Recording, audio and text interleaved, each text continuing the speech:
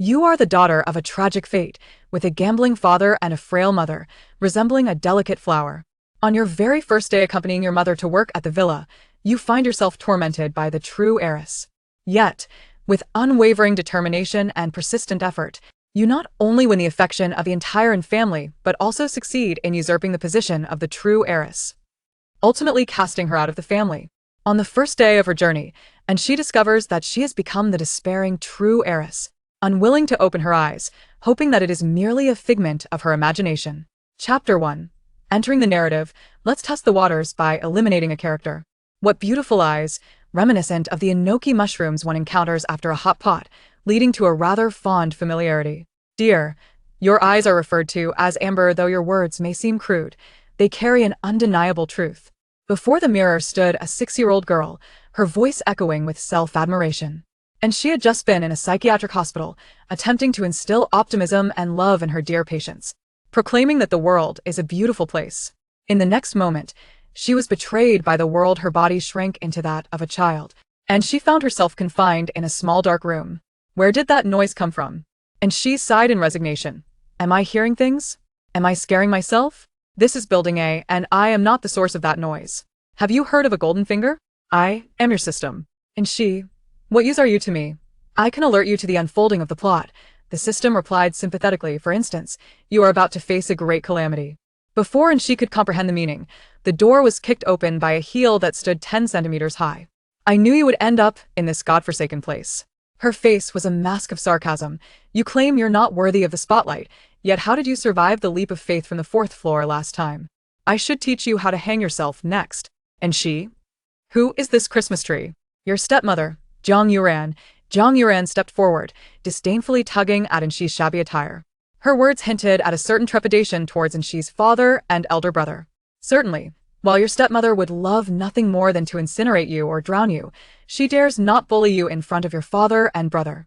And she, that takes audacity, so she prefers to strike from the shadows, does she? The child was hoisted away by Zhang Yuran like a piece of litter, removed from the small dark room in the attic of the villa. As they traversed the opulent hall of the villa, and she noticed that the passing servants ignored her completely, as if they had gouged out their own eyes, until she was unceremoniously thrown into a bathtub. The sound of Zhang Yuran's voice echoed outside. Remember your script for later, though I am your stepmother.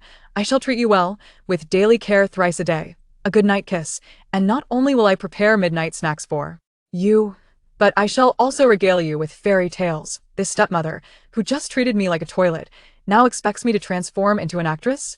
And she chuckled softly. So, what is the situation now? System.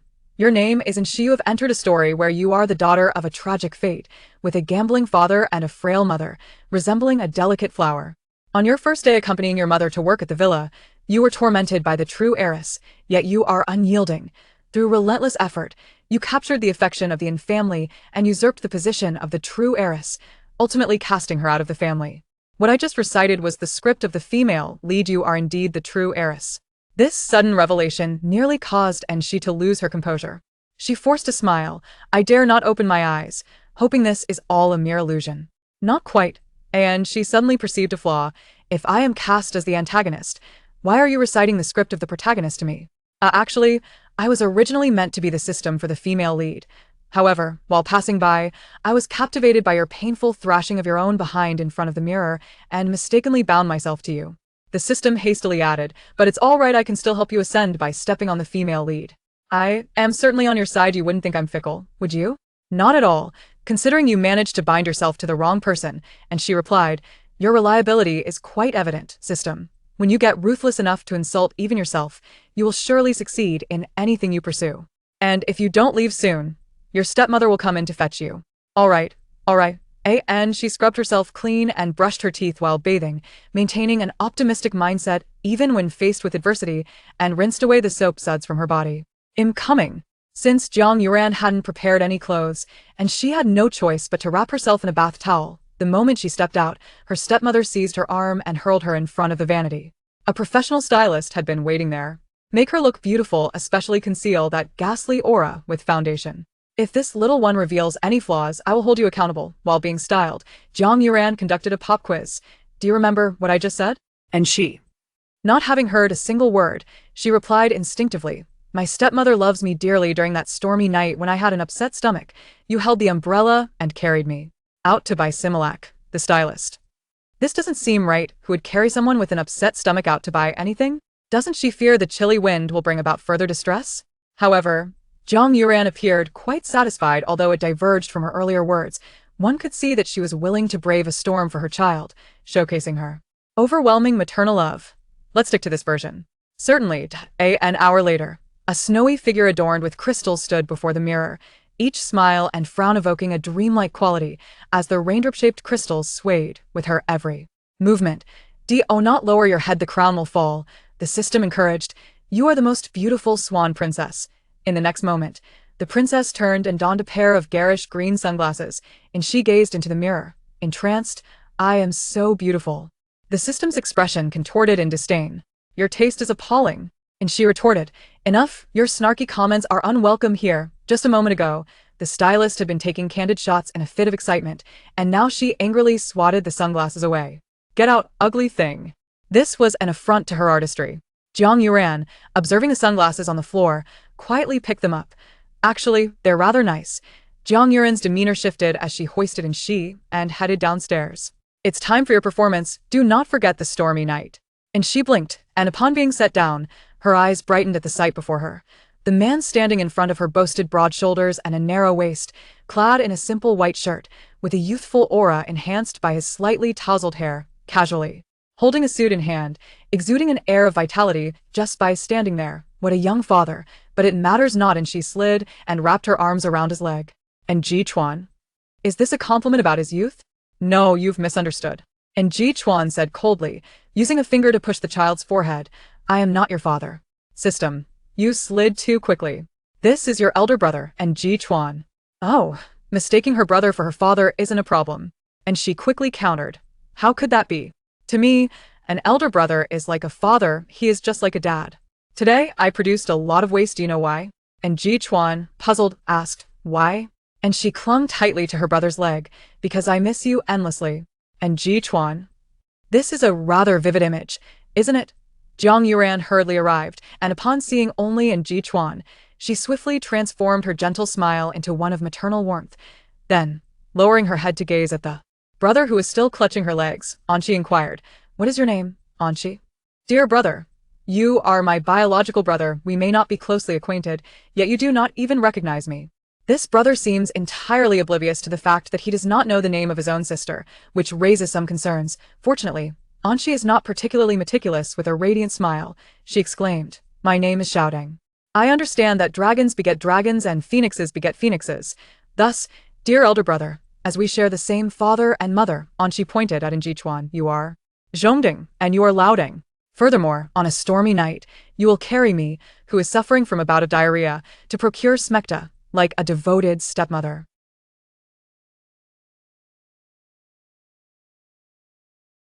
Chapter 2. The age of innocent mischief. The moment Jiang Yuran was ensnared by Ji Chuan's gaze, an icy shiver cascaded from her head to her toes. Zhongding? And Ji Chuan appeared intrigued by the term, glancing at Anqi. Did your stepmother teach you that? My dear, you must have learned it from some impertinent servant, haven't you? When have I ever instructed you to speak such words? While saying this, she discreetly formed a 3 with her fingers, a gesture and she was all too familiar with. Whenever Jiang Yuran sought to reprimand her, she would stand before Anqi, grinning mischievously while indicating a number, often representing the days she would be deprived of meals. After all, they were of a prestigious family. Overt corporal punishment that left scars would be foolish. However, withholding food or resorting to deceitful confinement of the child was permissible. Seeing Anqi tremble, Jiang Yuran felt a slight smirk of satisfaction. This wretched girl had a timid heart, and a mere threat would suffice to make her obedient. Jiang Yuran's expression softened further. Mother has never taught you such impolite terms, has she? Your name is clearly Anqi. How could you tarnish your mother's reputation? Go clarify this with your brother. Thus, she unleashed the tiger back into the wild, and Anqi, recognizing the situation, complied. Brother, I was mistaken. My stepmother indeed never taught me such terms. Jiang Yuran felt a sense of relief. And she continued, it's just that she usually calls me that, although sometimes she varies the name. Jiang Yuran's heart sank. And Ji Chuan, rarely casting his gaze towards her, remarked, it sounds like there are multiple names. Yes. My stepmother says they are terms of endearment and instructed me not to disclose them, and she replied cheerfully. But with you, brother, it doesn't matter. She wore an expression as if she had been thoroughly deceived. Wow, and she exclaimed, as if a new world had opened before her. So, Big Brother doesn't just call me Zhongding. There are also Zongbiobi, Zongshabi, and even Si Zhongyang. Who the hell are you cursing? Jiang Yuran nearly felt an urge to send the little imp flying. The system trembled. You really dare to speak that way, insulting a future antagonist to their face? Are you seeking death? What do you know? I'm at that charming age where even while relieving myself, I am adorable. And she was evidently self-aware of her current standing, taking advantage of the grace period while still being able to shift blame. She understood that if she did not seize this moment, it would be lost forever. Facing in Jichuan's gaze, Jiang Yuran's complexion paled to that of parchment. Still attempting to reason. Jichuan, let me explain. It's this little darling's nonsense. She must have been led astray by someone. Is that so? Then, that reflects your shortcomings as a stepmother, and Jichuan replied coldly. The relationship between Jichuan and Jiang Yuran was evidently strained.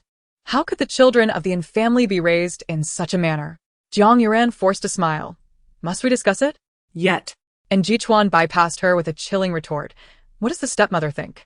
At that moment, Jichuan's assistant approached, addressing Jiang Yuran.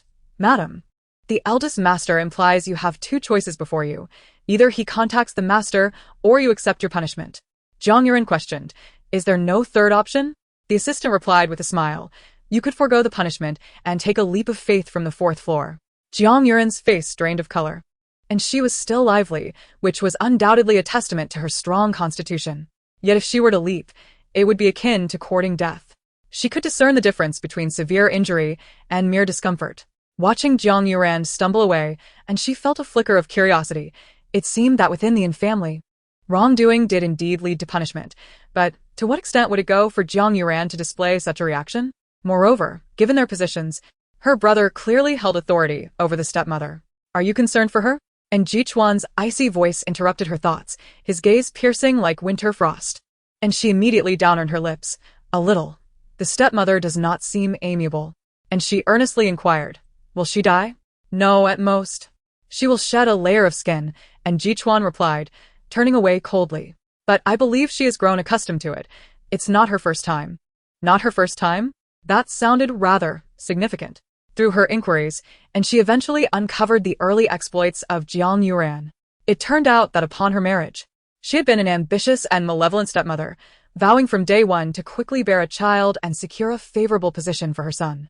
In such a scenario, and Yuan's 5 children undoubtedly became her thorns in the flesh. Jiang Yuran's first target was her eldest son, followed by the second, third, and fourth. Each of these brothers proved to be more depraved than the last. Jiang Yuran not only failed to achieve her goals, but also faced punishment on 4 separate occasions, which led to her despair until the appearance of the little imp, and she. Jiang Yuran was shocked. There was such a ripe target in this household. A swift kick to this little nuisance would be justifiable. Eliminating this little imp would mean one less contender for inheritance in the future.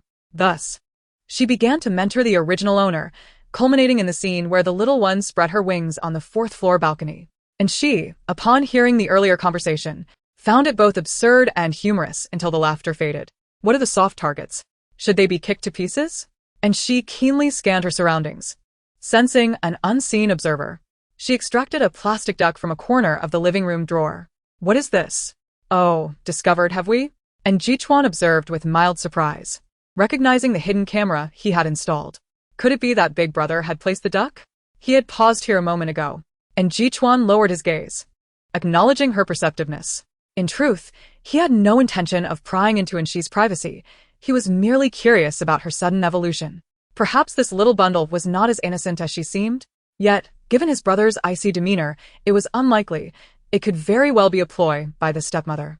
And she recalled the system mentioning that despite their close blood ties, the Yin family members were quite estranged, their familial bonds rather tenuous. This was evident in Jichuan's lack of familiarity with his sister's name, hinting at emotional distance.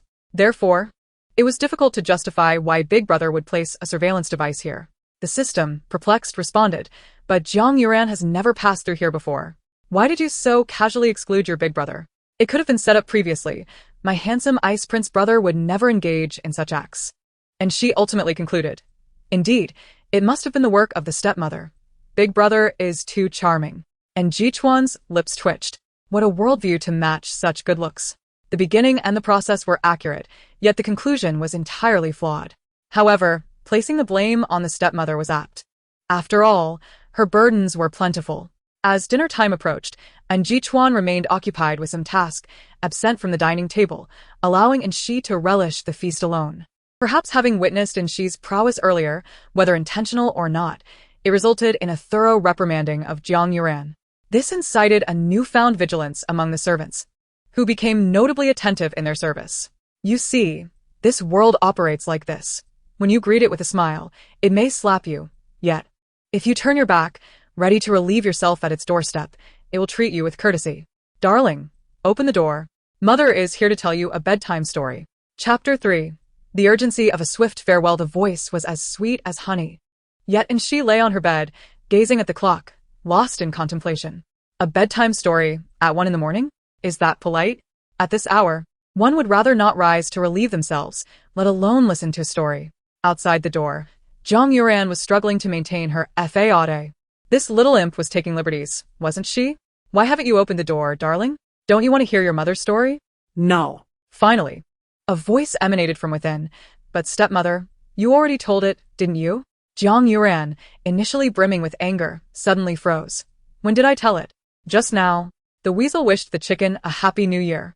Jiang Yuran, you truly are an ungrateful child.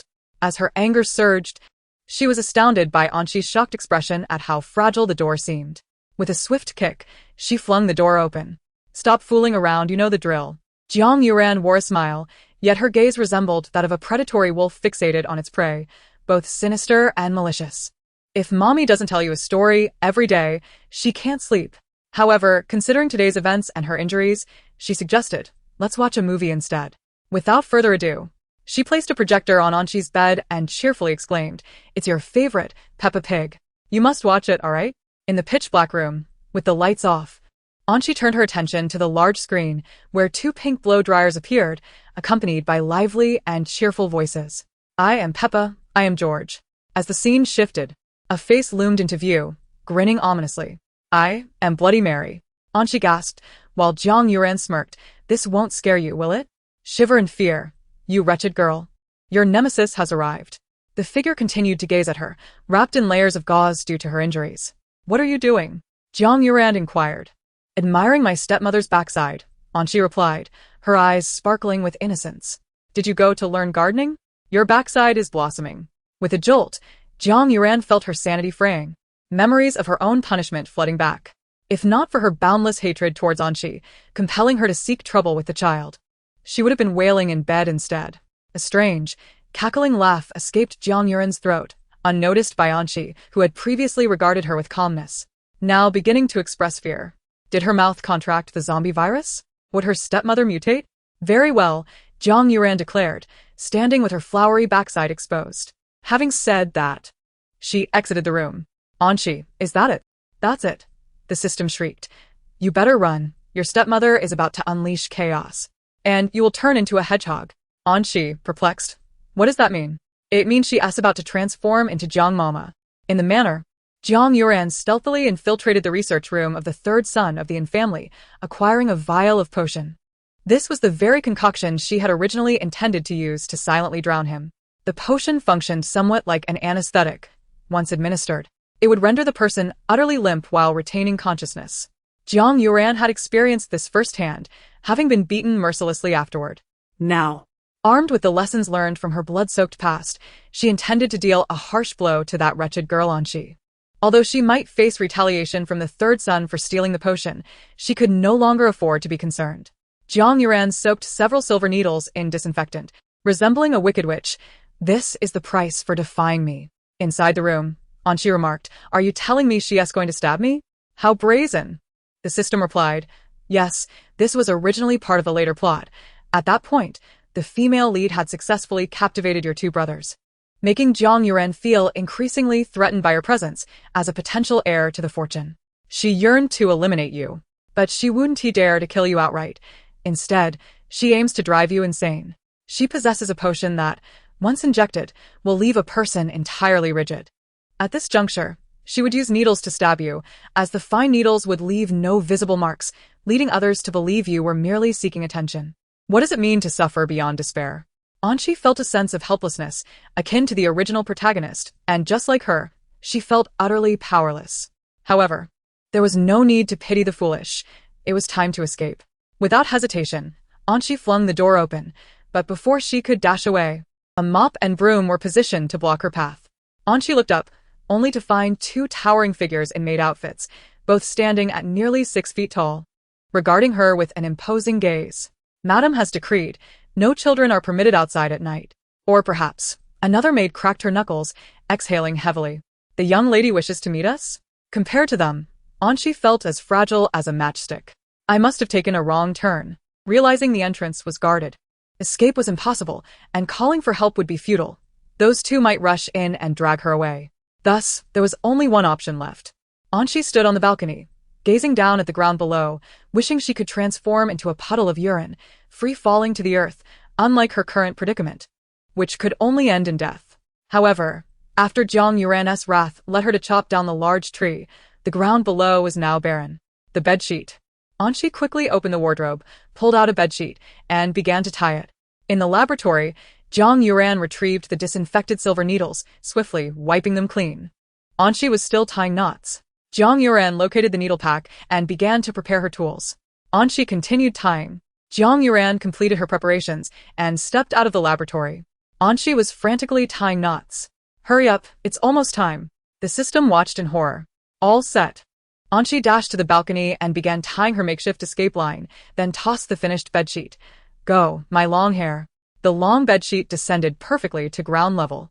And Anshi, like a nimble squirrel, began her descent. Halfway down, she suddenly heard Jiang Yuran's furious voice from above. Where's she? Where did that little brat run off to? The sound of approaching footsteps echoed swiftly towards the balcony. Jiang Yuran stealthily approached, yanked the covers aside, and prepared to administer the potion, intending to deliver a harsh blow. Instead, the needle struck a doll. Jiang Yuran's pupils dilated. Where is she?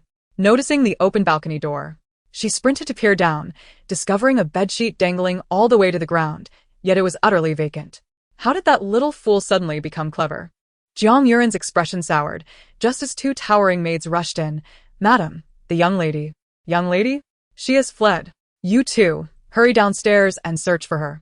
I doubt Anshi, with her short arms and legs, has gone far. Remember, don't make too much noise.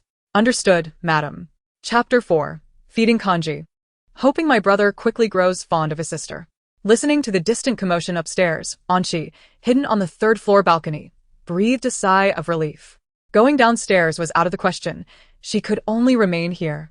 Although she was unsure whose room this was, if she could just endure until dawn. Her dear brother would rise, and they would be unable to harm her. What about reporting? Better not.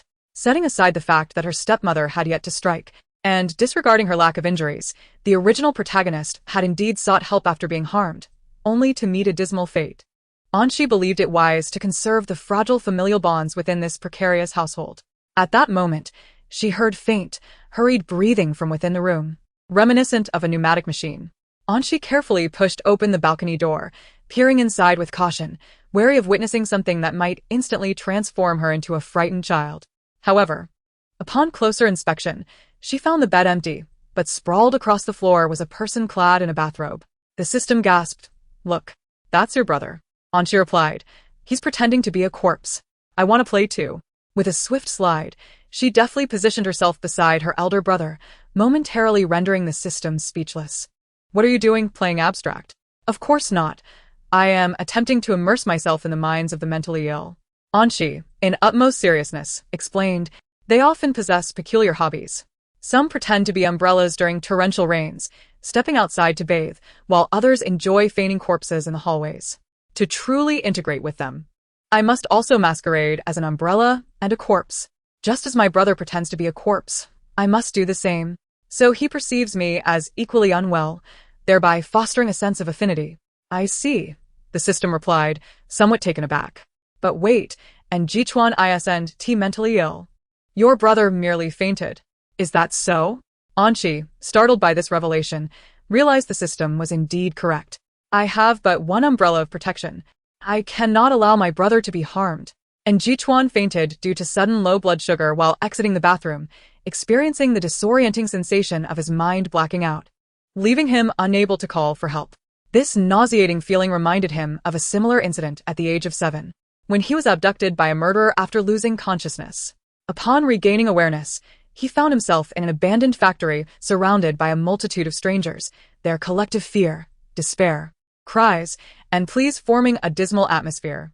Initially, he hoped his father and Niyuan would miraculously appear to rescue him, but he soon realized that waiting only led to death. Self-rescue was his only option. It wasn't until the police arrived and apprehended the culprits that in Jichuan's spirit finally shattered, causing him to faint once more.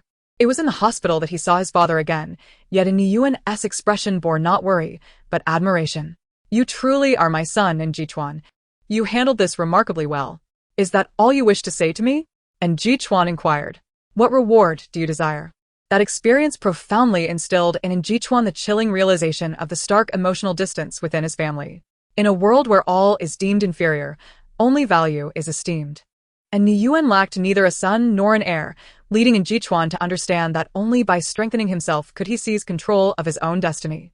This realization, coupled with the relentless pressures of work and the unpalatable cuisine abroad, resulted in Jichuan suffering from ailments typical of a domineering executive, gastric issues, low blood sugar, and a declining health that seemed to overshadow his youth. I might as well be dying, he mused before losing consciousness, for in his home, the servants feared him. His stepmother dared not disturb him, and his younger siblings showed no concern for his well-being. The absurdity of such a demise struck him as somewhat humorous. Yet, the anticipated death did not arrive.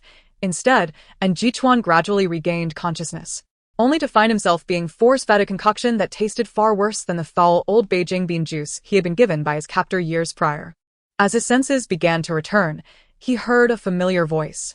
Brother, please wake up. The voice sparked a flicker of recognition. Do you remember? That year when you were in your mother's womb, and I was in mine, we traversed time from the same place? And Jichuan felt a sudden clarity. Anshi, in her efforts to rouse him, attempted to evoke a deeper sibling bond while tenderly feeding him white porridge, hoping her brother might develop a fondness for her. Suddenly, she noticed the slightest movement of Jichuan's fingertips.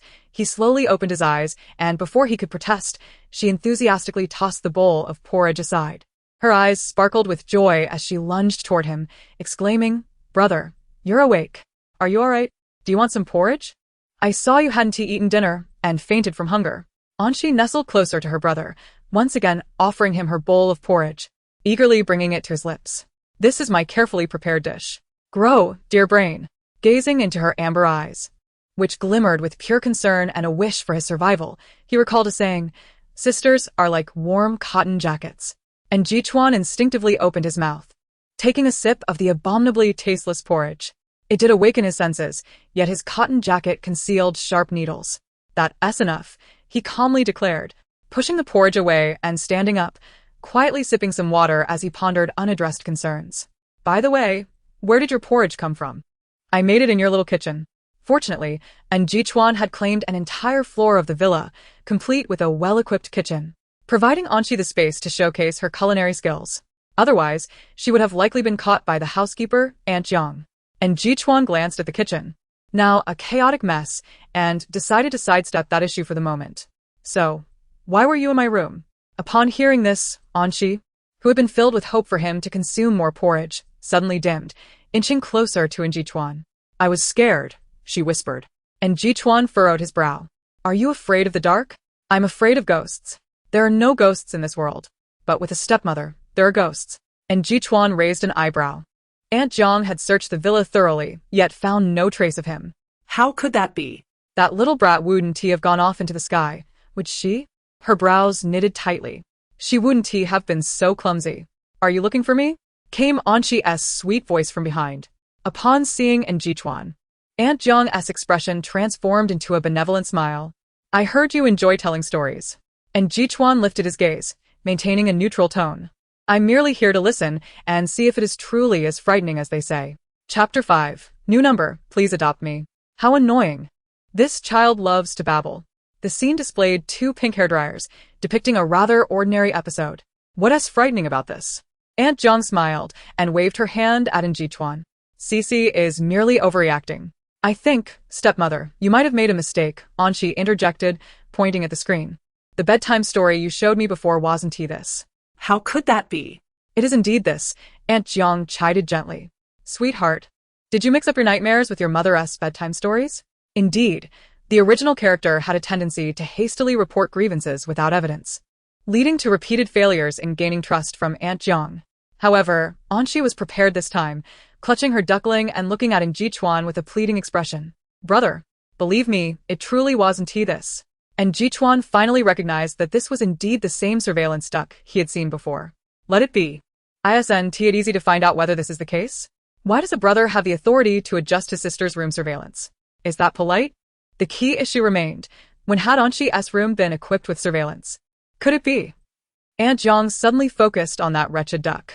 Sensing her murderous gaze, Anqi discreetly tucked her precious duckling closer to her.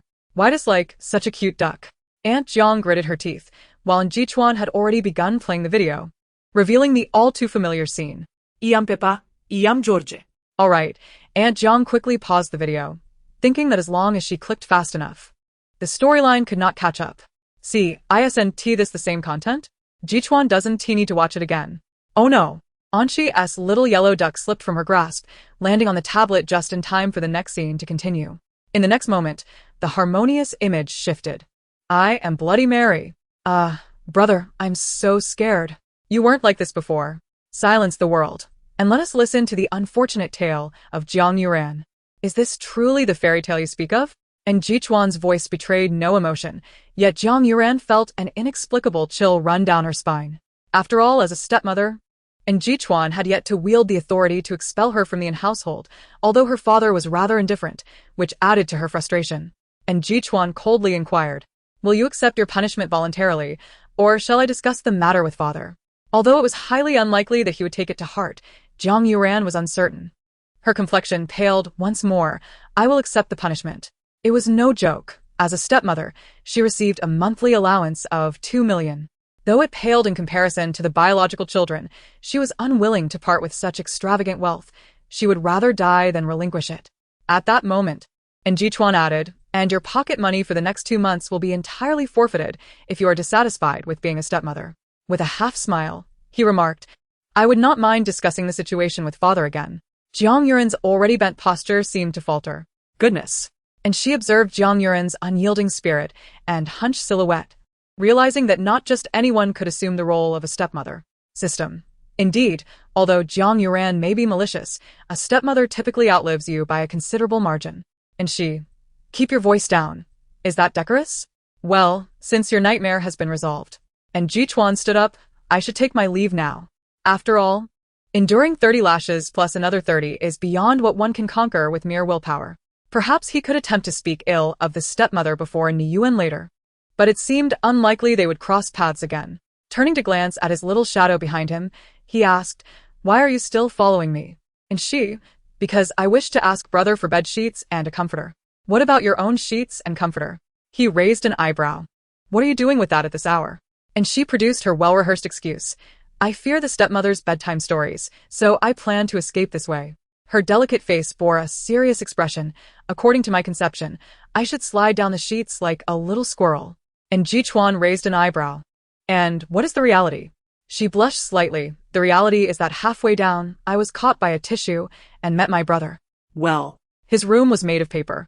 And Jichuan found it difficult to articulate his thoughts, aware that there were likely details he was unaware of. However, he was not one to be overly solicitous. Understood. He maintained a cold demeanor, retrieving a blanket and sheets from his room and tossing them over. All right. Set it up yourself. And she, honest as ever, replied, I cannot. Brother will teach me. If you don't teach me, I'll call the maid. And Jichuan turned his back coldly, only to have his hem tugged. Brother, it's late. Do not trouble outsiders. And Jichuan furrowed his brow and instinctively retorted. So you find it acceptable to trouble me? Because you are not an outsider. Her beautiful amber eyes blinked. And she's gaze brightened as she naturally spoke words of dependence. Brother is family. He is the most important person who will protect me when I am afraid of bedtime stories, unlike others. No, in fact, it was quite the opposite. Ordinary people were often far more eager to assist. and Jichuan was acutely aware that his prior assistance was merely to repay a small favor to this little one. Just as he was about to continue declining, and she suddenly seemed to realize something, and with a pained expression, she patted Jichuan's arm. "Brother, no need to say more, I understand." And Jichuan felt a sense of foreboding as his right eyelid began to twitch. "What have you understood? Brother, you actually do not know how to make a bed, do you?" And she looked up, forcing a smile reminiscent of a celebrity whose career had just crumbled. "It's all right, brother. This is merely a minor issue. Losing to the maid is nothing to be ashamed of." Ashamed? Throughout his life, Jichuan had always excelled. People's evaluations of him were often not just lofty but also cold, an emotionless machine, a genius, or simply perfect. When had he ever felt shame? Especially with this expression that seemed to suggest the sky was falling. "You are overthinking. I certainly can." And Jichuan lifted she and placed her aside. "Just this once. Learn well." Did it really succeed? The system was utterly astonished. Ever since she had persistently pestered Jichuan, hoping he would teach her how to change the bed sheets, it had felt rather improbable. After all, this was Jichuan, the one in the original text, whom even the female lead had struggled for years to gain a foothold in his heart. Renowned for his cold heart and indifference, yet here was she, achieving success almost immediately and managing to command him. Truly remarkable. Is this the legendary cold demeanor changing sheets? And she had none of the system's complex thoughts. She diligently squatted nearby, casting adoring glances to make her brother feel the deep bond of siblinghood. However, from Jichuan's perspective, this little creature's eyes were wide open, resembling brass bells. How could she possibly oversee him? It made him feel inexplicably nervous. The consequence of his anxiety was that she, gazing at the bed that resembled a tornado's aftermath, inhaled sharply. And Jichuan, for once, turned slightly awkward, about to coldly suggest that perhaps she could just make do for one night. But his hand was caught gently, and when he looked down, she gazed at him with hopeful eyes. "Brother, please don't be difficult. I beg for shelter." Chapter 6. The exquisite delicacies are yours, while you offer your brother a humble meal. Sheltering her was out of the question, and Jichuan thought coldly. Would he then have to relinquish his bed? However, helping her find another place was not out of the question. "Are you certain you do not want this dog bed?" "Excellent. The architectural master has come to our rescue." And Jichuan felt an unspoken connection, as if everything had been conveyed without words. Rubbing his right eye, he thought that in just one evening, he would soon become cross-eyed. Understood. Frustrated that she's short arms and legs made her slow, and Jichuan effortlessly scooped her up, but as he did, he paused momentarily, weighing her lightness in his arms. "Are you weighing vegetables?" The sudden imbalance caused her to instinctively cling to the nearest object. And Jichuan's body stiffened as she clung to his neck, his tone growing colder. "Too close, let go." "Very well." Given that this girl was currently his support, and she obediently released her grip, but not before she took the opportunity to hug him briefly, then quickly tucked her hands away, shrinking into a ball. And Jichuan had intended to say something, but upon feeling the lightness in his arms, he swallowed his words. Was a typical 6-year-old this light? And Jichuan's thoughts began to wander. Surely not? It seemed curious, on the surface, and she appeared to be well cared for, yet in weight, she bore no resemblance to a normal child. And Jichuan felt an inexplicable irritation. "Your new nest."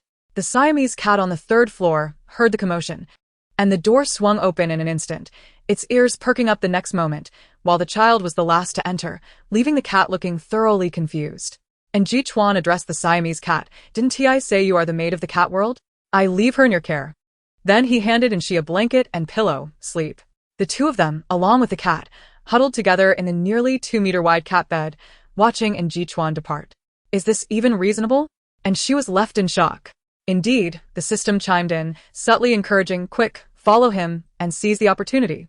It considered the bottom line to be gradually lowered. If she could get Jichuan to help her set up a bed tonight, perhaps she could gain even more advantages. However, the main character had already lain down with the cat. "No, my greatest talent is inertia." Moreover, and she was quite content with her current situation. Sometimes, less is more. Life, after all, unfolds in this manner. It is often likened to a racetrack where everyone is striving and exerting themselves. However, in truth, if it were not for the relentless pursuit of dogs at our heels or the looming threat of starvation, who would truly desire to struggle? Ultimately, I consider myself someone with a propensity to surrender. When faced with adversity at work, I contemplate quitting. When confronted with challenges in my studies, the temptation to abandon them arises. In matters of love, setbacks prompt thoughts of separation, and when life becomes burdensome, thoughts of despair emerge. I often feel that no one comprehends my struggles, and even the act of chewing my food feels exhausting. The following morning, Anshi was awakened by the gentle nudging of a Siamese cat. As she descended the stairs, she noticed the marked change in the servants' expressions, from indifference and pity to a palpable wariness, likely due to their awareness of Jiang Yuren's unfortunate plight the previous night. With unwavering resolve, Anshi entered the kitchen, and half an hour later, she emerged with a breakfast generously provided by the kindly chef, her hair in disarray, as she made her way to the third floor. She had inadvertently created chaos in the kitchen. Ascending the familiar stairs with ease, she found Jichuan engrossed in work. As he matured, and Niyuan gradually began to delegate some of the family's business responsibilities to him. He had risen early to manage documents. A knock sounded at the door, and Jichuan assumed it was his subordinate. "Come in, brother, it's breakfast time." "I'm not eating." And Jichuan had no habit of breaking for meals while working, which only exacerbated his erratic eating patterns. "Really not eating?" And Jichuan chose to ignore her. Just when he thought his indifference would deter anyone from persistently seeking his attention, he heard his sister's disappointed voice. "Fine then, I hope the next time you faint from hunger, you're not in the bathroom or showering, because if I have to rush in to rescue you, it would be quite terrifying." And Jichuan, "Goodbye, brother." He had never before received such an unconventional threat. Finally, he turned his body, preparing to sip some porridge, but as his hand reached halfway, he hesitated. "This porridge isn't from you, is it?" "I did indeed make the porridge." And Jichuan's heart skipped a beat. But it inexplicably turned purple, and the chef warned that it might be poisonous.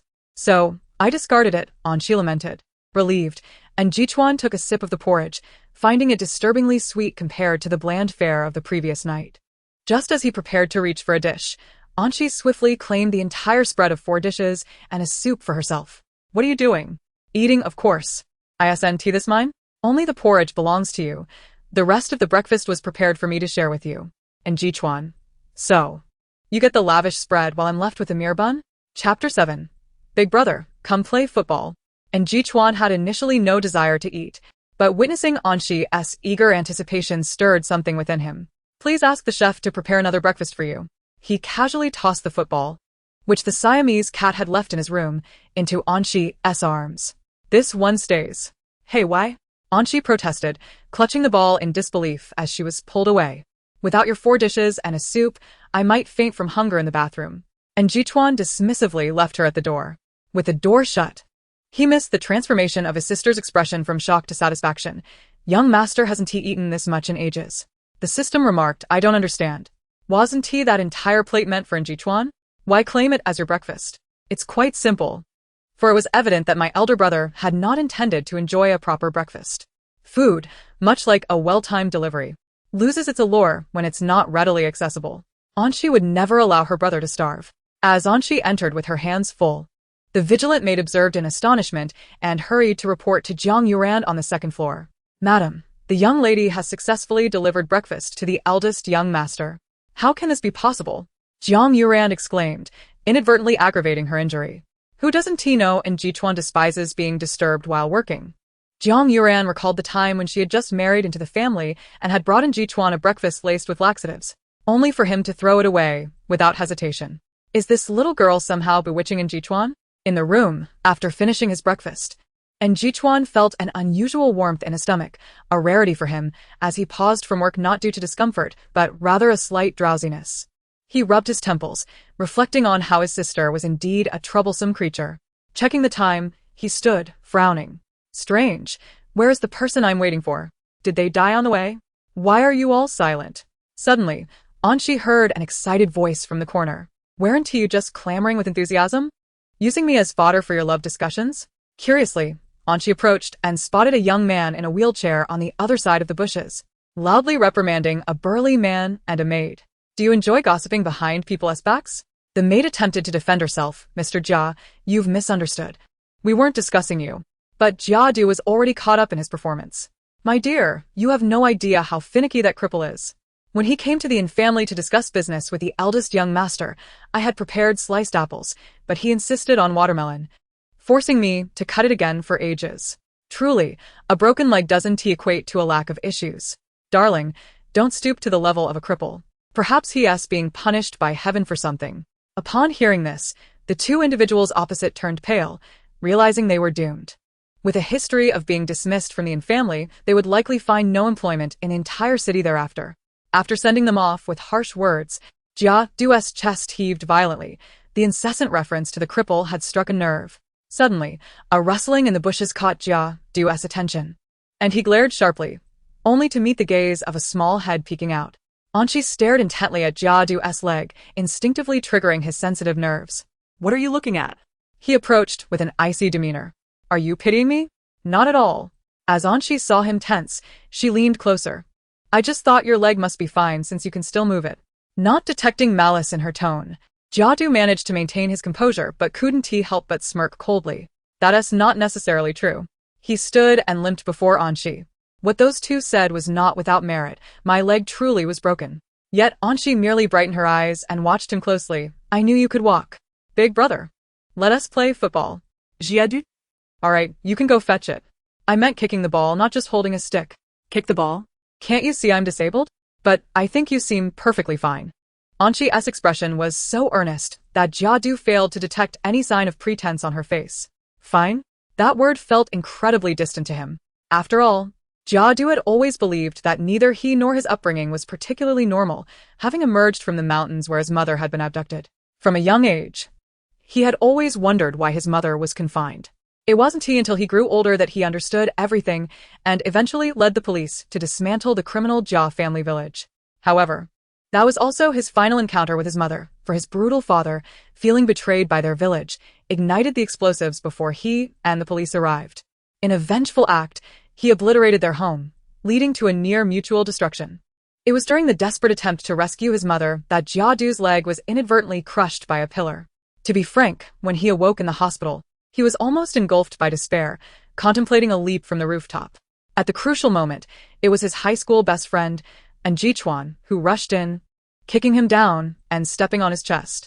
Shut up and stop crying. Did you ask me before you decided to die? But brother, I can no longer see a future. Even the doctor said that even if my leg heals, I will forever be a cripple. What value do I have left? Who says you have no value? Listen, with your prodigious hacking skills, you will assist me in the future. The youth looked at him. So my future is to be exploited until death? Are you happy? Yes, I am. After that, Jia Du seemed to find a glimmer of hope once more. Yet even so, whenever others spoke of his leg, he would become moody. It always reminded him of his painful past. Until today. When Jichuan arrived, he witnessed the scene. In the sun-drenched garden, a large and small figure had temporarily set up a soccer net, valiantly defending against a Siamese cat dribbling the ball. Watch this. Jia Du executed a flying kick with his good leg. The cat nimbly dodged, and she followed with a leap. Got you. The Siamese cat deftly kicked the ball away, evading while the ball found its way into the net. Both remained silent for a moment. Then and Jia Du embraced, lamenting, we lost thoroughly. It turns out 2 legs cannot compete with 4. It was a strangely heartwarming defeat. Yet, the thought of being outmatched by a mere cat left Jichuan expressionless, pondering the absurdity of it all. Chapter 8. In our profession, the gravest taboo is to fall in love with a client. Are you 2 done yet? However, upon seeing the newcomer, their reactions diverged. And she sprang up enthusiastically. Big brother. Jia Du, still chastising himself for forgetting the boss, looked astonished at Anshi's address. Big brother? Is this your sister, Jige? Yes, my little sister, Anshi. Just as he was about to introduce her, he suddenly paused. What is your name? He only recalled the other's earlier self-introduction as Xiao Deng. Surely it could not be in Deng? Anshi, as in the creek. Ah, Ansi. Jia Du had heard Jichuan mention a sister before, but it had never reached this extent. It's evident you two share a genuine bond, Jia Du remarked. Yet, in the next moment he was taken aback, and Jichuan's slight hesitation was palpable. And she, and rest. What kind of good person names their child this? While he could vaguely guess that she was not cherished in the family, the depth of it was disheartening. The meaning of his own name, Jia Du, was a mere facade, a reminder from his mother to keep herself alert. Yet, how unfortunate for this child, whose name seemed even more damning. Jia Du could not help but say, Jige, have you ever considered giving her a different name? Change her name? And she's eyes lit up. Suddenly looking at Jiadu differently, she would support this idea wholeheartedly, feeling her own name was unsuitable. I should be called Nkwangu, something that sounds audacious and free-spirited. Yet, the next moment, the system chimed in lightly. What are you thinking? A name cannot be changed so easily. Let us not forget they were within a narrative. Names were predetermined, and alterations were not permitted. True to the system's word, her father was still alive. And Jichuan shot a glance at Jiadu. The right to rename does not fall to me, so be clear-headed. Do not project your experiences onto her. Just as Jiadu was about to speak, he continued, because she is worse off than you. This was no exaggeration. Though Jiadu had not been favored by his mother during his childhood, he could not harbor resentment. He occasionally felt a flicker of maternal affection. And as the only child, the Jia family had not truly wronged him. And she, however, had it tougher. Zhang Yuran, due to a Yuan, was hesitant to physically harm her, but the mental torment was unrelenting. For instance, when teaching Shi about soaring like a great eagle, it was evident. On the way. And Jichuan had a sudden thought and asked a servant. It was said that Shi had lain incapacitated for a month. During that month, they often heard little Shi scream in terror, as if haunted by nightmares. Of course, and Jichuan did not dwell on this, having known since childhood that the family could not raise happy children. At most, he would instruct someone to add something to the ointment Zhang Yuran applied to her wounds. Jiadu fell silent, feeling disheartened. He had expected Jichuan to say that Shi was happier than him. And Jichuan calmly added, and I support you, but not to incite your pity, be cold-hearted. After saying this, he turned to urge, there's work to do, let us move. Jiadu felt even more disheartened. He could not help but glance at Shi, worried she might be upset, but he saw her resting a hand on his shoulder, gazing up at the sky with a carefree expression. It's all right, Jiazi. What Mama-san said is true. She smiled with an air of melancholy, piercing through the heart. In our profession, the gravest taboo is to fall in love with a client. Jiadu remarked, why did your tone change so abruptly? And the way you say it feels like one moment I'm your client and the next your colleague? Jiadu felt both sad and amused, ruffling Shi's hair. You're quite the optimist. He sighed. I wish I could be as optimistic when your big brother scolds me. And she glanced at him. Caring too much about others' opinions will eventually turn you into their undergarment. Why undergarment? And Jichuan queried. And Shi and Jiadu burst into laughter. Because you have to carry all their burdens. Their laughter faltered as Shi stiffly turned her head, meeting Jichuan's cold gaze. She slid to her knees, embracing her big brother. But I'm different. Big brother, I'm willing to be your undergarment. I'll carry all your burdens. Jiadu replied. This speed is quite astonishing. You don't need to help me carry, just push him. And Jichuan pointed at Jiadu and cease your pyramid scheme behavior. After saying this, Jichuan pushed Shi to the back of the wheelchair. You want me to stop selling my literary works? Jiadu asked. Can you really understand that? Their comprehension was indeed impressive. As they strolled through the garden, servants turned their heads. Not in astonishment at Jiadu and Jichuan walking together, but at the figure following closely behind. And she, pushing the wheelchair, glanced at the long path ahead, her gaze gradually settling on the footrest behind the wheelchair. Tentatively, she accelerated and stepped on it, sliding. She had discovered a method of lazily circumventing effort. Both Jichuan and Jiadu chose to tacitly ignore Shi's seemingly covert actions. This was even more surprising. Wasn't he the young lady supposed to have climbed the social ladder through flattery? Yet, the servants quietly noticed Shi's unconsciously upward curving smile. How could someone so sycophantic so naturally blend in, even appearing somewhat intimate? This little lady's status could not be on the verge of a turnaround, could it? Everyone in the manor pondered how to treat Shi in the future. Only in a corner did one individual capture this moment and send it out. At the top-floor office of the in-group building, a man was deeply engrossed in handling documents, the inky pen gliding smoothly across the paper. He sat upright, his handsome features standing out even as time passed, seemingly favored by fate. Most notably, his visage bore a striking resemblance to that of Jichuan. Simply sitting there, he exuded an extraordinary presence. And Yuan received a photograph and stood up, crossing his legs as he sat on the sofa, intrigued by the image of the harmonious scene between siblings. How fascinating, he remarked with interest. And Cece, the young daughter, was somewhat familiar to him, though not extensively. He only recalled that shortly after her birth, he had been preoccupied with taking his elder son abroad, leaving him not well acquainted with her. Yet, This little girl appeared to be even more intriguing than he had anticipated.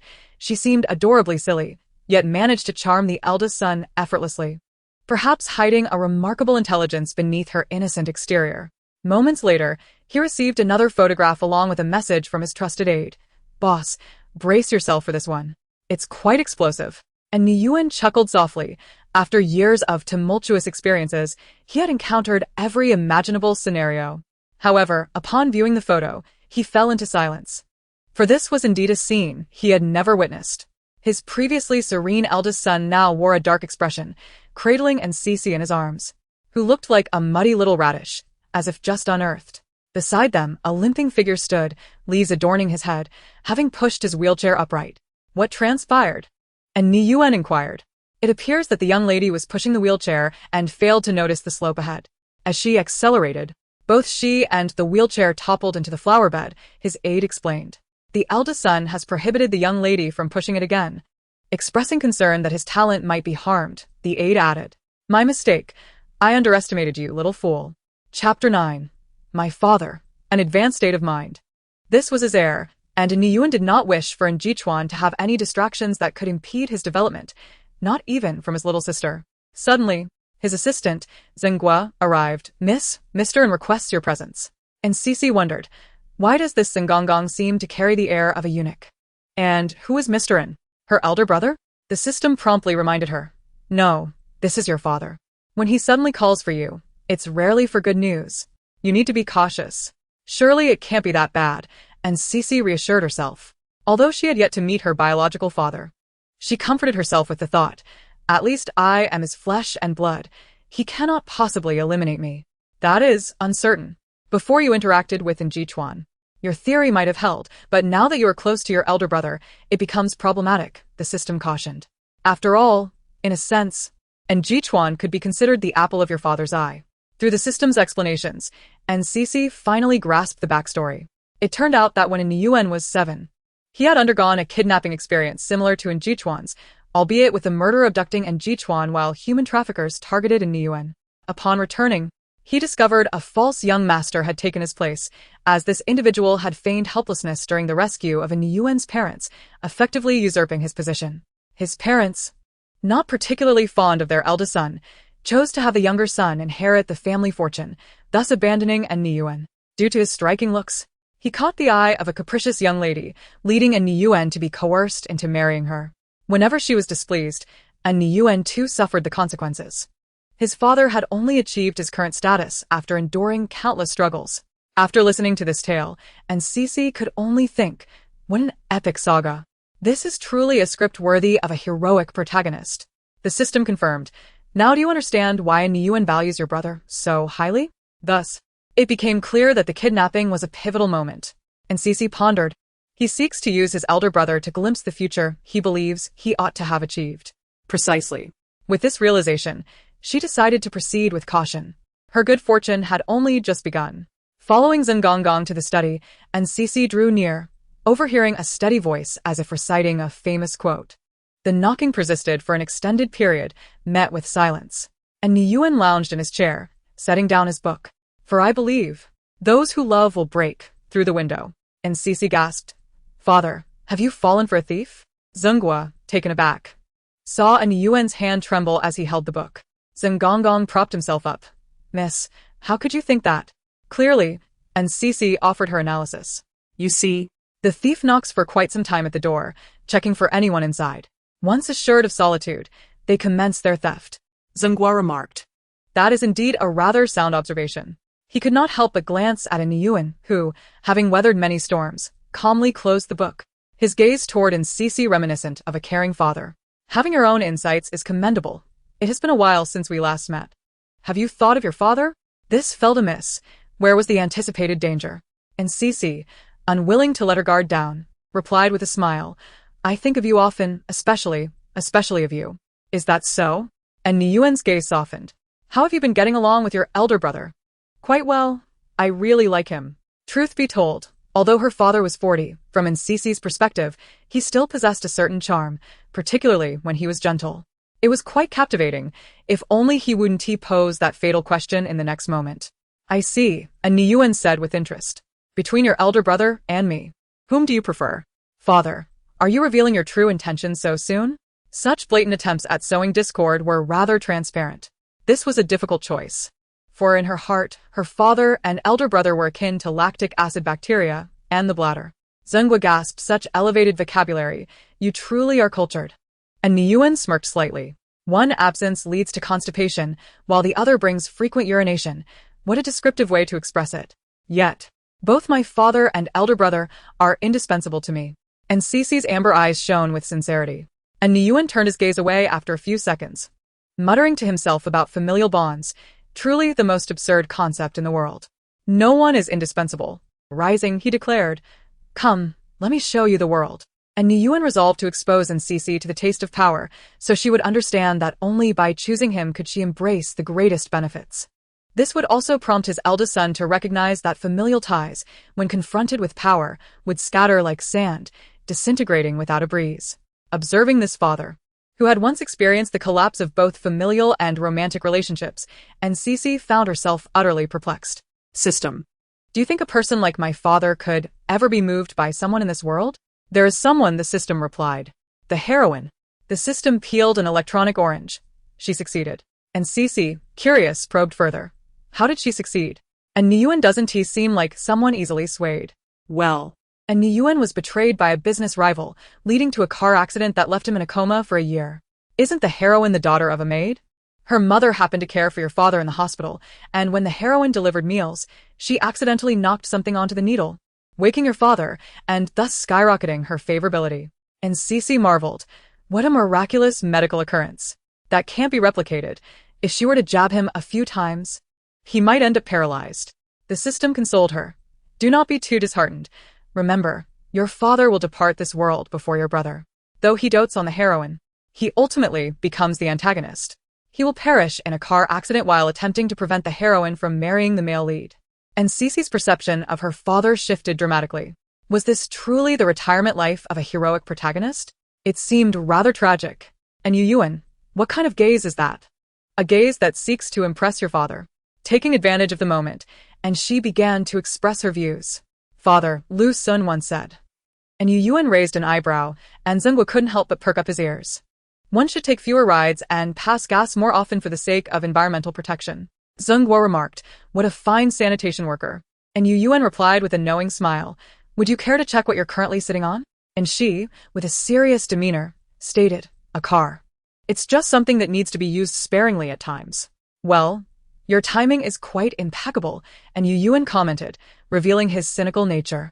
Rest assured, if the Earth's pollution relies on your few farts to sustain it, then doom is not far away. He continued, one must be lenient with oneself and strict with others. And Yuyuan surprisingly praised her. You've done well in this regard. Zhenghua asked, what exactly are you acknowledging, boss? And she, astounded, thought to herself how far ahead he was, surpassing 9,999 users worldwide. Chapter 10. The Old Inn is indeed the Old Inn. Their destination this time was the Inn Group. And she gazed at the 5 towering buildings, vividly imagining an Yuyuan commanding power within. To her surprise, rather than leading her through a side entrance, he took her directly through the main entrance. Suddenly, all eyes were on her. Employees of the Inn Group cast astonished glances, especially the older staff. Over the years, aside from the eldest son, they had rarely seen an Yuyuan bring anyone else, let alone a 6-year-old girl. And she ascended to the top office, wherein Yuyuan approached the massive floor-to-ceiling window and beckoned her over. Come here, tell me what you're thinking at this moment. And she, puzzled, approached and looked out the window, seeing the bustling metropolis laid out before her, with cars and people flowing incessantly. At that moment, everything seemed to transform into a life simulation game, with them gazing down from the pinnacle of a pyramid. And Yuyuan was also reminiscing, recalling the first time he stood before this window, feeling the swell of ambition before him and the pride of a younger brother behind him. Envy me and Yuyuan. All of this will be mine in the future, while you shall have nothing. At that moment, he vowed to climb step by step to the highest peak. Even his eldest son, and Jichuan, when first witnessing this scene, could see the same ambition for power reflected in Yuyuan's eyes. He believed his little daughter would not be any different. And Yuyuan thought expressionlessly, there's too great a disparity. And she's eyes were filled with a thirst for knowledge. Dad. Do you think if I ate snail rice noodles here, would anyone scold me for the sauce that drips down? Not at this height. Others would just think it's rain. Zingwa couldn't help but interject, but it stinks. And she replied, acid rain. Well done.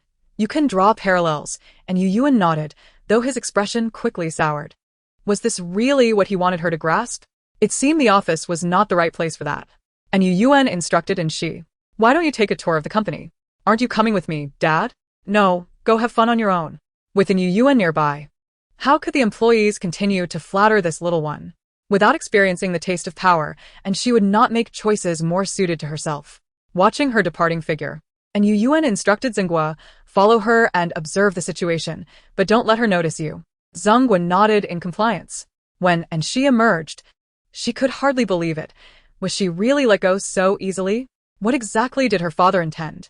The system, ever alert, warned, it can't be this simple. Could there be a bomb in this office building? He wants to blow you up. Entering the office area, and she began to look around, and her gaze suddenly landed on a tall, handsome young man around 1.8 meters, who was anxiously pacing in front of his computer. Noticing her attention, the young man smiled briefly, but soon realized something was off. He discreetly raised the jelly in his hand, and She's head followed suit. When he lowered it, her head did as well. The young man quizzically asked, is she the boss's daughter? And Yu Yuan, immersed in his work, did not raise his head. Has the young lady been corrupted by power? Not exactly, but the situation is quite complicated. Zingwa led Yu Yuan to the break room, pointing inside. It seems the young lady loves the kingdom more than the beauty. And Yu Yuan observed, expressionless, as his little daughter, happily indulged by the handsome employees, was on the verge of melting with joy. He felt that, to some extent, the objective was achieved, albeit it was rather embarrassing. And she was relishing a moment of happiness, trying to embody a foolish monarch while surrounded by laughter from beautiful sisters and attentions from handsome boys, when suddenly, silence enveloped the area. The crowd dispersed before and she could even sit up and dramatically reach out with a pained cry, my beloved. She then saw her benevolent father, and Yu Yuan, standing at the door. He approached leisurely, are you having fun? How could I? And she would not miss any opportunity to garner affection. Happiness is my facade. In truth, I've been missing you, father. Oh? Any objections? None. Watching and she, who appeared dejected while stuffing snacks into her newly acquired little backpack, and Yu Yuan smirked. This was precisely the effect he desired. Only those who felt unsatisfied would generate greater desires, and this little one had clearly begun to taste sweetness. And Yu Yuan silently dialed his eldest son's number. Do you want to come back to the company? In the car, and Yu Yuan reclined lazily against the backrest, inquiring, do you want to? Yes, and she replied without hesitation. Then do you know why they treat you this way? And Yu Yuan stated leisurely, because you are my daughter, and being by my side makes you valuable to others. Otherwise, your treatment would be akin to the grass outside the company. He continued, and all of this is something only I can provide for you. Do you understand? It was nonsense. Clearly, the elder brother could do the same, after all. He was the crown prince. But she, outwardly, could not undermine her father's authority and could only nod obediently, her innocent amber eyes sparkling. Very well, and Yu Yuan thought, seeing that the child had been sufficiently deceived. Do I have to choose between constipation and frequent urination? Yes. Noticing and she falling silent once more, and Yu Yuan's brow furrowed slightly, leading him to speculate that the child might want both. What a genius, he thought, to navigate such a dire question and create a flavorful path from it. A chuckle escaped from Yu Yuan's phone pocket, with She's eyes nearly popping from her head, and Yu Yuan brazenly took out his phone. The system chimed in. He even initiated a call. The old Een is indeed the old Een. And She's heart raced with excitement. Chapter 11. Father, how can I live without you? This was truly unexpected. Upon not receiving the desired answer, and Yu Yuan was about to hang up when he noticed She's astonished expression. Suddenly intrigued, he offered his phone. Would you like to say a few words to your elder brother? Expecting her to feel at least a bit awkward, and she surprised him by enthusiastically sharing. In Jichuan, no, I haven't left. You don't need to bring him anything, just grab a couple of Snickers. They help replenish energy for better work. Watching the two converse on his phone, and Yu Yuan's expression turned icy. He felt he had wasted a day on futile efforts. So, you really like your elder brother? And Yu Yuan's voice emerged from behind, low and contemplative, unaware of the impending danger, and she replied without hesitation, yes. She would forever cherish her protective umbrella, her eyes brimming with tears. All right, Stop the car, and Yuen commanded. Zhenghua looked out at the torrential rain and thunder. Is it time, boss? As soon as he inquired, he met the gloomy gaze of Yuen through the rearview mirror, causing Zhenghua to tense up and slam the brakes. And she was unceremoniously dropped off at the entrance of a small convenience store. And Yuen opened the car door, devoid of any emotion. If you cherish it so much, just wait for your elder brother to come pick you up. With that, he left her with a cold, receding silhouette of the car. How heartless, how ungrateful, how unreasonable, abandoning his own daughter, without a second thought. The system sighed. Truly a villain, and she was on the verge of exploding with rage. Her temper flaring like an inflated pufferfish. The car was speeding so recklessly, it was no wonder that when an accident occurred, it was utterly devastating. And she muttered angrily. The ambulance wouldn't even be able to catch up with his speed towards the underworld, especially on a stormy day. Even if the villain crashes at any moment, I wouldn't be surprised. You can't say that. But you can't help but think it. And Yuen seems to have encountered an accident due to foul play on a stormy day. It's today. And she's expression froze. Today? In that instant, old grievances were momentarily set aside as she contemplated her future. If Yuen were to have an accident, her elder brother would undoubtedly take over the company. This was good news, but it would certainly lead to a period of turmoil. Given that she, with her frail 6-year-old arms, could not possibly contend with those two formidable maidens, it meant that if Yuen did not awaken, she would be finished. Daddy, please don't die. The system gasped. Are you really going to throw yourself at a stone, you fool? Yet, and she had already dashed towards a delivery boy not far away, exclaiming, Big brother, I beg you to help me catch up with that car. That's my dear dad. He*s abandoning me. Upon hearing this, the delivery boy abandoned his meal, donned a spare helmet, and with fierce determination, proclaimed, This is a disgrace to our fathers. Let us go. I'll stake my soul on this mission. The two of them bolted into the night. Under the dark canopy of rain, a flash of yellow lightning behind them, resembling two little yellow minions darting towards their target. Meanwhile, inside the car, and Yuen leaned against the window, listening to the tumultuous sound of the rain outside, his eyes clouded with a dark mist, a sense of agitation brewing within him. Reflecting on the interactions between Jichuan and Shi, he questioned the essence of familial affection. Was it not a fragile construct? Only interests remained eternal. A truth that in Yuen's past experiences validated. No familial bond would rush to his aid. Solitude was the true essence of power. If I cannot move her, it simply indicates that the benefits I offer are insufficient.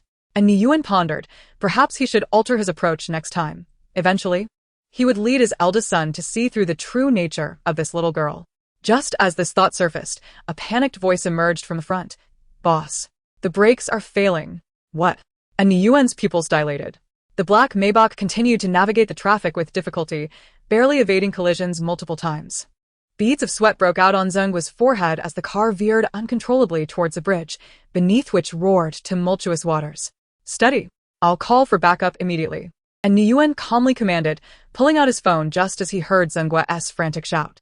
Boss, a vehicle is coming at us from the side. And Yuen turned, the headlights of a truck piercing his vision, revealing the driver's menacing expression.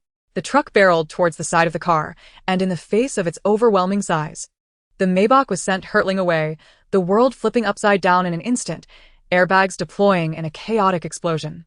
Amidst the cacophony of impacts against the ground, the car suddenly went airborne, and Yuen, in a daze, perceived that they were ascending away from the ground. Dizziness enveloped him, as the sounds of honking and terrified screams from the bridge filled his ears, alongside a scream that seemed almost illusory. Daddy! And Yuen opened his mouth. Yet before he could utter a sound, the car plunged into the water. I want to allow this. Without a second thought, and she leaped in after them. This time, it was the system that screamed. What are you doing, you fool? Jumping in will only drag me down with you. What good will it do? Do you think your tiny body can break through the car? While the car may not succumb to destruction, the window could. And she retrieved a small window-breaking tool from her pocket. The system was astonished. How do you carry that around? Because in the past, patients in the mental hospital used to dance on my car roof. And Shi's response hinted at a backstory. There were indeed some lawless individuals who might place explosives on my car, so I had to practice jumping from vehicles, breaking windows, and swimming. Hence, I always carried the equipment with me. The system was left speechless. Is it that dangerous?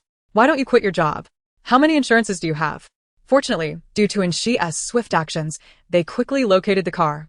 Inside, during the crisis, Niyuan had shielded Zhenghua, preventing him from sustaining serious injuries. Zhenghua was now dismantling the seat with all his might to break the glass. Boss, hold on. We'll get out soon. Damn it, I wish I hadn't installed such high-quality glass. Zhenghua exclaimed, beads of sweat pouring down his face as the water rose to his waist. Suddenly, he caught sight of something that left him both astonished and then overjoyed. And Niyuan was enveloped in a buzzing sound, his vision hazy, and he vaguely discerned a small figure emerging through the shattered window. It unceremoniously reminded him of a saying, "It matters not, those who love will break windows." Was it an angel? Yet it bore an uncanny resemblance to that little one who never followed his script. And Niyuan's consciousness sank into darkness. In his stupor, he felt two forces lifting him, and she noticed a large rock hurtling towards them and quickly yanked Zhenghua to the side. Help was on the way. Firefighters and ambulances had arrived to assist. When Niyuan regained consciousness, he heard the doctor's relieved voice. Fortunately, you arrived quickly. It's just a concussion. Had you been submerged longer, there would be been a risk of not waking up. When Niyuan opened his eyes again, he beheld Jichuan cradling his little daughter. Upon seeing him awake, Jichuan turned to the doctor and said, "He is awake." And she, her face brimming with joy, leaped down and rushed to his bedside. And Niyuan was met with the same voice as during the accident, filled with concern. "Daddy, are you alright?" Gazing into her sincere, caring eyes. And Niyuan couldn't help but think how foolish this little daughter was. Had she forgotten that she had left her at the convenience store? Or was this what they called familial love? And Niyuan felt an inexplicable emotion, heavy enough to render him breathless, as he observed the redness creeping into Niyuan's eyes. And she's calls of daddy grew increasingly heartfelt. Did you see that? She knows that as long as I am willing to invest effort, her old father will always be moved. Yet as she called out, and she noticed Niyuan's face and body turning increasingly red, almost resembling a pig. "Daddy, you don't have to be this emotional. You could tone it down a bit." "I'm not moved," he heard Niyuan grit out. "You're stepping on my oxygen tube." Chapter 12, Virus, you have won. This body belongs to you. Who said that this little daughter bore no grudges? This little daughter harbored quite the memory. And Niyuan suspected that if there weren't so many people around, and she would have snatched his oxygen tank to inflate balloons. Seeing the oxygen tube loosen, and Niyuan's face turned from red to pale, and she immediately regretted it, grasping her dear father's hand tightly, tears brimming as she sought to amend her mistake. "Daddy, you know, there are 3 things in this world that cannot be hidden: farts, coughs, and my love for you." Was that the kind of love that led one to step on an oxygen tube? That was an accident. It existed because I love you. And Yuan found it difficult to articulate his thoughts. Just as he was about to speak, the door to the hospital room swung open abruptly, and Zheng Gong, clad in a patient-esque gown, stumbled in. "Boss, are you alright?" Zhenghua exclaimed, sliding to his knees and grasping Yuan's hand, tears welling in his eyes. "I'm so relieved you've awakened. You have no idea how perilous the situation was at the riverbed. You fell into a coma, and I nearly thought we would meet our end together. Thankfully, you're safe now." His voice resonated with relief, yet he refrained from mentioning his own contributions, solely expressing joy for Yuan's safety. Observing the lingering fear on Zhenghua's face and the cacophony surrounding him, Yuan would have typically dismissed him without a second thought. As his assistant, Zhenghua was overly dramatic and lacked composure. In that moment, Yuan simply lowered his gaze, allowing his hand to be held tightly, despite the discomfort it caused. He hoped it would be a one-time occurrence. At that moment, a voice chimed in from the side. "Uncle Zheng, it seems Dad's 4 fluid has turned red." Zhenghua looked up in confusion at Yuan's 4 drip. "No, it's clearly a transparent solution. But Dad's tube is red." Yuan interjected. Ultimately, both the inquisitive child and her uncle were ushered out of the hospital room, exchanging bewildered glances. Zhenghua regarded Inshi's soft little head and tentatively raised his hand. When Inshi did not flinch, he cautiously reached out, a smile of relief breaking on his face. "Miss, we were fortunate you arrived in time. That window-breaking tool was incredibly fortuitous." Zhenghua could hardly fathom how he would have managed to pry open the window on his own, let alone have the strength to pull Yuan to safety. "But where did you get that window-breaking tool?" "It was utter chaos underwater. And when I saw you had come, I nearly lost consciousness. Then you pulled out that tool. It was astonishing." Zhenghua was almost moved to tears, contemplating tossing away the statue of a deity at home to worship Inshi instead. That, and she nonchalantly fabricated. I found it under the delivery guy's stool. I thought it might be useful, so I brought it along. She quickly shifted the topic. By the way, what about that delivery brother? I haven't paid him yet. And he brought me food, so he's likely at a loss. And she didn't want others to assist her only to incur a loss. If possible, Uncle Zeng, could you pass this on to him? Holding out an envelope containing a red packet from a department head. And she originally intended to keep it as her private savings for emergencies, amounting to 500 yuan. You can keep it, little Miss Zhenghua replied, his expression suddenly peculiar. If it's about him, we've already made arrangements. He recalled the moment he had donned a hospital gown to meet the delivery guy, who nearly cried with relief. Thank goodness that child is safe. Otherwise, my one act of bravery would have led to a lifetime of regret. Zhenghua explained. He is a diligent university student, studying at a prestigious institution and working part-time delivering food. Ensure Group has decided to sponsor his entire education in exchange for his future employment with us. A university student? No wonder he was so earnest, Zhenghua chuckled. So, little miss, you need not worry. As a token of gratitude for altering my fate, allow me to treat you to something to eat. What would you like? Alter my fate? Not quite, and she thought, recognizing that her influence was limited to an yuan's recovery. However, if it was a gesture of thanks, she replied, I want jelly, chocolate, chips, and dried figs. And she listed a plethora of snacks, and Zhenghua hurriedly began noting them down. Observing the duo walking side by side, the system was left in stunned silence. If she could truly save an yuan, it was beyond its expectations, but to also save Zhenghua was utterly unexpected. After all, in the original narrative, Zhenghua had already perished at this juncture. He had shattered the glass to rescue an yuan, only to be gravely injured and succumb to the water's depths after pushing an yuan to safety. This was one of the pivotal reasons why the female protagonist held a significant place in an yuan's heart. She would be the first to sense his sorrow and provide gentle solace in his moments of despair. In essence, all the supporting characters were meant to serve the female lead, even to the point of sacrificing themselves.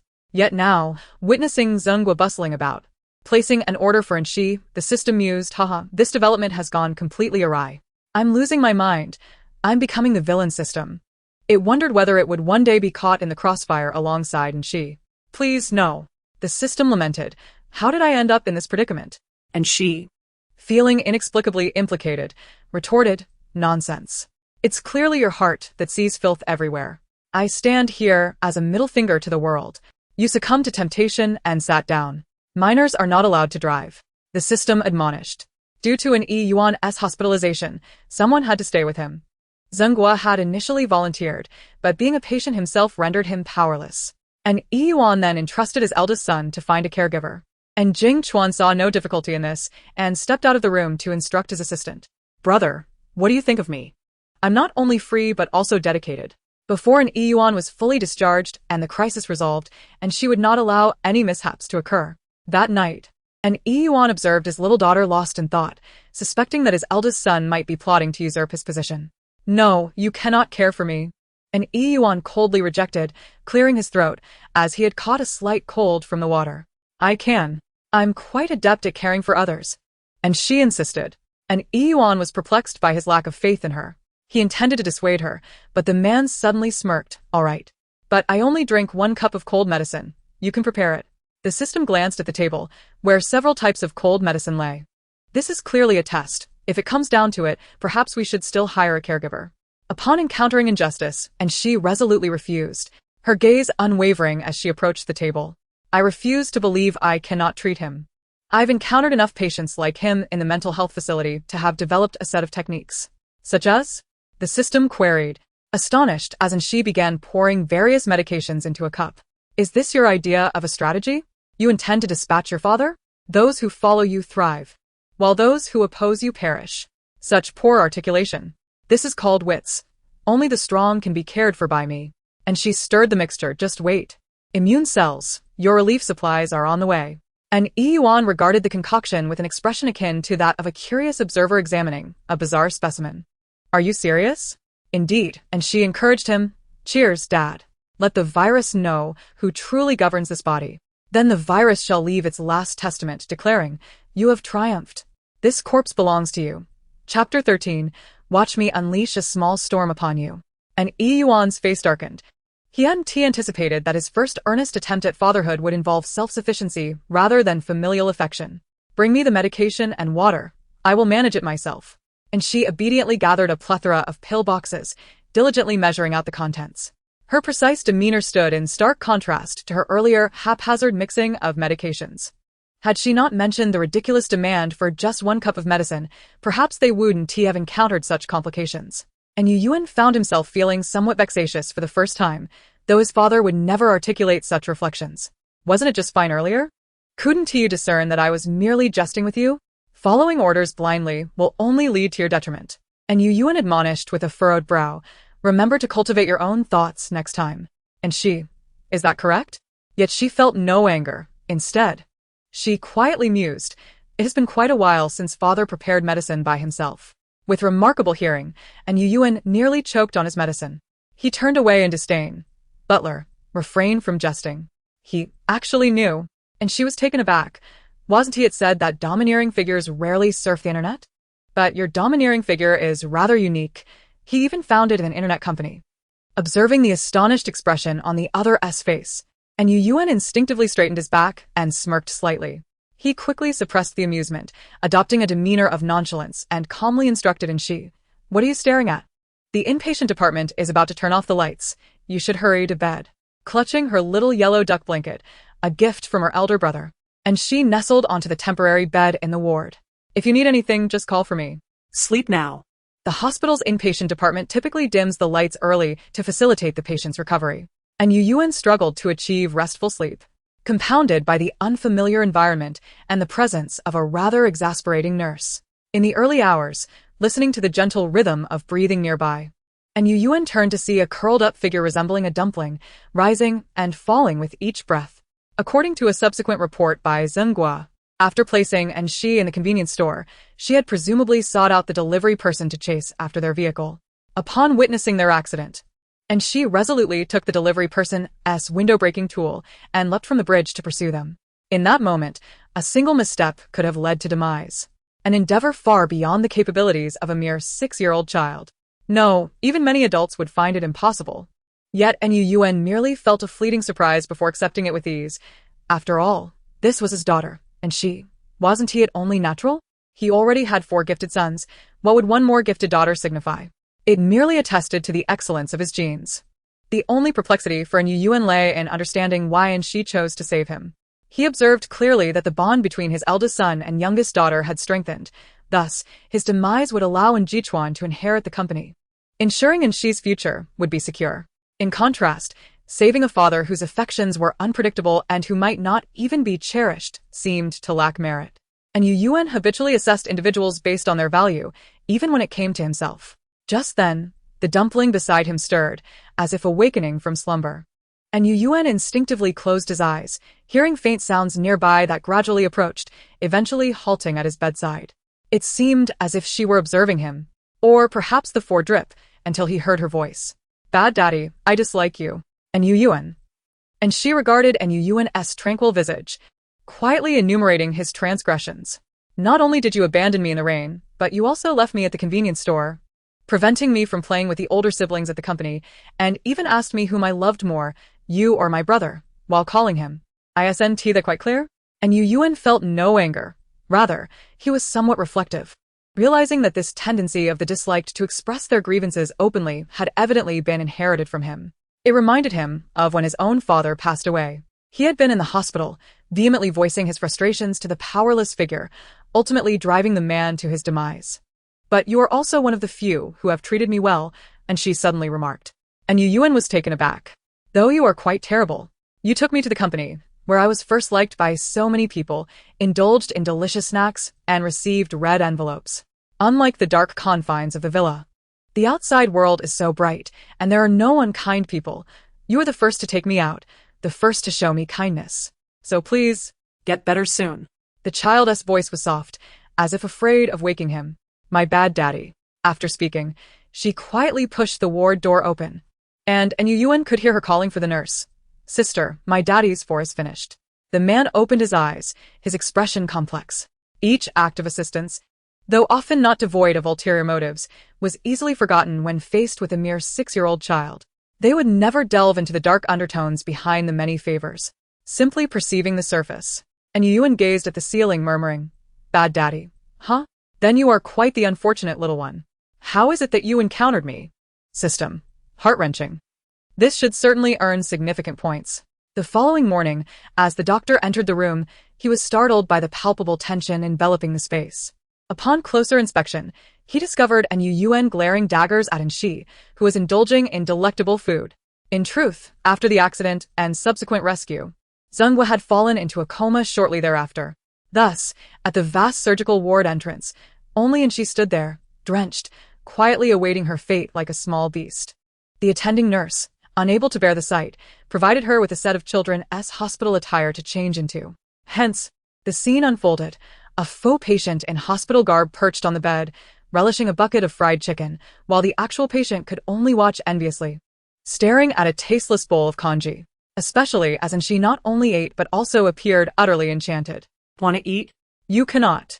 Of course. She only dared to think this surreptitiously, akin to a college student savoring revenge against delayed takeout by receiving it with a cold demeanor, uttering no words of thanks. System. What a dramatic display of indignation. Yet this was enough to provoke an Yuan's displeasure. Who can tell me who arranged this breakfast?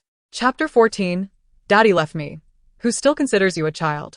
Zhenghua, who had been standing nearby, his previously kind countenance shattered, suddenly broke into a cold sweat. It was me.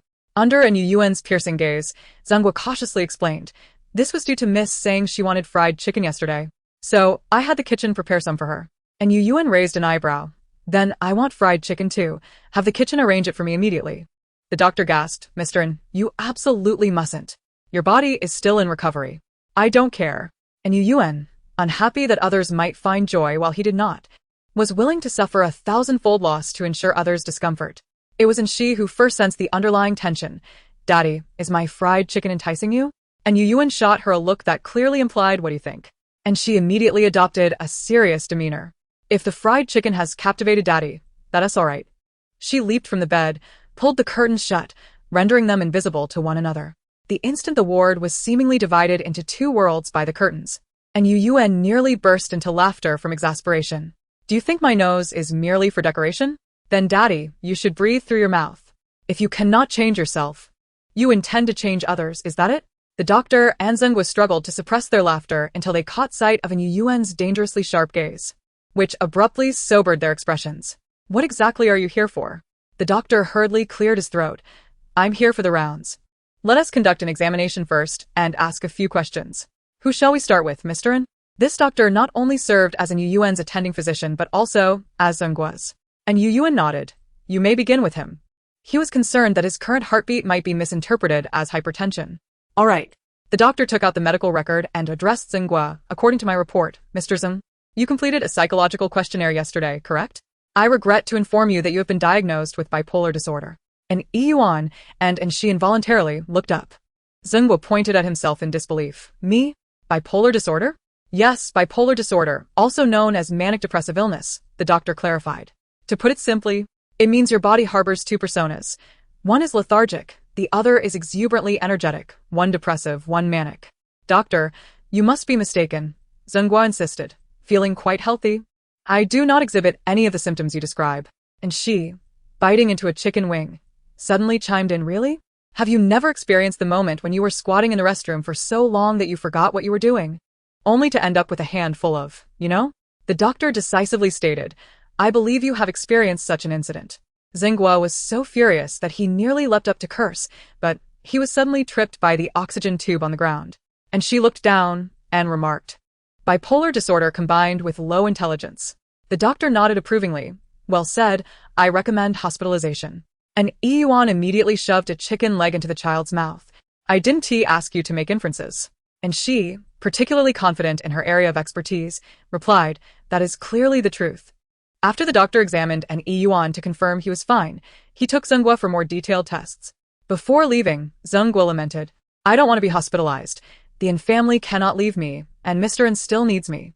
And Yuan's gaze turned complex as he recalled the first time he met Zhenghua, when the latter was just 10 years old, a homeless little beggar, resembling a small delinquent. At that time, Zhenghua's guardian, A one-armed elderly man had salvaged him from a heap of garbage and raised him amidst refuse. Zhenghua had a sign beside him that read, 10,000 yuan to save a life. I can do anything. It was as if he had sold himself. But he was so frail that even unscrupulous bosses neglected him. Nonetheless, an Yuan felt a twinge of guilt and did not refuse help. From then on, Zhenghua remained loyally by an Yuan's side, akin to a devoted eunuch, for several years. Lost in thought, an Yuan felt something pressed against his lips. Instinctively, he opened his mouth and tasted a small piece of fried chicken, swallowing with a change of expression. Given your father's poor mood, you can only have a small piece, and she said, having approached without him noticing, trying to comfort him. Uncle Zeng will be fine, Daddy, you needn't worry. An Yuan, expressionless, took a sip of porridge. I am not worried about him. I am merely vexed by my employee's inexplicable leave of absence. I detest any actions that result in a loss. Though his words resonated with capitalist sentiment, upon hearing about Zhenghua's troubles, he had been the first to lift his head, and she sighed internally. Then, Daddy, should we go see Uncle Zeng? No. But Daddy, I want to go. Can you accompany me? And she quickly pivoted. You're the best, Daddy. I'll help you push the wheelchair.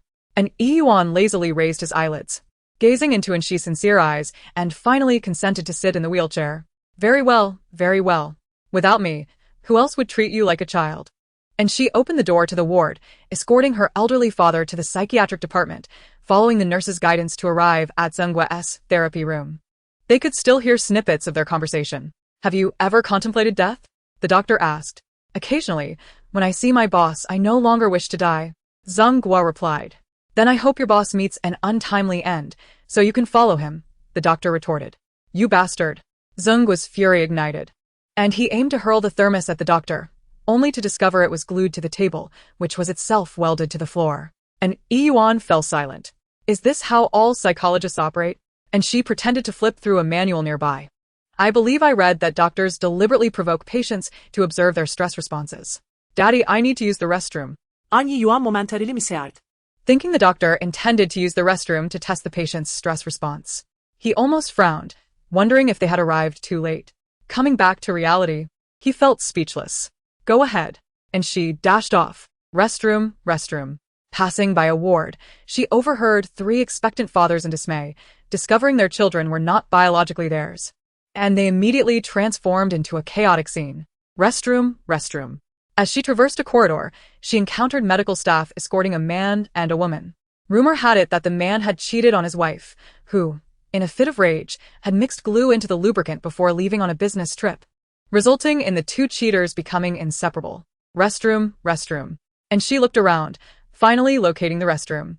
As she passed by the men's restroom, she heard two streams of water, but thought little of it, assuming two boys were having a contest to see who could urinate farther. However, her nose soon caught a whiff of something unsettling. Blood? Given her past experiences in a psychiatric hospital, she quickly realized that such a scent could not arise from a mere competition. Surely no one would resort to self-mutilation to extinguish their humiliation? Chapter 15. A father will not allow his child to be embarrassed. Inside the men's restroom stood a slender young boy, who appeared quite young, yet his eyes were deep and somber, like an unfathomable abyss, silently observing the wounds on his wrist. A look of ecstasy gradually spread across his face. This was the sensation of being alive. How precious it was. A group of meddlesome individuals. Yan Suyu murmured, do they even understand what it means to be alive? Since the age of 6, when he witnessed a close-range shooting of his uncle abroad, Yan Suyu had been plagued by an unhealable psychological scar.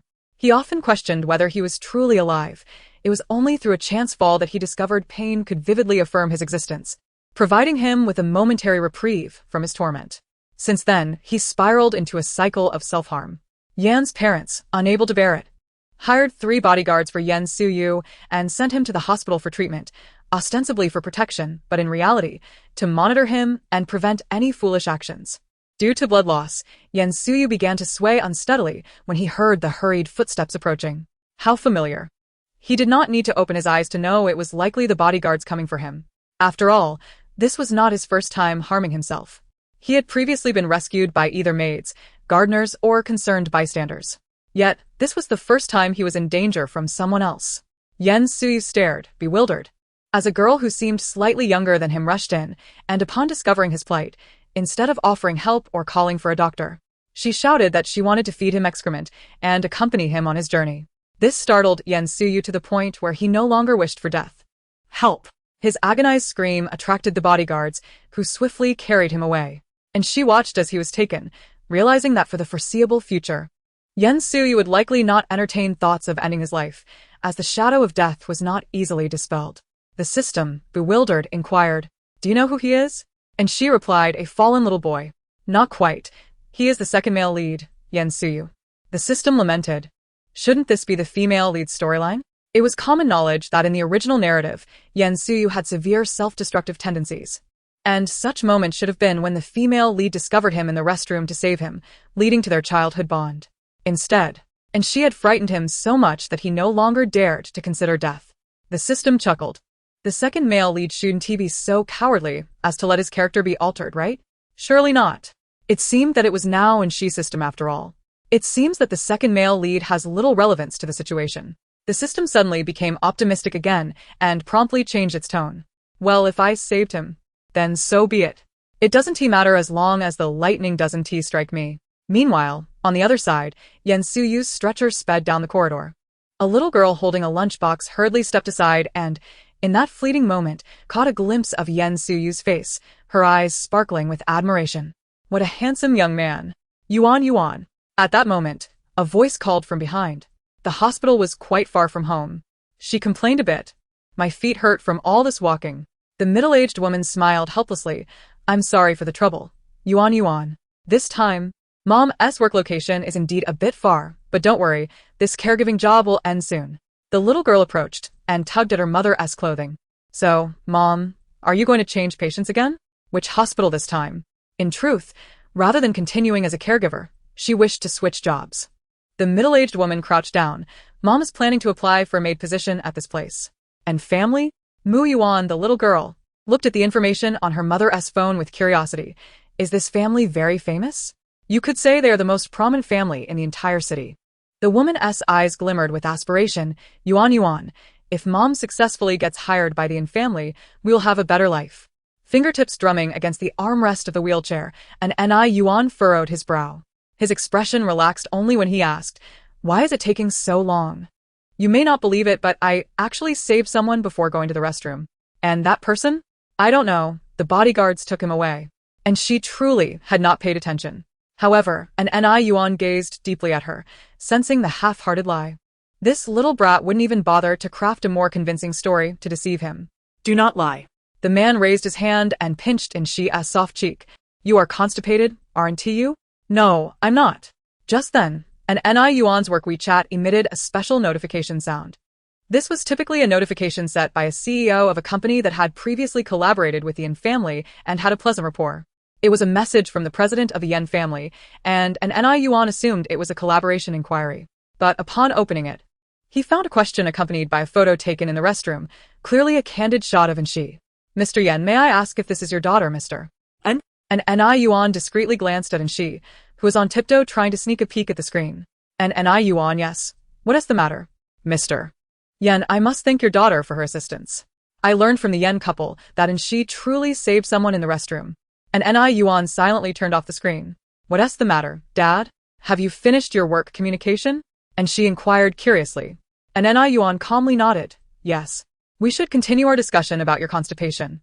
Regardless of the truth about saving lives, the old father declared that since you are constipated, you must continue being so until this act is completed. He would not allow himself to be humiliated. Just then, Zhenghua also finished his examination and emerged with the doctor's advice. Upon seeing an Ni Yuan at the entrance, he was first surprised and then moved. "Don't look at me like that. I'm just accompanying her." And she, who was being pointed at, was too lazy to reveal the truth. "Yes. I insisted on coming. Uncle Zheng, how are you?" "I'm fine. The doctor said I don't need to be forcibly hospitalized." Zhenghua naturally handed his medical record to an Ni Yuan for inspection, "As long as I take my medicine on time." An Ni Yuan glanced over the contents. "Let us go get your medicine." "No need." An Ni Yuan grabbed Shi firmly. "We will go together to the pharmacy. I'm preparing to buy her a suppository. It might come in handy one day." And she exclaimed, "Why are you so adamant about my constipation?" At an Ni Yuan's insistence, The doctor quickly prepared the prescription for the suppository, and given an NI Yuan's status, they even spared the effort of making a trip to the pharmacy. Zhenggua's medication would be specially delivered to the ward by the nurse. Though he was unaware of the circumstances, he knew that Jiang Yuran had consumed 30 large servings that day because of Inshi, and then another 30 afterward. So shouldn't she be busy taking care of herself instead of having the time to send messages? Chapter 16. Zhenggong is an elder by the emperor's side. Jiang Yuran sent a voice message, her voice soft and sweet. I heard you were injured. Are you alright? And she, who happened to be nearby, immediately transformed her expression, exclaiming, Dad, you're doomed. This caused Zhenggua, who had been happily pushing the wheelchair, to pause in surprise, while an Ni Yuan looked on with interest. What do you mean? The child's face displayed a rare look of hesitation as she fidgeted with her clothing. When a stepmother speaks in such a tone, it usually doesn't bode well.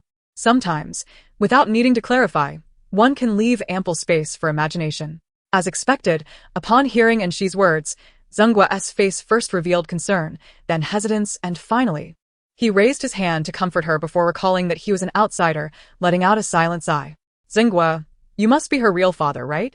Whether Inshi noticed Zhenggua's series of expressions is uncertain, but an Ni Yuan observed everything, his brow furrowing. Why the sudden flurry of actions? What are you trying to do?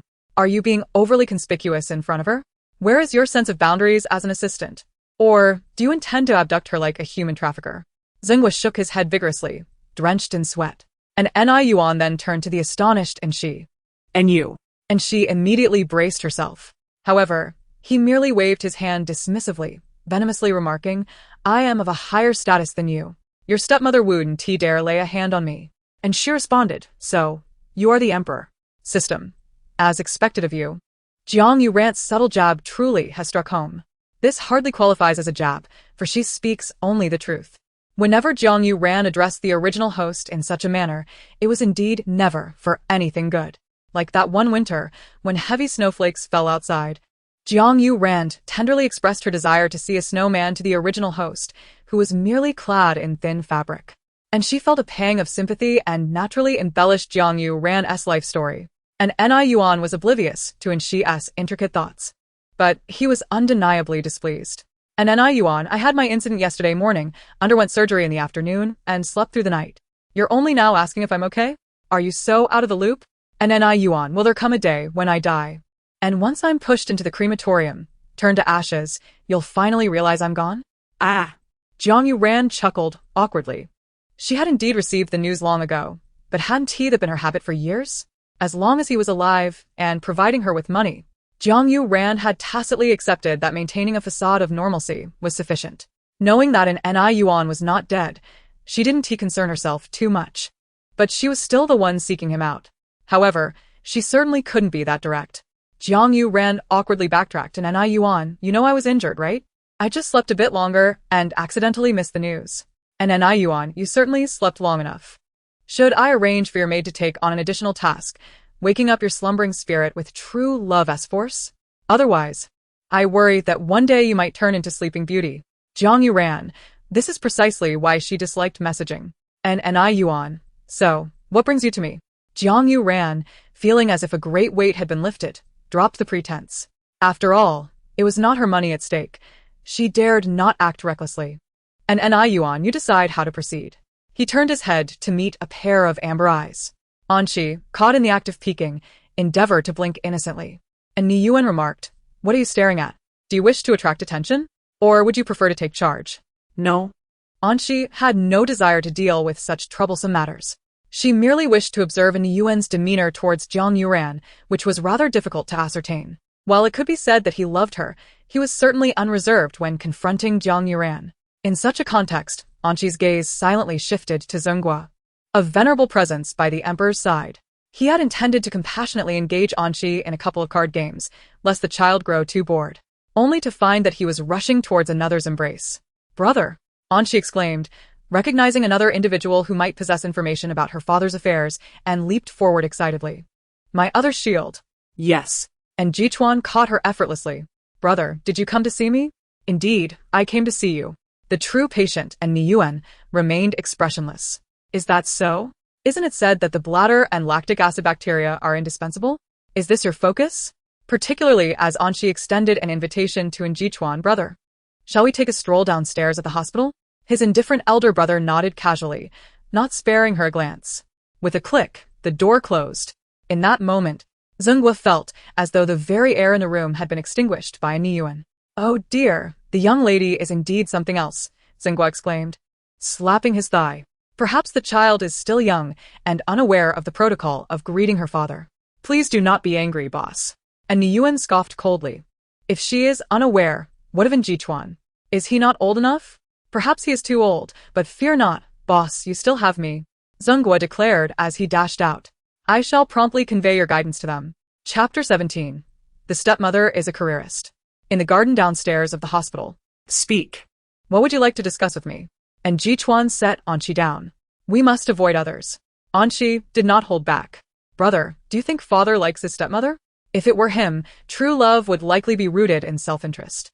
Then why did father marry her? And Jichuan paused, having never contemplated this question. Jiang Yuran?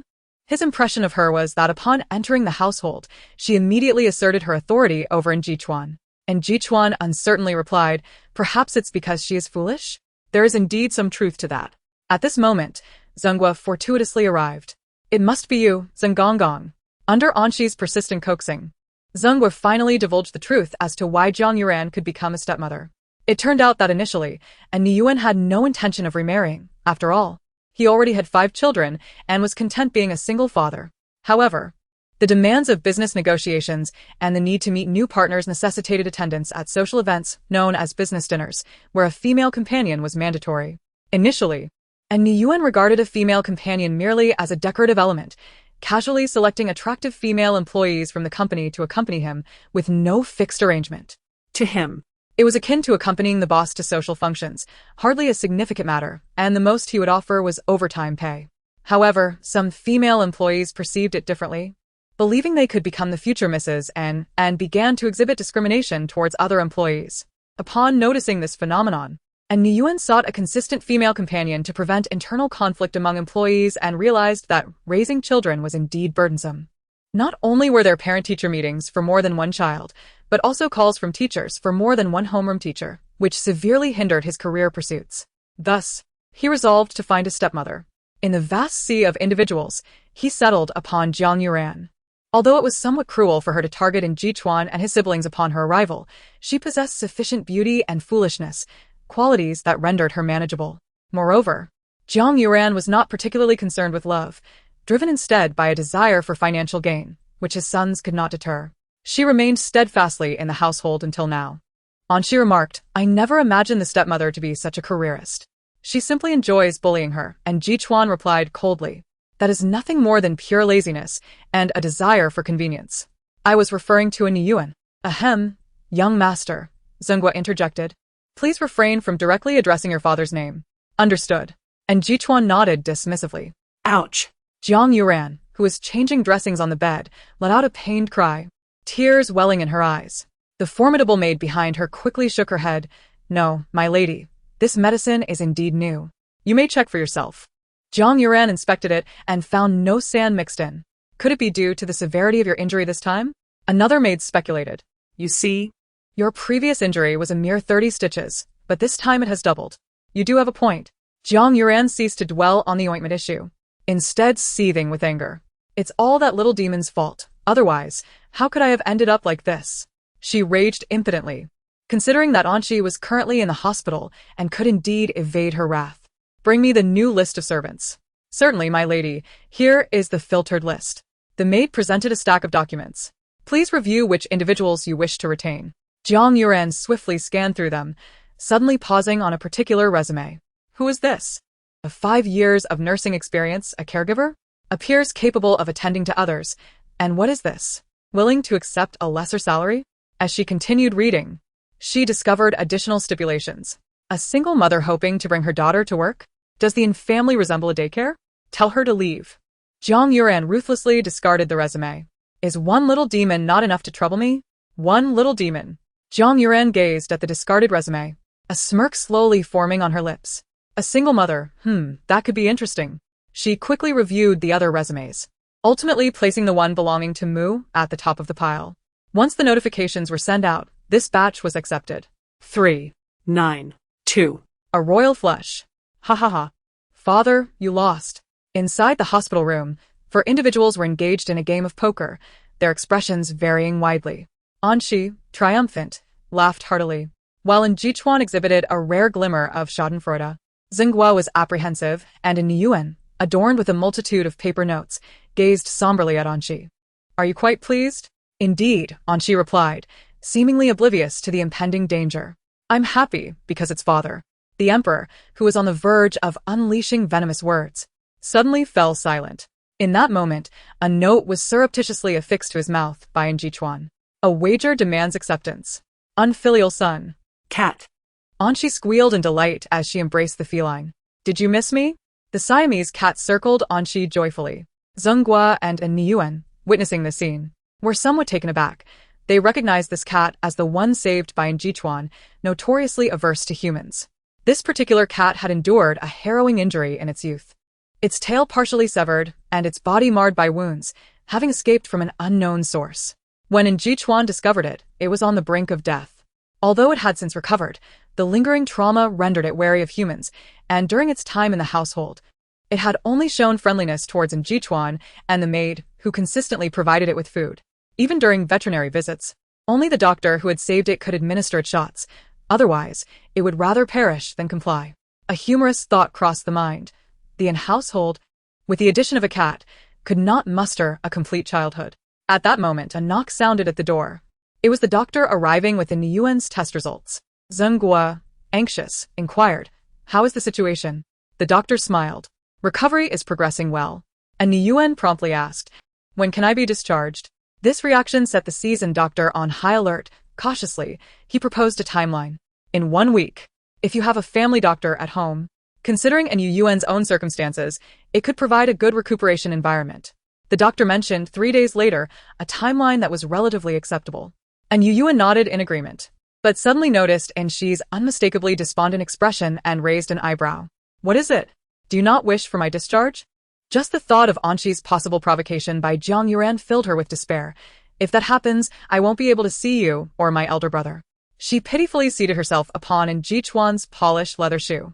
The indifference emanating from him was palpable, and Niyuan mused that children are inherently clingy. How could that be acceptable? Before Anxi could respond, the doctor was already taken aback. "You have only just begun to recover. How could you possibly return to the company for such strenuous work? Is that not akin to courting disaster? One must at least convalesce at home for 2 weeks, and it would be advisable to utilize a wheelchair. This physician is evidently overly diligent. Otherwise, I would not permit your discharge." Chapter 18. To ruin an old doctor, one simply needs to have a son. And Yuan's expression was quite grim. It was precisely during such moments that the advantages of connections became evident. Had it been any other physician uttering such nonsensical remarks, and Yuan would have merely scoffed and turned away with an air of disdain. Yet the doctor before him held a certain significance in his life. Billionaire. His medical confidant. In the early years, as Yuan traversed the land, it was largely due to Buxinian's efforts that he had survived the perils he faced. According to Dr. Bu, he had braved countless dangers and navigated through treacherous terrains, all for Yuan. Was it wealth? Was it affection? No. It is his profound medical ethics.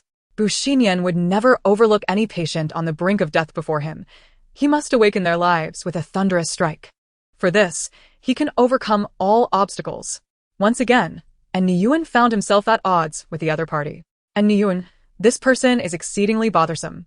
Ultimately, under the veiled threat of Buxinian's impending demise, and Yuan reluctantly acquiesced. His mood, already soured, further deteriorated upon witnessing, and she enthusiastically approached Buxinian.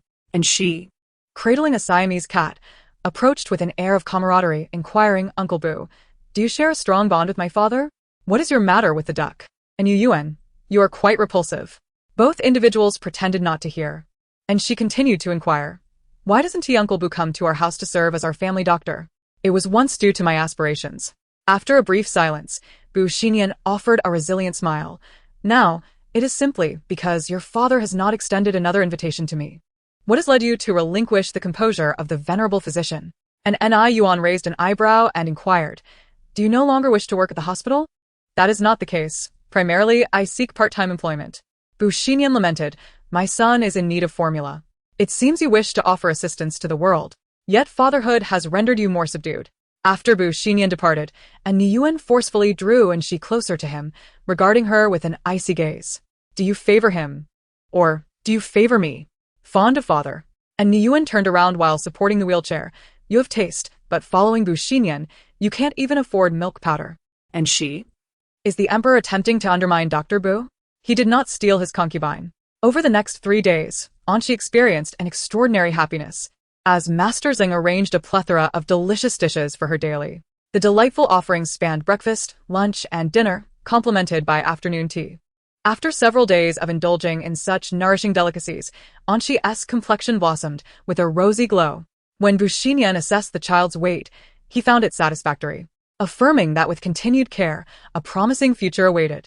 In stark contrast, an Ni Yuan, who had been consuming various flavors of congee for days, despite the inclusion of numerous supplements, found himself not only failing to gain any weight but actually losing 3 pounds. It was futile.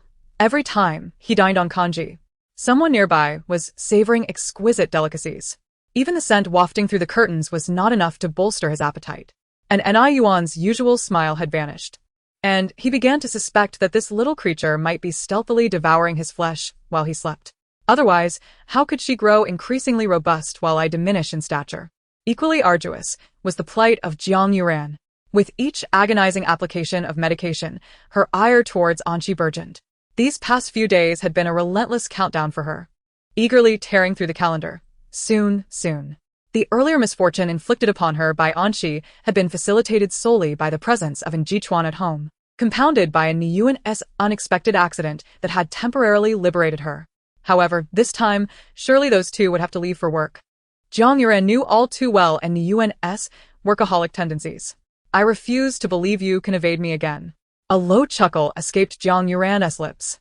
On the following day, she leaned on her cane, waiting at the doorstep with keen anticipation. Unbeknownst to her, she caressed the needle pouch that imbued her with boundless reassurance. Just wait, you wretched girl. The day you return will be the moment you transform into a hedgehog. With exhilaration, Jiang Yuran drew 3 silver needles and swiftly advanced towards Anxi, while a Niyuan glided past in his wheelchair, a specter lurking behind. Jiang Yuran's menacing expression shifted in an instant. She discarded her cane, executed a graceful slide onto her knees, and opened her arms wide, embracing Anxi with fervor. Oh. My darling mother, how I have missed you. Anxi's pupils dilated in shock. She had just attempted to assassinate me, hadn't she? I swear by my electronic eye that she was undoubtedly clutching 3 needles in her hand just moments ago. And Yuan observed the poignant scene of maternal affection between the mother and daughter, his eyes narrowing slightly. Has your backside ceased to ache? Jiang Yuran, drenched in cold sweat from the pain, managed a brave smile. It's all right. Love can alleviate the suffering. And Ni Yuan remarked, you are quite resilient. Is it true? Or are you concealing your unhappiness?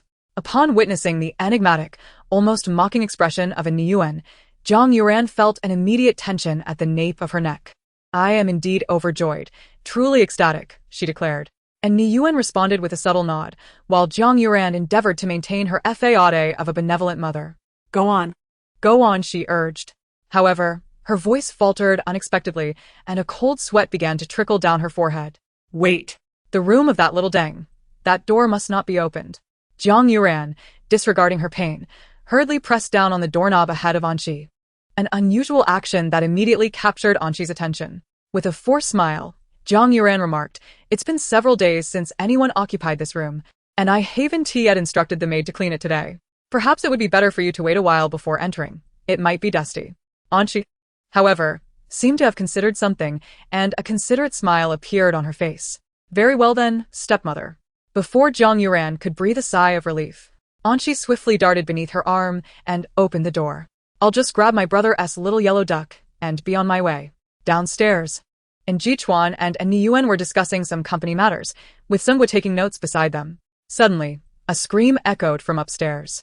Ah? Chapter 19. Not a single snowflake shall be overlooked. When Niyuan and his companions arrived, they were greeted by a room shrouded in darkness, with the curtains drawn tight. And she lay on the floor, gasping for breath, her pupils dilated in sheer terror, her mouth agape yet unable to produce any sound.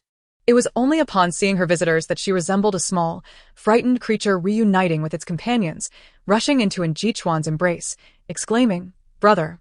Beside them, and Niyuan, with his hand slightly raised, asked in astonishment, "What is happening here?" In the pitch-black room, various phrases were inscribed on the walls with crimson fluorescent paint. "Do not even think of escaping. You cannot flee. I will watch you incessantly," echoed ominously, accompanied by even more disturbing words. An unsettling memory surged in Jichuan's mind. He recalled the rumors he had heard. During the month when Xiao Anqi was recuperating, the servants often reported hearing piercing screams at night, as if from someone trapped in a nightmare. His expression darkened, and he fixed a cold gaze upon Jiang Yuran. "Was it you?" "No, no, no. This is not my doing," Jiang Yuran exclaimed, hastily waving her hands. "The surveillance footage, yes, the surveillance footage." Under her insistence, the group made their way to the monitoring room, where they reviewed the footage from the previous day. They soon spotted a short-haired maid stealthily entering Anqi's room, carrying a bucket of paint. "It's you." Jiang Yuran recognized the person immediately, decisively weaving through the crowd to deliver a sharp slap across the individual's face. With a sharp crack, the opponent fell to the ground. Jiang Yuran, looking down from her elevated position, demanded, "Why did you harm Cece?" The maid, paralyzed with fear, instinctively reached for Jiang Yuran's clothing, pleading, "Madam, I did all this for you." Yet upon raising her gaze, she was met with a menacing glare from Jiang Yuran. "Yes. It was because I despised the young miss." The maid trembled, her head bowed. "She resembles my detested sister, and in a moment of anger, I acted rashly. I thought the young lady, being often neglected, would merely be frightened. I never intended to harm her. I simply wished to scare her, and then it would all be forgotten." And Yuan glanced at Zhenghua, who nodded in agreement, confirming, "Indeed, it was water-soluble paint. It poses no real danger." And Jichuan shook his head, burying it in his embrace, and the motionless, and she whispered, "Has anyone treated you this way before?" I don't know." And she struggled to muster a smile, hoping to ease Jichuan's worry, but fear still drained the color from her face. "I only remember the room being dark, filled with strange sounds. There would be knocks on the door, but when I opened it, no one was there. These were the genuine experiences of the original owner. However," and she refrained from mentioning Jiang Yuran's name, knowing it was futile. The actions were not hers, but rather those of some servants seeking to curry favor with Jiang Yuran. Some astute servants had long recognized that Jiang Yuran disliked the original owner, so they believed helping her would be harmless, as they were merely scaring the young lady. Jiang Yuran had always feigned ignorance regarding these matters. Just like the day and she arrived. It was not Jiang Yuran who had thrown the original owner into the small attic. The girl had been so frightened that she had crawled in there herself. Perhaps no one is truly unique, yet during an avalanche, everyone becomes a mere snowflake. And she's role was to ignite a fire, turning those snowflakes into mere vapor. "So you simply let your stepmother off the hook?" The system expressed a hint of sympathy. "Certainly not. Although she is not the mastermind this time." And she discreetly observed Yuan's inscrutable expression. She was certain she would not emerge unscathed this time. And Yuan signaled Jichuan, "Take her away." And Jichuan turned silently. In that moment, Jiang Yuran felt a pang of reluctance. This was the first time she found it hard to part with this little one. What transpired that day remained unknown to Anqi. However, the visible number of servants dramatically diminished, and Jiang Yuran's cries grew louder as she applied the ointment. Surely, her father wouldn't have mixed chili into the salve, would he? And she pondered, and she noticed that the world around her seemed to warm up to her. Perhaps this was the distinction between being favored and being disregarded in the Yin family. Unable to restrain her curiosity, she asked the system, "Which is more damaging? Physical or psychological harm?" "Psychological, I suppose. There's a saying among humans, a poor man's spirit is not broken. Often, it is the collapse of the mind that leads to death." Indeed, why do they believe that frightening someone cannot inflict harm? Perhaps they know the truth but merely refuse to acknowledge it. Meow. Just as she delved into philosophical contemplation early one morning before dawn, a familiar cry suddenly echoed from outside. Rubbing her eyes, she felt a surge of panic. "Don't move, Kitty. I'm coming to save you." 10 minutes later. "Miss." "Don't move. We are coming to rescue you." The servants shouted from below. "Well, this is splendid. What began as a single cat's plea for help has now escalated to a person and a cat crying for assistance together." And she sat on a branch, cradling the cat, feeling utterly despondent. "I can't be blamed. I momentarily forgot I was transformed into a child, deprived of my 1.8-meter stature, and my chopsticks had turned into cotton swabs, making it easy to climb up a tree, but difficult to come down. The system remarked. What a time to indulge in abstraction. Suddenly, silence enveloped the scene, and she stiffened, turning to watch as the branch beneath her began to crack and splinter. She widened her eyes, instinctively shielding the cat in her arms. Let it fall, she asked tough. Crack. In the next moment, the branch snapped, and she felt a sudden weightlessness beneath her. She closed her eyes, her feet leaving the ground. Good news, she was caught just in time, preventing her from falling. Bad news, she was grabbed by the back of her collar, nearly choking her. The person behind her was completely oblivious to the child's rolling eyes. The girl who had caught she sighed in relief, gently inquiring, "Are you all right?" Hesitantly adding, "Don't be afraid. You are safe now. Xiaowu, let go. You're going to strangle her." The girl froze, instinctively releasing her grip, and she plummeted straight down. The gardener made a desperate leap, screaming in alarm. "Could you at least let her down before you let go?" Chapter 20. A fall from a height can be fatal. Fortunately, due to her small size, and she was caught just in time by the gardener, who had honed his strength over the years. Hadn't she been any heavier, he might have dislocated his shoulder. Coughing violently as she regained her breath, and she found herself gasping for air, while the gardener stood by, utterly flustered. "Miss, are you all right?" The girl who had climbed down from the tree saw she's tear-filled eyes and, even in her dullness, realized she had acted poorly, leaving her at a loss. "Miss, are you okay?" She bit her lip. "I'm sorry, I didn't know pulling you like that would hurt you." The gardener replied, "Well said. Let's refrain from speaking next time. Xiaowu, why don't you fetch the young lady a glass of water?" He insinuated desperately, noting her distress. This suggestion prompted the girl to hesitate momentarily before turning to leave. Once the key figure had departed, the gardener turned to she with concern. "Do you need me to call a doctor?" "No need." Listening to the frantic meows of the Siamese cat nearby, she finally calmed down. "I'm fine." She took a deep breath. "But, Uncle Gardener, do you know the person who just saved me?" "Yes, that's my daughter." The gardener, clearly aware of the recent layoffs, adopted a cautious demeanor towards she. "I apologize, young miss. Xiao only intended to help you. She's a bit absent-minded and not very good with words. She truly meant you no harm." "I'm not upset. I'm just curious. Uncle, why does your daughter dress so heavily? Is she cold?" And she had noticed that the girl who saved her was entirely wrapped in black clothing. Although she hadn't seen her face clearly, her summer attire was strikingly winter-like. "I'm not sure," the gardener admitted, sensing she was genuinely unconcerned and relaxing his demeanor. "It might be related to her past. About 10 years ago, a snowstorm caused an avalanche, and a tour group was trapped. I joined the rescue team and stumbled upon a cave. Instead of finding the tour group, I discovered a little girl, wounded and curled up inside, seemingly awaiting death. I suspected she might have been kidnapped. However, I found her to be gentle on the surface, but deeply introverted beneath, with a very low perception of her surroundings, compounded by her frail condition. It seemed she wouldn't survive even in an orphanage, and since I often found myself alone, I thought it might be nice to have a child for companionship. By the time the gardener decided to adopt her, he had already become the gardener of the family. Thus the other servants were well aware of his daughter's existence, leaving little to hide. The girl bore an unusual name, Wuqing, which was difficult to comment on. The gardener felt hesitant to inquire about Wuqing's past, fearing it might upset her. Just then, a wave of realization hit the gardener, and he broke into a sweat, as he suddenly recalled another name that was even harder to evaluate. Fortunately, Anshi had not yet reached a level of sensitivity and generously offered a thumbs up. "Uncle is truly remarkable, a good person." The gardener uncle blushed, unable to contain himself, and squatted down to present a handful of candies to Anshi. "Would you like some, miss?" Anshi gazed at the candies nestled in the rough palm of his hand, cheap fruit sweets wrapped in transparent paper, easily obtainable for just a few coins. Noticing Anshi's keen interest, the gardener uncle realized something. "I apologize, little miss.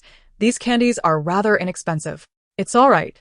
Before the gardener uncle could retract his offer, Anshi swiftly grabbed several and stuffed them into her pocket, unwrapping one with a smile. "It's quite sweet. Thank you, uncle."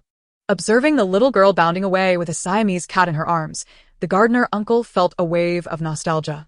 She is clearly a good child. How could others claim she is difficult? That truly startled me. I'm relieved you possess such a temperament. Anshi, somewhat confused, replied, "What do you mean? Even with my disposition, A fall from a height could be fatal. That's not what I meant. I was referring to your attitude towards that gardener. If you had shown any disdain in front of that girl, it could have dire consequences. Anshi was momentarily bewildered. Huh. The system, still shaken, added Wuching. She is not a naive child being trafficked. She is destined to be a brilliant scientist. Didn't that gardener say he found her in a cave on a snowy mountain? He had just emerged from a lab explosion, and due to his youth, he miscalculated the amount of explosives, inadvertently causing an avalanche that buried him. A laboratory? Anshi's heart sank at the mention of that place, which she despised. Indeed. Wuching's senses are tenfold that of an ordinary person, so one can imagine how fervently those mad scientists would pursue her. Even her name reflects that. I see. Wuching ruthless. Anshi remarked. They wish for Wuching to be a docile little guinea pig. It's no wonder she is so tightly wrapped. They fear she might get hurt. Precisely. Thus, the gardener uncle holds a uniquely significant role in Wuching's life. In the original storyline, he was tragically killed by the male protagonist, which led to Wuching's transformation into a villain. Just as the male and female protagonists depart abroad, tanks and fighter jets will soon follow, all orchestrated by Wuching. And she boldly declared that any organization or nation capable of eliminating them would have her labor for free for a decade. The influence of a genius scientist is immeasurable. Can the protagonists withstand such pressure? Anshi's expression was one of disbelief. How else could they be protagonists? The system took a bite of electronic watermelon. Thus, Wuching is perilous. We should keep our distance. But, pray tell, what brings you here? Chapter 21. A scene rich in flavor. Anshi arrived at the residence of the family doctor and encountered Dr. Bu, who had successfully taken on part-time work. He was responsible for Mondays, Wednesdays, and Fridays, while the original family doctor managed Tuesdays, Thursdays, and Sundays. Isn't this the little miss? What brings you here? Doktor Bu similet. I came to collect the medical kit. Could you please hand it to me, Uncle Bu? Dr. Bu's expression shifted. Are you injured? He hurried over, scrutinizing Anshi from head to toe. I'm not injured. Anshi quickly explained how she had rescued a cat, but ended up stuck in a tree. A big sister, and the gardener uncle saved me. But the big sister hurt her arm, so I wanted to get this for her. I see. Dr. Bu listened, deeming it not too serious. You may take it. If she cannot manage, just have her come to me. He handed over the medical kit. Thank you. Anshi departed, clutching the sizable medical kit. The system interjected. Did you hear what I just said?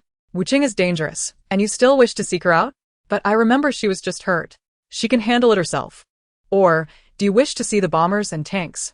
Anshi halted. Perhaps Wuching might indeed turn out to be a villain, but at least for now. She, and the gardener uncle, had saved her. At the rear of the estate flowed a natural stream. Wuching knelt by the water's edge, tending to her wound.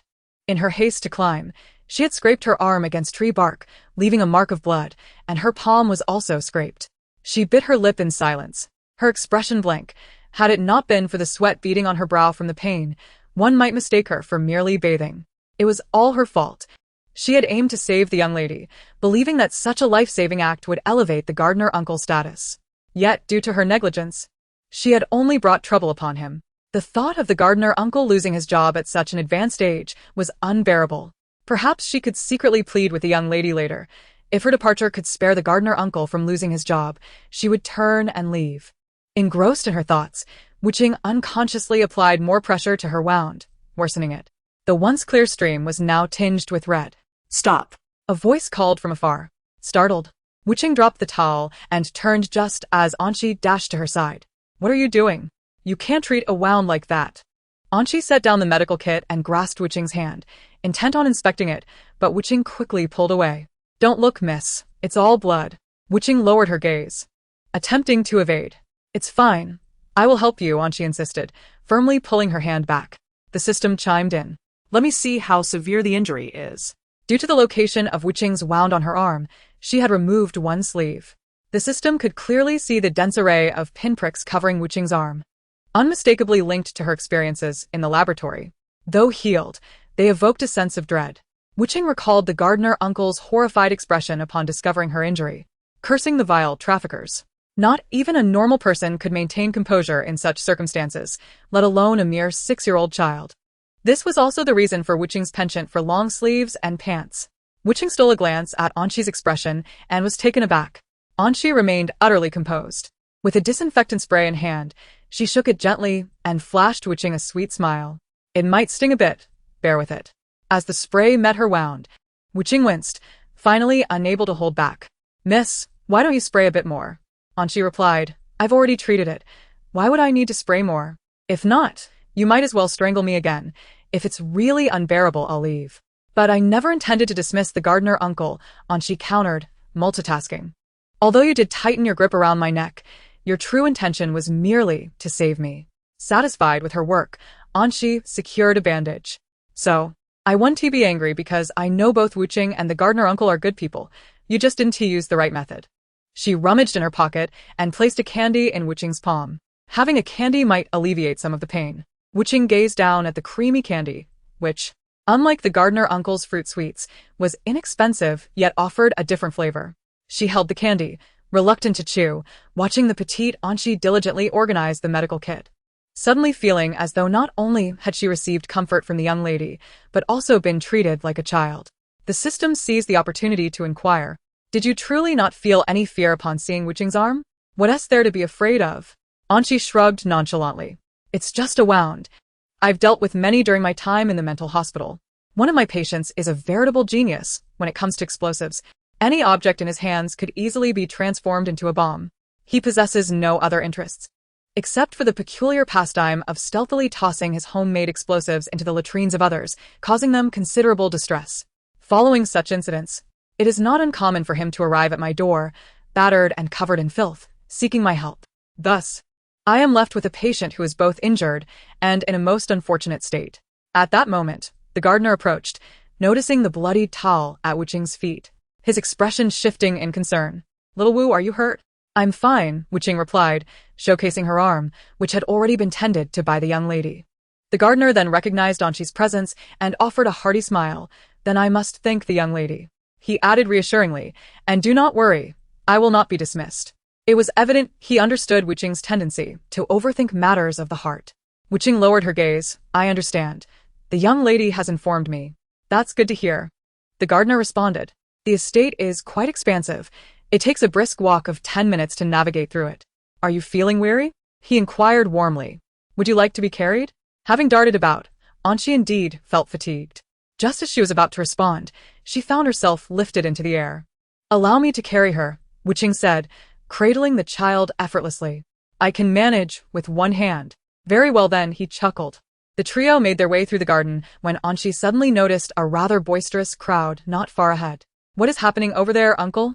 The gardener glanced over, realization dawning upon him. That must be the new batch of servants arriving. Due to the recent influx of new staff, the departure of old ones necessitated replacements. Clearly, the hiring process required time, yet tasks could not be left unattended. Consequently, the first batch of servants that Jiang Yuran had previously recruited began their duties early. Anshi caught sight of one of Jiang Yuran's two robust female servants leading the way. Approaching closer with Wuching and the gardener, she could hear snippets of their conversation. Welcome to the Yin family estate. Here, we hope you will demonstrate some perceptiveness. If you aspire to promotions and raises, you must understand who holds the ultimate authority. The speaker continued, let me introduce the household. Aside from the master and Yuan and Madame Jiang Yuran, there are 4 young masters and 1 young lady. Also, do not listen, do not observe, and do not speak. Suppress your sympathy. These are the unwritten rules for surviving in this household. Hearing this, Anshi felt a swirl of emotions. The eloquent rhetoric essentially translated to, with the husband often absent, this household belongs to Jiang Yuran, and I can exert control over my daughter as I please. Those who are astute should avoid meddling. Otherwise, they should be wary of my wrath. The system interjected with a remark. Such sophisticated rhetoric, when deciphered, becomes so mundane. Just as Anshi was about to retort, the system suddenly exclaimed, how could the female lead be here? Taken aback, Anshi turned her gaze toward the crowd. Indeed, a little girl could be seen beside her mother. Adorned in a green dress with frilled edges, her innocent apricot eyes blinking, and her hair styled in a bun, encircled by plumeria flowers, exuding an aura of tender protection. Mu Yuan gazed in awe at the grand houses surrounding her. What a magnificent and beautiful house. It is even more splendid than those of the employers my mother once took me to see. Don't gawk, dear, a middle-aged woman admonished softly. We are about to enter the main hall. Oh, yes, okay, she resolved, determined not to hinder her mother. At the same time, Zhenghua arrived, breathless. Miss. Why have you come here? You are quite difficult to find. The boss and madam are looking for you. Come, follow me. He extended his hand toward Anqi, only to be met with Wu Qing's wary avoidance. Who are you? Do you not recognize me? Zhenghua was taken aback. Is there truly someone in this household who does not know me? Clearing his throat, the gardener interjected, This is Mr. Zheng, assistant to Mr. N. Little Wu is not a bad person. Please return the young lady to him. The gardener quickly sought to mediate, offering Zhenghua an apologetic smile. My daughter is not employed here, so she is unfamiliar with everyone. Ah, I see. Zhenghua nodded. Anqi bid farewell to the gardener and his daughter, inquiring, Uncle Zheng, what do my father and stepmother want with me? With the arrival of new servants, they intend to select a personal maid for you. Then, why was I not assigned one? Anqi pressed, lacking any relevant memory. Actually, one was assigned, but she was later dismissed. Anqi's curiosity piqued. Dismissed? Why? Zhenghua hesitated before replying, because she was too greedy. When Anqi was still an infant, that woman had audaciously contemplated replacing little Anqi with her own daughter, even scheming to eliminate her entirely by disposing of her in the estate's pond. Thankfully, the security captain had noticed her suspicious behavior in the shadows and, feeling uneasy, had kept a watchful eye, ultimately rescuing little Anqi just in time. Anqi could only shudder at the thought. What a narrow escape. I almost ended up in a tale of switched identities. Rest assured, you certainly will not find yourself in such a narrative. For your father has already experienced the tale of the false young master. If you were to encounter a similar storyline, it would merely repeat your father's misadventures. The system added, thus, the original narrative would not arrange it this way, especially since your character still holds significance. Momentarily, Anqi found herself at a loss, unsure whether to feel relieved for the original owner of this body for surviving or to lament her plight. Perhaps it would have been better had she not. Amidst her mixed thoughts, the pair entered the grand hall. Upon arrival, Anqi was greeted with an enthusiastic call. Darling, it has been a day since I last saw you, and I have missed you dearly. Jiang Yuran embraced Anqi tightly, her eyes reflecting a blend of reproach and a hint of suppressed frustration. Tell me, when I needed you most, why were you not here? Anqi blinked in confusion. When did my stepmother need me? Why, of course, when I am being punished. You little rascal, stop pretending to be oblivious. Jiang Yuran's gaze softened. You know the difference between you and the stars? Anqi replied. What is that difference? The stars reside in the sky, while you hold a place in your stepmother's heart. Then, do you know I have made mistakes? Anqi inquired. What mistakes? Jiang Yuran responded playfully. Loving you leaves me at a loss. The two shared a laugh, and An Yuan interjected, visibly uninterested in the exchange of their endearing banter. Are you two quite finished? Are we not selecting servants? Indeed, we are selecting. Jiang Yuran hastily urged Anqi forward. Come, dear, choose the one you like best. She will be your personal maid henceforth. However, it seems inappropriate to let you decide so simply. How about this? Jiang Yuran stepped before the servants and clapped her hands. Demonstrate your merits. Those who appeal to the young lady will be tasked with her care. As she spoke, the expressions of the servants shifted dramatically. Directly attending to the young lady would entail a significant increase in salary and benefits. Anqi found herself positioned prominently, while Jiang Yuran smiled encouragingly at her. There's no rush. We will take our time. Let us begin. Anqi quietly confided in the system. I suspect there are individuals arranged here by my stepmother. The system concurred. I share your sentiment. Though it was Anqi's turn to choose, there were, in fact, only 4 candidates suitable for selection. The rest had failed to meet the approval of the 2 overseeing figures. The first individual is a short-haired woman adorned with glasses. I possess a profound passion for cooking, adept in the 8 major culinary traditions, and revel in the joys of organization and cleanliness. My academic background includes a specialization in medicine at the master's level, complemented by a certification in nutrition. The second individual is a woman with a gentle smile gracing her face. The third is a woman of stern demeanor. I am fluent in 5 languages, and should the young lady require assistance with foreign languages in the future, I can provide comprehensive oral practice. Additionally, I have achieved a 9th level proficiency in calligraphy and possess a driver's license. The fourth individual is a middle-aged woman of pleasing appearance who smiles shyly. I have 5 years of nursing experience and have previously worked as a professional makeup artist with a significant understanding of aesthetics. I have also obtained a teaching qualification and have taught from elementary to middle school levels.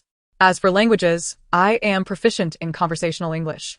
And I can delve into the art of cooking and pastry making. And Yu Yuan nodded and poked the little one beside her. Having listened, who do you prefer? And she could not help but glance at the first and second individuals, one a culinary expert and the other a master of desserts. Let me think, she mused. What is there to ponder? You little one are truly indecisive. Had it not been for Yu Yuan's presence, Zhang Yuran would have eagerly made the choice for Shi, suggesting she select between the first and second candidates.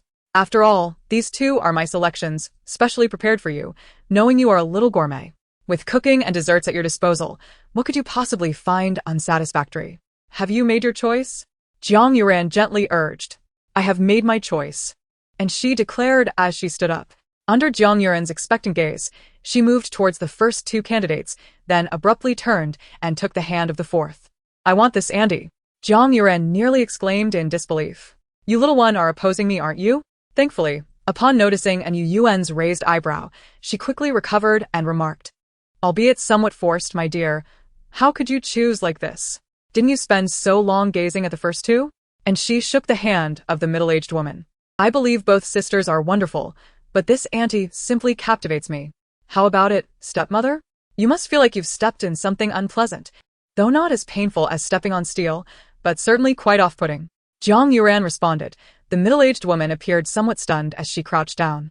Little miss, do you truly wish to choose me? Yes, and she replied, flashing a sweet smile. What is your name, auntie? My surname is Mu. You may call me Mu-Ma. Mu-Ma revealed a tender smile. The system observed in astonishment as the caretaker initially assigned to Yu Yuan inexplicably became Shi's choice. This is the biological mother of the protagonist, Mu Yuan. You are quite bold to select her. Precisely for that reason, I must choose, and she reasoned. At least with Mu-Ma by my side, I can stay informed about the protagonist's latest movements. If I do not have Mu-Ma, I would be unaware if the protagonist were to flee. And she was indeed quite concerned for her own well-being. The system contemplated this logic and found it sound. And Yu Yuan, seated in a wheelchair, was pushed over by Zhenghua, who inquired of Shi, have you made your decision? And she nodded affirmatively. Then you must be prepared to care for the young lady henceforth, and Yu Yuan stated, pulling Shi behind her wheelchair. As for you, take me to the pond to feed the koi. And she pouted, father is being stingy. It was merely during the last performance that I overlooked my old father in favor of my elder brother. Yet he still holds a grudge. His pettiness is astonishingly small. What did you say? And Yu Yuan inquired. And Shi's expression shifted instantly. I said from today onward, I shall only address you as sir. And Yu Yuan raised an eyebrow in confusion. Because you occupy a special place in my heart. The clumsily sweet words did not elicit disdain from Yu Yuan. Rather, she masked her upward curving lips behind the guise of sipping tea. As the three passed by, Zhenghua deliberately lagged a step behind and lowered his voice to Mu-Ma. Treat the young lady well, and you shall reap the rewards. Mu-Ma nodded vigorously. In a corner, Mu Yuan could not help but fix her gaze on Shi, who stood behind Yu Yuan. And Shi's features were delicate, her eyes sparkling like the luminous autumn moon, adorned in a powdery purple French princess dress, moving with an elegance akin to fluttering butterfly wings. Though she sensed a certain frailty about Shi, Mu Yuan felt an undeniable pang of envy.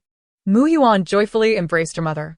Just then, a sudden knock on the door startled Mu-Ma, who opened it to find a towering, muscular maid standing outside. May I inquire if there is anything you need? Mu-Ma asked politely. There is a matter.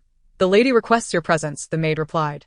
Mu-Ma, puzzled, thought Zhang Yuran had already made arrangements.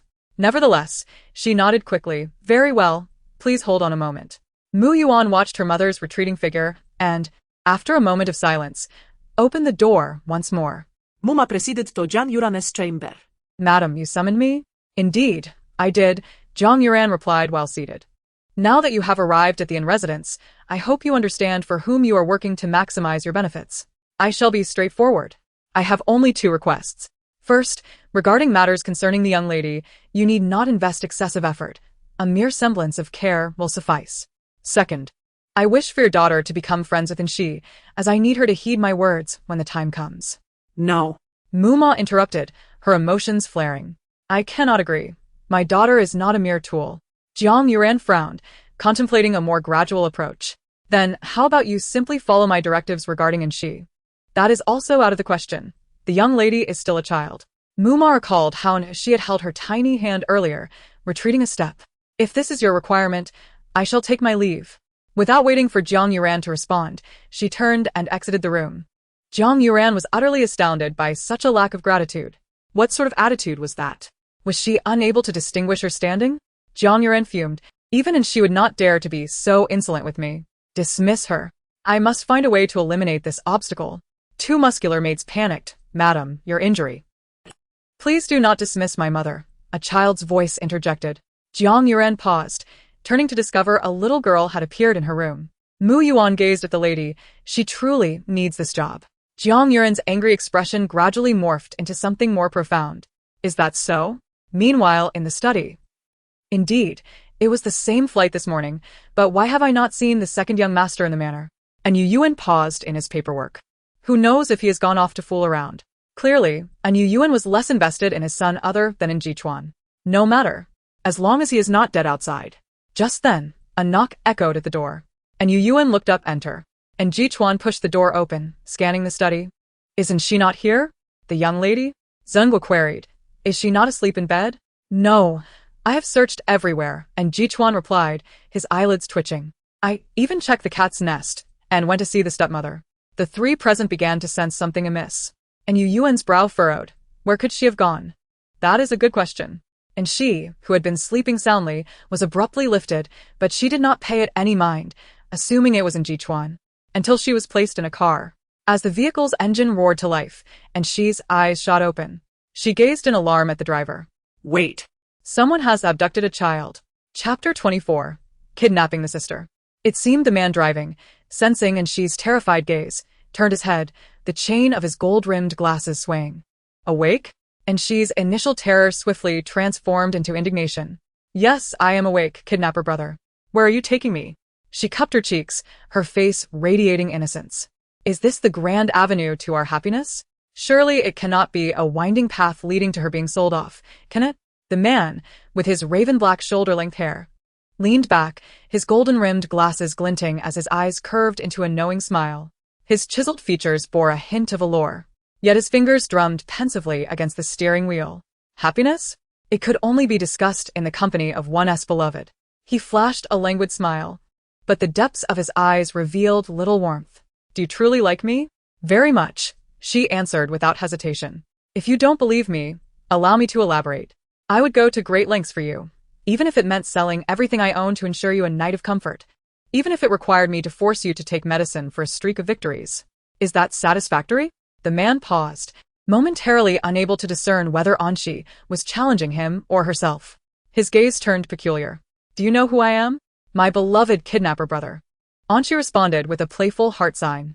You have truly forgotten me, he replied with a sardonic tone.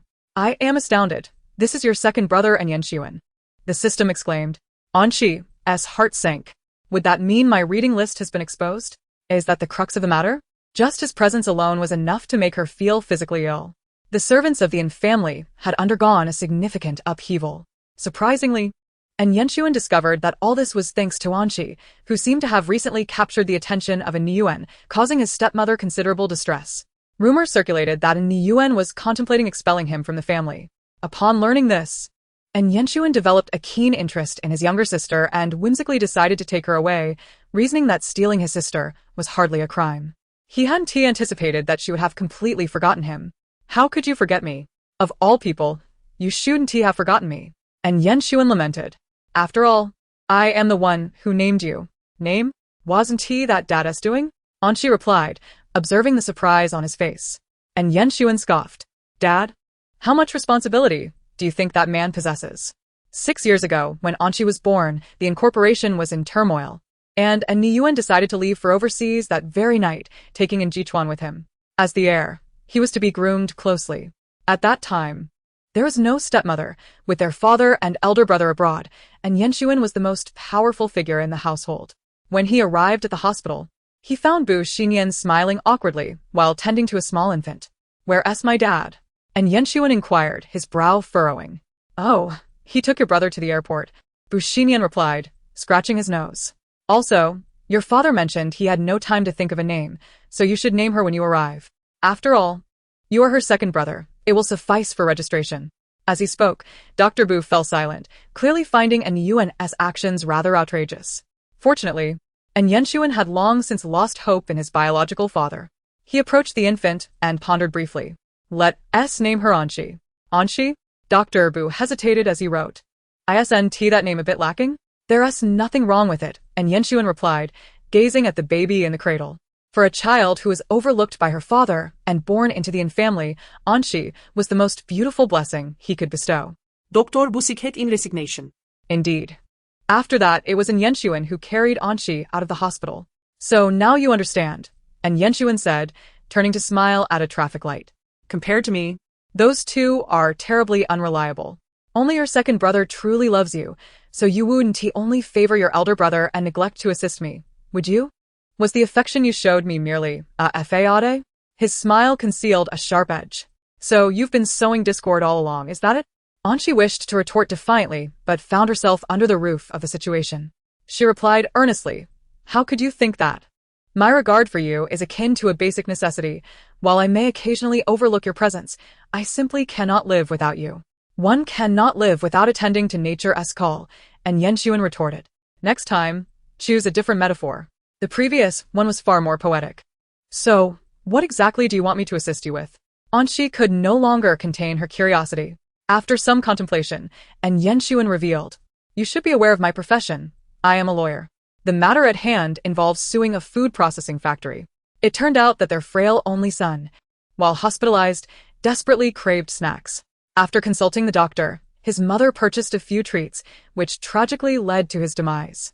Overwhelmed with grief, the affluent couple first sued the hospital, only to discover that their son had forbidden substances in his system. The police promptly investigated and traced the issue back to the food processing factory, but unfortunately, no evidence was found.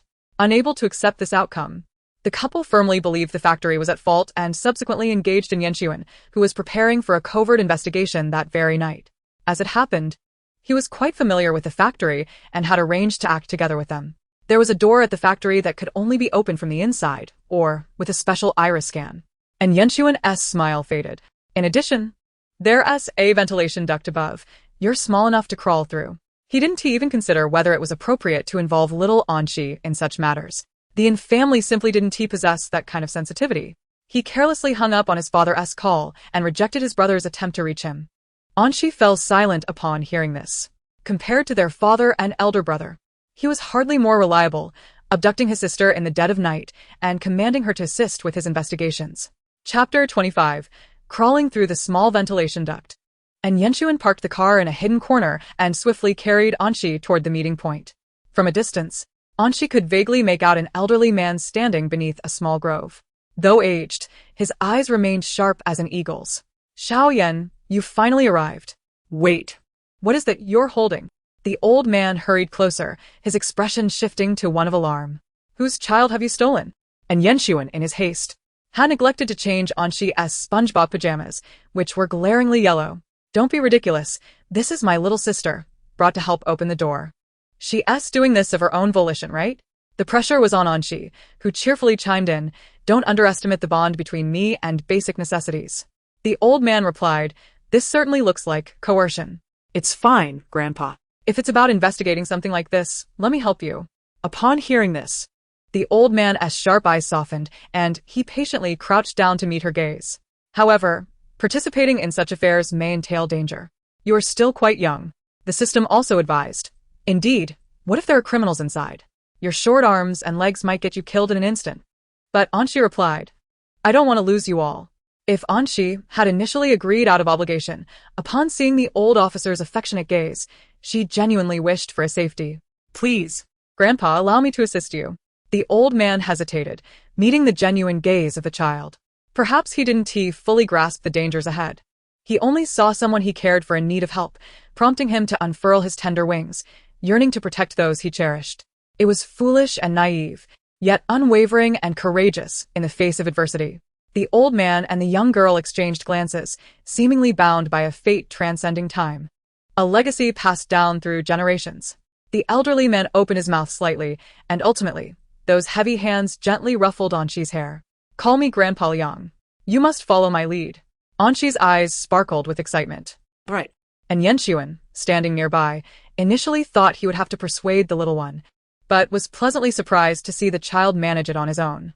Could it be that his elder brother and that useless father were similarly won over? This young one certainly possessed formidable persuasive skills. And Yuan lowered his gaze. However, he was not one to easily change his mind. As the trio navigated the night, avoiding surveillance, Anshi found himself cradled in the surprisingly agile arms of Grandpa Yang. The food processing plant was vast, containing several workshops responsible for producing different raw materials. Their destination was the largest workshop, where Grandpa Yang halted before a back door, tapping on the lock. And Yuan promptly understood and retrieved a piece of wire. Observing the other's adept movements, Anshi couldn't help but wonder, is my brother truly a legitimate lawyer? He asked the system. He seems a bit arrogant. Ah. A gold medal lawyer. Anshi became increasingly serious. I can hardly imagine the astounding gossip my second brother must hear at home. Is this really the time for such thoughts? The system retorted. With a click, the door swung open, and the trio swiftly entered. Both Grandpa Yang and Yuan appeared focused on their objective, entirely disregarding the scenery around them as they headed straight for the storeroom. Perhaps they were concerned about being filmed or leaving behind incriminating evidence. For there were no surveillance cameras at the storeroom entrance, much to Anshi's advantage. After dismantling the vent's grill, Yuan instructed Anshi, once you're inside, just keep crawling. Don't overthink it. Turn left at the fork and go down to help us open the door. Grandpa Yang added with concern, be cautious as you descend the ventilation duct. It might be a bit high. Anshi gestured affirmatively, then turned towards the duct, crawling inside. Grandpa Yang's face softened with affection.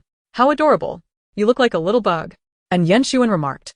Anshi, armed with a small flashlight, crawled cautiously, not daring to make a sound amidst the dust. The system waved its seemingly useless electronic glow stick. Keep it up.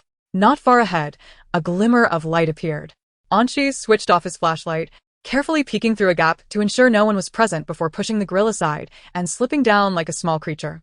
Outside, and Yuan and Grandpa Yang, alert at the sound of the door opening, turned to see Anshi emerging with a beaming smile.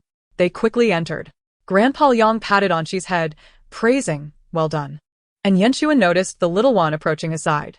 Anshi tugged at his clothing. Hurry and praise me. Unaccustomed to such a straightforward request, and Yuan hesitated for a moment before conceding. You did quite well.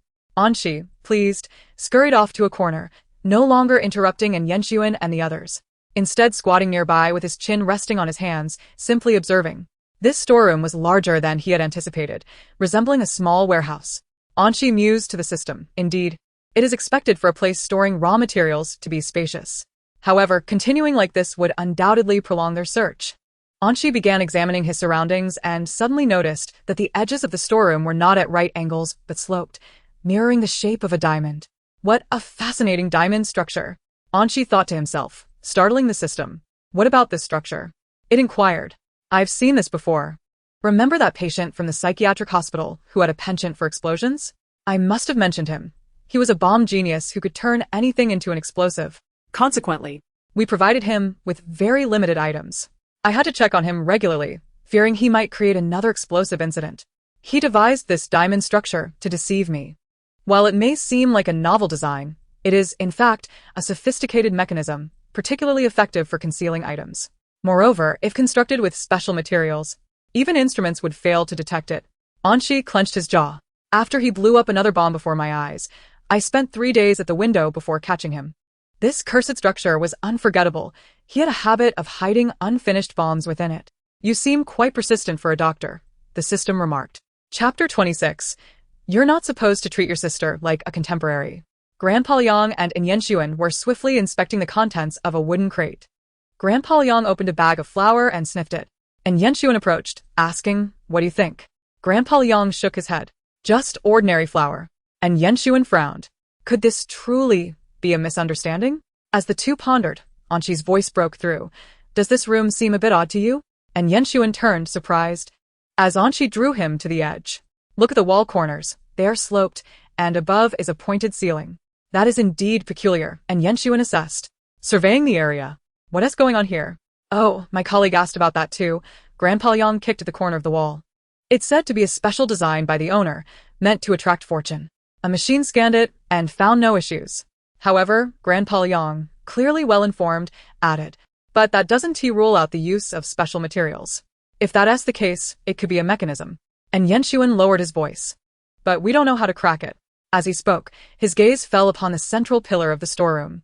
Approaching it, he tentatively turned it, discovering it was movable. He looked at Grandpa Liang. His companion replied, "My colleague mentioned that the owner said this movable pillar is also part of the fortune-attracting design." Anshi scoffed inwardly. This contraption only needs to be turned 73 degrees left and 96 degrees right to unlock. Is this what you deduced after catching that explosive patient? The system queried. No, this is my deciphered conclusion because he refused to provide me with any bombs while plotting his next explosive incident, Anshi replied, laughing in frustration. I had no choice but to decipher it myself and confiscate it. It took me an entire day to figure it out. As such mechanisms cannot be solved by mere trial and error. The system suddenly felt that Anshi's past endeavors might not have been about cases, but rather accomplishments. Wait. Brother, Anshi suddenly halted and Yenxuan's actions. I think I heard something. Turn it again. And Yenxuan paused, slowly rotating the pillar. Stop, turn it the other way. And Yenxuan sensed something unusual. Could Anshi truly possess an exceptionally keen sense? He continued to adjust the pillar. Anshi feigned concentration, but his eyes were fixed intently on the angle of the pillar's rotation. Stop. And Yenxuan halted just in time, and with a click, Grandpa Liang turned his attention toward the sound. It's a hidden door. A section of the floor had sunken. Marvelous. Why aren't you my granddaughter? Grandpa Liang was now thoroughly impressed with Anshi. You're practically a chosen scout. With a hidden door, the entire storeroom's significance transformed. The three of them cautiously advanced, encountering three separate paths ahead. And Yenxuan wasted no time, declaring, we'll each take a path. He attached a camera to Anshi's collar. You can choose. I see you're a bit eccentric, Grandpa Liang couldn't help but remark. Do you think it's appropriate to send little Anshi alone to scout? And Yenxuan, unfazed, replied, there's no issue with her being treated as an equal. Grandpa Liang retorted, I didn't mean for you to treat her as an equal in action. She'll accompany me, he insisted. We'll split up. In truth, it was of little consequence. Anshi gazed down one of the paths, hoping time would not linger too long. I can go by myself. If there's danger, I'll just call my brother and grandfather. And Yangsen remarked, look. She's already said so. The old man Liang, unable to withstand the persuasive arguments of An Yangsen, ultimately conceded to Anshi's desire for independent action. However, he warned sternly that she must shout for help if she encounters any problems. All right, Anshi thought, confident that all would be well. The three of them then split up. An Yangsen headed left, where an iron door awaited. With a deft twist of wire, he unlocked it effortlessly and pushed the door open, revealing a rudimentary office. He sat down and began skillfully deciphering the password to access the computer, his gaze gradually becoming more intense. This is a list of parties involved in the trade of illicit drugs. Meanwhile, the old man Liang chose the middle path and entered a warehouse. Upon opening a wooden crate, even before he could take a close whiff, his expression turned grave. Found it illicit drugs. He attempted to send a message to his colleagues, but realized there was no signal. Did they activate the signal jammer? I wonder how little Anshi is faring? With concern weighing heavily on her, Anshi was crouched in a corner behind a box, tears streaming down her face. She spotted 4 burly men playing mahjong nearby. Just one of them could likely crush her skull with ease. It's all your fault, Old Lee, one of the large men accused. If you hadn't accidentally dropped some items into a few food packages during the last shipment, the police wouldn't have come sniffing around. Exactly. Another tall man chimed in. Now the boss is on high alert, worried about the police. It's led to us having to keep guard here all night. Can you blame me? Old Lee grumbled. I didn't expect to be so unlucky. Those problematic packages just happened to be bought by a wealthy family whose child was sick and unfortunately passed away. It's infuriating. All right, enough squabbling. A man named Seng Biao, with a shock of yellow hair, interjected gruffly. Isn't it time for the patrol? Panic surged within Anshi. Her brother and grandpa were still outside. No need, a short man dismissed her fears, and just as Anshi began to relax, he continued. As long as I press this button, any weight exceeding 5 of us will trigger an alarm, pinpointing the intruder's location through gravity sensors. Anshi cursed the inventor of such a device. Just like that, the short man pressed the button. In an instant, the entire factory erupted into alarm. And Yangsen, who had been taking pictures, immediately changed his expression. We've been discovered. Old man Liang hurriedly packed the evidence into a bag. Meanwhile, in the last room, the short man abruptly turned to the source of the alarm. There's someone. Quick, catch her. Sang Biao was the quickest to react, lunging forward. But Anshi slid deftly through his legs and shouted at the top of her lungs, "There are 5 of them, run." Chapter 27. It feels like you want to live more than anyone else. Where did this child come from? Old Li stared in disbelief at the figure that slipped past Sang Biao. Forget about that. The short man smacked Old Li on the back of the head. She has accomplices. Go catch her. Anshi, feeling the rush of wind by her ears, dared not to breathe. Her body, still drained from Jiang Yuren's earlier actions, was now propelled only by adrenaline. Unfortunately, her short legs could hardly keep up. The men behind her clawed toward her. No. Anshi screamed internally. No. Echoed the system, equally terrified. Just then, a gunshot rang out. Ah. Sang Biao howled, clutching his arm, as An Yingxin pulled Anshi into his embrace. Don't look back. Old man Liang stood on the staircase, one hand gripping a gun while the other braced against the entrance of a concealed door. We need to hurry, someone is coming. The 3 rushed out of the storage room, retracing their steps to exit the factory. The good news, the back door was still unguarded. The bad news, that wouldn't last long. Liang closed his eyes, listening intently to the footsteps, estimating there must be at least 30 of them. The situation was dire. As such, criminals would likely be armed, and Liang had only a limited supply of ammunition. We cannot let them gather. We should split up and run. An Yingxin made a swift decision. We'll regroup at the vehicle. In just 2 sentences, they had coordinated their escape. An Yingxin dashed northward with Anshi, while Liang sprinted towards the east.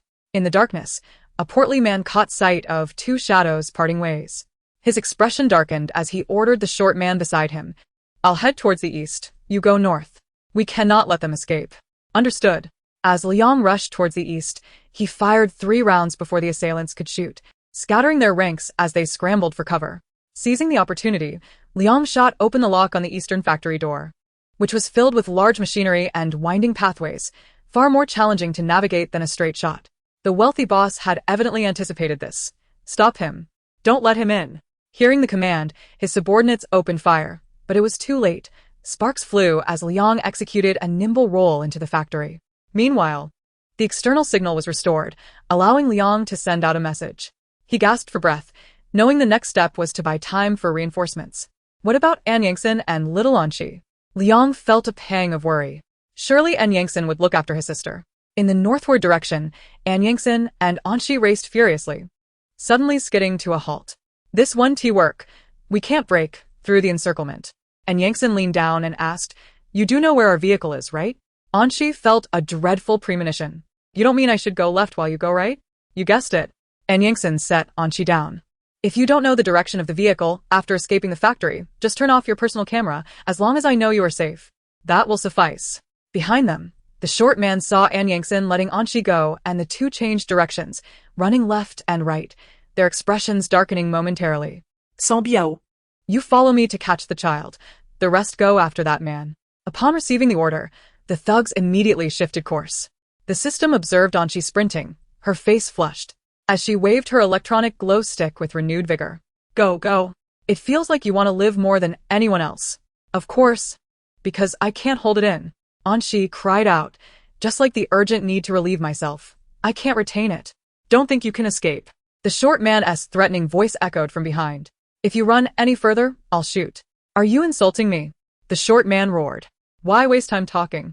Just eliminate her. Sang Biao, still seething from his earlier injury, seized the gun, filled with hatred. He fired 4 shots. Are you insane? The boss said to leave a live one. As bullets flew toward her, Anshi instinctively rolled back, dove forward, and tumbled, executing a swift slide behind a large wooden crate. To her surprise, she discovered an open window in the western factory. Without hesitation, Anshi leaped through. The 2 large men stared in astonishment at her agile escape. How can you be so nimble? The system marveled. Why do you ask? It's obviously from practice. Anshi replied instantly. I should have mentioned before. I have a patient who enjoys pretending to be dead in the hallway.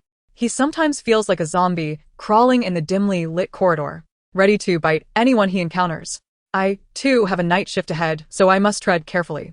The system notes that this individual bears some experience. Due to the small window, the 2 adults must enter through the main door, granting Anshi a moment to catch her breath. What to do? She will eventually be caught like this. Anchi's gaze begins to scan her surroundings, and she suddenly fixates on a large oven in the West factory, where the bread is baked. Approaching it, she notices a note affixed to the surface that reads, "Under repair. Please do not approach." That is not the crux of the matter.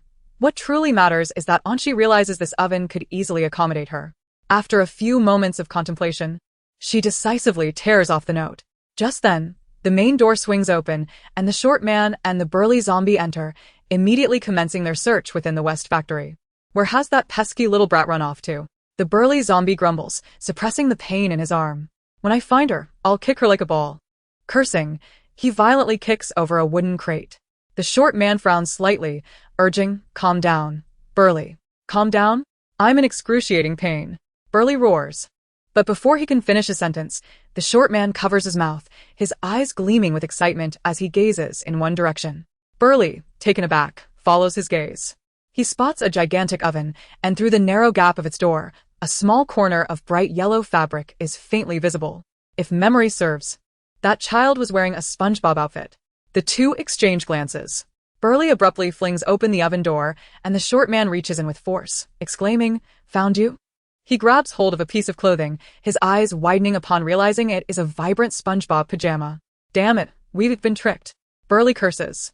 At that moment, a child bursts forth, and without waiting for the two to react, Anchi exerts all her strength to push Burly aside. The sudden force causes the towering figure of Burly to stumble forward, and the short man quickly steadies him.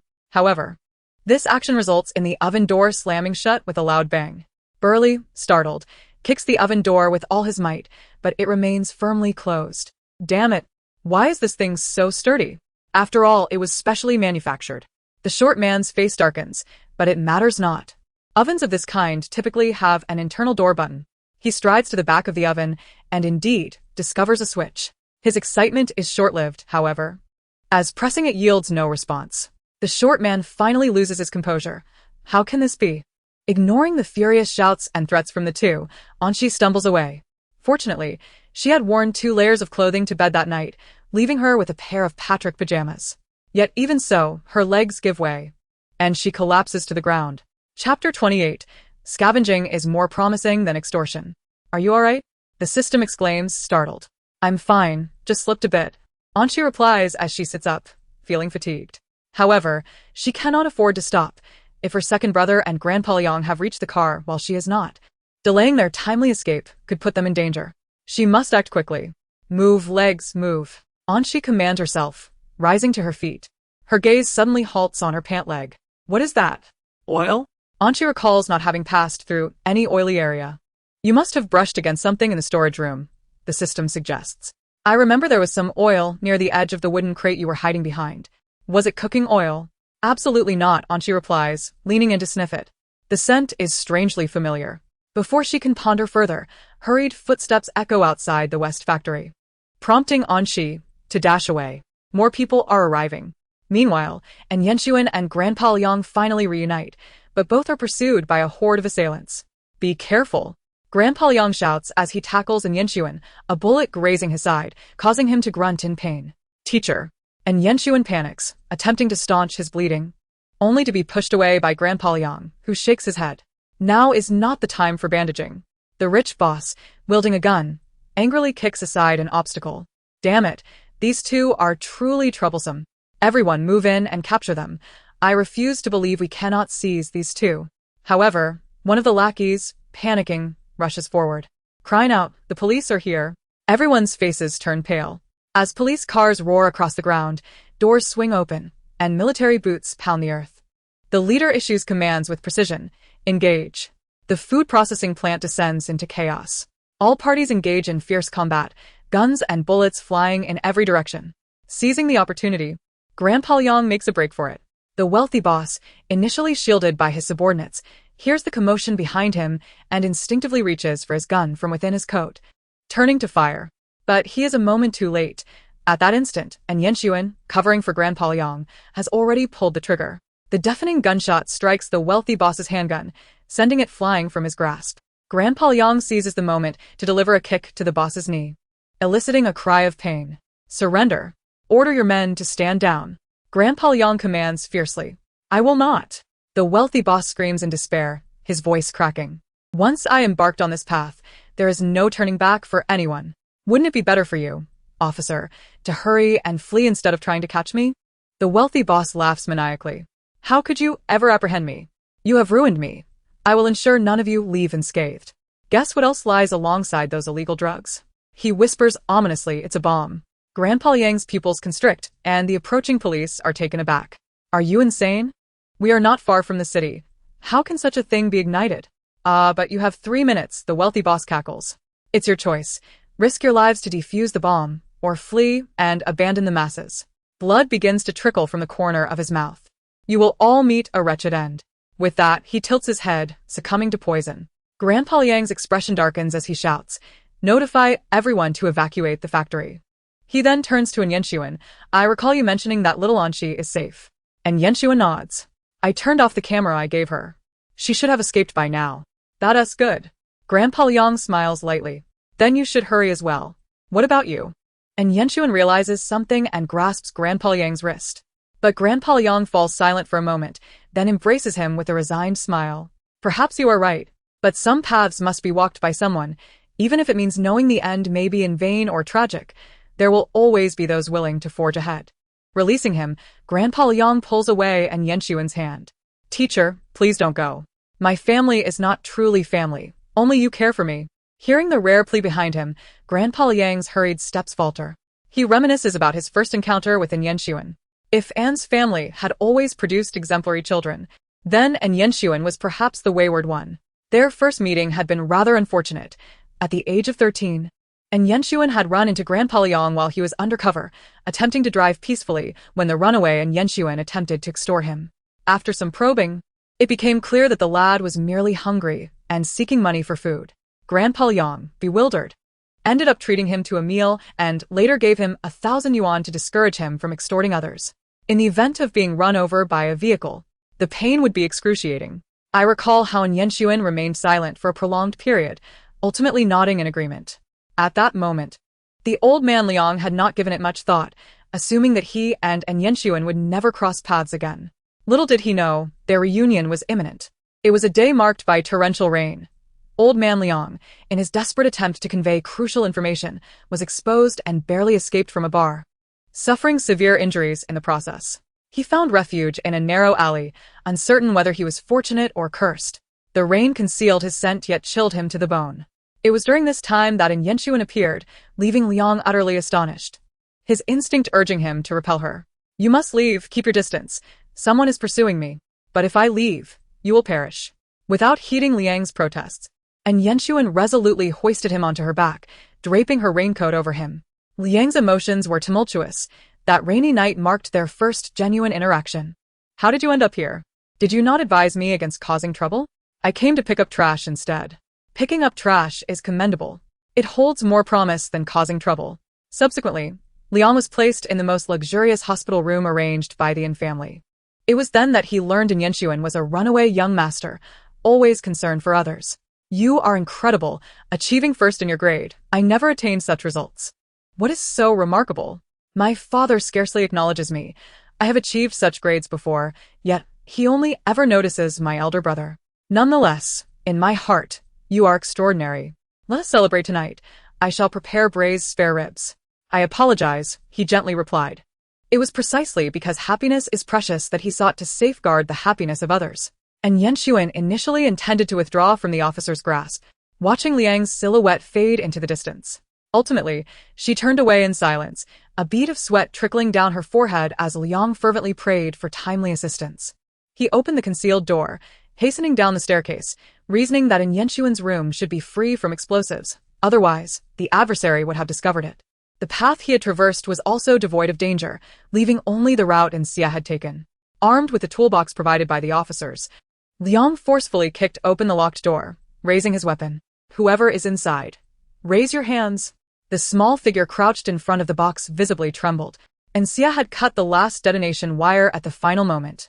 Xia, how did you end up here? Liang was taken aback. Isn't this the most perilous location?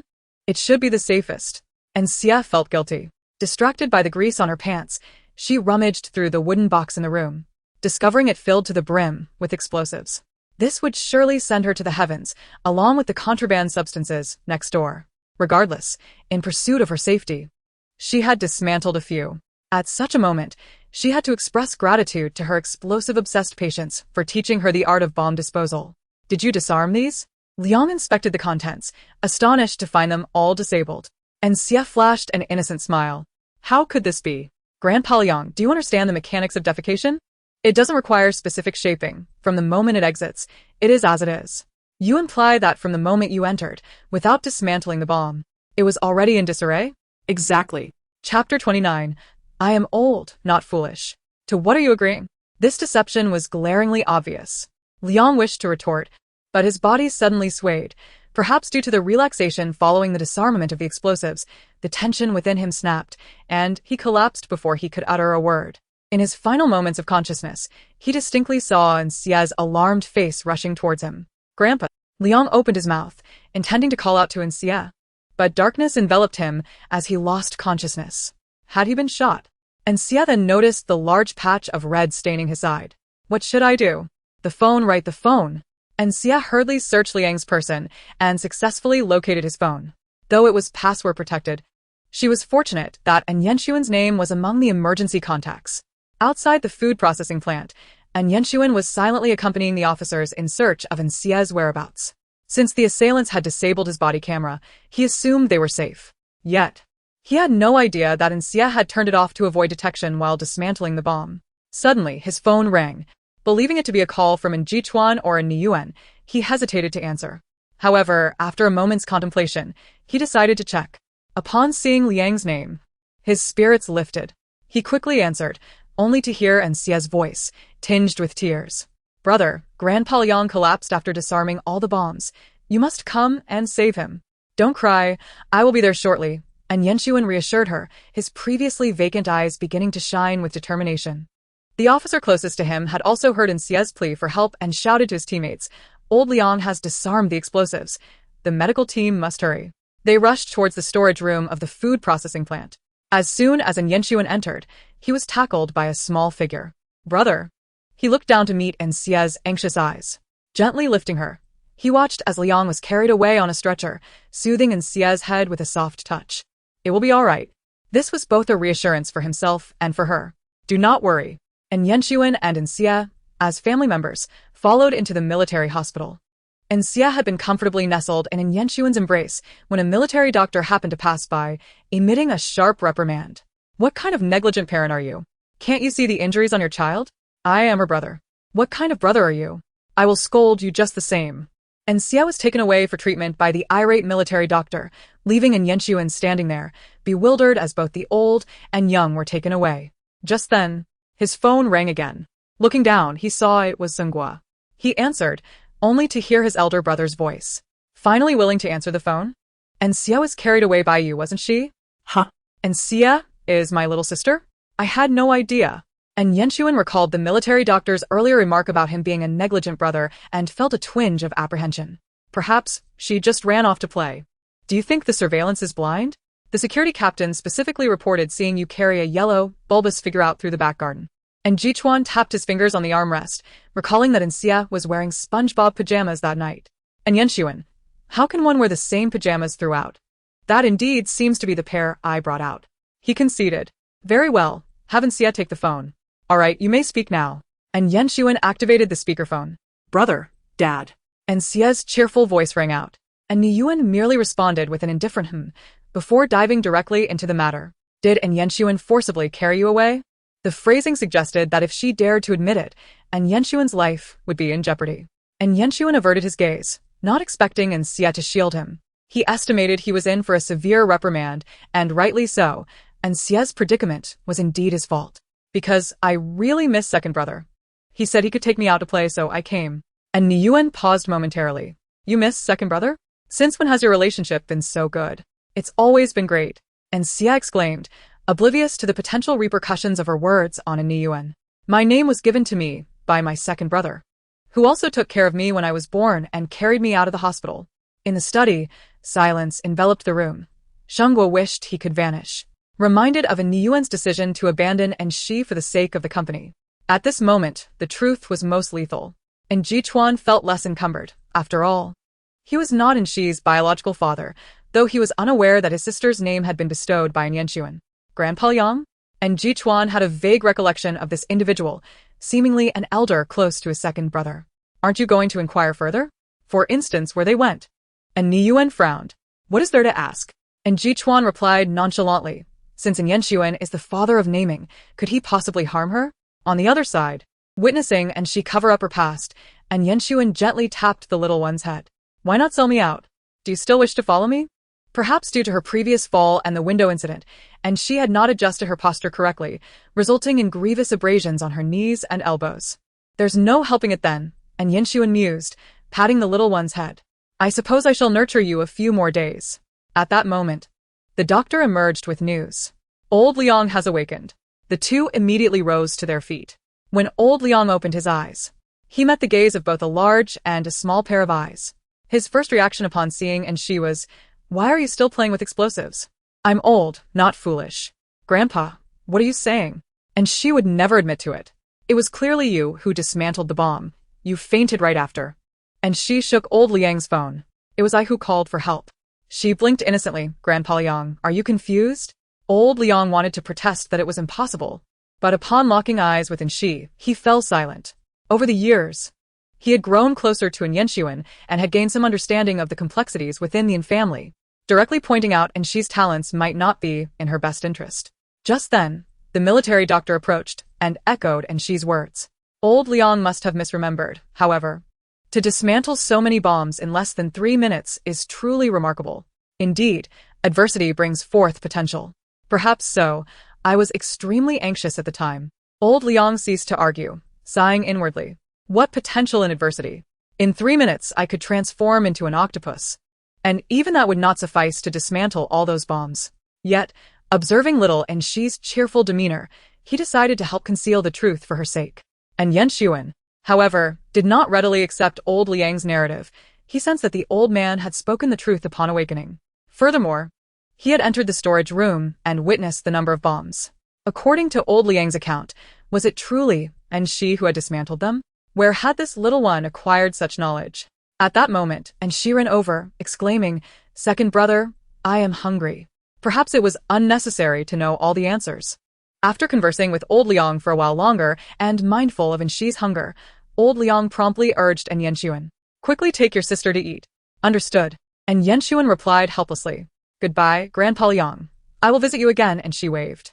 Very well. Old Liang beamed with affection as he watched Yanxuan lead Shi away. Memories of little Yanxuan leaving his doorstep surfaced, gradually growing up amidst the ebb and flow of reality. Observing the siblings' intertwined hands, he felt a sense of companionship that dispelled the loneliness he had once known. Old Liang could not help but smile. How delightful. Order whatever takeout you desire. Back in the car, Yanxuan handed his phone to Shi, who could find renowned restaurants in the city. Brother, are we going to a restaurant? And she gazed out at the swiftly passing scenery. If you wish to dine at a restaurant, we can go tonight. He nearly forgot that this little one had also been awake all night. It was impressive that she had held out until now. And Yanxuan parked by the roadside, covered Shi with a blanket, and suddenly paused, noticing she was clutching something in her hand. Upon closer inspection, he discovered it was his gold-rimmed glasses, which he had thought lost during their escape. And she, still drowsy, turned over. Gold-rimmed glasses, made of gold. Once Shi was settled, Yanxuan began organizing his documents. The wealthy couple soon received news. Lawyer, and do you have results? The woman grasped Yanxuan's sleeve with excitement. No matter the cost, I will sue him. Mrs. Su, please remain calm. And Yanxuan produced a folder. This contains my investigation's findings from last night. He lowered his gaze slightly. I believe there is no longer a need to file a lawsuit. Upon hearing this, Mrs. Su tore open the folder, and both the wealthy couple quickly scanned its contents. And she had begun to awaken slightly when Yanxuan carried her from the car. But after such a long night, she felt too weary to move. Eventually, her throat parched, and she rose to fetch water. Just as she pushed open the lounge door, she was met with the sight of a mother on the brink of collapse. There was no hysteria, merely a numb gaze directed at the report. After reading the document, Mrs. Su's fury seemed to dissipate, leaving only a sorrow akin to a gentle rain. Why? Why must it be my child? I wanted so desperately to save him, yet it was I who harmed him. Do not despair. You were unaware that those snacks were tainted.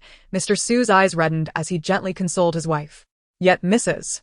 Su laughed through her tears, suddenly asking and Yenshuan lawyerin, do you think my outfit today looks nice? And Yenshuan, puzzled by her question, observed the black mermaid skirt she wore. It is quite beautiful. Indeed, my son designed it for me. He selected this button, cut this fabric, and created this dress. Today is the first time I wear it. As Mrs. Su chuckled, her voice caught in her throat. At my son's funeral. Then he must have loved you dearly. Mrs. Su was taken aback, and she stood by the sofa, just like this dress, even if the creator is separated by life and death. It continues to bring warmth to those who love him. I hope Auntie looks beautiful. Is that so? At last, Mrs. Su's tears flowed freely as she embraced and she, weeping uncontrollably. Mr. Su wiped his tears, intending to comfort and Yenshuan, but found him slipping away. Mr. Su, two grown men embracing is inappropriate. That is quite cold and heartless. He attempted to embrace his wife once more, only for her to push him away as she held and she. Ultimately, he could only hold himself tightly. Despite not achieving a successful lawsuit, and Yenshuan and she had traversed the realms of life and death. Thus, the wealthy couple still paid 200 million. With reddened eyes, Mrs. Su tenderly handed and she a business card. You are Niyuan's child, correct? Come visit Annie when you have the time. All right, and she obediently waved. Would be, on Su. As they watched the couple depart, and she turned to her brother. I'm hungry. It was astonishing. She had yet to eat. How can one change their demeanor so swiftly? Understood, I haven't eaten either, and Yenshuan replied as he set down the folder. Let me change into different clothes, and then we shall dine. After changing into a simple, white shirt, and Yenshuan was about to leave with she when he finally noticed, why are you still wearing that soiled nightgown? Sometimes, dirtiness is not due to preference. And she gazed at him with a forlorn expression, but rather because you, dear brother, did not provide me with a change of clothes. Such an unpretentious truth. And Yenshuan acknowledged his oversight. Come, let us go buy you some clothes. He carried the injured and she as they descended to the law firm's ground floor. Considering the proximity of the upscale shopping mall, and Yenshuan decided to walk. As he was strolling along the path, he was suddenly called out to second brother.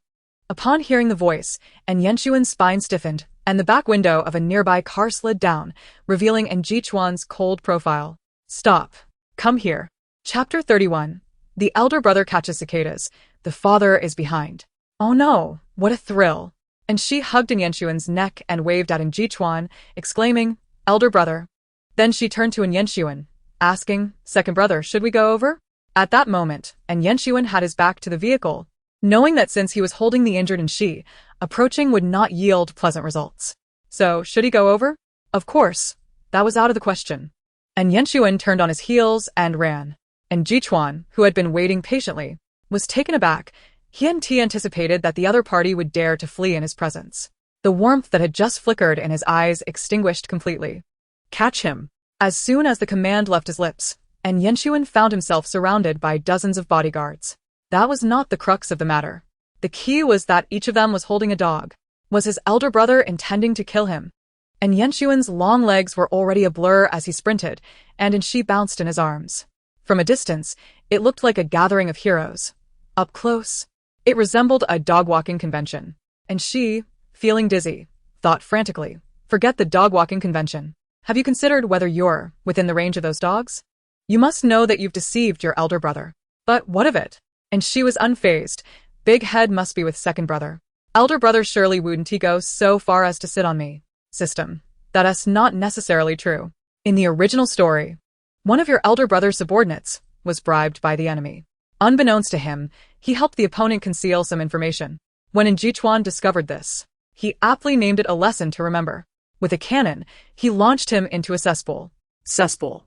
And she's smile faltered as she glanced at the large dog behind her, her expression morphing into one of sheer terror. Second brother, run. If we get bitten, we're done for. And Yenshuan gritted his teeth. Hold on tight.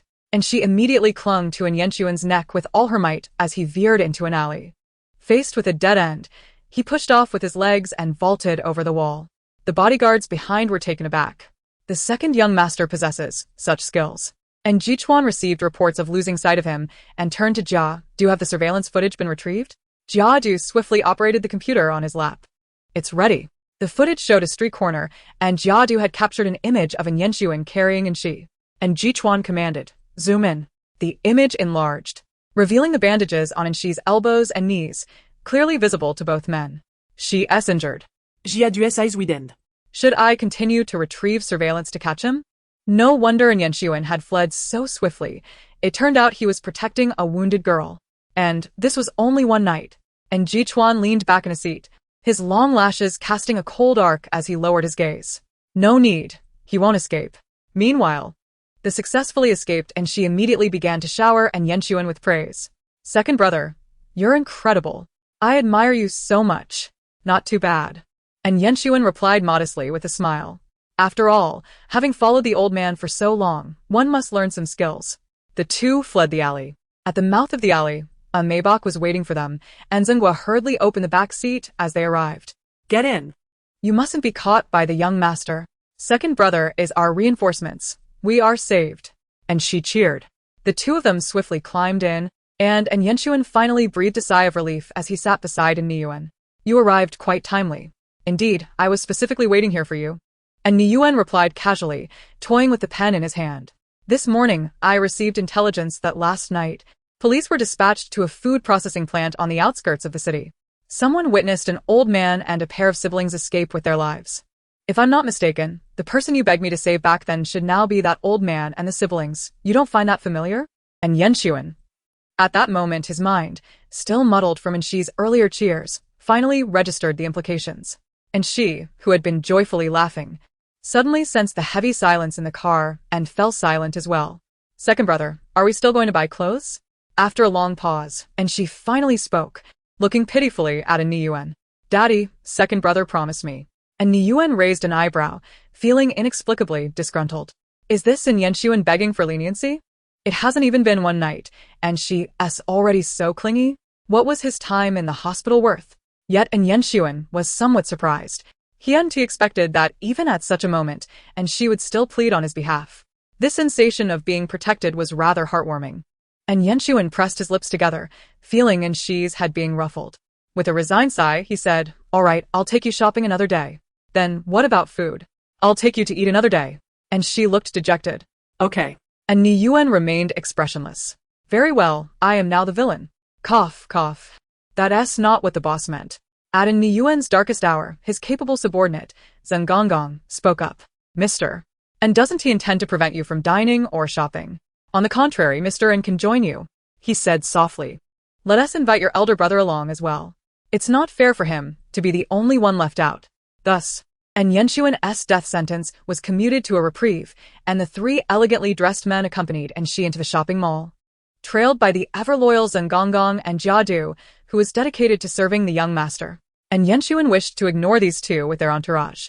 He nudged Shi, saying, "Go on, pick out a piece of clothing you like, and then we'll go eat." "All right." And she dashed into the clothing store to begin her selection. This store was one of the frequent choices of the Yin family, so the staff immediately recognized Niyuan and the others. "Incredible. The three of you are here. It's the young lady's arrival." The staff promptly began to enthusiastically present options to Shi. And Yenshuan was searching for a dining place and asked the two beside him, "Doesn't she prefer sweet or spicy food?" And Niyuan replied, "She should be able to eat anything, right?" Previously, when she was beside him at the hospital, she had eagerly sampled everything, leading Niyuan to suspect that Shi was a glutton. And Jichuan, uncertain, said, "Sweet, perhaps. If it's dishes." The young lady seems to prefer spicy. Zhenghua had at least arranged meals before. Besides spicy dishes, she also loves desserts. Jiadu added, especially fond of cakes. And Niyuan and Jichuan exchanged glances. "You're making us seem unprofessional." And Yenshuan shot a disdainful glance at the two. Just then, and she emerged from the fitting room, beaming as she showcased her outfit. "I'm all set. How do I look?" The others looked on, instantly rendered speechless. Chapter 32. Would you sell your father for 200 million? In a leopard print coat, green leather boots, a garish yellow shirt, and deep blue pants, paired with Shi's mischievous smile. And Jichuan said, "Very pretty, but keep your distance." And Niyuan remarked, "A piece of trash among trash." And Yenshuan added, "Throw that yellow shirt far away, and those green boots too." Watching Shi's expression crumble, Zhenghua and Jiadu almost wished to poke their own eyes out. Seizing the opportunity, a staff member suggested, If the three of you are dissatisfied with the young lady's outfit, would you like to help her pick something else? Once selected, let the young lady try them on, and whichever looks best, will buy. After a brief consideration, all three agreed, and she protested. What about my opinion? Doesn't it matter? The first outfit to be presented was from an Niyuan. When the fitting room curtain was drawn back, and Niyuan couldn't help but show a satisfied expression. Before him stood the young girl in a deep green long dress, reaching her ankles. Exquisitely handcrafted with elegant forest patterns featuring flowers, birds, fish, and butterflies amidst the woods. Her seaweed-like long hair cascaded down, and as she raised her gaze, her innocent eyes sparkled like a deer lost in the city. Beautiful, Zhenghua couldn't help but exclaim. And Ji Chuan presented a set of garments, suggesting, try this on. The selection was a silver gradient knee-length dress, cinched at the waist with a black belt that twinkled like a starry river, elegantly tied into a butterfly knot. Over it, she wore a loose light blue knitted coat and perched a blue beret atop her head, adorned with two tiny snowballs. And Ji Chuan nodded approvingly, not bad. Jia Du could not resist capturing the moment with a photograph. Now it's my turn, and Yen Sun said as she handed over her chosen outfit.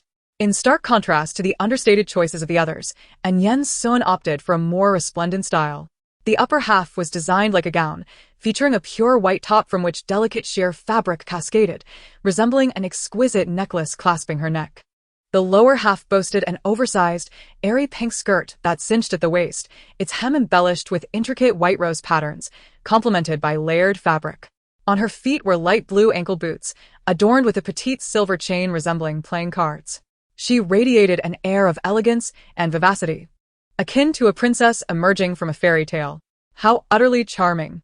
The shop assistant could not help but exclaim with a maternal smile. All right.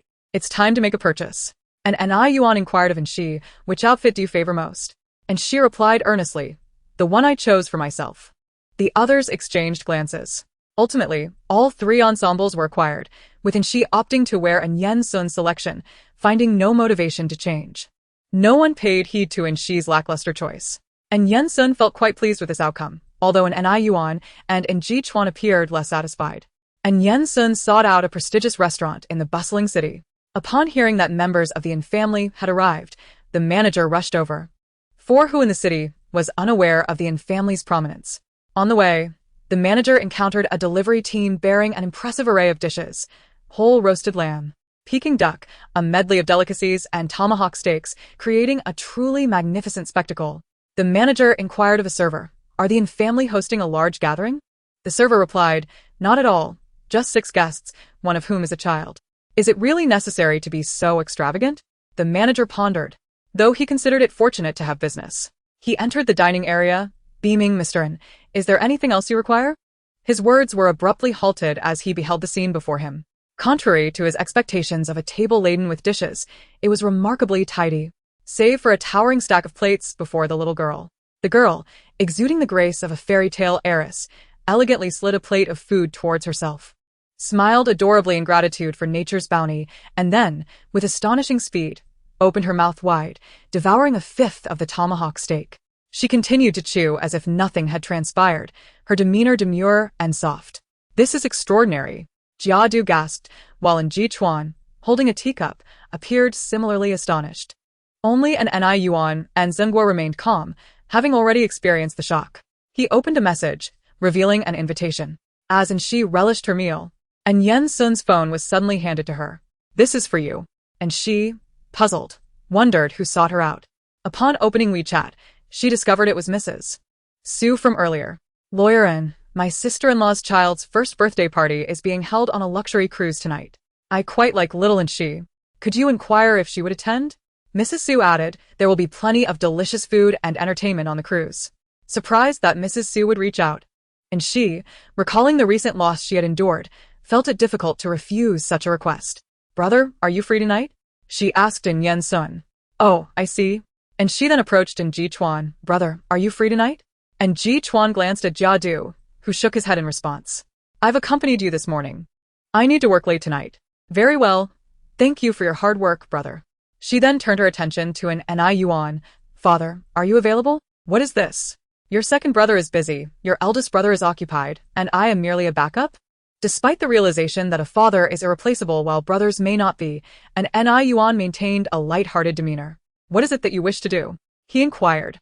Without delay, and she declared, "I wish to attend the Su family's baby's first birthday party.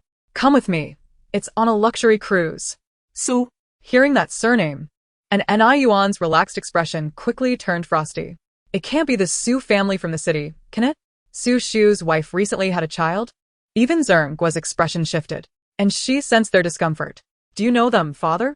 "Not just know them," and Yuan chuckled coldly. "I am their adversary." And she was taken aback. "I was too hasty. They are indeed enemies." "Second brother, do you realize the Su family involved in your case is our father's enemy?" "The Su family?" And Yen Sun paused briefly. "Oh, you refer to the client. I have heard something about them." "Then why would you still take on the case?" "Why should I refrain from earning money because of him? 200 million, after all. Would father simply give it away without reason?" And Yen Sun's tone was laced with indifference. "Why should I sacrifice my profit for him? You know I seldom align with my father." The bond between father and son had become tenuous. And she sighed in astonishment. "Who exactly has your sister encountered?" And Yen Sun shot a glance at an Yuan, donning a feigned smile. "Father has certain information that cannot be divulged from my lips. It is a matter of professional ethics." And Yuan appeared contemplative. He beckoned she closer. "Your second brother has introduced you to someone from the Su family. Who is it?" And she glanced at her second brother, and, seeing no objection from an Yen Sun, replied, "Mrs. Su, I believe her name is Bianyu." "Bianyu?" "The wife of the second son of the Su family," Zhenggua mused quietly. "Second son of the Su family?" And Yuan tapped the armrest of his chair. "What does she want with your second brother?" "It's not just Mrs. Su. There's also Mr. Su." And she hesitated for a moment before continuing. "Mrs. Su's child passed away, and they suspect there may be more to it, so they came to your second brother for an investigation." And Yuan's tapping ceased, a look of shock crossing his features. Zhenggua's reaction was far less restrained. "Passed away?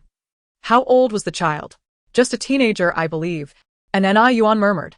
Given the Su family's ability to readily produce 200 million, they must not be a trivial family. And Yuan's extensive network of information should have made him aware of such matters. After all, he had heard whispers of events from the previous night. It had been a long time since he had paid attention. And Yuan rubbed his temples. "Zhenggua, see if the Su family sent me an invitation." And Yuan, puzzled, asked, "Why would it be in the trash? Didn't you say that anything from an enemy should be disregarded and tossed in the bin?" Zhenggua forced a smile. "It will be delivered shortly." And Yuan dismissed his own words and turned to Shi. "I will accompany you tonight." She actually had a fondness for Mrs. Su. And Yuan seemed somewhat displeased, personally instructing Zhenggua to settle the bill, startling the manager in the corridor. In the room, only the four of them remained, and she seized the opportunity to lean against Ji Chuan's leg. "Brother, do you know the situation between father and that uncle named Su Shu?" "Not particularly," and Ji Chuan sipped his chrysanthemum tea. "But it seems Su Shu has betrayed father." "I have also heard something along those lines," and Yen Sun interjected. "Su Shu was once a close business partner of father. Their collaboration later fell apart. Betrayal, partnership, a collapsed collaboration, enemies conspiring, backstabbing, entrapment, murder." And Shi's mind conjured a grand drama unfolding before her. "Your thoughts are perilously dangerous. System. They simply had a disagreement. You could say your father neglected the other party." As An Yenshuan remarked, Su Shu and An Yuan were once exceedingly close partners in their youth, both grappling with challenging circumstances when they assumed control of their respective family businesses. If An Yuan's narrative resembled that of a phoenix rising from the ashes, Su Shu's tale was one of relentless vigilance, burdened by the early demise of his parents and the responsibility of safeguarding a vast inheritance, all while caring for a Navi younger brother. It was amidst these trials that their paths converged.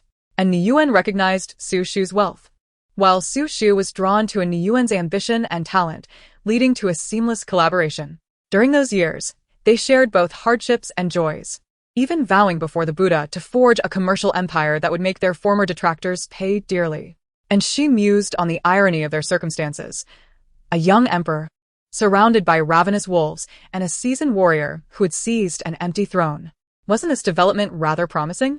Puzzled, and she wondered how it all unraveled. The system chimed in, attributing the discord to her father's refusal to heed Su Shu's counsel.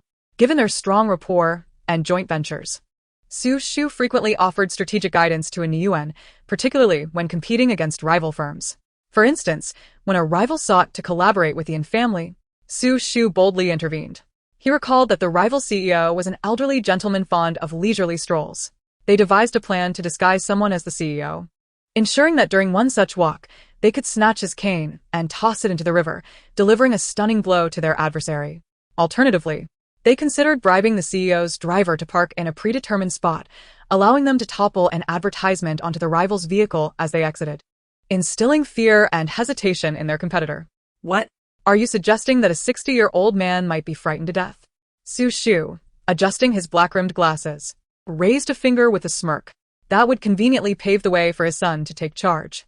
And she fell into a peculiar silence. You know, I typically don't side with my father easily. Why do you consistently disregard my opinions? Su Shu, exasperated, retorted. Aren't you the one who would forsake the world for your own ambitions? And Ni Yuan interjected, that seems rather excessive. It was the first time Ni Yuan had heard such criticism, prompting a stern warning from Su Shu. If you continue to ignore my advice, I shall withdraw from our partnership. To which Ni Yuan defiantly replied, go ahead, be my guest. Frustrated, Su Shu stormed off. Yet Ni Yuan was taken aback when the next day, all collaborations between the En and Su families came to a sudden halt. It took Ni Yuan considerable effort to regain his footing, with Zhenghua, who had also been tirelessly working, fully empathizing with his plight. Thus, when the announcement came that Su Shu had been blacklisted, Zhenghua was not the least bit surprised. The invitation from the boss arrived. Zhenghua presented a gilded invitation to Ni Yuan. Shall we arrange a custom evening gown for the young lady? He inquired. No need.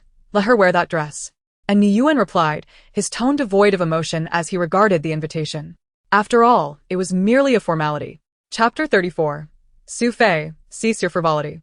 I shall miss you dearly. After an overnight vigil, and she believed she had forged a profound camaraderie with An Yuan.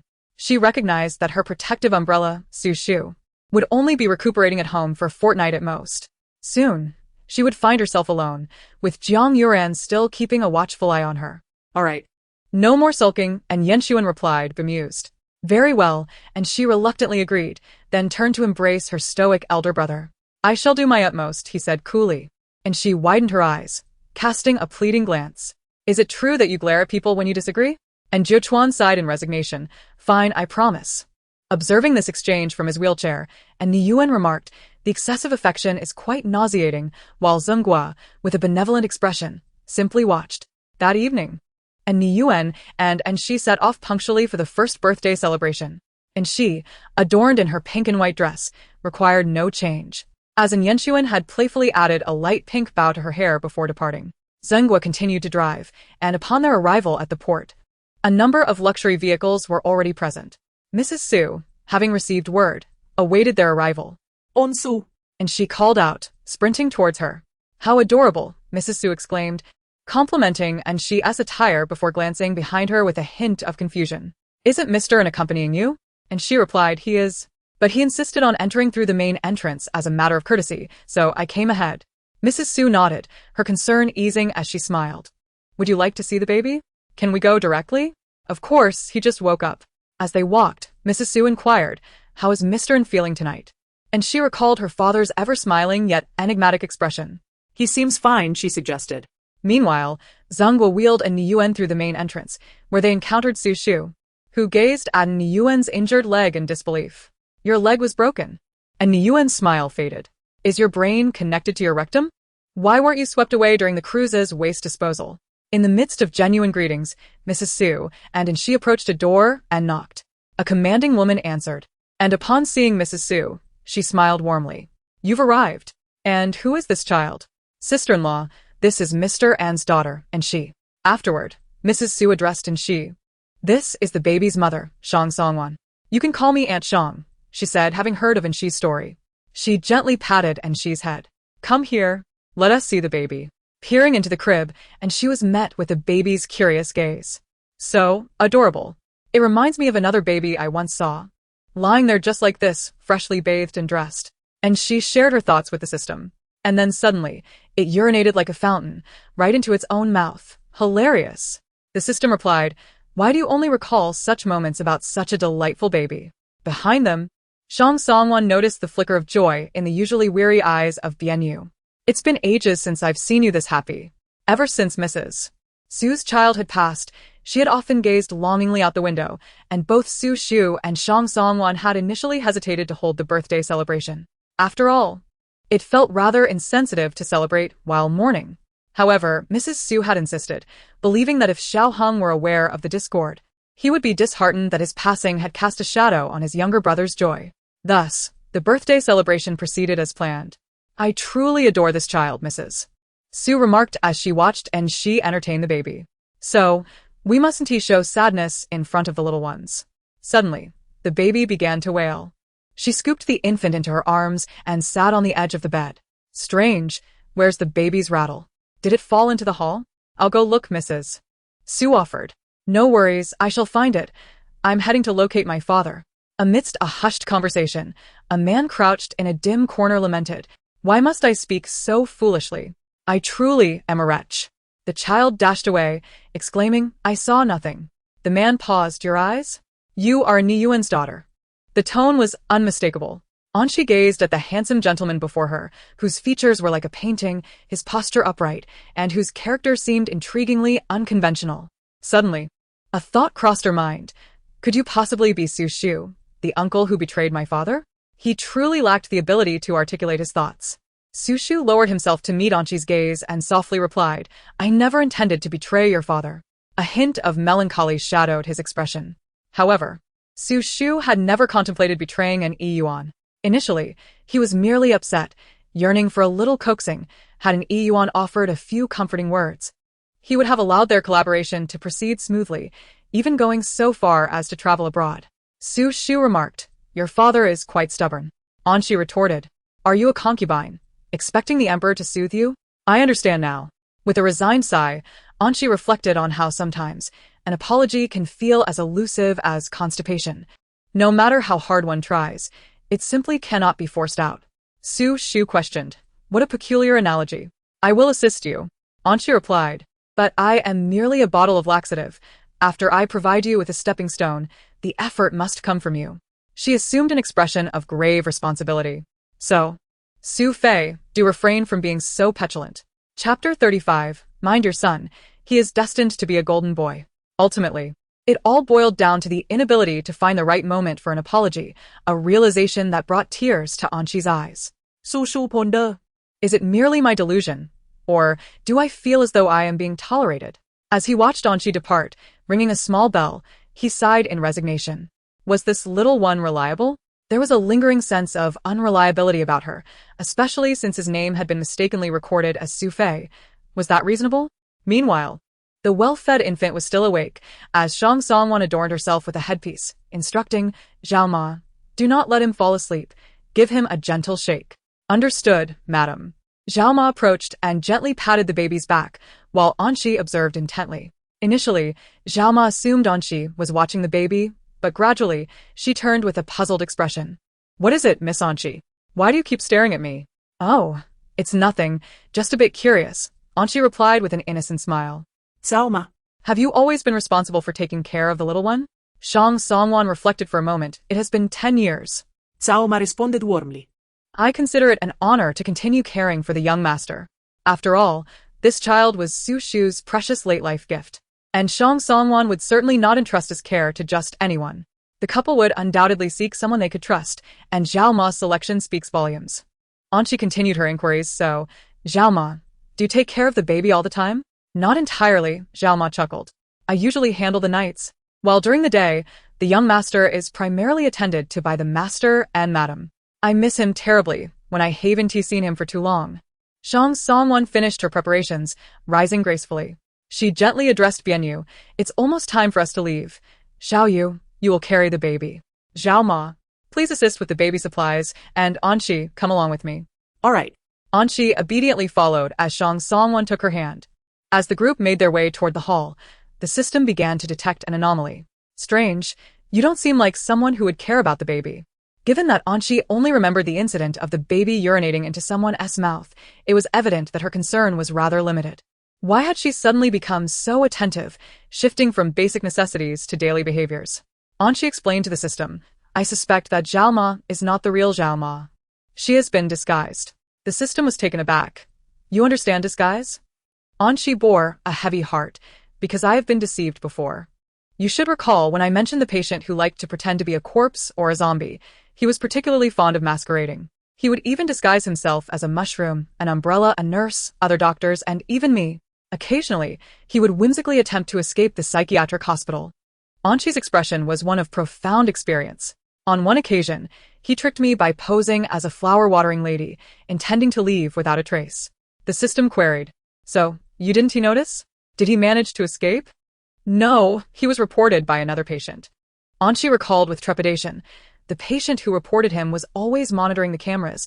She barged into my office and shouted, "Doctor, someone has escaped." The system quipped, "This psychiatric hospital seems quite harmonious." No one left. It all depended on the vigilance of the patients.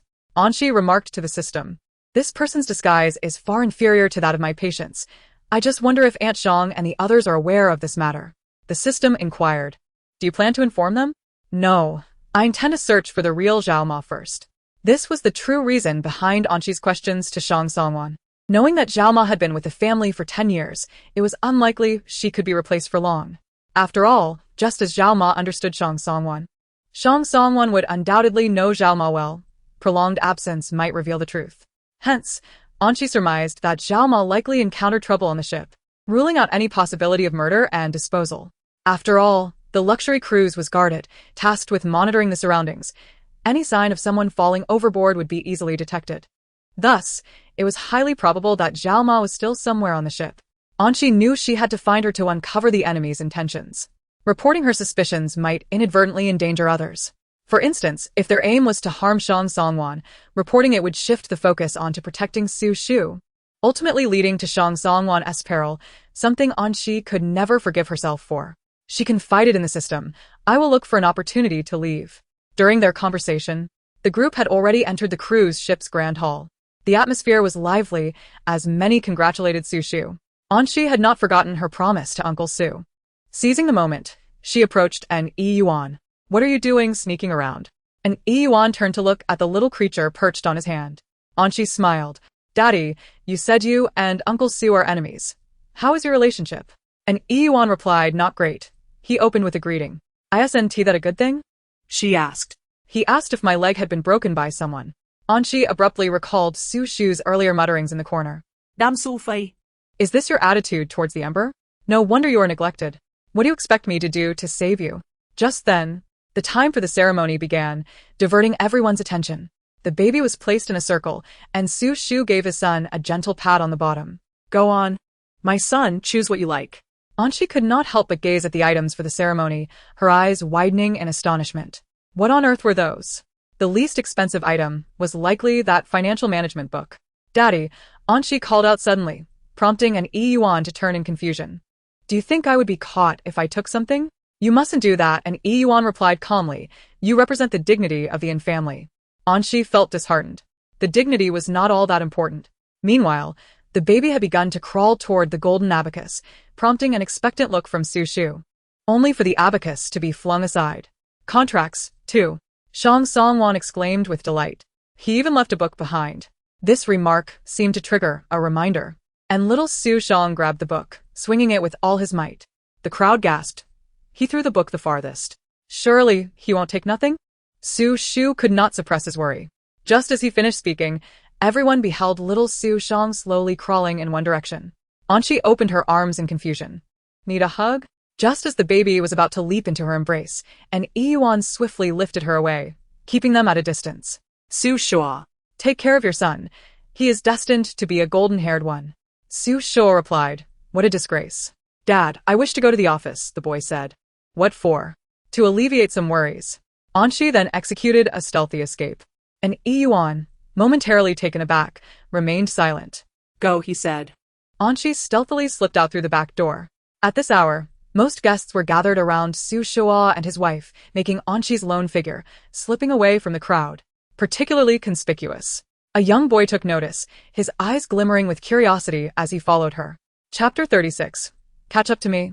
I've got you. Just before leaving, Anqi noticed the nanny still beside Su Shua and his wife, unaware of her departure. allowing her to leave with peace of mind. In a public place, the assailant would not dare act. Yet she needed to hurry. Anshi examined the ship's map, deducing the locations that Zhao Ma might have visited. Since the assailant had disguised themselves as Zhao Ma, they would likely strike along her path. Hence, if she could trace Zhao Ma's route, the assailant would not have hidden the victim too far away. The only uncertainty was where Zhao Ma might have gone. Anshi pondered, her gaze landing on the service staff frequently moving about the cruise ship. Meanwhile, in the ship's large cold storage, a middle-aged woman shivered uncontrollably. Blood, remnants of an assault, stained Zhao Ma's forehead as she curled up tightly, dragged deep into the cold storage, her hands and feet bound. "Madam," she called weakly, her eyes clouded with despair. She had come to assist the lady in fetching fruits, particularly cherries, which Shang Songwan adored. Upon learning that the cherries had just been sent to the cold storage, Zhao Ma decided to go alone, not wishing to waste time, only to be knocked unconscious from behind. As she fell, she caught sight of a woman who resembled her exactly, along with a glimpse of a photograph peeking from the assailant's pocket. Though it showed merely the outline of a small hand, Zhao Ma recognized it immediately. It belonged to the young master she cared for. Perhaps due to the insufficient force of the blow, Zhao Ma gradually regained consciousness, but it was too late. Even if she banged her head against the cold storage, the sound would not alert anyone outside due to the depth of her confinement. She could only await despair in the frigid darkness. Her vision began to fade into blackness as her eyelids drooped, recalling her first encounter with Madame Shang. At that time, Shang Songwan had just married into the Su family, while Zhao Ma was being falsely accused of stealing from them, pressured to pay an exorbitant compensation. Faced with oppression from superiors and the silence of her colleagues, she cried out in innocence, but was met only with threats from the Su family as steward. At her wit's end, it was Shang Songwan who came to her aid. Zhao Ma would never forget how Shang Songwan stood before her, a beacon of hope in her most desperate moment. For Shang Songwan it might have seemed trivial, but in that darkest hour, her presence became an unforgettable light in Zhao Ma's life. For an entire decade thereafter, Zhao Ma remained by Shang Songwan's side, who never treated her poorly. "Zhao Ma, let us make some white fungus soup together." "Zhao Ma, are you unwell? I will fetch a doctor." "Zhao Ma, I'm pregnant. Let us go buy baby supplies." "Zhao Ma, what do you think we should name the baby?" They shared a bond akin to family. But now, as Zhao Ma's eyelids drooped, her eyes brimmed with tears. "Forgive me, madam," she whispered, closing her eyes. "Zhao Ma, are you here?" At that moment, she heard a voice calling out. The instinct to survive, once lost, surged back within her, and with all her might, Zhao Ma slammed into the nearby cabinet. Anshi, invigorated by the news she had gathered, rushed deeper into the cold storage. "Just hold on a little longer. I found you," she said. Feeling Zhao Ma's hand and sensing the dire situation, she hastened to untie the ropes binding Zhao Ma. "These knots are so tight." Anshi grunted as she pulled at the ropes. "Need assistance?" she asked, though she hesitated to move closer. "Either call for help, untie your feet, or get lost," Anshi insisted. The young boy gaped in disbelief. Wasn't this the moment to ask for his help? "System. Do you know who he is?" Anshi, preoccupied, replied. "Who?" "Pei Ji Bai, the male lead of this story." "I don't care about the male or female lead," Anshi retorted, frustrated. "If he doesn't help me, he's worthless." "System. This is quite dismissive." Pei Ji Bai hesitated, but ultimately did not embody the disdain Anshi attributed to him, silently moving to untie Zhao Ma's feet. "Can you stand up now?" Anshi inquired. Zhao Ma shook her head. Her body was frozen and numb. "Young master," she gasped, "Su Shang, save him." Anshi was taken aback. Was the target the baby? "Understood," she replied, standing up and telling Pei Ji Bai, "Stay here and guard. I will go fetch help." "Pei Ji Bai, you're leaving me behind?" He had never been so overlooked in his life. Anshi sought out the nearest chef to rescue Zhao Ma and borrowed the chef's phone. At that moment, having seen the baby complete the procedures, Shang Songwan prepared to leave with her child. And Yuan felt it was time to take Anshi away as well. "Zhenghua, do you have him?" Zhenghua shook his head. And Yuan furrowed his brow, about to send Zhenghua to search when his phone rang. It was an unknown number. Upon answering, Anshi's anxious voice reached him. "Dad, I just encountered Zhao Ma. There are two Zhao Mas. This one is injured and claims the other is a fake, intending to harm the baby." And Yuan's gaze shot up, looking towards the direction where Shang Songwan was leaving. The nanny was holding the baby. Su Shua, who had been entertaining guests, was suddenly yanked down by an Yuan. His expression shifted from confusion to alarm as he grasped the gravity of an Yuan's words. I understand. He swiftly assessed the situation, taking Zhengguo's place and pushing an Yuan towards Shang Songwan, calling out, Songwan, what's wrong? Hearing his voice, Shang Songwan and the others halted, surprised to see Su Shua pushing an Yuan, especially the nanny's brow furrowing slightly, a sense of foreboding washing over her. This apprehension peaked with Su Shua's next words. Shang Songwan looked at an Yuan, pleased. Yuan go, have you reconciled? An Yuan nodded. We've just cleared up some misunderstandings. That's why I brought him to see the baby, Su Shua said naturally, extending his hand towards the nanny. Zhao Ma, bring the baby here. Yes, sir. The nanny pretended to hand over the baby, but suddenly withdrew her hand and turned to flee. Shang Songwan's face changed. Zhao Ma. She is not Zhao Ma. Su Shua raised his hand. Security, apprehend her. The guards, already on alert, surged forward. The assassin's expression shifted. Su Shua had indeed sensed the deception. Lacking weapons, the assassin gritted their teeth and bolted upstairs with the infant. As they gazed at the pitch-black sea before them, the assassin hurled the small Su Shang into the depths without hesitation. At that moment, Shang Songwan and Su Shua felt their heart stop. On the deck below, Anxi and Pei Jibai, arriving just in time, witnessed the baby soaring above them. A child so small, with no chance of struggling. Falling into the sea meant almost certain doom. In that instant, Anxi forgot herself entirely. She climbed the railing with utmost speed, standing atop the highest guardrail. Grasping it with one hand, crouching her body, and with all her might, she leaped. Catch up to me. Anxi reached out, heedless of the danger, and grasped the infant. I've got you. Chapter 37. He is the Emperor. In midair, a young girl adjusted her posture, cradling an infant to her chest as their diminutive forms plummeted towards the dark expanse of the sea below. The frigid waters engulfed her vision.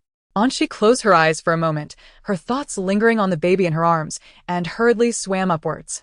Simultaneously, the assailant was subdued by the arriving bodyguards. Su Shu, with a grim expression, delivered a swift kick to the assailant's knee. The sound of a crack echoing as An Yuan disregarded the anguished cries and barked orders for the rescue team to hasten their efforts. Due to Anxi's struggles and the fact that she was a larger target than the baby, the rescue team arrived promptly. Though Anxi trembled from the icy water, she held the infant tightly. Child, my child. Shang Songwan rushed over in a state of disarray, and upon seeing that Anxi and the baby were safe, she felt as though all her strength had drained away. Are you hurt? It must be so cold. Let me take you to change your clothes. She enveloped both of them in her embrace. Sensing the rapid rise and fall of Anxi's chest, Anxi, surprisingly unfazed, offered comfort. Aunt Shang, I'm fine really. She showcased the baby's silly smile. Look, the baby is still smiling. The little one was blissfully unaware of how close they had come to the gates of death, their fate nearly extinguished. Typically, Shang Songwan would have smiled in response, but witnessing Anxi's earnest attempts to comfort her only brought tears to her eyes. Ultimately, the lump in her throat transformed into a simple, heartfelt phrase. Thank goodness for you. She could not fathom the consequences had Anxi not been there. The child might have been swept away by the sea. An Yuan observed the scene from a distance and Anxi, noticing him, mouthed a question. Am I impressive? A Nguyen, wanting to retort sarcastically, impressive my foot. You just transformed into a defiant moth, found himself silenced by her hopeful amber eyes. He nodded silently, conceding her point. Anxi's face brightened with satisfaction. The wet clothing could not remain on their bodies for long, and soon Anxi and the baby were whisked away. Mrs. Su took charge of Anxi, wrapping her tightly in a thermal blanket while ordering ginger soup to ward off the cold. Watching Bien Yu bustle around like a whirlwind, Anxi intended to suggest a moment of rest when the system interjected softly. You will never know the good deed you have done. What is it? Anxi inquired. Why do you ask? You have just usurped the plot intended for the male lead, Pei Jibai. The system, with a weary expression, began to wash a box of strawberries. In the original narrative, Pei Jibai was supposed to discover the truth while retrieving ice cream from the cold storage upon encountering the nanny, Zhao Ma. He would then rush to share this truth with Su Shu, but the assassin would still detect the anomaly and throw the child into the sea. What a rescue devoid of wisdom, Anxi mused. A land dweller should not plunge into the water. Indeed, this is truly a reversal of fate. But aren't you my system? Yes. The system, once cynical, now radiated positivity, fearing both for Anshi's life and the potential calamity of losing her. After all, Anshi's fate was intertwined with its own. You make a valid point. Well done. The system cheered. The throne should rightfully belong to you. Anshi contemplated the system's fickleness. It was not truly serving the protagonists, but rather its own interests, a quintessential example of a self-serving companion. As Anshi nestled deeper into her blanket for warmth, Nguyen and Su Shu finally arrived after calming the guests. How are you? Is there any discomfort? Su Shu entered with a fervor surpassing even that of Nguyen, rushing to her bedside to check her forehead. No fever. Should I call a doctor? I'm fine, Uncle Su, Anshi replied, clutching her thermos. I've already had ginger soup. That's good. Su Shu sighed in relief, naturally pulling up a chair beside her bed, seemingly intent on watching over her until dawn. A smile crept onto his lips until Nguyen's cold voice broke the moment. You seem rather benevolent. Faster than I am. What are your intentions, Su Shu? Are you too warm towards another daughter? Or have you set your sights on my position as chairman of the in-family group? Shall I leave? You can inherit my children instead. Su Shu, caught off guard by Nguyen's sharp tongue, chuckled awkwardly yet politely as he adjusted his chair. ISN, Tia just concerned for a life-saving benefactor? Is that your justification for rushing to your benefactor before her father? Perhaps you should consider donating that mouth of yours instead. I'm not jesting. Just as Su Shu began to retort, Anshi interjected, Father, have you and Uncle Su made amends? Nguyen scoffed. What makes you think we are on good terms? I feel there might be a misunderstanding between you two, Anshi suggested, taking a roasted sweet potato from Zhenghua and taking a bite. Uncle Su says he never betrayed you. At her words, Su Shu immediately felt the weight of Nguyen and Zhenghua's stares upon him, sending a shiver down his spine. Nguyen chuckled coldly. The collaboration between the Un and Su families ended overnight. You call that not betraying me?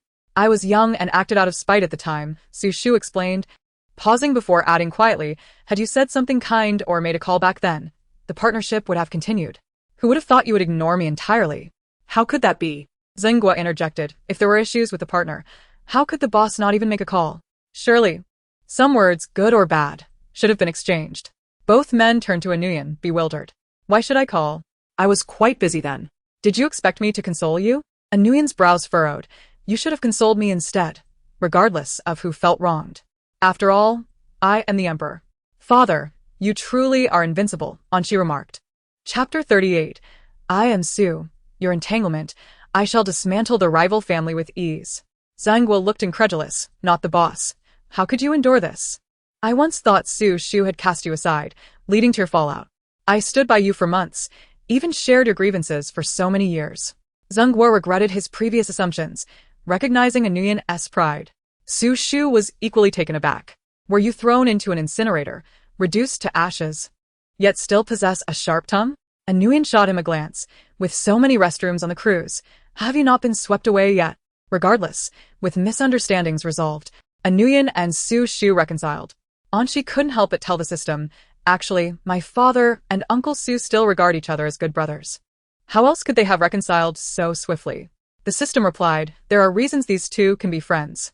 After their reconciliation, given Anshi's involvement in the incident, Nguyen and Su Shu proceeded to interrogate the assassin together. Shang Songwon approached, cradling the baby. Is the baby all right? Anshi immediately inquired. Shang Songwon chuckled. Fortunately, the rescue was swift. The baby is unharmed. And Zhao Ma? Anshi recalled the person she had saved. Zhao Ma has been hospitalized due to prolonged exposure to the cold, Shang Songwon said, lowering her gaze slightly.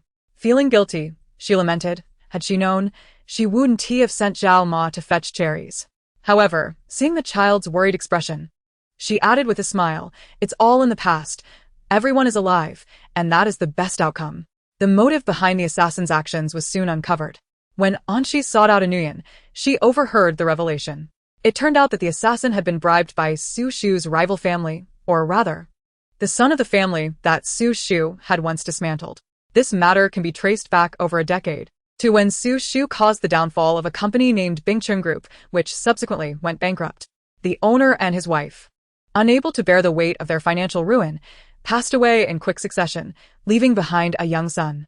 The boy demonstrated remarkable resilience, growing into his 20s and gaining admission to a respectable university with a promising future ahead.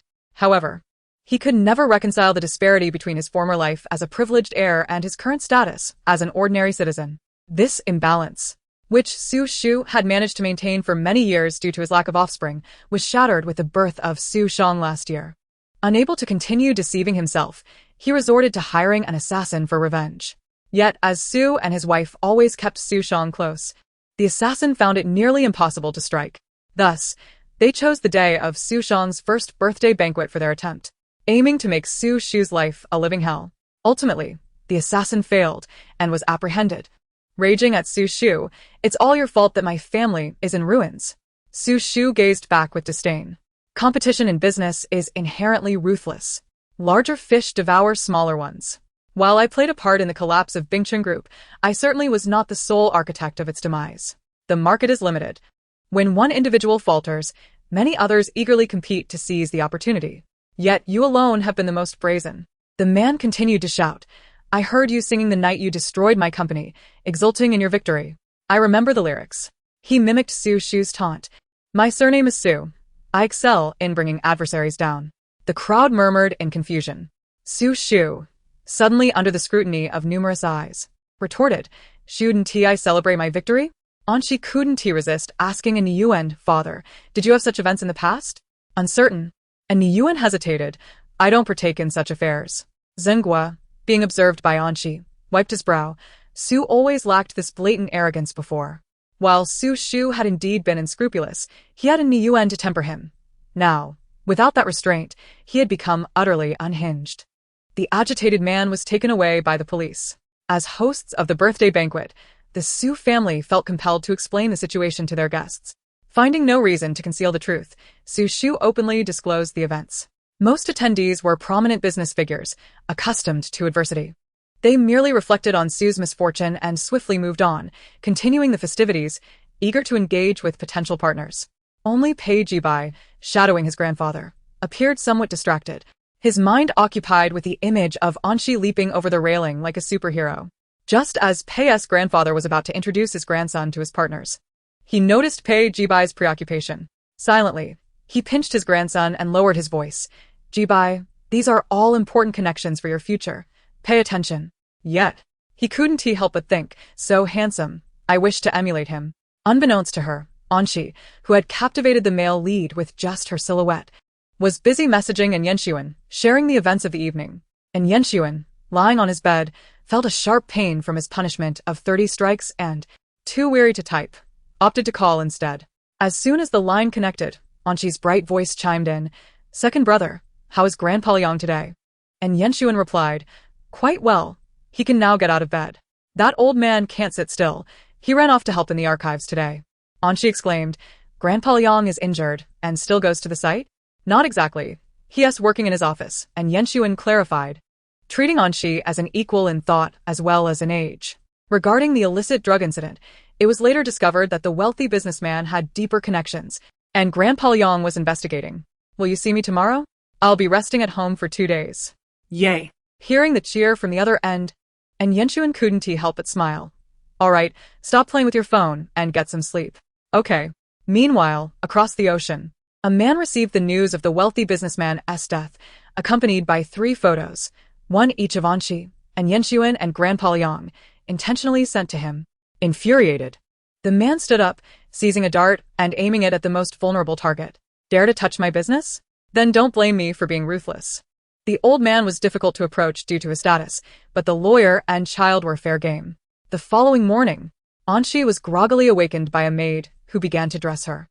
She was adorned in a khaki dress from Su's wife and Shang Songwan, paired with a dark cloak and brown boots, clutching a prop-laden suitcase. She struggled to open her eyes. Shang Songwan and Su's wife wore affectionate expressions, while Niyuan quietly pushed Anshi behind his wheelchair, suspecting that this group was intent on taking her away. Upon not seeing the little girl, Su's wife felt a twinge of disappointment yet smiled. "Little Anshi's clothes have already been sent for cleaning. We'll deliver them to the Yin family another day. There's no need for that trouble." And Niyuan replied flatly, "They can simply be discarded. After all, they weren't his." "I want them." Anshi suddenly snapped to attention. "These clothes were bought for me by second brother. They cannot be thrown away." And Niyuan regarded the small creature shaking her hands. Was the gift from the second son truly that significant? Fine, he conceded, a hint of displeasure in his tone. Then let us keep them. And Niyuan gave a slight hum of acknowledgement. According to Jichuan, and Yenxuan was currently in a miserable state. She wanted to check on him. Anshi hesitated, recalling that this was the female lead's mother, now tasked with caring for her, and smiled. Hello, Mamu. That suitcase must be heavy, Mamu said, smiling as she extended her hand. Let me help you carry it to your room. Thank you. Just then, a hand reached out from behind Mamu, and Mu Yuan beamed a radiant smile. Miss, let me help you with your suitcase. Anshi was taken aback. Isn't she the female lead? Why is she being so friendly? Chapter 39. Love may not alleviate pain, but hatred certainly propels one forward. Mu Yuan seized the suitcase first, offering Anshi an endearing smile. Ah, okay. On that fateful night, the woman looked down from her elevated position. You wish for your mother to keep her job, don't you? Very well. Then demonstrate your worth by befriending Anshi and assisting me. I shall ensure your mother remains. Remembering her mother's hopeful visions after joining the Yin family, Mu Yuan tightened her grip on the suitcase. She could not allow everything to fall apart. Watching her depart, Anshi turned to ask, Who is that, Mamu? Is she usually this warm? She's alright with peers, I suppose. But surely not. If Yuan were to connect with the matriarch, she would likely inform her. Initially, Mamu had hesitated to accept Zhang Yuran, fearing dismissal at any moment. However, after 2 days had passed, Zhang Yuran seemed to forget about it, allowing Mamu to gradually relax. I see, Anshi casually remarked. I quite like her too. When Zhang Yuran arrived, she overheard Anshi express her fondness for Mu Yuan, nearly bursting with joy. It's wonderful to like her. The more you like her, the better, Zhang Yuran thought, wishing for Anshi to fall head over heels for Mu Yuan, albeit knowing it was unlikely. In that case, would you like to play together in the garden? Zhang Yuran suggested with a gentle motherly smile. The new flowers have just bloomed. You can go see them together. What flowers? Just then, and Niyuan was wheeled in. Zhang Yuran's smile softened further. Isn't this little darling interested in a new friend? I suggested they go see the newly cultivated flowers. Sure. With nothing else to occupy her time, Anshi did not refuse. But you go ahead to the garden first. I want to check on my second brother. All right. How are you doing, second brother? And she inquired, her gaze drifting towards the disheartening scene mirroring that of Yenxuan and Zhang Yuran. With sympathy, she moved closer. Thanks to our father, not very well, and Yenxuan replied, setting aside the documents and beckoning her. Come here. And she obediently approached. And Yenxuan scrutinized her from head to toe. Did you sustain any injuries after falling into the sea? No. And she answered candidly. The rescue team retrieved me quite swiftly. It was merely a bit chilly. That's fortunate. Just then, a servant entered, respectfully presenting a box of ointment. Young master, it's time for your application. And she noticed Yenxuan's expression twist slightly, a rare moment of evasion. Must it be 3 times a day? The doctor prescribed it that way, the servant replied. Very well. And Yenxuan gritted his teeth, pushing some small items aside. You may leave. I need to change the dressing. However, and she gazed at the familiar tube of ointment. Second brother, where did this ointment come from?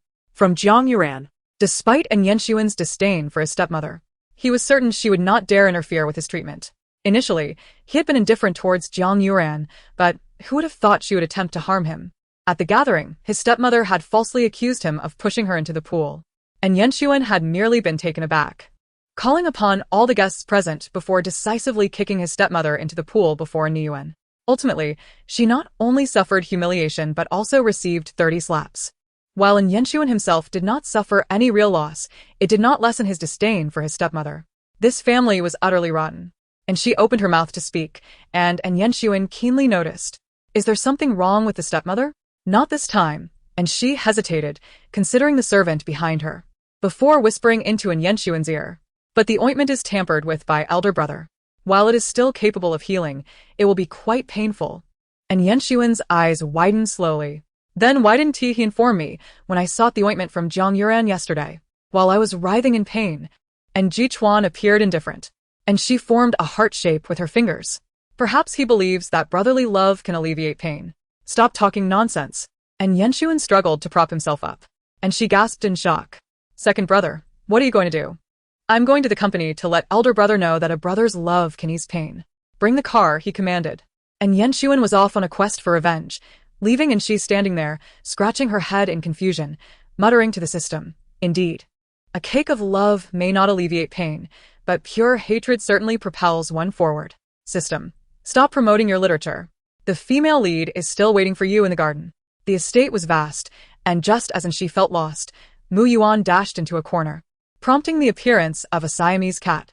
Overjoyed, and she scooped up the feline and affectionately asked, "Have you seen anyone my size?" Pondering why Mu Yuan had ventured so far, she dismissed the notion. "No way. My cat is friendly. It wouldn't attack anyone. There must be another reason, right?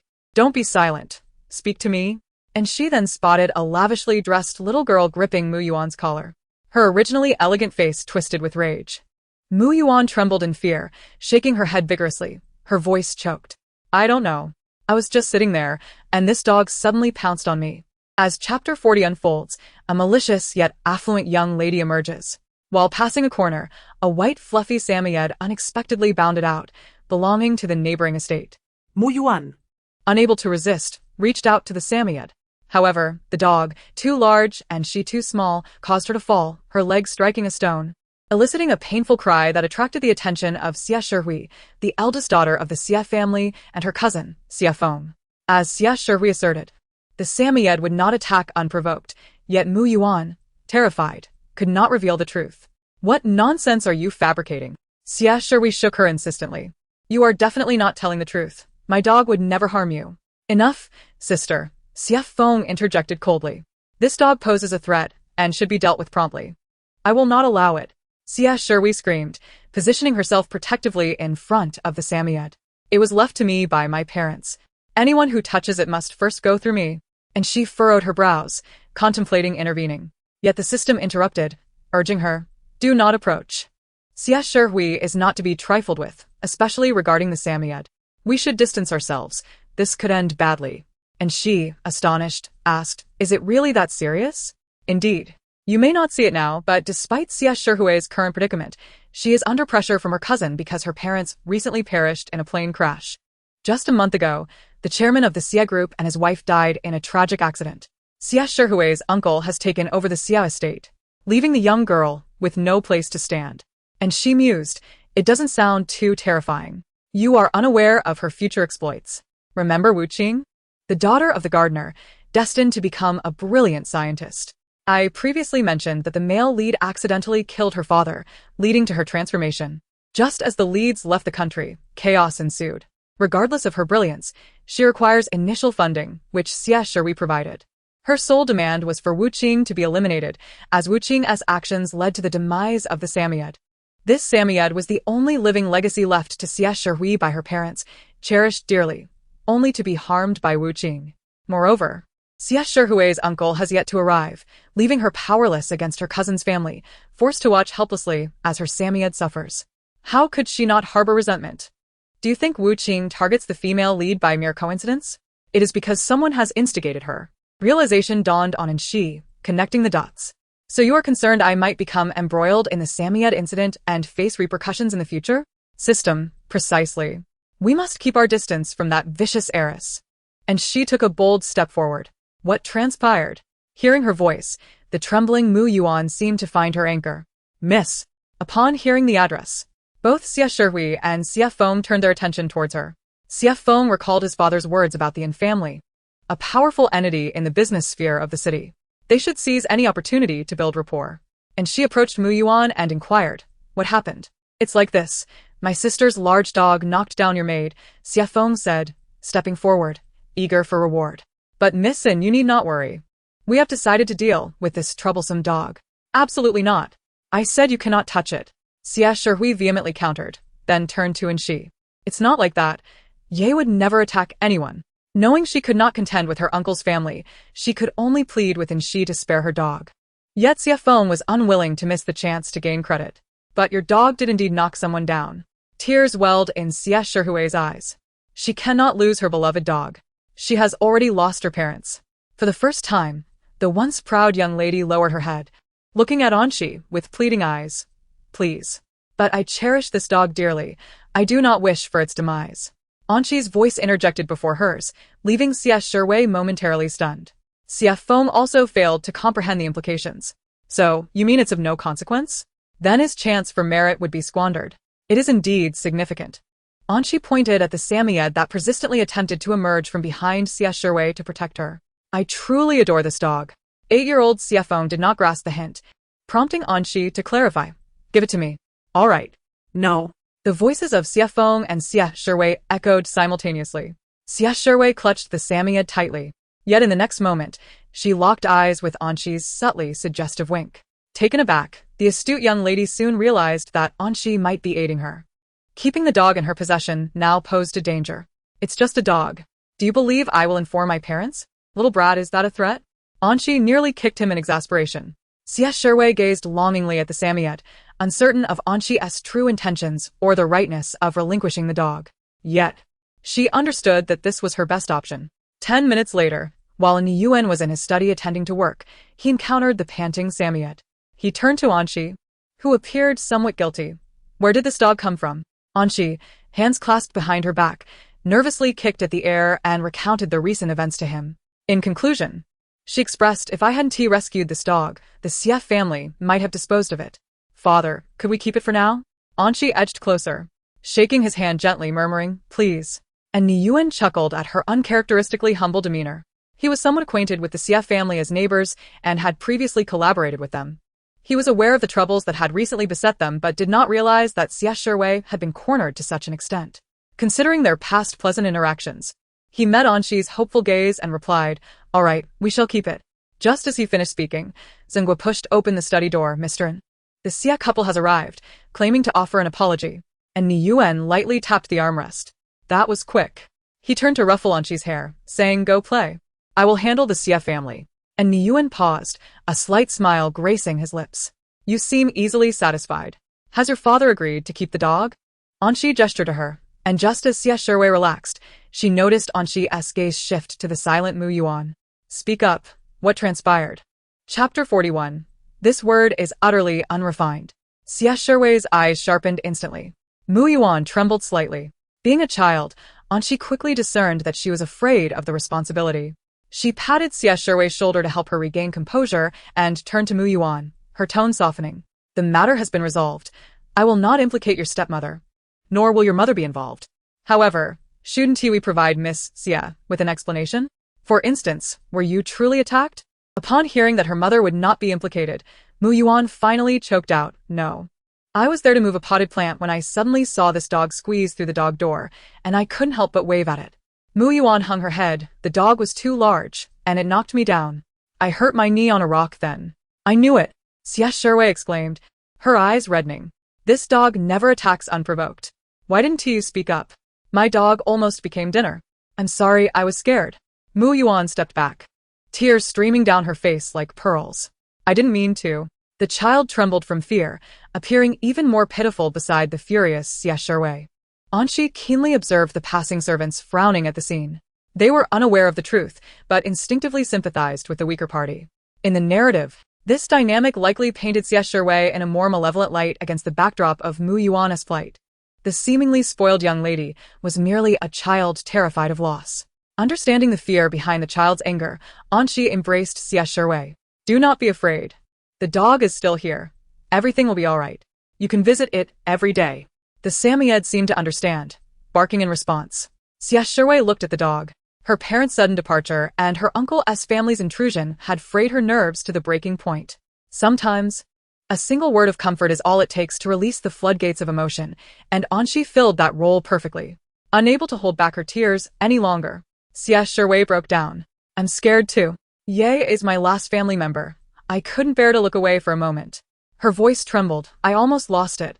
The Samoyed, sensing Xie Shui's distress, anxiously circled around the two. Mu Yuan, witnessing this, clutched her clothing tightly. Although the other girl had ceased to berate her, Mu Yuan still felt an unbearable weight of guilt. She yearned for comfort, wishing to escape the scene, but she remained rooted, unable to leave with Anshi present. Bowing her head, Mu Yuan felt unjustly aggrieved, knowing she did not intend for any harm. It was not that they cared for Xie Shui, but rather they recognized her value as a connection to the family, far more significant than the orphan daughter of an elder brother. And while Xie Shui might not fully comprehend this, she recognized that her uncle's affection was insincere. Before departing, Xie Shui tenderly entrusted a necklace to Anshi. This was my mother's keepsake. It holds little monetary value, perhaps a few billion, but please, take good care of Ye. She earnestly promised. I will repay you in the future. To Xie Shuwei, material possessions paled in comparison to her living dog. She remembered her father's teachings. If one wishes to have something done, one must provide benefits to the other party, no matter how close the relationship. Although Anqi was greedy, she did not wish to take something that held great significance for another. Noticing the unease in Xie Shuwei's eyes, she decided to accept the necklace for safekeeping, intending to return it later. I understand. Rest assured. Anqi accepted the necklace with a serious expression.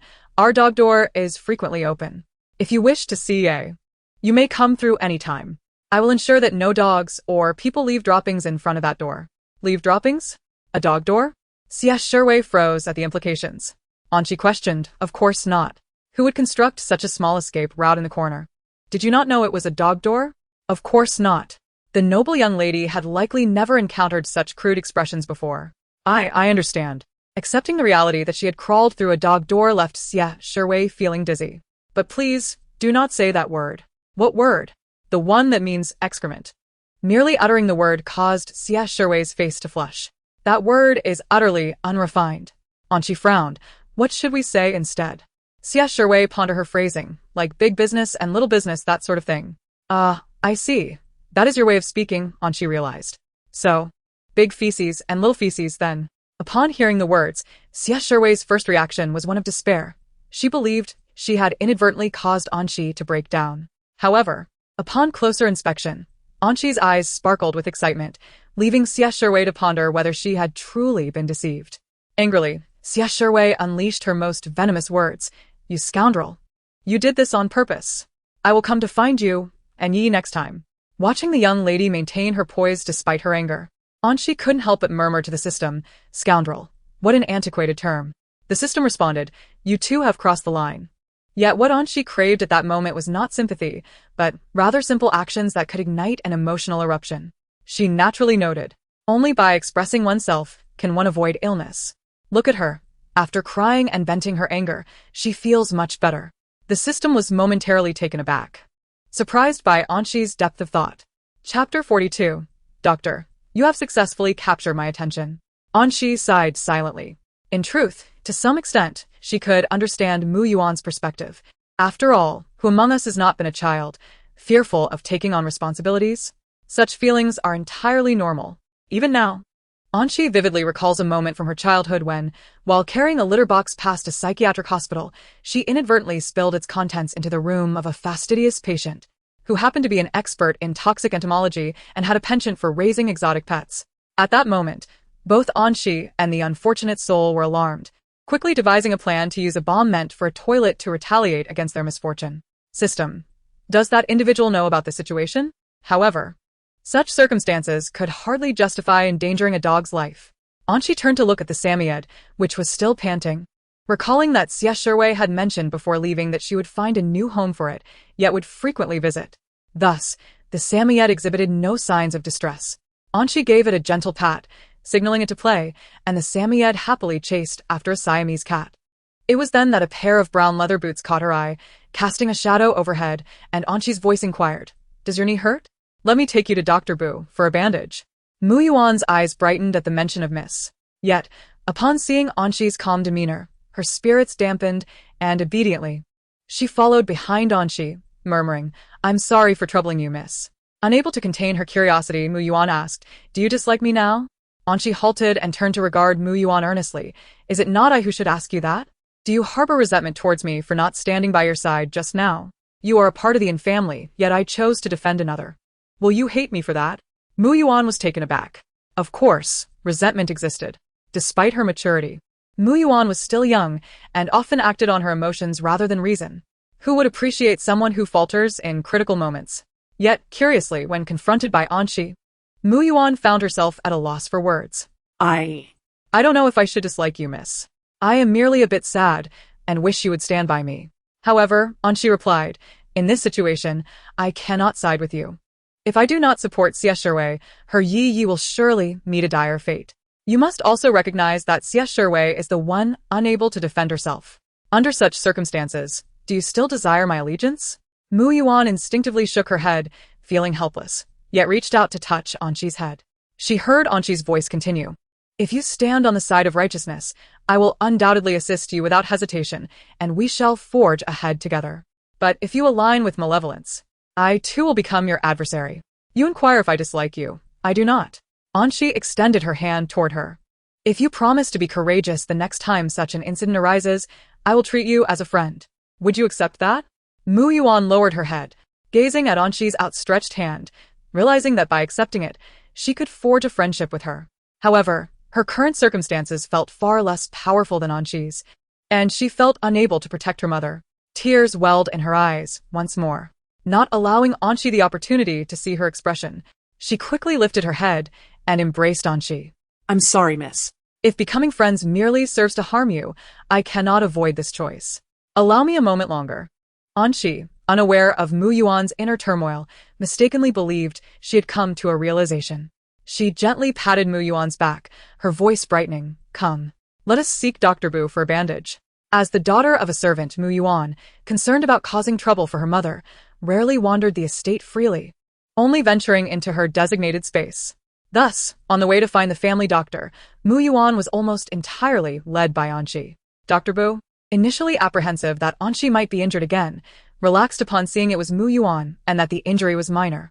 After a brief inquiry, Dr. Bu quickly bandaged Mu Yuan's injury and sent her on her way. On a transparent glass table, reminiscent of today's sweet offerings, lay chestnut cake, chocolate ice cream daifuku, tiramisu, a platter of cookies, and a cup of red tea. Did you make all of this, mother? Anshi, who was notoriously inept in the kitchen, was in awe of her multi-talented caregiver. Mu Yuan's mother nodded shyly. Yes, I did a bit of research. Please, miss, try it. Anshi took a bite, unabashedly giving a thumbs up. Mother, you are the dessert chef of tomorrow. The flavor is just right, not too sweet. Mu Yuan's mother was deeply moved, feeling that the late nights spent poring over dessert books and the wasted ingredients had not been in vain. There could be no higher praise for a dessert than it being perfectly balanced in sweetness. She felt an overwhelming urge to rush to the kitchen with a whisk in hand to create a 20-layer cake for Anshi on the spot. However, noticing her daughter's curious gaze, she softly said, Yuan, I will buy materials for you to try making some as well. Anshi took another bite of the small cake, suggesting, why wait for another day? Let us eat now. Mu Yuan was taken aback. Is that all right? She glanced at her mother, who gently affirmed, it is permissible if the miss agrees. Mu Yuan cautiously accepted the offer, her eyes sparkling with joy, which in turn caused her mother to smile as she glanced at the time on her phone. My egg tarts are ready. Miss, wait here, I will fetch them. No need, mother. I will go, Mu Yuan volunteered, carrying a small plate with the chestnut cake as she made her way to the kitchen, a faint smile gracing her lips. Just as she prepared to indulge, a robust maid emerged from a side path in the garden, blocking her way. Little one, the lady wishes to see you. Mu Yuan es Lighthearted. At the same moment, Anshi, who had been enjoying her dessert in the garden, suddenly caught sight of a familiar, swiftly approaching figure. Upon closer inspection, it was Dr. Bu, whose demeanor was markedly different from when she had accompanied Mu Yuan earlier. Now, he appeared to be rushing as if he were late for an urgent appointment. This is quite abnormal, exceedingly so. Anshi instinctively rose to her feet, hastily stuffing a piece of chestnut cake into her mouth, and dashed out before Mama Mu could react. Mama Mu was taken aback. Miss. Chapter 43. Father. Do not abandon me. Bu Xinyan had just received news. He had scarcely finished tending to Mu Yuan's wounds when he received an urgent call from an Ni Yuan, instructing him to hurry to the entrance. It was known that an Ni Yuan rarely summoned him unless there was a significant matter at hand. Realizing the gravity of the situation, Bu Xinyan immediately sprinted towards the door, unaware that a determined little figure was trailing behind him. Upon reaching the entrance, he found an Ni Yuan's car waiting, with Zengua standing at the rear, ready to open the door. Dr. Bu. Bu Xinyan acknowledged with a quick nod and swiftly entered the vehicle. Anshi followed closely, naturally closing the door behind her and calling out to Zengua. Everyone's here. Let's set off. It was only then that she suddenly sensed something amiss, as Zengua and the others turned in unison to meet her innocent gaze. An Ni Yuan seized the little one, placing her between himself and Bu Xinyan. Why are you here? Anshi wiped her tears with her sleeve. Because it's been a while since I've seen Dr. Bu run so fast. Get out of the car. No. Daddy. Anshi clung to an Ni Yuan's leg. I just thought if Dr. Boo is running this fast, something must have happened. I worry that it might be you or elder brother. Both of you are vital parts of my life. Without either, I would be utterly lost. And Ni Yuan felt a twitch at his temple. This little one was rather mischievous, yet perceptive. You need not worry, for neither I nor your elder brother is in trouble. It is your second brother. Anshi, isn't second brother off to duel with elder brother? And Ni Yuan, slightly surprised. You actually know? Because the turmoil was instigated by me. Anshi beamed a cute smile. I saw second brother leave. Daddy, is he hurt? He hasn't ended up in the hospital after fighting elder brother, has he? Not to that extent, and Ni Yuan replied calmly. Just as Anshi was about to breathe a sigh of relief, and Ni Yuan continued, he merely fell from the roof of a residential building. That's even worse. Anshi was about to protest when she noticed Ni Yuan's indifferent expression, leaving her momentarily stunned. In recent days, Ni Yuan had been exceedingly kind to her. Anshi almost forgot that this father of hers was not one to prioritize familial bonds, but rather reserved his unique attention for select individuals, like her and elder brother. Thus, to Ni Yuan, the injury to Yanxuan seemed far less significant than that of Jichuan. Noticing the little one's sudden silence, Ni Yuan assumed she was feeling down and gently poked her cheek, attempting to console her. And Yanxuan will be fine, so. He hesitated, contemplating whether to suggest she stay home, but the thought of her waiting by her second brother's bedside, fussing over him, was hardly appealing. However, before he could finish his thought, Anshi suddenly lunged at him, her typically cheerful tone now tinged with distress. Please, Daddy, let me go see second brother. Anshi, with utmost seriousness, declared, even though it's not you and elder brother who are injured, second brother is just as important to me. If one relies solely on waste to expel toxins, one would surely perish. I am not jesting. And Ni Yuan? He mused over his second son's perceived status, realizing he was merely a minor inconvenience, perhaps even less significant than the bladder and beneficial bacteria he had mentioned. Suddenly, he found his second son rather charming. Coupled with Anshi's pleading gaze, he relented. Very well, we shall go together. Daddy, you are the best. Anshi cheered, wrapping her arms around Ni Yuan's neck and rubbing her cheek against him. And Ni Yuan was taken aback, feeling a softness linger on his face. It was reminiscent of a small creature's affection, seeking closeness. It must be noted that in his lifetime, no one had dared to be as intimate with Ni Yuan as Anshi was. I truly cannot contend with you. Mihile, Buvinian. Who had been pulled along to assist, noted. He has no daughters, only sons, casting a covert glance at Ni Yuan. Huh. Wait until you're pampered to the point of being a mere afterthought. Confident that he would not be dismissed, Anshi began to inquire. Daddy, how did second brother suddenly fall from the rooftop? What was he doing there? Does he have friends there? Unknown. Your elder brother is investigating. And Ni Yuan checked his phone. However, according to the latest news from him, there seems to be no one. Unless we consider the improbable scenario of him suddenly deciding to jump, I suspect foul play. Before he could finish, Bushinian suddenly coughed heavily, signaling a reminder. She is only 6. And Ni Yuan perplexed. So? You dare to ask so? Bushinian was on the brink of losing his composure over the entire and family's lack of regard for a child's age. You should respect her age. Not everything should be disclosed. In response to this, Ni Yuan scoffed internally. This was merely the tip of the iceberg. Had Bushinian known that Anshi had rescued him from the last accident, he would surely be astounded. Nevertheless, given that he was still needed to assist in Yanxuan, Ni Yuan refrained from retorting. Anshi regarded her suddenly subdued father. Daddy, have you conceded? Ni Yuan covered her mouth. Do not stir trouble. The vehicle sped towards the hospital, where Bushinian, brandishing his work badge, dashed towards the operating room. Anshi was led in another direction by Ni Yuan, where she spotted Jichuan and Jia Du elder brother. Upon hearing her voice, Jichuan, who had been focused on Jia Du's computer, turned. Ni Yuan, following Anshi's cue, inquired, what is the situation? Wasn't your second brother looking for you earlier? How did he fall from a stranger's building? I am unaware. Jichuan straightened his posture. He came to my company, caused a ruckus, and left. Shortly thereafter, I received word about Yanxuan's accident and notified you. His tone remained steady. As for the investigation, I had Jia Du retrieve the surveillance footage from the vicinity. Jichuan glanced at Jia Du, asking, have you managed it? It's a bit tricky. The footage has been tampered with. Jia Du replied, his fingers flying over the keyboard, his brow furrowing. it has become quite difficult to restore. Anshi quietly crept up behind Jiadu, observing the rapid keystrokes on the screen, analyzing the system with composure. To restore the footage, these lines of code must be replaced. The beginning and end must be removed. None of these 3 lines will suffice. Jiadu was quite skilled, but his adversary was no novice either. Chapter 44, Second Brother. Wait for me to rescue you. System. Aren't you a doctor? How do you possess such computer skills? Do you utilize hacking techniques to manage medical records? Anshi, no. It's for self-preservation. As the system pondered the connection between hacking skills and self-preservation, Anshi elucidated, I must have mentioned the incident when I exposed the nanny's disguise. I had a patient who loved to disguise himself as a corpse. Once, he deceived me, posing as a flower-watering ant, intending to escape the mental hospital. Ultimately, he was reported by other patients. That particular patient had a penchant for monitoring the surveillance system. She is a hacker? Somewhat related, Anshi mused, stroking her chin. She is an information trafficker, obsessed with collecting intel, nearly driven to madness.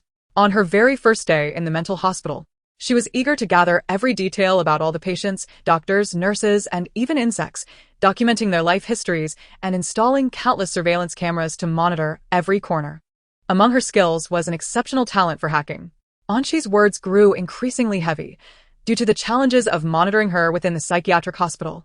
She frequently resorted to infiltrating the very surveillance systems of the institution. As her attending physician, she harbored deep affections for me.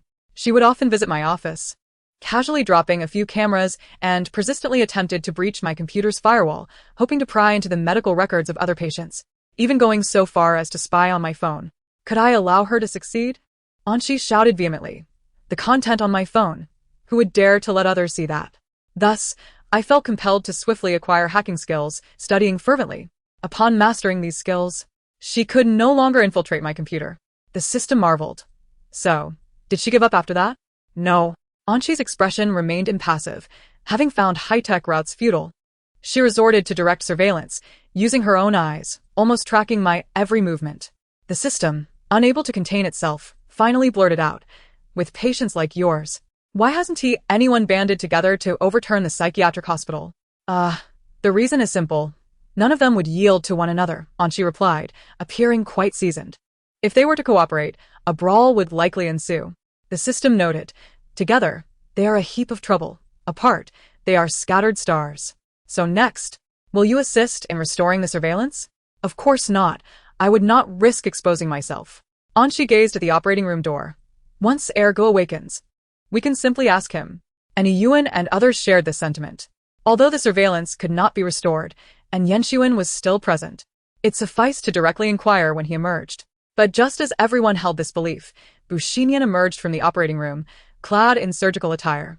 He bore both good news and bad news. Bushinian's expression was grave. Which would you like to hear first? And Yuan cut to the chase. Let us hear the bad news first. Recognizing the lack of professionalism among this group, Bushinian bypassed a plethora of technical jargon, explaining the situation in layman's terms. And Yenshuan was somewhat fortunate. Although he fell from a considerable height, he encountered a cushioned area during the descent, mitigating the severity of his injuries. Nevertheless, his brain sustained trauma, resulting in a state of deep unconsciousness. And Yuan frowned at this news, while Jichuan maintained his composure. And the good news? The good news is that I know of a medical device at the experimental base that can precisely treat Yenshuan's injuries. Bu Xinyan stated, if we can procure it, Yenshuan will be saved. The experimental base. Zhenghua pondered this name. Isn't that the facility where the third young master is located? And Yuan and Zhenghua contacted the experimental base, leaving Jichuan, Anshi, and others awaiting news. Noticing that Jiadu was still occupied, and Jichuan inquired, any progress? Yes. Jiadu replied, lifting his gaze. While I cannot restore the surveillance, I have located the vehicle that second young master was in before the incident. He flipped his computer screen around, revealing a picture taken outside a cake shop. And Jichuan and Anshi leaned closer to examine it. The cake shop bore the name Delicious Cake Shop. And Jichuan displayed little reaction to the name, but Anshi was taken aback, oblivious to her sister's peculiar demeanor. And Jichuan straightened up, conjecturing, that's inaccurate. Jiadu corrected him. I contacted the staff at the cake shop. She remembers second young master, who purchased a unique caramel BRLE before leaving. It must have been for me, Anshi's voice suddenly interjected. Both men turned to her in surprise. Anshi lowered her gaze. On the day I was taken by second brother, we were supposed to go out for a meal, but upon seeing that dessert on his phone, I lost my appetite for dinner. He told me we would eat first, and he would buy the BRLE for me next time. Anshi murmured. I thought he had forgotten. Thus, and Yenshuan had met with an accident while trying to procure something for her, filling Anshi with profound regret. Observing Anshi's crestfallen expression, Jia Du felt a twinge of panic. How could it be your fault? How could anyone predict the future based on words spoken so long ago? And Jichuan sat beside Anshi, gently ruffling her hair. His usually cold demeanor softened slightly, though his words were devoid of fraternal affection. Don't blame yourself. If anyone should be blamed, it should be your second brother for his poor choices. Anshi was shocked, casting a sidelong glance. Truly, the prince born of the emperor possessed a rather sharp tongue. Bu Xinian hurried forward. What is the situation? It's possible, but time is tight. Jia Du wiped his brow. I'll expedite the process. The pressure mounted swiftly. Yet the system noticed Anshi's gaze gradually fixating on Jia Du's computer, becoming increasingly fervent. What are you contemplating? I'm thinking that my second brother, who buys me desserts, must be cherished. Chapter 45, Shattering the Younger Brother with Thunder. However, despite her resolute determination, a stark reality loomed. How would she access Jia Du's computer? Anshi's mind raced, cursing the obstinate device. Why couldn't it sprout legs and trot over to betray its master, concealing its whereabouts before me, displaying a modicum of discretion? Awaken, my computer, the system remarked. After living long enough, you might even witness someone cyberbullying a computer. Just then, having received coding from an Yuan, Jia Du felt an inexplicable burning sensation at his back before he could even peruse it. Who was watching him? What was going on? Hungry? From an Yuan's perspective, he could clearly see Anshi's expression morph into a snarl the moment Jia Du turned away, only to revert to innocence when he glanced back. Was this little one undergoing a transformation? And Yuan pinched her cheek. Don't eat anyone. I'll get you some bread. Anshi gazed at him, perplexed. However, as her emotions were momentarily disrupted, she instinctively reached into her pocket, only to find it empty. She froze in place. And Yuan, having been attentive to her, inquired, What's wrong? My necklace, Anshi replied, slightly panicked. It's gone. I had it in my pocket. And Yuan shrugged nonchalantly. It's just a necklace. How much could it possibly be worth? He was about to suggest having Xinghua buy her another one when he heard Anshi's valuation. That necklace is worth billions. And Yuan. He regarded Anshi. How did you come into possession of something so valuable? You didn't sneak out the heirloom necklace from the Su family, did you? He recalled how she had previously shown interest in the belongings of the Su family's little one. Of course not, Anshi replied, slightly exasperated. It was a gift from Xie Shiwei. It's her mother's keepsake. Xie Shiwei, the eldest daughter of the Xie family, and Yuan recalled. Anshi seemed to have an epiphany. Perhaps it was left in the car. Xinghua cast a questioning glance at Yuan, who nodded in agreement, prompting her to hand the car keys to Anshi. You go with her to search, and Yuan succinctly commanded. But Anshi's voice was quicker than Xinghua's. It's fine, Dad. I can go alone. With that, she dashed off. Boss, should I still go? Xinghua queried. And Yuan nodded, and Xinghua promptly followed. In the underground parking garage, Anshi unlocked the car door, climbed into the back seat, and rummaged around, finally locating the necklace wedged in the crevice of the seat, an item that had likely slipped from her pocket. She breathed a sigh of relief, expressing her gratitude to the system. I'm so glad it's not lost. Otherwise, I would wake up in the middle of the night, slapping myself for carelessly losing billions, and that would warrant a second slap, especially since it's Xie Shiwei's mother's relic. Definitely a series of slaps. Don't give yourself a concussion. It seems unsafe to keep it in your pocket, the system advised. Why not wear it around your neck? That's not a bad idea. Anshi adjusted herself, sliding from the driver's seat, and as she prepared to don the necklace, a shadow loomed behind her. Hello there, little one. A man crouched down to meet Anshi's gaze, a gentle smile gracing his face. Do you know which way to the inpatient department? Anshi pointed in a direction. It's over there, big brother. Oh dear, you've put me in quite the predicament, he replied. I'm really not supposed to talk to strangers as my brother has advised. Anshi politely declined. Just then, Xinghua arrived and called out, Mississippi. Anshi naturally bid farewell to the man before her. Goodbye, big brother. You should ask the medical staff. With that, she closed the car door and ran to Xinghua. As the two departed, The man's gaze darkened ominously, his stare lingering far too long. Meanwhile, In the elevator, Zhenghua inquired, "Miss, do you know that person?" "I don't know him. He just asked me where the inpatient department was," Anqi replied candidly. "Second brother." She rushed over, and due to her short stature, and Ji Chuan lifted her up, allowing her to see clearly the pristine hospital bed, wherein Yen Sun lay with his eyes tightly shut, his vibrant life seemingly paused. It was hard for Anqi to accept that her second brother, who used to smile and care for her, buying her sweet treats, had become this way. Noticing Anqi's mood plummet once more, and Ji Chuan remained calm, his movements unexpectedly adept as he grabbed the blanket and draped it over Yen Sun's face. Ignoring the sharp protest from behind by Bu Xinyan, and Ji Chuan's voice was cold, "If it hurts too much, don't look. It's not worth much." Anqi was taken aback, struck by the harshness of his words. Is this the composure of the eldest son? Although she initially wanted to resist. Seeing Jia Du also prepared to leave, she complied quietly. Her goal had always been surveillance. At that moment, within a vehicle, a courteous man was reporting over the phone, his hands clad in white gloves. If Anqi were present, she would recognize him as the man who had inquired about directions in the underground parking lot. On the other end, a voice asked, "How's Billy doing? Did we catch that lawyer?" "Apologies, boss, there was a bit of a complication. Billy's not looking too good. That lawyer would rather jump than let us catch him." Recalling the earlier events, and Yen Sun had intended to buy Anqi a CR-ME-BRLE, which led him to briefly step out of the car and into a cake shop. This moment of opportunity did not escape Billy and his crew. They promptly instructed their subordinates to block Yen Sun's path with a gun at his lower back, threatening him to comply and leading him to a secluded alley for capture. After all, the boss had ordered them to bring him in alive. But Billy was unprepared for Yen Sun's impressive skills. Once in the alley, instead of succumbing, he seized the opportunity and dispatched 5 subordinates before fleeing into a nearby residential building. Naturally, Billy and his men were determined not to let him escape, pursuing him to the rooftop. Billy, brandishing a compact handgun, confronted Yen Sun. "You have nowhere left to run. I admit your skills are commendable, but my friend, that one T save you." Pushed into a corner, the man merely sighed. "How unfair to choose today to act. I was planning to surprise my sister." He seemed somewhat resigned. "At this rate, I might become a disreputable individual." Billy frowned. "If you come with us, we can deliver that pastry to you." And Yen Sun scoffed. "I fear my sister would be poisoned by you." Billy's expression hardened. "You have no choice, lawyer.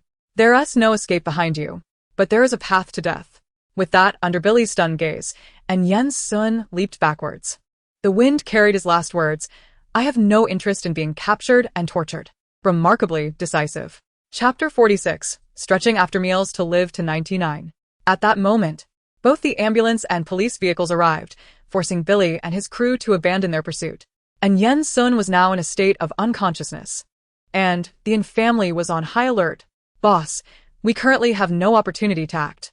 After a brief silence, the other party, perhaps taken aback by Yen Sun's decisiveness, acknowledged that his reckless behavior had indeed opened a path to survival.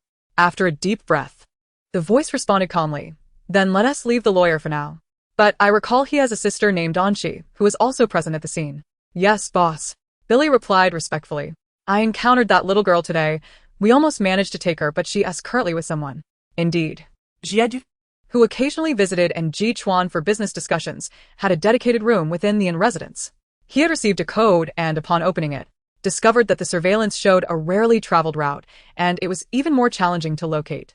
Jiadu was growing increasingly anxious, unaware that others were attempting to further complicate his situation. In a dark corridor, a small figure was pouring a packet of medicine into a soup, occasionally stirring with chopsticks. The system hesitated before speaking. "Is Jiadu committing a grave sin? You intend to kill him. This is an extraordinary time. And the substance I'm using is not poison." Anqi quietly added a weight loss pill labeled Slim as a lightning bolt into the mix. "I just want Brother Jia to stay in the restroom a little longer. I only need to buy time for decryption and copying." Anqi felt a deep sense of sorrow. These are desperate measures. "Jiadu, the organization will remember your contributions." The system interjected. "Your hands haven't faltered at all." The chef finished the last dish, plated it, and instructed the maid. "These are prepared for Mr. Jia. Please take them up." "Certainly." The maid promptly delivered the dishes. And Jia Du had no suspicion as he ate while deciphering codes, until he finished the last spoonful of soup, and his stomach gurgled ominously. Jia Du's face paled. What an unsettling feeling.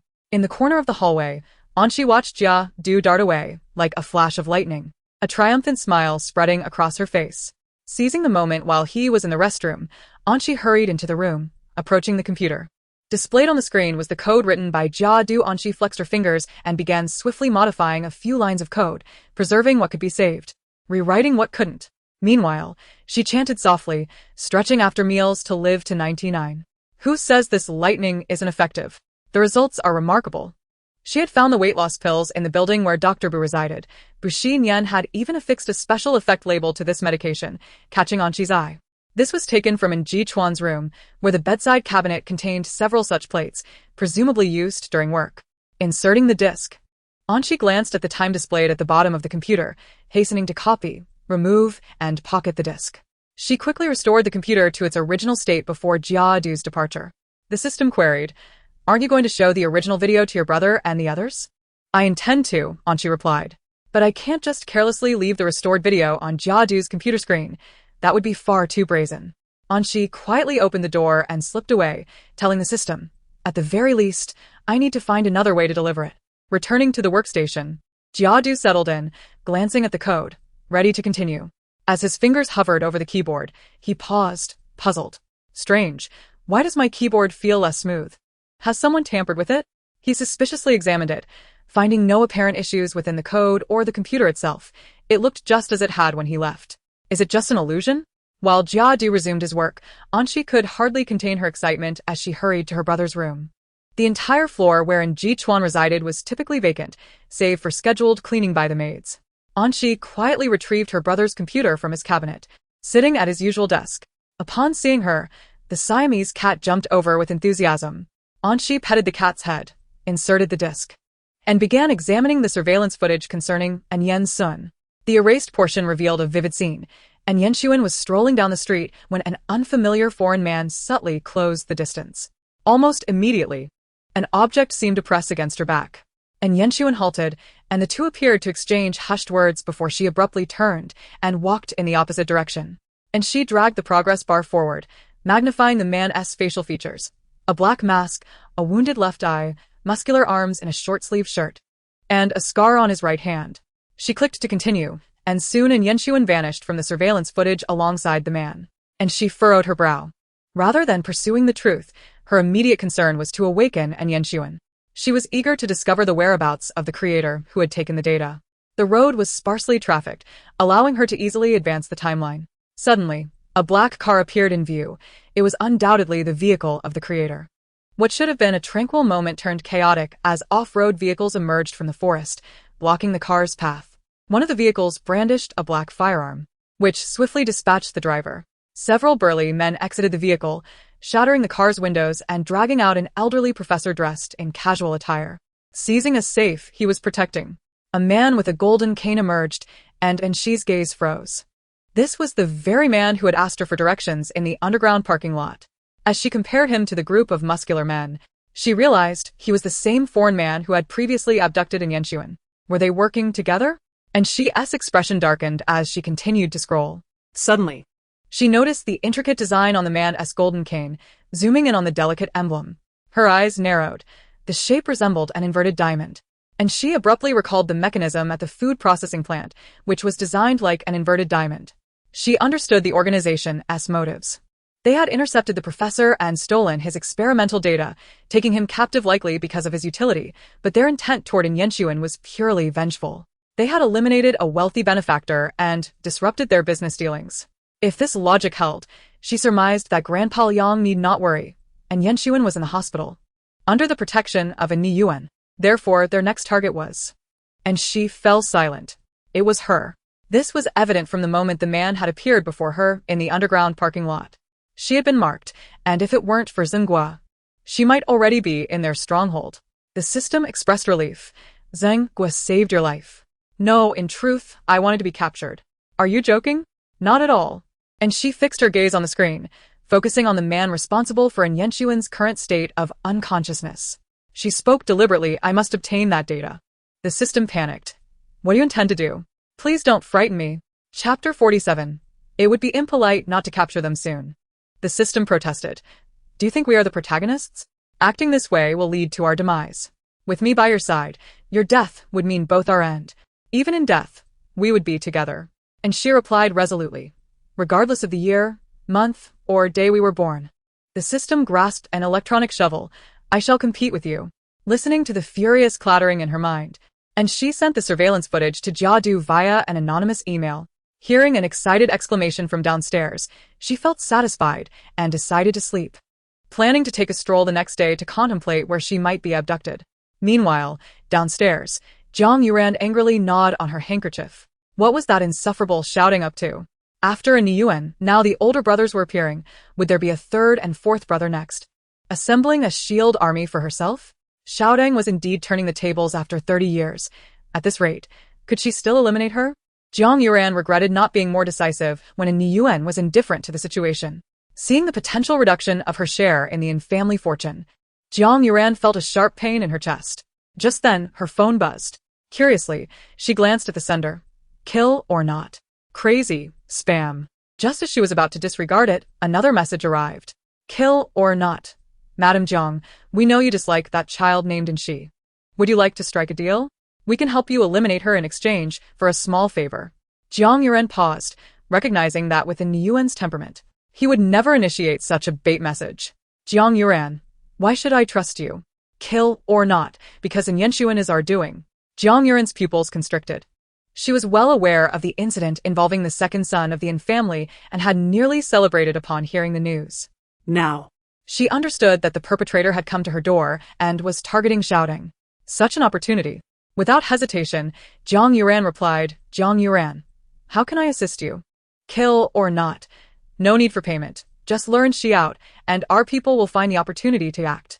Of course. If you can manage to get her to a designated location, it would be even better. Enticing that Xiaodong out? Jiang Yuran pondered, realizing it wouldn't be easy. Xiaodong was quite cautious around her.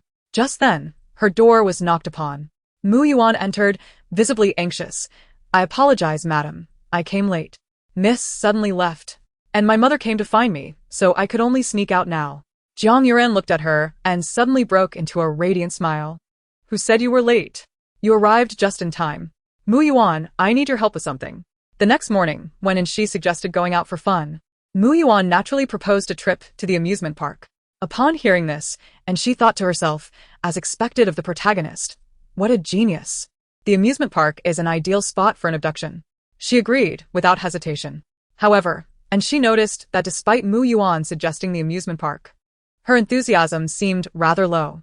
After disembarking from the carousel, Inshi observed Mu Yuan's distracted demeanor and, with her bodyguards in tow, dashed off with money in hand. Jiang Yuran instructed, Mu Yuan, I have a task for you. Tomorrow, propose going to this amusement park with Inshi and lead her to the small grove on the east side. Once you arrive, send me a message. Mu Yuan hesitated, but madam, Miss and I aren't friends yet. So what? I've heard from the maid that she even shared her chestnut cake with you during afternoon tea, indicating that Inshi doesn't dislike you. You can do this, right? Or do you? Jiang Yuran's eyes sharpened. Do you have feelings for Inshi and wish to side with her like your stubborn mother? That's not it, madam. Mu Yuan panicked. Fearing Jiang Yuran would lash out at her mother. With her clenched fists relaxing, Mu Yuan's loyalty still leaned towards her mother. I understand, madam. In the small grove to the east, Mu Yuan contemplated the location when suddenly someone patted her shoulder, startling her. She turned to find Inshi smiling at her. What's wrong? Not happy? No.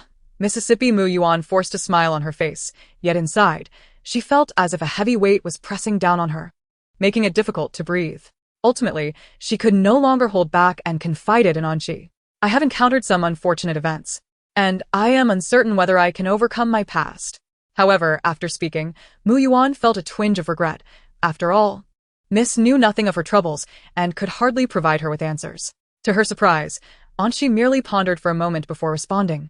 I may not know what misfortunes you have faced, but life is akin to a relentless race. No matter how flamboyant your run may be, you are bound to stumble and fall. What matters is that after you have faced adversity, you can rise again, albeit in a disheveled state. Suddenly, Inshi produced a beautiful duck mask from behind her and playfully placed it on Mu Yuan's face. Come, let us enjoy ourselves at the amusement park and not fall behind. Beneath the mask, Mu Yuan's lips quivered. She longed to say, Miss, Please do not be so kind to me. I am merely a fraud. Stay away from me. Yet. In the end, she simply grasped the mask and offered Anshi a radiant smile. By the way, miss, it seems there is an event in the small grove to the east of the amusement park. Shall we go take a look? Anshi replied cheerfully, sure. At that moment, in the small grove to the east, 3 men lay in wait among the grass. The leader, speaking into a walkie-talkie, inquired, Billy, are you certain that Jiang Yuran can indeed lure the little girl here? She wouldn't deceive us, would she? No, she wouldn't, replied a well-dressed man inside the vehicle. I've done my research on Jiang Yuran. She has a strong dislike for the in-family-s children, particularly for Anshi.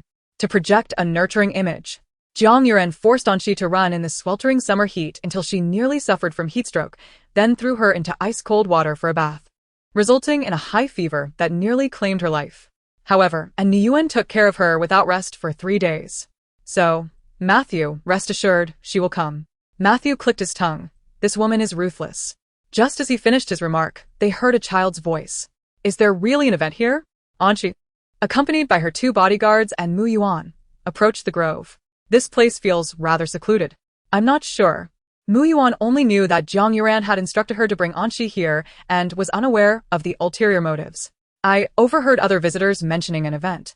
Why don't you wait here while I check? As Mu Yuan prepared to send a message via the watch Jiang Yuran had provided, Matthew and his accomplices seized the opportunity to spring from the grass, cloaked in large black hoods. Anshi keenly noticed the injury on the assailant's hand. It's the same group that attacked my brother.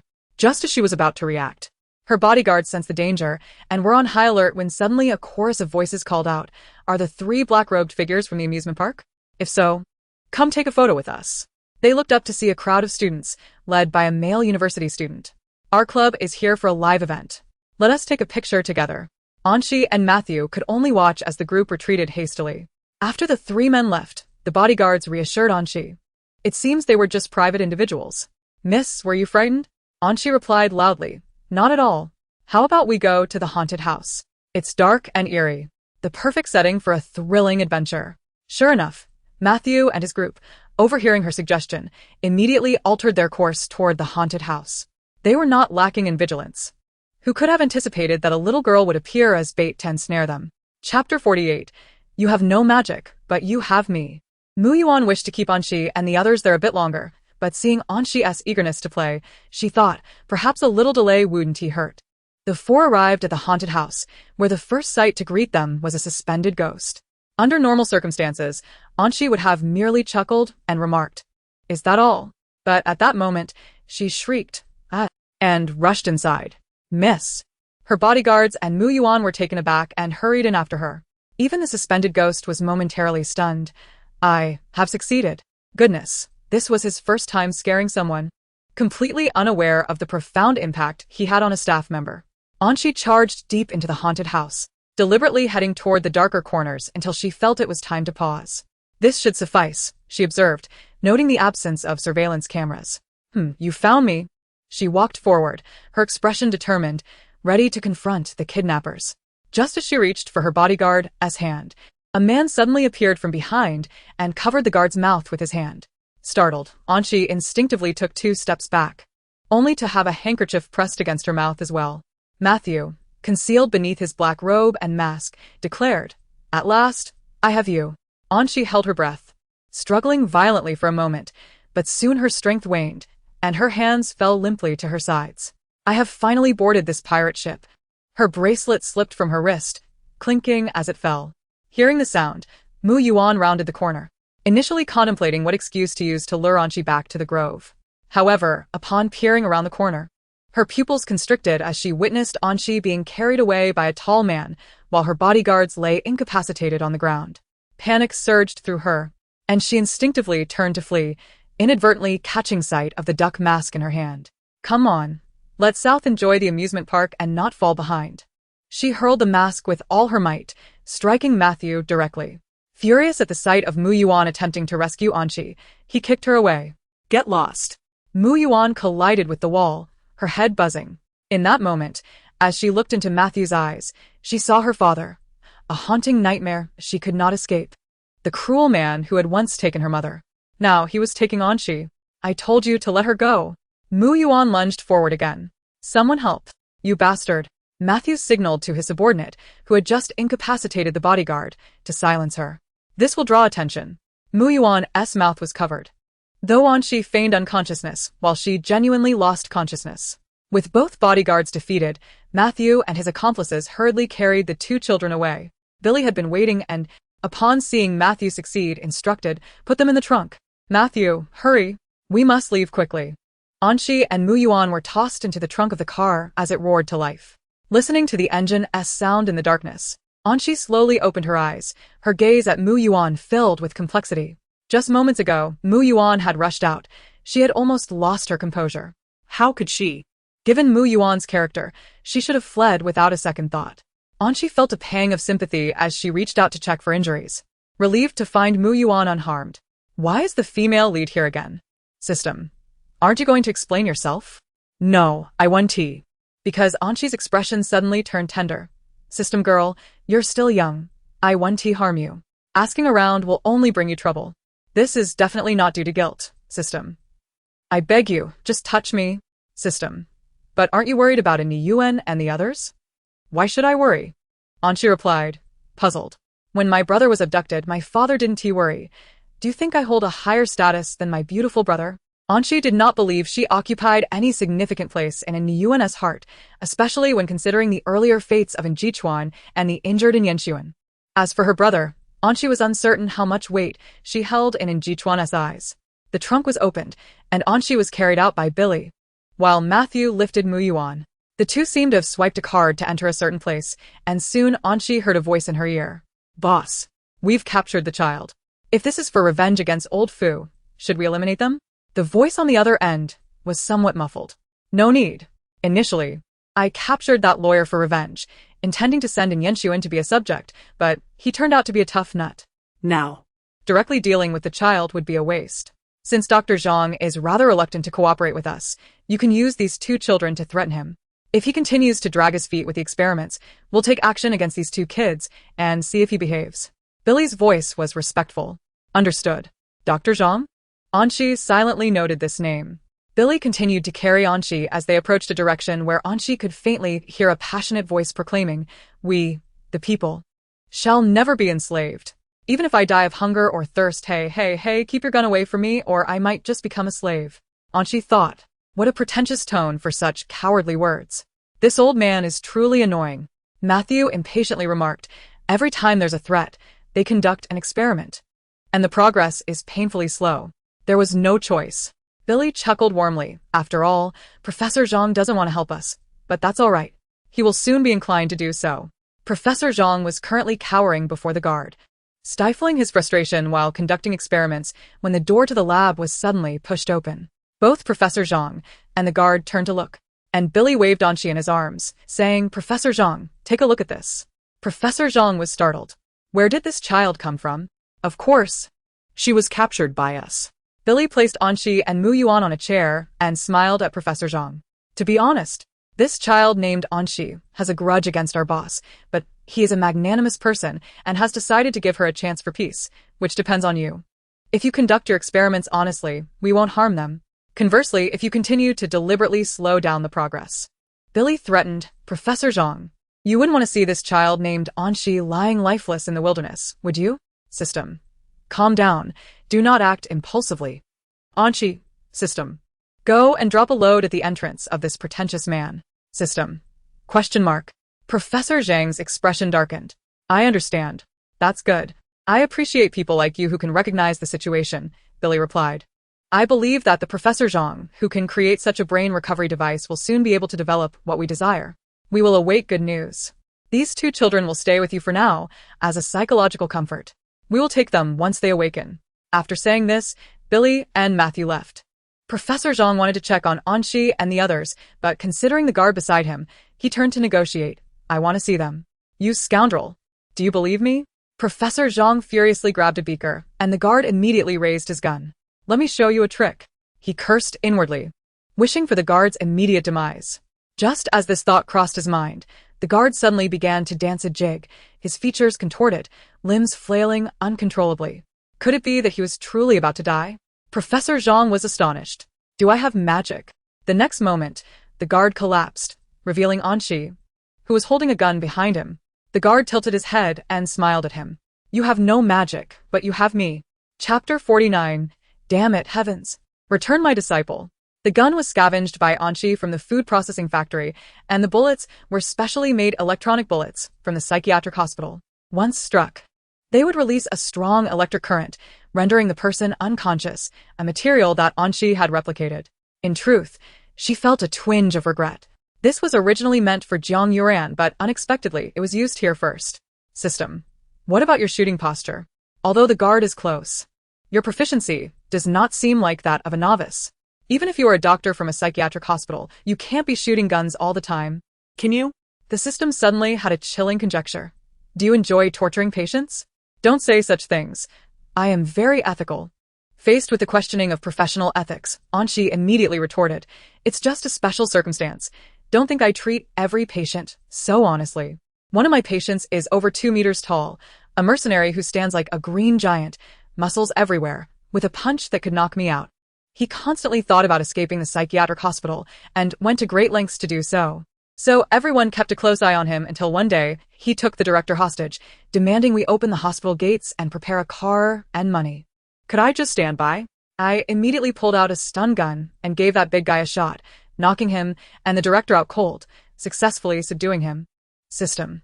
What a thrilling rescue. But from your account, you only fired once. Anshi paused for a moment. At that time, I indeed only fired once. But it turned out that this person didn't faint. Only the director did. Perhaps due to his robust constitution, he merely became temporarily paralyzed, losing his ability to move. However, after that, he seemed to have flipped some strange switch. System. He didn't escape the hospital anymore? No. He pretended to escape rather than genuinely fleeing. Anshi clasped her hands behind her back, exuding an air of age beyond her years. He became a trembler. Under the system's incredulous gaze, Anshi continued. Since that incident of him escaping and taking the director hostage after giving him a shot, every time he attempts to escape, he randomly grabs a medical staff member, just to experience the electric bullet. Ah. This shocking sensation is just splendid. It feels like it even cured my chronic hemorrhoids. It's simply wonderful. If I could keep shocking him, why would I want to escape the hospital? The system gasped at the data. According to the frequency, Anshi stroked her chin. Probably every 3 days he kidnaps someone, every 5 days he causes a ruckus. If it were you, you'd also become skilled at shooting moving targets.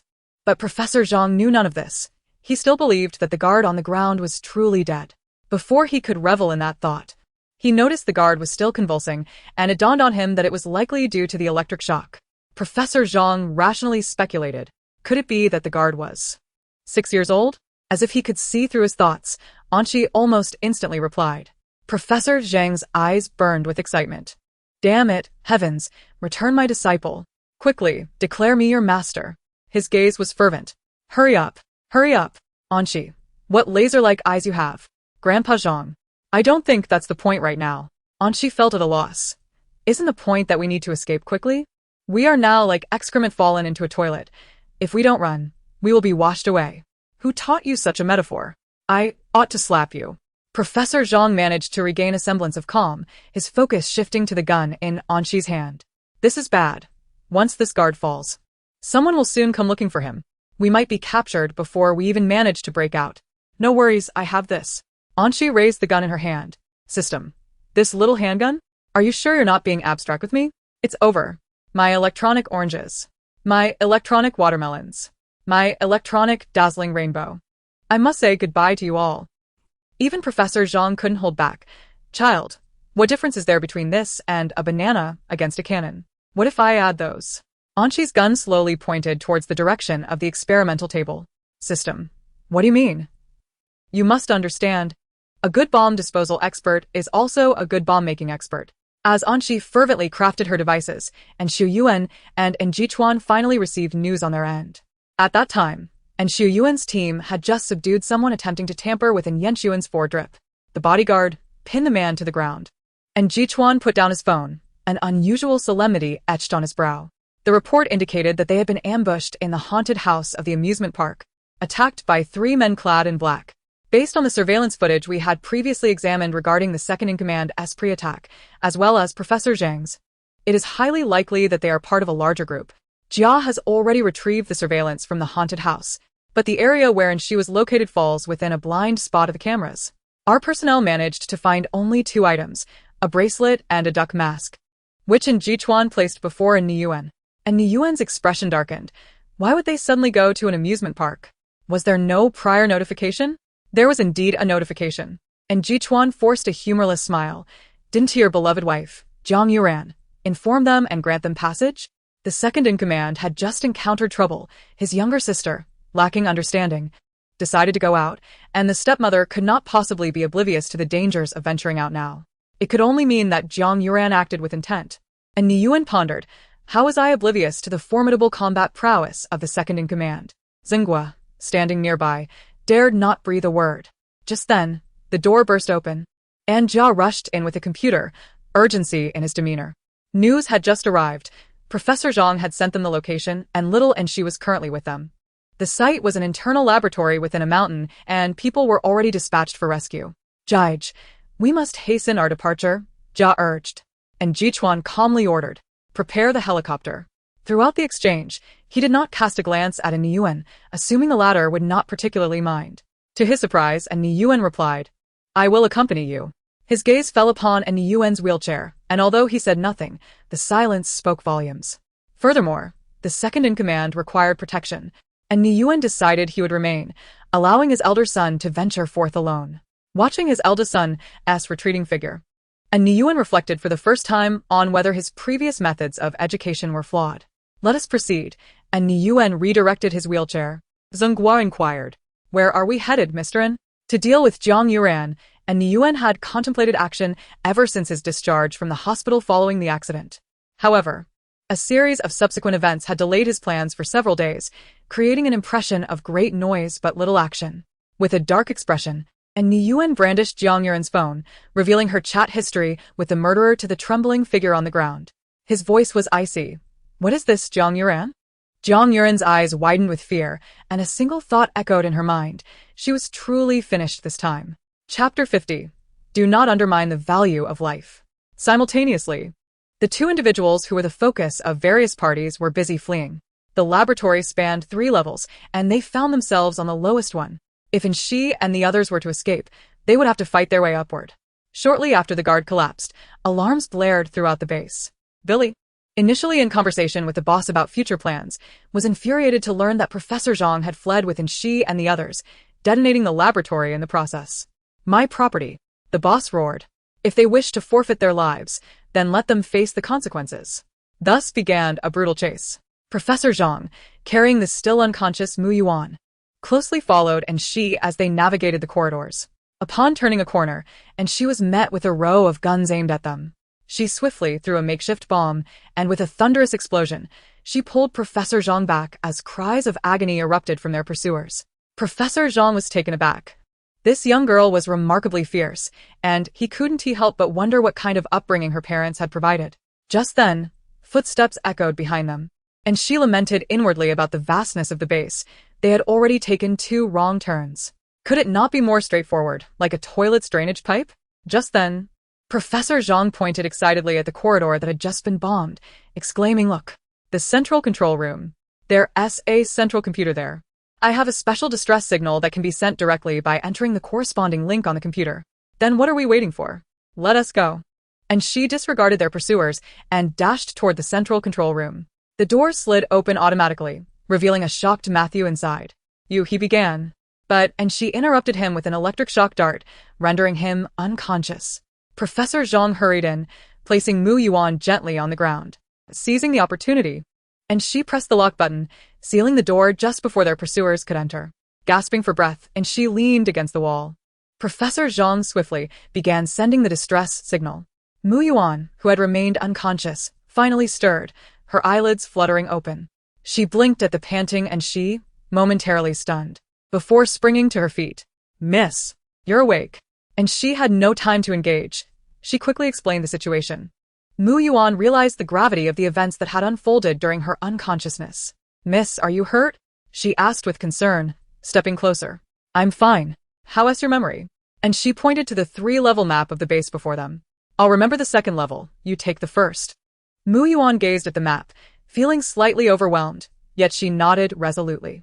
I will do my best. While Professor Zhang rapidly sent code, and she and Mu Yuan committed the map to memory. Normally, entrusting such a significant task to a 6-year-old would be daunting, but with the protagonist, there was a degree of trust. The sound of pounding against the door echoed ominously as it began to tremble. Done, Professor Zhang announced, releasing his grip. Both she and Mu Yuan turned to her, who bit her lip tightly. After about a minute, Mu Yuan stepped back. I'm ready. Then prepare to follow me.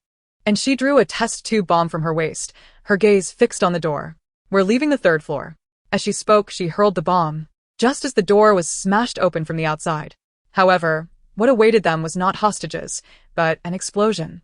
When Billy and his men arrived, they witnessed the 3 figures maneuvering through the flames, and his expression darkened as he dashed in another direction. Following the map's guidance, their escape was surprisingly smooth. The trio traversed the 2nd level and reached the 1st. And she led Mu Yuan and Professor Zhang around a corner, spotting a red button. Without hesitation, she pressed it, and a large door slowly opened, revealing the path to the outside. Quickly, she urged the others. As the door began to descend, their assailants raised their weapons, aiming at Shi. Startled, she was tackled to the ground, a bullet grazing Mu Yuan's hair. From behind the door, they could only hear Professor Zhang's anxious shouts. Without a moment to ponder, and she retaliated by tossing another bomb, causing Billy to retreat in alarm. Meanwhile, and she shouted to Professor Zhang, "You go ahead, we'll find another exit."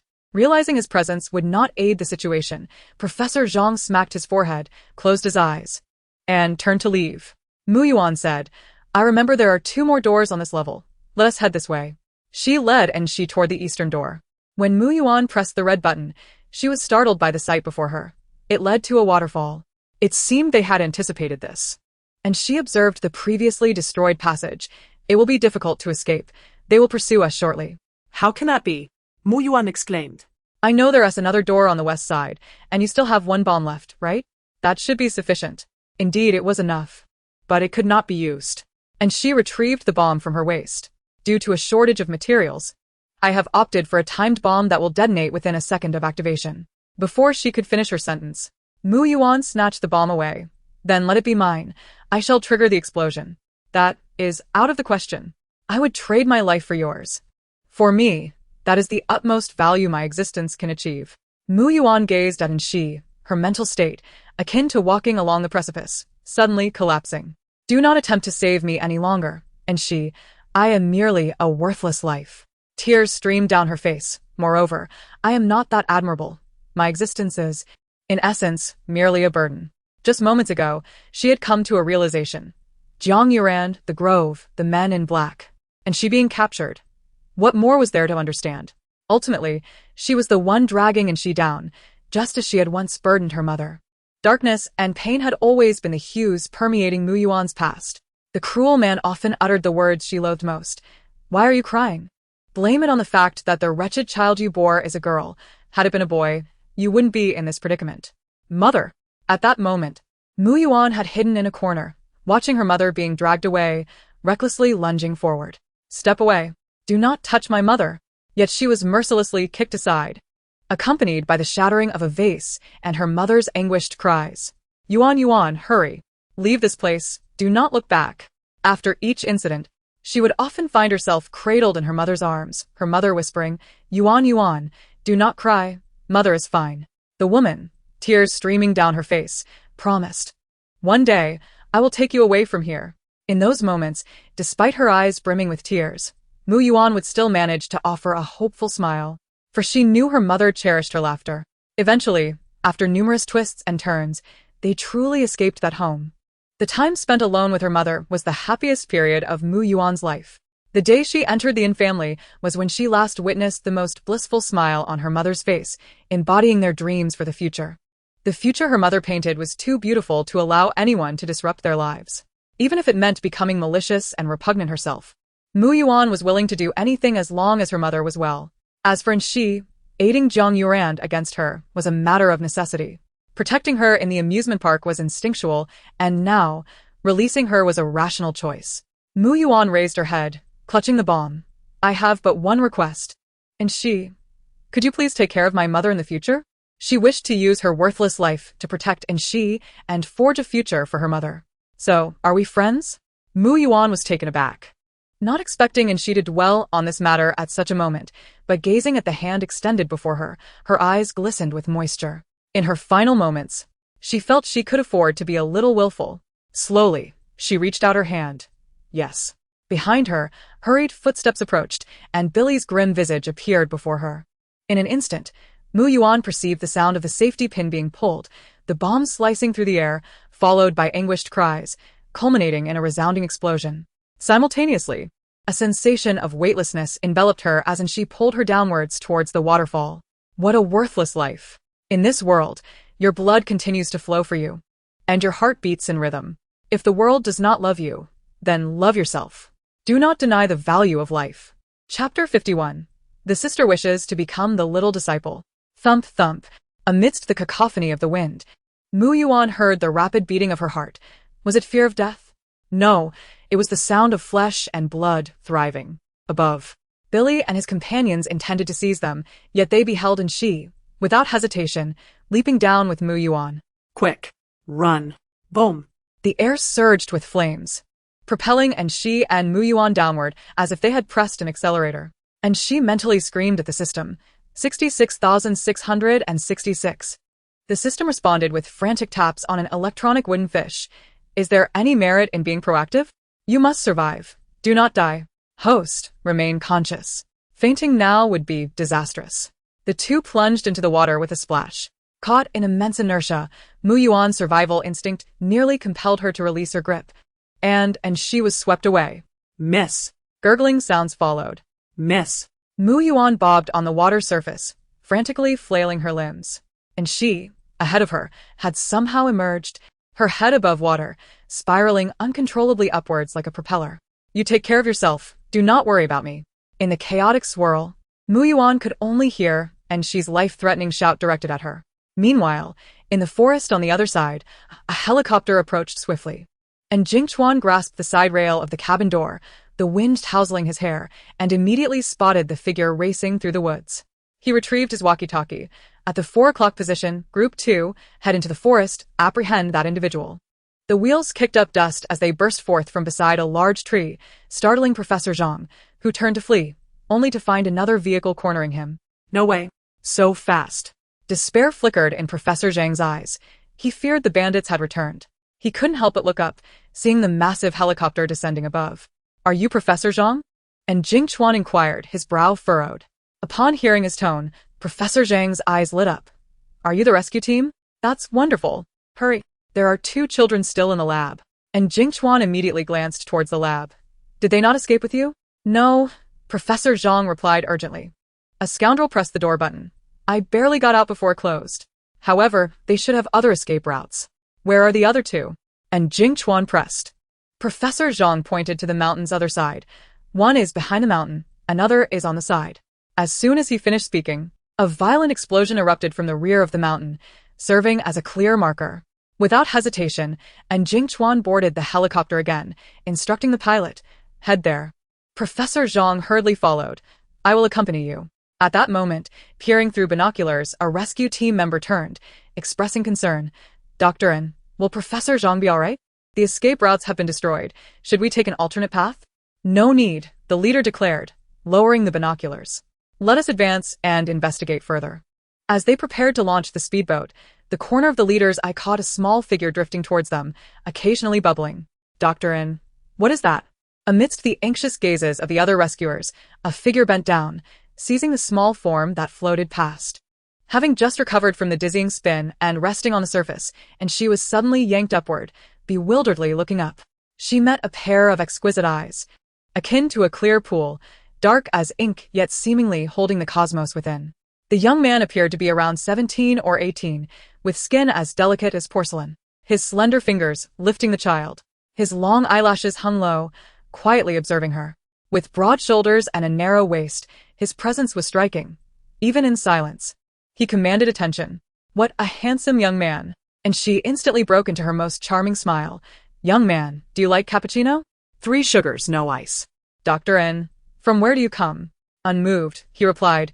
Your direction of drift indicates the research institute. And she feigned ignorance. What research institute? I do not understand. Who are you? Quickly set down the young lady. At that moment, Mu Yuan was also rescued by other team members, and upon seeing and she being apprehended, she grew anxious.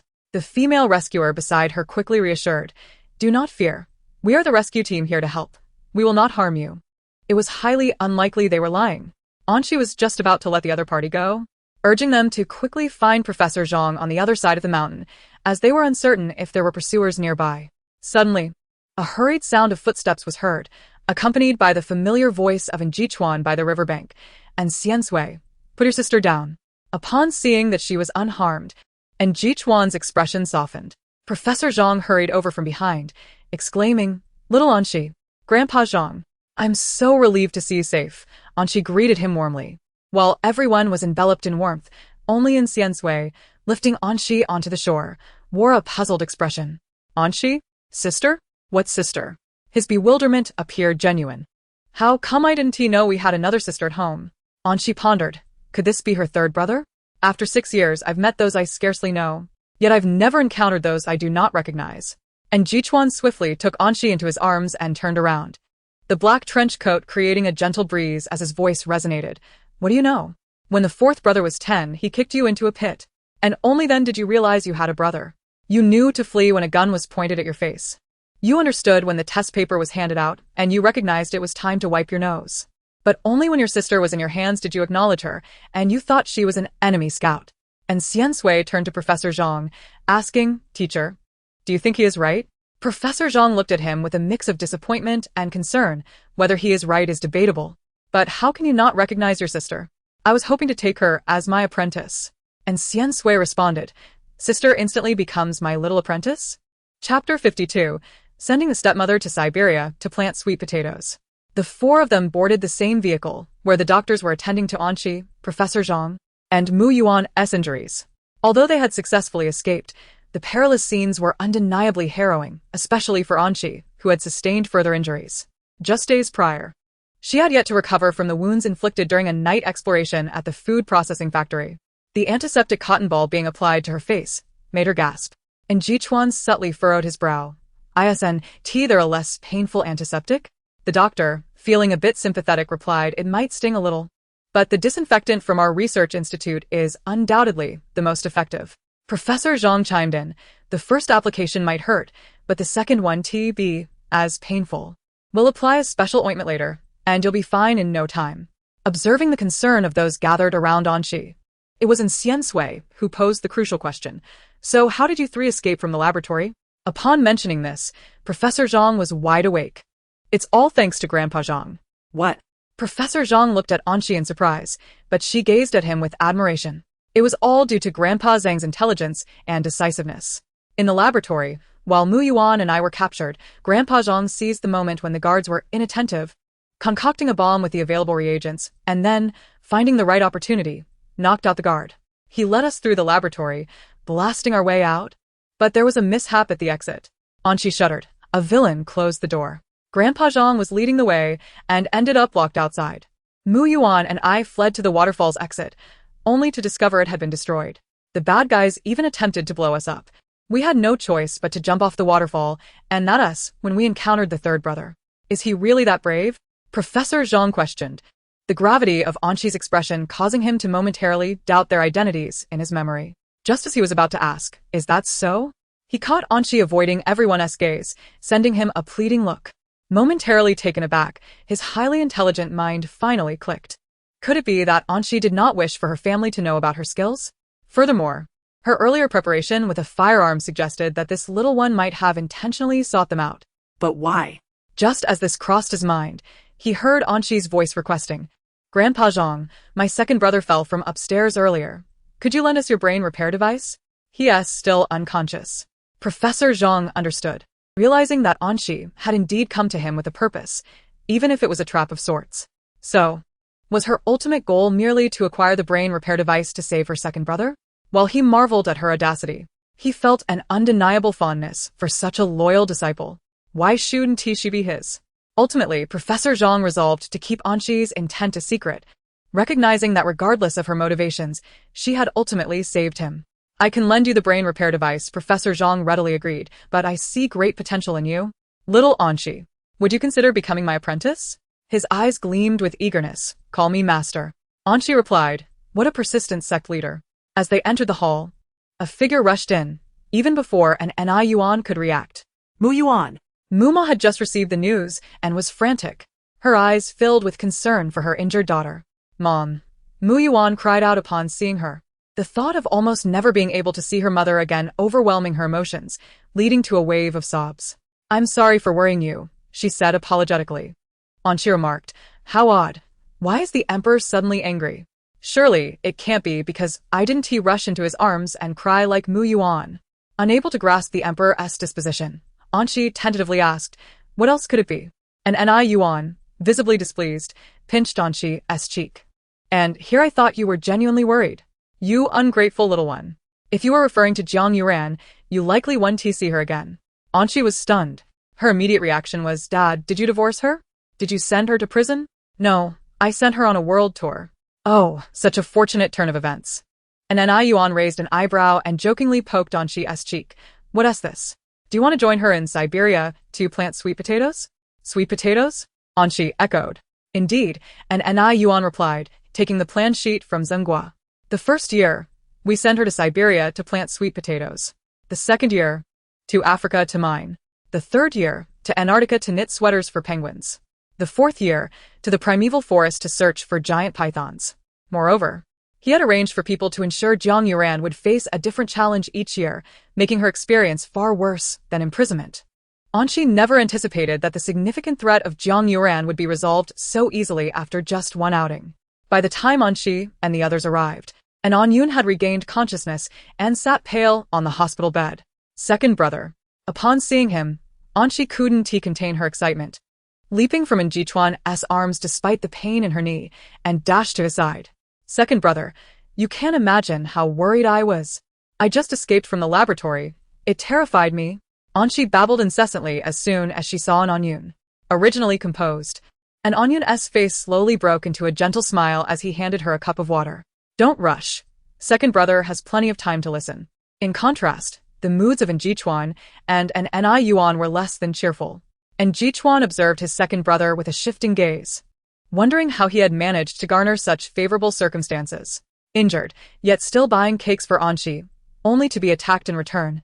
And Jichuan had no doubt that if An Anyun were to die, his standing in Anshi's eyes would be unparalleled.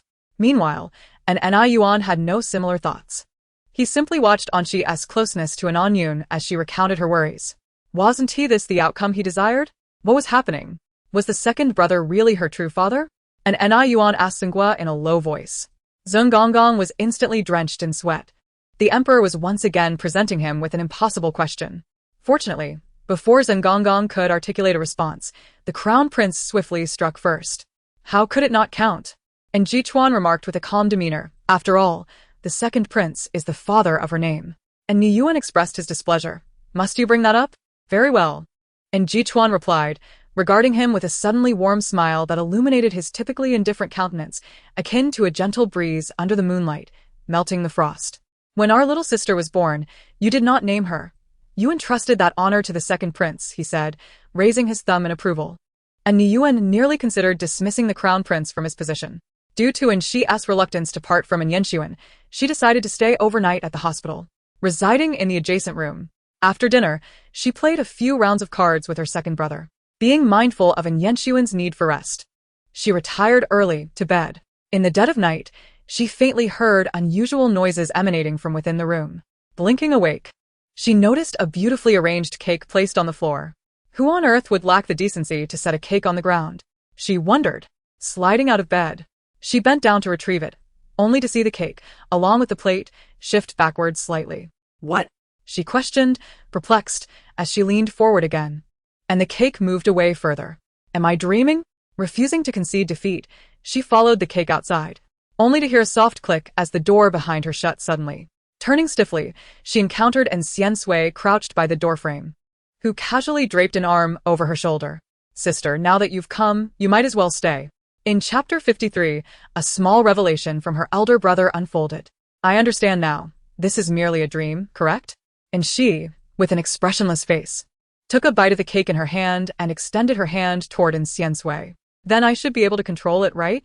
My heart. The world is unworthy of me. Transform into a toilet. Fire cloud technique. So resilient, yet you do not perish? She declared, extending a finger to unleash her ultimate move. I wish to forge a yellow contract with you. And Sui regarded her finger and replied, do not entertain such thoughts. You cannot eliminate me, for I am your third brother in the flesh. Initially, and she thought this ghost was rather audacious, pondering why this death hand had not yet shown. When she abruptly heard his words. Then what is your aim? Of course, it is you, and Sui replied earnestly. Ever since I discovered I had a sister, I have felt immense regret for neglecting you in the past, so I rushed over to make amends. And she regarded him as if he were a fool. Whose intelligence are you insulting? You did not just discover my identity today. Where were you earlier? This morning, you disregarded me. And now you think I am beyond your reach. With an air of noble aloofness, and she turned away, declaring, I do not believe you. And Sui, the teacher, must have deceived him, claiming that children are easily fooled. Even if one presented a plate of excrement with a few sweet words, they would consume it as if it were a delicacy. Yet this one is not easily deceived. Truly, I am not lying. Then how do you intend to make amends? And she inquired, still curious. But the next moment, she heard Sui say, the long night stretches on. Brother shall take you out for some fun. Unlike the earlier Yenchuan, who acted without forethought, and she sensed danger and silently stepped back. Glancing at the clock, it was now 3 a.m. This is inappropriate, brother, she expressed with a hint of shyness. To be honest, I suffer from constipation at 3 a.m, and it takes me an hour. So perhaps we should postpone this. Having spoken, she abruptly turned to shout, second. The next instant, her mouth was covered, and amidst the system's frantic cries of no, and she was whisked away. In her dazed state, she recalled a previous encounter with a group of robbers. Had they possessed this level of efficiency, her past struggles would have been far less arduous. In the luxurious villa of the family, Jichuan had finally finished his work and was ready to sleep. He skillfully opened the bedside cabinet, counting the blank discs. Few knew that this was a habitual practice of his. These discs were not for work but served to ease his mind, akin to counting sheep before slumber. However, today he noticed one disc was missing, particularly his favorite, the plate featuring a little yellow duck holding a golden ingot. The duck was inconsequential, the ingot was what mattered, as it symbolized his wealth. A single missing disc disrupted his perfection. Who has tampered with my discs? And Jichuan inquired of the Siamese cat playing on the carpet nearby. Observing the disc in Jichuan's hand, the Siamese cat tilted its head, seemingly recalling something. 2 minutes later, Jichuan arrived at Anshi's door. Witnessing the Siamese cat extracting his disc from beneath her pillow, revealing a large-scale incident of theft. It vividly showcased how Anshi had meddled with his belongings. And Jichuan silently inserted the disc into his computer, curious to discover what Anshi had done. Could she have reached an age where she secretly played games? The email address appeared familiar, resembling the one he had sent to Jiadu for monitoring. And Jichuan remained silent for a while. Little sister, you truly are exceptionally accomplished. Hadn't she known how she had been exposed, she would have surely sighed in resignation. The heavens seem fond of sacrificing me for some charitable cause. And Yenchuan received a phone call in the dead of night. Hello? He answered, voice barely above a whisper. Second brother, came in Jichuan's cold voice from the other end. Is the little sister beside you? No, she is sleeping next door. Then pass the phone her. I have something to ask. Can it wait until tomorrow? She is still asleep. And Yenchuan refused. You can ask her when you come tomorrow. With that, he hung up. He had no intention of waking Anshi. He did not wish to be the villain. Yet, since she was already awake, and Yenchuan decided to check if she was properly covered with her blanket. Donning his gold-rimmed glasses, the delicate chain swayed by his ear as he quietly opened the door and looked inside. Where is my sister? At that moment, and she was in transit. It was evident that not all family members were created equal. The primary difference between Yenchuan and Sui was that the former had handled her with indifference during her infancy, while the latter had at least shown her some care. Having turned 18, Sui possessed a driver's license, and a vehicle had been assigned for researchers. Presently, and she was secured in the adjacent room, fastened with a seatbelt, as Sui pressed the accelerator and drove off.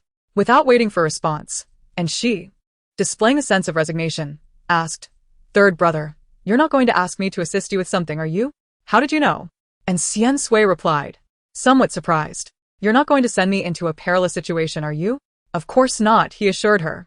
I merely wish for you to go over there and comfort someone. Comfort someone? She echoed. Yes, Professor Zhang. In the lab, he was throwing a fit, crying out in anguish as to why she would not acknowledge me as her master. You all can't comprehend the sense of security her small frame provides me.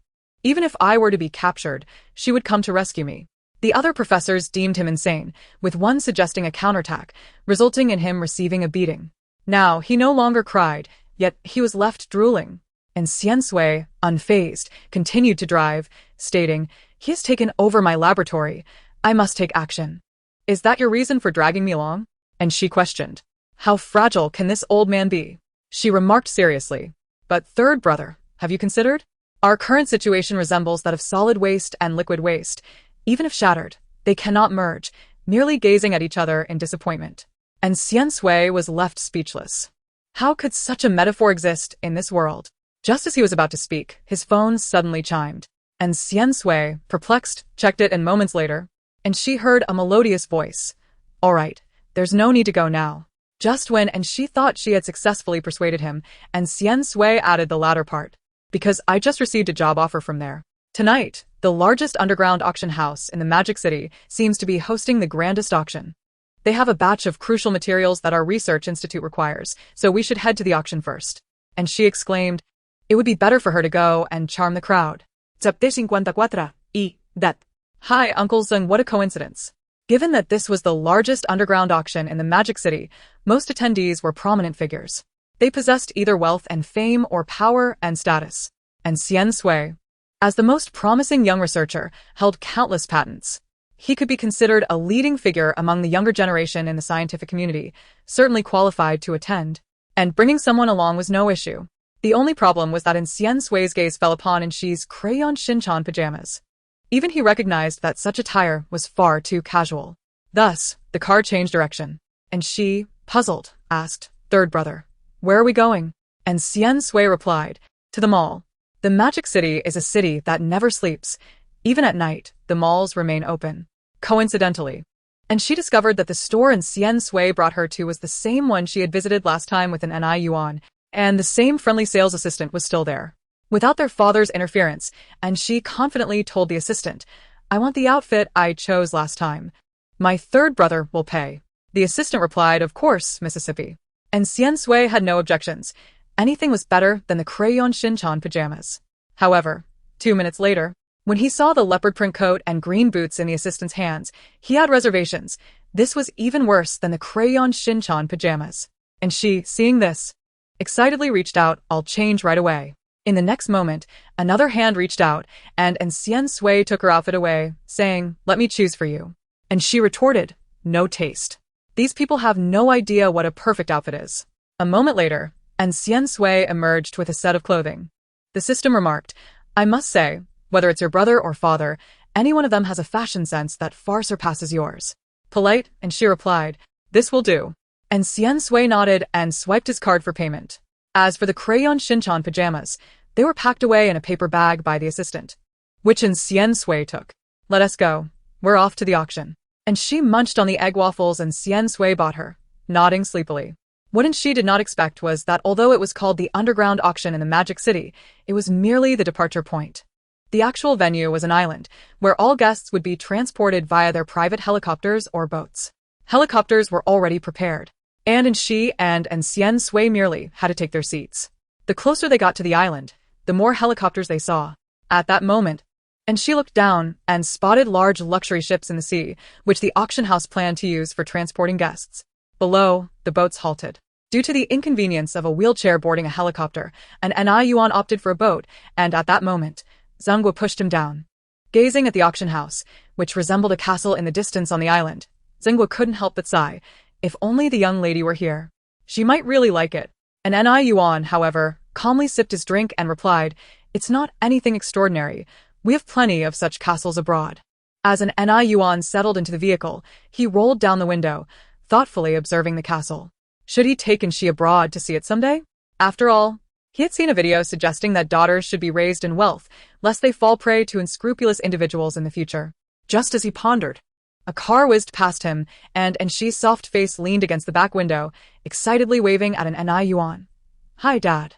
un clazen. Then, she sped by like a gust of wind. Zhenghua cheerfully replied, "Hi, young lady." The two raised the car windows, their bodies stiffening simultaneously. "What just passed by?" Until now, he took off his headphones and asked, "Little sister, who were you just greeting?" And she responded, "Just two acquaintances." And Xian Sui, hearing such simplicity, paid no mind. How many acquaintances could she possibly have? Most likely just peers her age. And Xi's eyes brightened as she tugged at Xian Sui's sleeve, Pointing at a sign. And Xian Sui glanced at the sign and asked, "Do you want me to accompany you?" "No, I can go alone." 10 minutes prior, and she had set off with confidence, thinking, "It's just a hall. How significant could it be?" Yet 10 minutes later, when she not only failed to locate the hall but also found herself wandering in an unfamiliar corner, she realized the gravity of the situation. In her mind, and she shouted at the system, "What am I doing here? Stay calm." The system replied, unfazed, "As long as it's not a life-threatening issue, you'll be fine. Just keep walking forward, you'll find someone to ask for directions."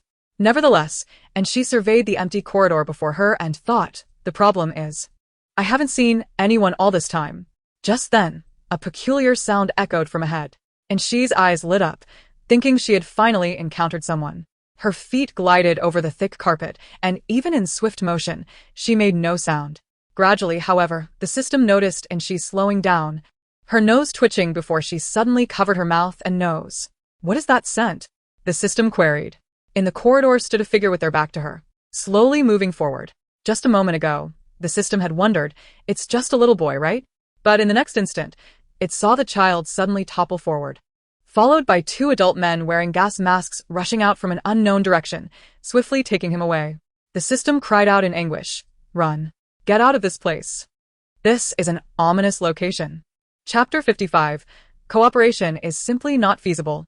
In the empty corridors of the auction house, Pei Ji-bai was present as the future heir of the Pei family, accompanied by his grandfather, Old Master Pei. The two had been preparing to enter the venue when suddenly Old Master Pei was called away by someone. Although Pei Ji-bai was puzzled, he obediently waited in place. Approximately 10 minutes later, Secretary Ju approached him, instructing him to head to the northern corridor of the auction house. Claiming that Old Master Pei had an important partner he wished to introduce. Pei Ji-bai, trusting Secretary Ju, who had been with Old Master Pei for years, followed his guidance. However, as he walked down the northern corridor, he noticed it growing increasingly deserted, devoid of even any staff. A vague sense of unease crept in, but ultimately, his trust in Secretary Ju prevailed. As he continued onward, Pei Ji-bai gradually caught a whiff of a delightful fragrance, an exquisite perfume. Yet, he soon sensed something was amiss. This path seemed to stretch endlessly, and his pace slowed. Just as he turned to flee, his body felt as though it had suddenly lost power, and he collapsed, realizing that Secretary Ju had betrayed his grandfather. He might perish here without anyone ever knowing. Unbeknownst to him, just around the corner of the corridor, a small figure had witnessed everything unfold. Listening to the anguished cries of the system echoing in her mind, Anshi refrained from fleeing recklessly and chose to observe further. Finally, when one of the masked men hoisted the young boy onto his shoulder, Anshi discerned the man's face and remarked to the system, "Do you find him somewhat familiar?" The system, puzzled, responded, "Who could be more familiar than my life? By heavens, isn't that the male protagonist?" The system then recalled something with sudden clarity and grew increasingly agitated. "We must leave at once. They are a vicious lot." Clearly targeting the male protagonist, Anshi was astonished. Is there someone plotting against him at such a tender age? Indeed, the system confirmed, and it is none other than Pei Jihui's biological mother. You must have noticed aboard the Su family's yacht that Pei Jihui was accompanied by his grandfather. This is no coincidence. His mother never wished for him. She even contemplated terminating Pei Jihui's life, but the doctor dissuaded her, warning that her own frail health would render future pregnancies impossible should she proceed. Reluctantly, she acquiesced, yet after giving birth to Pei Jihui, she discarded him into a hospital dumpster, only for the elder Pei to fortuitously arrive and witness the act, rescuing Pei Jihui and nurturing him as his heir. Despite her dissatisfaction, Pei's mother was powerless to contest the elder Pei's decisions. However, complications arose. As the only daughter of the Pei family, she was expected to inherit, or, at the very least, her children would. Yet, she bore 2 children, and the elder Pei intended to bestow the inheritance upon her loathsome eldest son, while she yearned solely for her beloved youngest. Thus, Pei Jihui's existence became increasingly irksome to her. The system noted, according to the original plot, Pei Jihui will be captured and injected with a lethal toxin, but at a critical moment, the elder Pei will arrive and locate a miraculous doctor at the auction. This doctor will assist Pei Jihui by forcing the toxin into his legs, resulting in his future disability, which will contribute to his character's twisted nature. Of course, the future female protagonist, Mu Yuan, will ultimately redeem him as they will meet at a masquerade ball. The masquerade, the wheelchair, the charming prince, and his radiance. Upon hearing this, Anshi couldn't help but feel a pang of regret. They were born in the wrong era. The system reassured her, thus, Pei Jihui will be safe. Let us, the 2 of us, escape swiftly. Anshi gradually lowered her now futile hand, inhaling the slowly dissipating scent in the air. She had a suspicion. Could it be your doing? Not by my hand, but a patient of mine did employ it. I believe I mentioned that I inadvertently spilled cat litter in a patient's room. This patient was an entomologist with few interests, aside from tending to venomous pets and creating perfumes. Unlike others, whose fragrances uplift the spirit, hers were crafted for nefarious purposes. Anshi addressed the system. Did you not inquire why my patients never cooperated in escaping the mental institution? She collaborated with my mercenary patient, similar to the Green Giant. One night while I was on night duty, a sudden knock on my office door startled me. Upon opening it, I was met with an enchanting fragrance, and I inhaled deeply, believing someone was preparing a feast. I still recall collapsing to the ground, hearing their conversation. The mercenary, upon seeing me unconscious, panicked and scolded the perfumer. Why did you drug her? Is Dr. And all right? She'll be fine, the perfumer assured, placing a vial of antidote near me. When the other medical personnel arrive, they can have her inhale the antidote scent. She will be unharmed.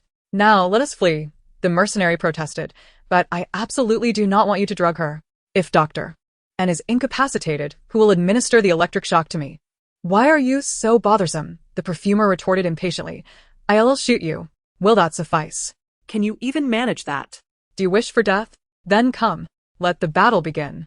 I have long found you displeasing. Go forth, my little darlings, and take him down. Chapter 56. She has yet to call you father. When Anshi was revived by the nurse, she found herself facing a pair of battered individuals. One with a purple visage and the other bruised and battered, both seemingly on the verge of fracturing their alliance. Anshi remarked, alliance, alliance, alliance, to the point of weariness. The system observed, they are undoubtedly unwell. This was also something the perfumer had mentioned to her. To ensure absolute safety, she always carried an antidote when she acted. After all, one must prepare for the unforeseen. With this thought, Anshi stealthily followed. Had they indulged too heartily in cake? Should she seek them out? As Anshi contemplated whether to search for someone, a sudden slap on her back startled her. I see you've abducted your sister? Where is she? And Xian Sui replied, surely, she hasn't gone missing? And Ni Yuan smirked enigmatically. No, the little sister is not lost. Let it remain that way. And Ni Yuan accepted the red wine offered by the waiter and sincerely remarked to Xian Sui, indeed, as a child of the Yin family. And Xian Sui has also been ensnared by Jiang Yuran. At that time, as a teenager, he sat by the lotus pond, quietly contemplating a research proposal when Jiang Yuran attempted to push him into the water to drown him. Did she believe he was an ancient concubine, destined for a noble end? And Xian Sui retaliated with a vial of potion, striking his stepmother and sending her reeling with 30 lashes. Yet now, it seemed those 30 lashes were destined for him. Suddenly, Xian Sui uncovered a blind spot. You mentioned seeing me abduct my sister? And Ni Yuan looked at him. Yes, did you not notice? She was leaning against the car window, waving at us. And Xian Sui queried, what happened to the 2 familiar acquaintances? At that moment, the very Anshi he could not forget was following the man carrying Pei Jihui, making her way into the auction house's warehouse. It was unclear how this group maneuvered so freely within the auction house. The warehouse was dimly lit, and at that moment, Anshi was grateful for her height. As the 2 masked men entered, she stealthily slipped in behind them, hiding behind the towering auction items. One of the masked individuals shut the door, plunging the interior into darkness. With the light of day extinguished, Anshi crouched low, cautiously inching further inside when she suddenly heard a familiar voice. "Billy, have we captured the target?" Anshi paused. "We have, sir," one of the masked men replied respectfully. "This little brat was quite easy to catch. We simply used some perfume." Billy approached the unconscious Pei Jihue, smirking. How effortlessly they fall, unlike that one who is truly formidable. Thinking of Anshi, Billy felt a surge of pain. He had barely survived that explosion. The bomb had detonated right before his eyes, forcing him to shield several subordinates with his own body, thus sparing his life. Despite escaping amidst the police and the family's triple encirclement, he was haunted by the memory of his desperate flight, leaving him with a lasting trauma. He would forever despise children. With this in mind, Billy regarded Pei Jihue with disdain. He cracked a malicious smile and instructed his subordinates. "You are to deal with this brat later, but before the poison arrives, ensure you administer the antidote first. I want him to witness his own demise with clarity." Having issued his orders, Billy departed the warehouse for now, confine him in a cage, and do not fail me. The two subordinates nodded respectfully. Understood. As soon as Billy left, they placed Pei Jihue into a cage. One of the masked figures inquired, "Should we release the scent on him now?" "Of course," came the response. "After all, it is Mr. Billy's command. We will simply gag him afterward." As the words fell, one of the masked individuals produced a vial of fragrance from behind, which was in fact the conscious Pei Jibai, who was suddenly enveloped by a wave of perfume. His heavy eyelids gradually lifted, and the first flicker in his eyes was one of terror. He could hear them plotting his demise. "Who are you? Do you know who my grandfather is? If you dare to lay a hand on me, my grandfather will not spare you." One of the masked men chuckled. "Of course we know, it's old Master Pei, but what of it? Someone's willing to pay for your life." Pei Jibai urgently questioned, "Who?" "That is classified information." Just then, another masked figure retrieved the poison, the silver needle glinting with a chilling aura, even in the darkness. The masked man approached step by step. "You might as well save that question for the King of Hell." As the needle drew closer, Pei Jibai's eyes filled with dread, and he shut them tightly. "No." Bang! Bang! Suddenly, 2 gunshots rang out.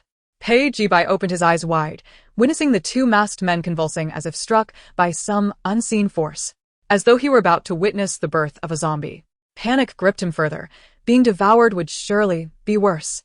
Yet, the anticipated mutation did not occur. Instead, a small girl emerged from an unseen corner, beginning to rummage through the fallen figures. Pei Jibai's eyes widened in disbelief. This was not the same person who had previously disregarded him entirely, the aerial performer. She deftly tucked away the fragrance, turning to leave amidst Pei Jibai's sparkling gaze of hope. "Wait, didn't you see me? Come save me."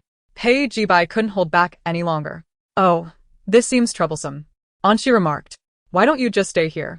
Your grandfather will likely come looking for you soon." Pei Jibai retorted, "What? How can it be like this?" The boy's handsome face tightened, mimicking his grandfather's tone. "I command you, save me. Do not make me repeat myself." Anshi raised an eyebrow under the eaves. "You won't bow your head?" She turned to walk away. "Wait, don't." Pei Jibai's pride faltered. "Please, take me with you." Despair painted his features. What does attitude even mean? What kind of attitude is necessary? In a moment of clarity, he recalled a conversation with a friend who once said, "Brother, in this world, if you want something from someone, nothing resolves it like calling out Dad. If that doesn't work, just call out twice." So now, must he call out for his father? He truly did not wish to remain in this perilous place. Clenching his teeth, he finally shouted, "Dad." Anshi turned her head suddenly. "Your attitude, boy, is rather sincere. Are you really that desperate? Since you've pleaded so earnestly, it would be inappropriate for me not to help." Anshi was indeed moved by his sincerity, suppressing a smile. She retrieved the keys from the 2 masked men and opened the cage for him. Pei Jibai emerged, devoid of hope. "Can we leave now? I do not wish to linger in this sorrowful place." Anshi replied cheerfully, "Let us go." The 2 made their way towards the entrance, a gentle breeze stirring as they inadvertently lifted the curtains of other hidden treasures. Anshi's casual glance caught sight of a small corner of fabric slipping out. She paused, approached, and pulled back the curtain, revealing a small girl, approximately 4 years old, curled up and covered in wounds. "How serious?" Anshi frowned. Pei Jibai noticed her expression and approached with curiosity. "What are you going to do?" Anshi replied simply, "Save her." But her hand was halted in the next moment. Pei Jibai, equally aware of the girl inside, wore a serious expression. "You cannot save her. Anshi was taken aback. Why not? Pei Jibai stated, because she hasn't called you dad. Chapter 57. Not for nothing. Anshi initially thought there was a deep-seated grudge between them, yet it came down to this? She doesn't need to call. Why? Pei Jibai protested. Anshi smiled, because she doesn't have that defiant demeanor you once possessed. Reflecting, she remarked, it has been a long time since I've seen the young master speak so boldly. Pei Jibai felt struck by lightning. Was it now his fault? Ignoring the figure beside him, biting her lip, with a look of restrained endurance. Anshi first used the perfume bottle to release the scent from the little girl before gently lifting her from the cage. The girl seemed utterly weakened. Even though she remained conscious due to the scent, she was far from lucid. The pain from her injuries caused her to twitch intermittently, only able to utter fragmented sentences after the scent was released. Why, handkerchief? Anshi leaned closer, piecing together the narrative from the girl's nightmare-like murmurs. The little girl had been forcibly taken by Billy and his associates, or perhaps abducted from abroad. One night, while she was sleeping in her bed, she suddenly heard soft cries in the hallway. The sound was filled with sorrow and despair. The girl shivered but took her cane, not wishing to awaken the nanny. Thus, she tiptoed out of her room. Familiar with the manor's paths, she navigated her way to the garden, finding a big brother who appeared gravely injured. The overwhelming scent of blood filled the air, leaving the little girl feeling helpless as she offered her handkerchief. Who are you? Are you all right? Billy looked at the blind girl who had unwittingly walked into his trap, smirking as he silently peeled open his own bloodied bandage, his voice feeble. I'm sorry to have awakened you, miss. I'm the maintenance worker for your family. I just fell from a ladder and hurt my thigh. Could you help me? The little girl hesitated. Me? His tone dropped dramatically, but I suddenly received a maintenance task and must delay it. You know, the family doesn't allow servants out at night, but my brother is gravely ill, and this may be his last birthday. I really don't want to give up. He desperately grasped the girl's cane. So, could you help me get out? The girl opened her mouth, wanting to refuse. For the nanny had warned that children in her situation must never go out alone. However, if she were to help him, she would have to follow him outside. Still, considering the boy's plight, she hesitated before agreeing. Following the instructions the nanny had taught her, she led Billy past the guards and retrieved the key to the back door, assisting him in escaping. Would you care to join me?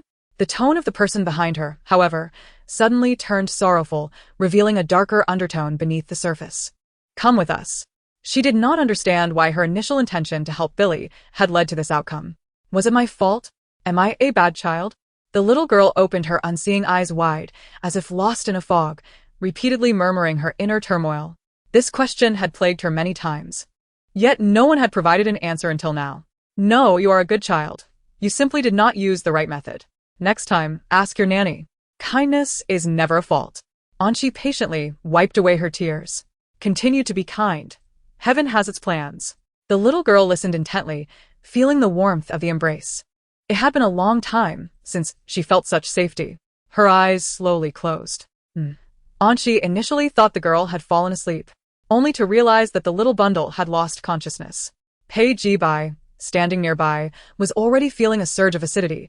It was utterly unjust. He had already called him father, yet some individuals, without any competition, seemed to possess everything. This adoptive father was truly excessive, perhaps sensing his thoughts, and she glanced at him and suddenly thrust the little girl into his hands. It's not for nothing, you know. Pei Jibai, what do you think this is? A gift? How outrageous. Facing Pei Jibai's silent yet profoundly aggrieved gaze, and she finally realized she ought to offer some words of comfort. After a moment of consideration, she said, let me share a secret with you. When you feel the urge to cry and think blowing your nose would be embarrassing, just turn upside down and take a deep breath. It will stop flowing. Pei Jibai, did I learn Chinese just to comprehend such nonsense? The young master had never endured such indignities before, but unfortunately, the dimness of the warehouse prevented Anshi from discerning his even more pained expression. She mistakenly believed she was doing splendidly at comforting him. It's about time, let us go. And she decisively pulled open the warehouse door, allowing the outside light to flood in, revealing Billy's sinister face. He surveyed the two fallen subordinates and the terrified expressions on Pei Jibai and the little girl in his arms. You certainly have given me quite the surprise. And she retorted, is it reasonable for you to come just because you thought of my name? And what do you intend by bringing so many subordinates? You have quite the high opinion of me. She then posed a question to Billy. Do you know the difference between humans and excrement? Billy paused. What difference? The difference lies in, and she slammed the door abruptly. I admit you have more tricks up your sleeve than I do. The loud bang nearly shattered Billy's composure, as he hadn't anticipated such audacity at such close range. He kicked out but found he could not move her. Billy's expression darkened. Open the door. Chapter 58. For the sake of my sister, I can unleash a little fury. Outside the warehouse, the sound of keys clattering rapidly resonated. Inside. And she quickly secured the door and pushed the exhibits to block it. Pei Ji-bai, usually composed, was still but a child. Beads of cold sweat forming on his brow. And she, what should we do? What do we do? And she, feeling the urgency, replied, we'll mix you with rice. Whatever tastes good, we'll mix it fast. Run. She quickly spotted the only window in the warehouse, her eyes lighting up. We have a way out. She rushed to the window, pushing it open and looking down, where the wind howled and the ground loomed far beneath them, at least 20 stories high. And she remarked to the system, at this height, even if something were to drop, it would be utterly pulverized. System. At such a time you're thinking about that? I nearly wish I could turn myself into a rope to let you down. Pei Ji-bai joined her, gazing at the ground below with despair. Are we doomed? Don't panic. We're not finished yet. Observing and she's confident demeanor, Pei Ji-bai couldn't help but feel a glimmer of hope. Really? What do we do? And she pointed below. Can you produce a length of excrement long enough for us to descend? Pei Ji-bai was exasperated. Excrement is too soft. How could it support the three of us? And she gasped, you really can do that? Is that the crux of this matter? Pei Ji-bai could no longer contain himself. Even if you pulled out my intestines, it wouldn't be that long. Intestines, quite cultured of you. Then we must resort to our last option. And she, with a serious expression, jumped off the windowsill, quickly tearing down all the exhibit curtains to fashion a makeshift escape rope. Pointing at the half-open window below them, she said to Pei Ji-bai, this time, I'm serious. I will go down and open the window. Do you dare to follow me? Pei Ji-bai glanced at the daunting height, swallowed hard, and met in she's earnest gaze. In the end, it's either being pulverized or riddled with holes. Choose one. Pei Ji-bai shut his eyes in anguish. His grandfather once said that a dignified death was essential, yet the thought of being pulverized sounded anything but dignified, and being riddled with holes seemed even more painful. Thus, he resolved to choose a dignified demise. I'd rather be pulverized. Let us go.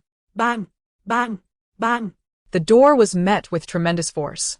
The exhibits at the entrance teetered precariously, leaving no time for hesitation. And she took the lead, sliding down the rope, fortunate that the window below was already open. Otherwise, they would truly meet a disastrous fate. As she fully opened the window, and she smoothly slipped inside, reaching out to catch the little girl being lowered by the rope. This maneuver was fraught with risk, but they had no alternatives. Having successfully received the girl, all that remained was Pei Ji-bai. He steeled himself and grasped the rope, descending, but at that very moment bang. Bang. Clang. The door was kicked open. Seeing the rope still trembling from the pillar and extending toward the window, Billy instantly understood. Without a moment's hesitation, he drew out a knife and swiftly cut the rope. Feeling the rope sway, Pei Ji-bai gasped. Yes, cutting the rope. And she urged, don't hesitate. Hurry. Is there time? Billy's eyes flashed with a fierce light as he cut with force. With a sharp sound, the fabric tore completely. Suspended in midair, Pei Ji-bai instinctively closed his eyes. This was truly the end. Yet just before he fell, and she managed to grasp his collar, pushing against the window with all her strength. The rope plummeted, and Billy lunged toward the window. But all he saw was the rope rapidly descending. With the glass below wide open, veins pulsed on his forehead. And he uttered her name, filled with rage, wishing he could crush her to bits.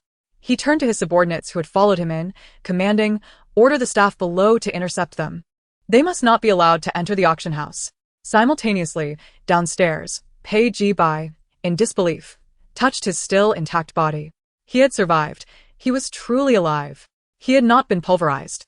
All thanks to Pei Ji-bai looked at she, only to find her even more animated than he was. As she punched the tiled wall of the restroom in frustration. ¿Quieres cargo handler? Do you think I can live peacefully with you around? You brought such a large group to beat me up, and I nearly met my end. She had almost been reduced to nothing. I am truly a legendary survivor. Just then, a frightened voice called from behind. You're not going to eat excrement, are you? What a thoroughly enjoyable slander. Apologies. It truly seemed like that. Realizing he had misunderstood, Pei by S gaze flickered. And she, no longer inclined to argue with the boy, hastily replied, "What should we do now? Should we run?" Of course, they had to run, but not aimlessly. And she checked her magazine. Only 2 bullets remained. Ah. She too was at her wit's end. She resolved, let us head to the auction. Being near familiar faces will surely be much safer. However, the pressing question remained, how to get there? And she's gaze gradually fell upon the cleaning cart in the adjoining room. Due to the ongoing auction, most guests had moved on, and many staff members were concentrated in that area. But following the organization's orders, some staff members were quietly retreating into the shadows while carrying trays of drinks, heading toward the northern corridor. At that moment, a small figure clad in an hastily modified cleaning uniform, pushing a cleaning cart, confidently sauntered down the corridor, her hat pulled low. One of the staff members passed by, claws-like fingers grasping her hat, forcing Anshi to pause as she heard the inquiry above her head. Who are you? Could it be that the short and unremarkable figure is a child?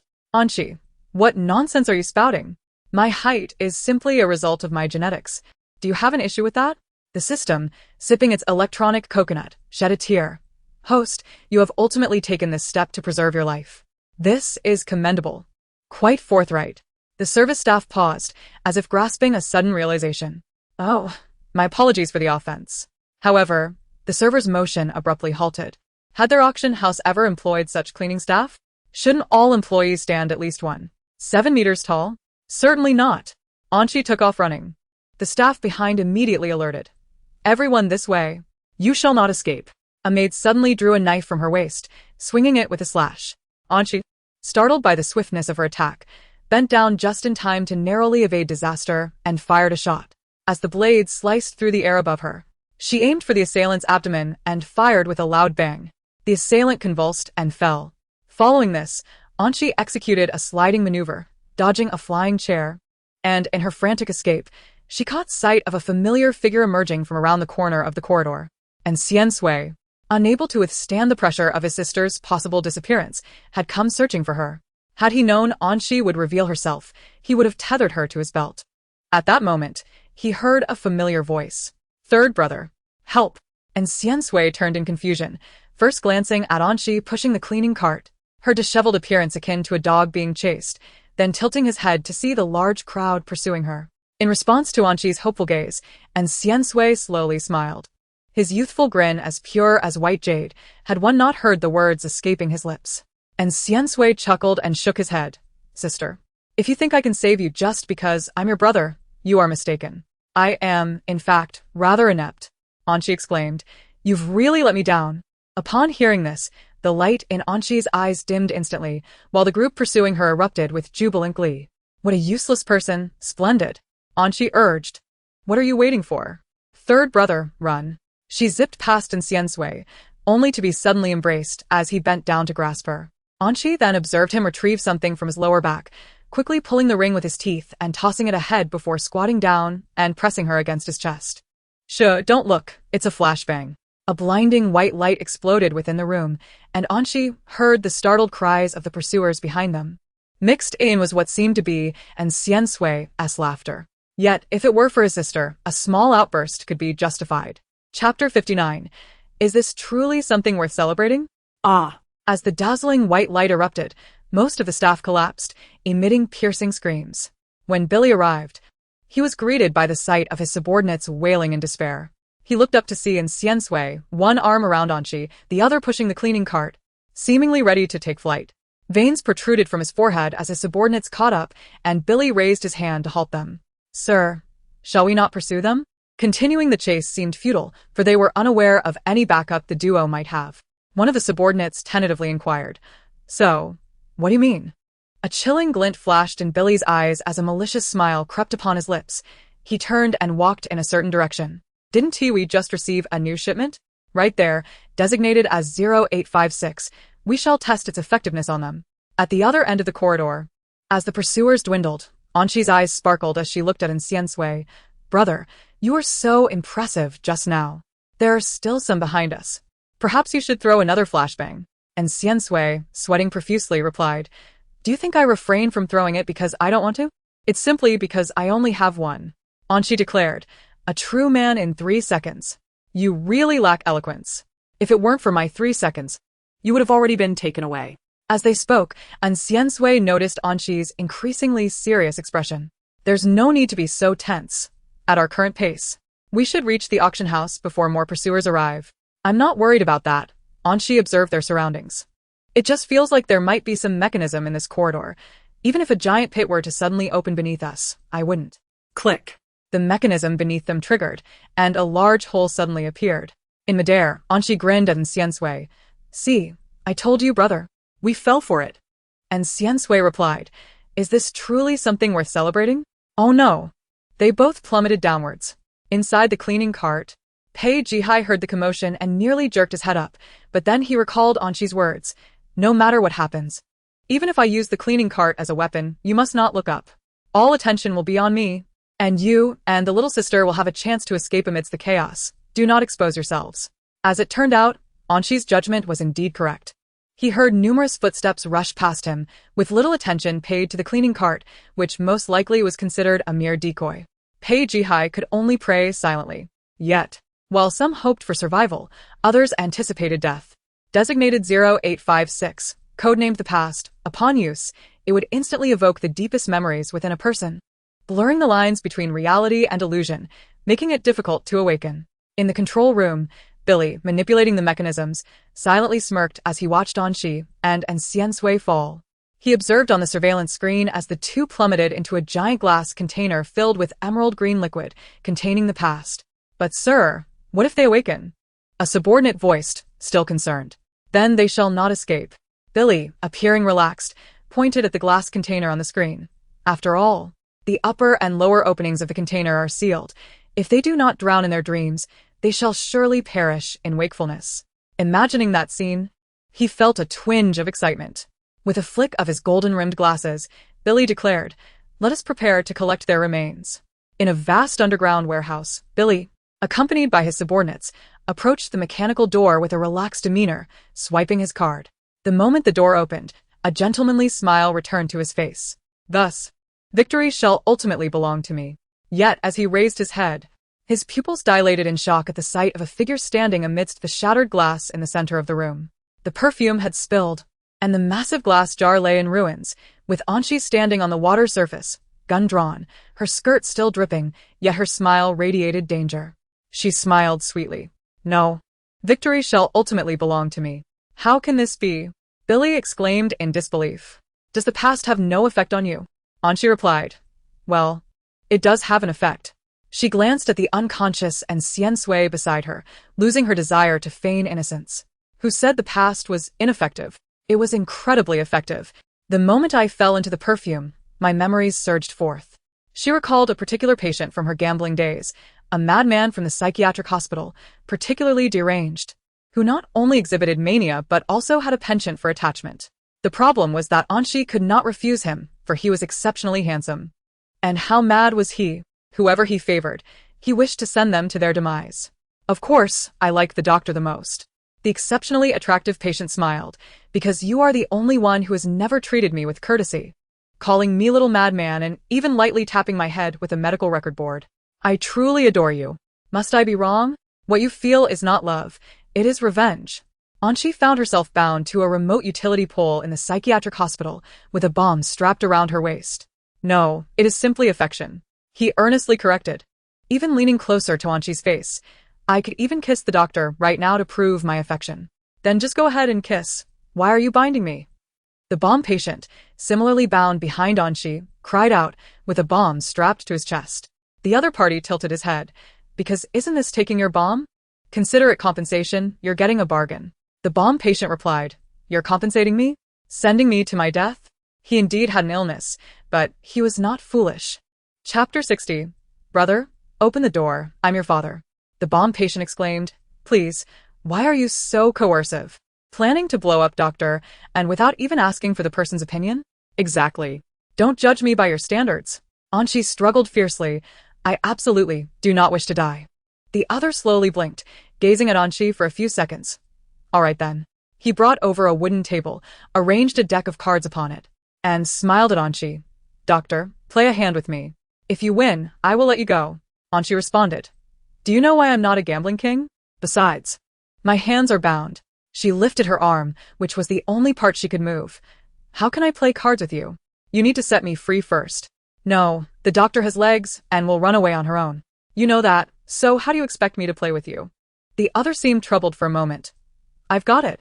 1 minute later, the bomb patient sat across the card table. The gambling king patient chuckled. This will do. You can instruct him on which card to play. The liberated bomb patient declared. Doctor, just leave it to me. Anshi thought. Indeed. Relying on others is less effective than relying on oneself. While directing the bomb patient on which cards to play, Anshi's hand slowly moved backward. She recalled that inside her uniform, she had specially sewn in a piece of iron wire for emergencies, but when she reached for it, she found nothing. Anshi abruptly looked up. It was impossible. Her memory distinctly recalled the wire, and she was quite certain she hadn't even searched. Yet, when she touched, there was indeed no sensation.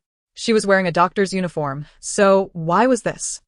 When reality diverged from memory, the effect of the perfume shattered. In a vast container, Anshi suddenly opened her eyes, a series of bubbles escaping her lips. Damn it, who submerged me? Turning her head, she could still see Xian Sui floating in the water, his life uncertain. Her right hand was still touching her lower back. No wonder she couldn't find the wire. Because this was not the same outfit at all. Anshi couldn't help but call out to the system. Are you still there? The system, currently burning electronic paper money while preparing to pave a path for herself before her demise, was elated upon hearing, I'm still here.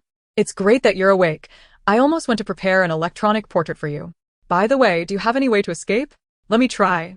Anshi retrieved a window-breaking tool she always carried, swam to the glass in the center, and with a forceful strike, shattered it with a crisp sound. The spiderweb cracks spread across the glass, finally breaking at the moment the pressure reached its limit, and Anshi slid out. As she got up from the ground, the system cautiously asked, sensing something was off, Are you all right? I'm fine. Anshi stood up, expressionless, wiping her face. But soon, someone will be in trouble. Just then, footsteps approached from outside the door, and Anshi slowly revealed a smile. Look, he is here. Billy was utterly astonished. How is this possible? The past has no effect on you. Well, it's somewhat effective. Can you understand? That feeling of narrowly escaping an explosion only to find yourself nearly drowning is truly dreadful. And don't be so tense. Seeing their expressions, Anshi suddenly chuckled and tossed aside her gun. My gun is unloaded. But Billy became even more vigilant. What exactly do you intend to do? Just take a guess. Since I had a few minutes to escape in the past, how long do you think you all will take to escape? Billy suddenly realized something. Looking at the water on the ground, this was all from the past. So that's it, you were stalling for time. Almost instinctively, he covered his mouth and nose. But it was too late. Billy felt the world spinning around him, his vision gradually becoming blurry. In his final moment, he saw Anshi's smiling eyes, who raised a finger to her lips, whispering him her last words. You won to escape this time. Watching Billy and his men fall, Anshi struggled to bind them. And in the process, she couldn't help but think of Pei Jibai and the others. They should be able to help the little sister escape, Anshi thought uncertainly. The truth was, Pei Jibai indeed could, but it was quite a struggle. Inside the cleaning vehicle, Pei Jibai listened for a while. And when he heard the outside gradually quieting down, he quietly slipped out with the little girl in his arms. While heading to the auction house, Pei Jibai took the concept of stealth to the extreme, crawling under tables and hiding in trash bins, focusing on remaining unseen. Finally reaching the auction house, Pei Jibai was overjoyed and prepared to find his grandfather, only to see Zhenghua hastily leaving the venue. He paused for a moment, recognizing him as Anshi's father's assistant, whom his grandfather had previously introduced. Wait, Uncle Zheng. Who are you? He struggled to discern and exclaimed in surprise, the young master of the Pei family. He squatted down. When I came out, I saw your grandfather looking for you. But this isn't the time for that. Pei Jibai hurriedly interrupted. I need to find Mr. N. Anshi and her brother are in danger. Zhenggua's expression grew serious. Follow me. And Niu Yuan sat in the auction hall. Having just dispatched Zhenghua to find someone due to his dissatisfaction with a third brother's inefficiency. You are the young master of the Pei family, Pei Jibai. And Niu Yuan recognized Pei Jibai at a glance. What do you need from me? Pei Jibai wasted no time. Uncle N, Anshi and her brother in Xian Sui are in danger. He briefly recounted the previous events. At that moment, they were pushing a cleaning vehicle, and I saw through a gap that a large pit suddenly opened beneath their feet. And they fell. Zengua frowned. If they fell, it must be a trap set by someone inside the auction house. There's something wrong with this auction house. Its origins have always been unclear. Regardless, gather people, and let us confront the auction house for answers. Also, inform the head of the Pei family. We saved his heir this time, and he needs to contribute. On this note, Anu Yuan looked at Pei Jibai. Will you notify your grandfather yourself? Or should we do it for you? I want to follow you. Pei Jibai felt that going with Anu Yuan would expedite their progress. Then let us go save Anxi. Anu Yuan propelled his wheelchair forward. Pei Jibai thoughtfully added, and Xian Sui. Anu Yuan turned curiously. What's Xian Sui? And Xian Sui. What in Xian? Pei Jibai asked. Haven't you heard of the in-family head being hard of hearing?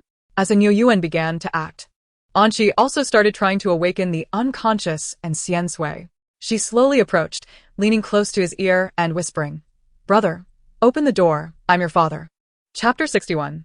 I must see what's going on. Upon finishing, Anxi immediately retreated, closely watching the unconscious and Xian Sui.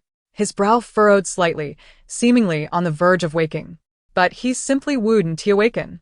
It was as if he were toying with them, and Xian Sui struggled for a moment before falling silent again. Anxi exclaimed, Aren't you my brother? Give me some response, then go back to sleep? Are you daring to mess with me? All right. Anxi's anger surged. You brought this upon yourself. If you continue like this, I'll have to make a move. Meanwhile, as Anxi began to gather her strength externally, and Xian Sui was not idle in his dreams, recalling memories from the past. The phrase genius is always lonely vividly encapsulates the childhood of Xian Sui. Yet, he was not devoid of encounters with other prodigies. Indeed, within the in-family and Ni Yuan and Ji Chuan and Yen Sun each exemplified brilliance in their respective fields. They simply refrained from bestowing upon themselves the luxury of time, a truth that Xian Sui grasped from a young age. Take his father, for instance, and Xian Sui's earliest impression of him was that of a ceaselessly busy man, perpetually traveling for the incorporation both domestically and internationally. Even when he occasionally crossed paths with an Ni Yuan at home, he would be found standing by the window, taking calls against the light, and casting a glance at him that suggested he should venture elsewhere to play. Then there was his elder brother, and Ji Chuan. Initially, Xian Sui felt a twinge of jealousy at his brother's proximity to an Ni Yuan, but he soon realized that, despite being by their father's side, Ji Chuan seemed far from content. He was perpetually engrossed in acquiring financial knowledge, trailing after his father, yet his spirit remained solitary as he pursued that shadow. Devoid of admiration or affection, let alone any filial reverence. What he sought was power and status. In this household, familial affection was the least valued commodity. As Ji Chuan articulated in the study, why has brother suddenly become so diligent? In the garden, the young Xian Sui blocked Yen Sun's path. Unable to suppress his confusion, has brother developed a sense of belonging to the family? No, Yen Sun candidly replied. It's merely a transaction. Father promised to save someone for me, but I must achieve remarkable results in return. It's just a promise. As for a sense of belonging, happiness cannot be found within this family. In the garden, Yen Sun advised him with a smile. So, if you wish to find happiness, you should leave the in-family. The little Xian Sui struggled to comprehend this. His extraordinary intellect rendered him akin to an infant clutching a firearm in an era of cold steel, lacking a proper guide. Perhaps others could teach him to walk, but they could not instruct him in the use of a weapon, nor could they understand him. He would be met with rejection. Don't play with Xian Sui. He always speaks in ways we can't comprehend. Hey, little mute, why didn't you see your father at the parent-teacher meeting? Was it just assistant? Perhaps your father doesn't want you anymore. Who knows? After all, I heard from my mother that the in-family has 2 other exceptionally capable brothers. Perhaps they simply look down on him. Laughter echoed in response to such remarks, and while Xian Sui initially brushed them off, he later found himself cornered. Little mute, the in-family's allowance must be substantial. Knowing you have no friends, how about we befriend you? Just make sure to regularly hand over a portion of your allowance to us. The malicious taunts rang in his ears. I warn you, don't refuse the offered wine only to suffer the consequences. Leaning against the wall, the boy remained silent, clutching his bag, which only incited further anger from his peers. After that day, Xian Sui's self-loathing reached its zenith. He sensed that he was unwell, yet he had no desire to consult a doctor. He locked himself in his room, feeling as though his ears were buzzing, as if drowning. The world around him was vibrant, yet he felt monochrome. No one would care if he remained this way, and perhaps it was for the best. Just as Ancien Sui succumbed to despair, a sinister voice suddenly pierced the silence. "Brother, open the door. It's father." Ancien Sui thought, "What intruder has come in? Still not awake? Then I shall escalate matters." By the bridge, a flock of ducks swam past as his older brother counted 1, 2, 3, 4, 5, 6, 7, 8.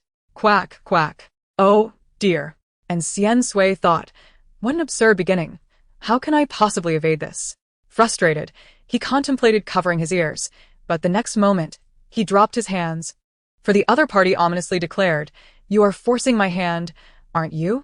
Very well, let me share some of Father S.'s dark history.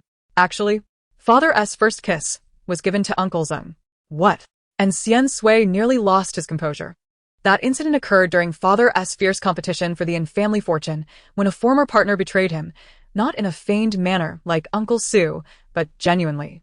Yet, as Father descended the stairs, Uncle Zeng accidentally misstepped, and they both tumbled down, inadvertently embracing like royalty. Even the partner, initially feigning death, sat up despite the risk of mortality. "I must see how this unfolds," Ancien Sui mused.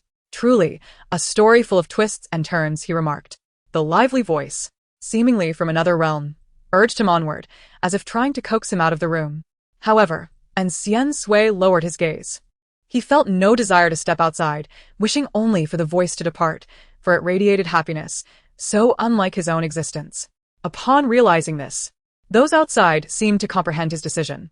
"So, this is your choice, third brother?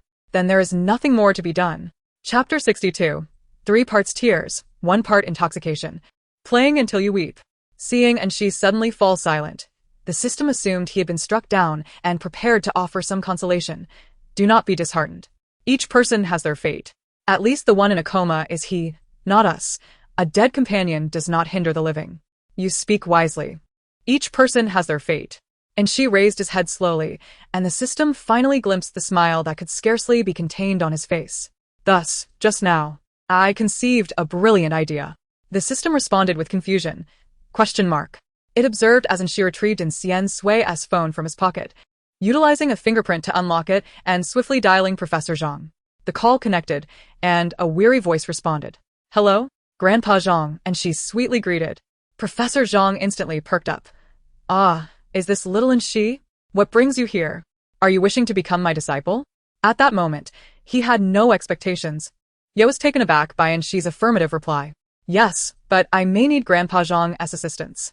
And she succinctly explained that Ancien Sui lay in a coma and had shown no inclination to awaken.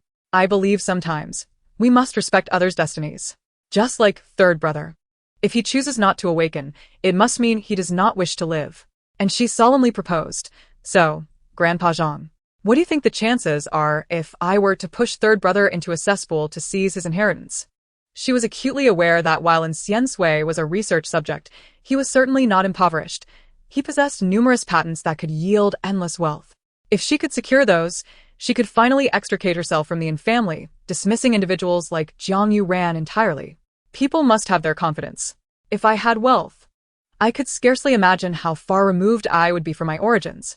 And she callously thought, since third brother has no intention of living, why not assist the sister? Had Professor Zhang heard her intentions before she joined, he might have cautioned her. Yet, upon hearing her, he seemed unconcerned for Ancien Sui's fate. "You wish for his inheritance? No problem.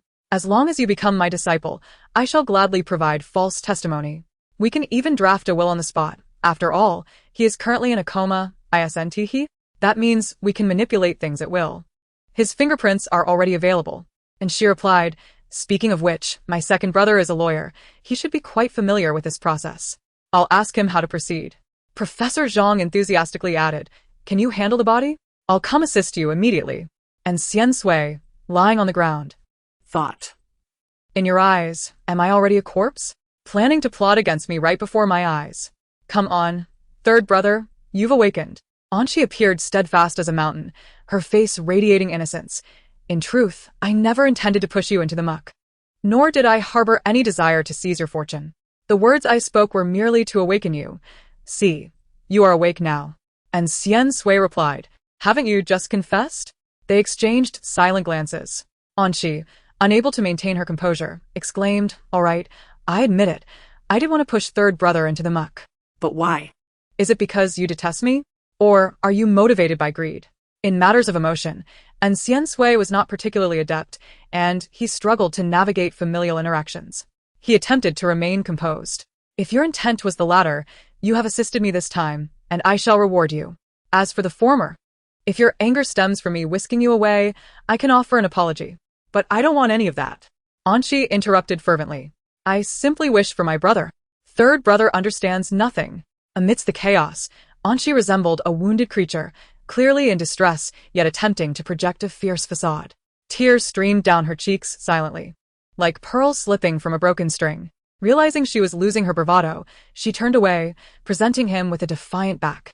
Perhaps this behavior would be perceived as resistance by most, but in Xian Sui, having studied psychology, recognized it as a manifestation of dependence, even conveying an unspoken plea for comfort.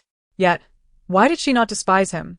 He found himself pondering this question, startled by his surroundings. His focus had been solely on Anqi, and only now did he notice the shattered glass and emerald-hued perfume littering the warehouse, with an unconscious enemy lying not far away. He could hardly fathom how such a small girl could protect herself while also rescuing him. He had previously been reluctant to awaken. How terrified must she have been? Caught in this realization, he fixed his gaze on Anqi's retreating figure. Was she truly afraid of losing him? Was her anger born from that fear? Sister, he called gently, the unfamiliar term escaping his lips as he slowly approached her. Anqi seemed to hear a sigh laced with complexity as she responded. Does your leg hurt?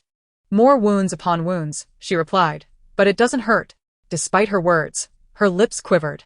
Observing her state, and Xian Sui ultimately chose to relent, extending his hand. Brother was wrong. Please come here. Anqi regarded him silently for a few moments before finally succumbing to her emotions, rushing into his arms and weeping. It hurts. Why won't you wake up? My fault. I will take you out now. He cradled her gently, soothing her. As they passed by the bound Billy and others, he paused momentarily. Did Anqi truly defeat them all? He was tempted to inquire what she had done, but seeing her clinging to him, tear-streaked and distressed, he felt it improbable. Surely, she was too fragile for such violence. A swift kick confirmed they were merely unconscious, not dead. In his mind, he began to envision a scenario where these adversaries tripped over one another, inadvertently falling and causing their weapons to fly, shattering perfume bottles and unleashing chaos. After all, any misfortune was the fault of others. His sister could not possibly be at fault. Unbeknownst to him, some hearts had already begun to lean unconsciously. Anqi, meanwhile, whimpered, a triumphant smile appearing on her face. Look, I can make you cry. At this moment, the atmosphere was ripe for sentiment, and she seized the opportunity to express. Third brother, there is something else I wish to say. What is it? I want to live life to the fullest. 2 minutes later, Anqi was hastily escorted to the restroom. Upon her contented exit, she found a crowd gathered at the door, led by a Yuan, who had risen from his wheelchair, wielding a baseball bat, facing the bound and Xian Sui.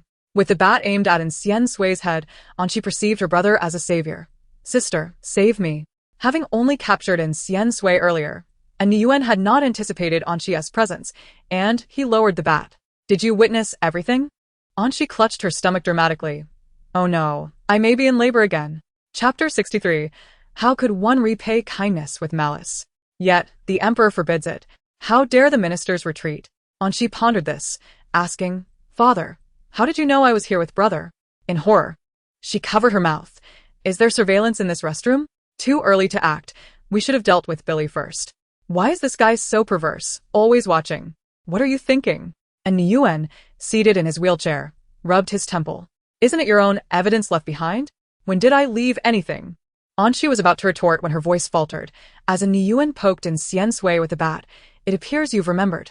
Indeed, it was at the warehouse entrance. 10 minutes prior, shortly after Anqi and Xian Sui had departed, Yuan and his team had arrived. The warehouse door stood firm, but bodies lay strewn about. Upon witnessing such carnage, Yuan's first thought was that Anqi had perished, her body lying just beyond the door, with Xian Sui accompanying her in death. Reflecting on her carefree demeanor, he felt an unsettling mix of confusion and despair, as if he were suffocating in a pit of filth. When had that small figure come to occupy a place in his heart? Perhaps it was during the car accident when she had risked her life to save him. Or in the hospital when she had shown him care, or that moment when she rushed to call him daddy. His hand rested on the door, his breath growing heavier. He steeled himself mentally, preparing to open the door and confront the reality of his daughter's demise. The flames of vengeance ignited in his eyes. Nearby, Zenggua's voice interjected, "Mr. N. There's a note left behind, possibly from the young lady." And Yuan paused, intrigued. A final message? He accepted the note Zengua handed him, which read, "In this warehouse, there is perfume. Those who inhale it shall faint. Please use a gas mask to enter. Those who violate this warning may find themselves in an unfortunate situation. The author is deceased. Do not dwell on it." And Ni Yuan, she hasn't spared herself. The mention of her death and the warning seemed to suggest some precaution against enemies discovering her whereabouts, albeit minimal. He concluded it was indeed her handiwork. Realizing he had momentarily indulged in sentimentality, he decided to move on, taking the others with him. Zhenguo was taken aback. "Mr. N, shall we not search for the young lady? She is likely busy. Didn't you see her heartfelt note?" As it turned out, Ni Yuan's judgment was spot on. Anshi had indeed been holding back her emotions when she hastily wrote that note. Thus, as they proceeded, they fortuitously encountered Xian Sui, just exiting the restroom. In that moment, chaos erupted, and Xian Sui turned to flee, only to be thwarted by Ni Yuan's swift kick, resulting in his capture. A single misstep can lead to eternal regret. "Third brother, you too have fallen victim to my actions."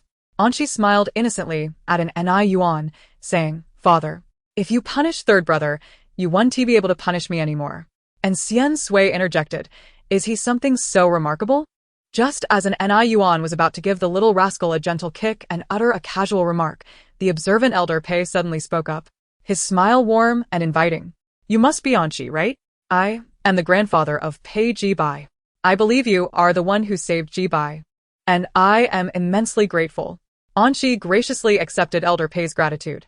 Pei Jibai, standing nearby, finally seized the opportunity to inquire, "Anshi, are you well?" Anshi replied, "Oh, so you're flaunting your literary prowess now?" Pei Jibai, despite the uncertainties of the future, was still just a child and felt quite aggrieved. He had faced his own challenges, crawling under tables and rummaging through trash bins, enduring a level of disarray he had never experienced before. Yet Anshi showed concern only for that little girl. He vowed never to forgive her. "By the way, I forgot to give you this." Anshi's voice came from behind. "This is a dessert I handpicked for you while I was with third brother in the dessert hall. I was pressed for time and didn't know your preferences. So, I chose what I thought would be delicious. It's been a hard day." As he gazed at the hazelnut chocolate cake before him, Pei Jibai silently accepted it. Thus began the next chapter of his life. "I have taken good care of that little girl." "Splendid. I even had Grandpa find a doctor to bandage her up." "How wonderful. Now let me take you to see her." With just a few sentences, Elder Pei nearly lost his composure, marveling at his once stoic heir's transformation.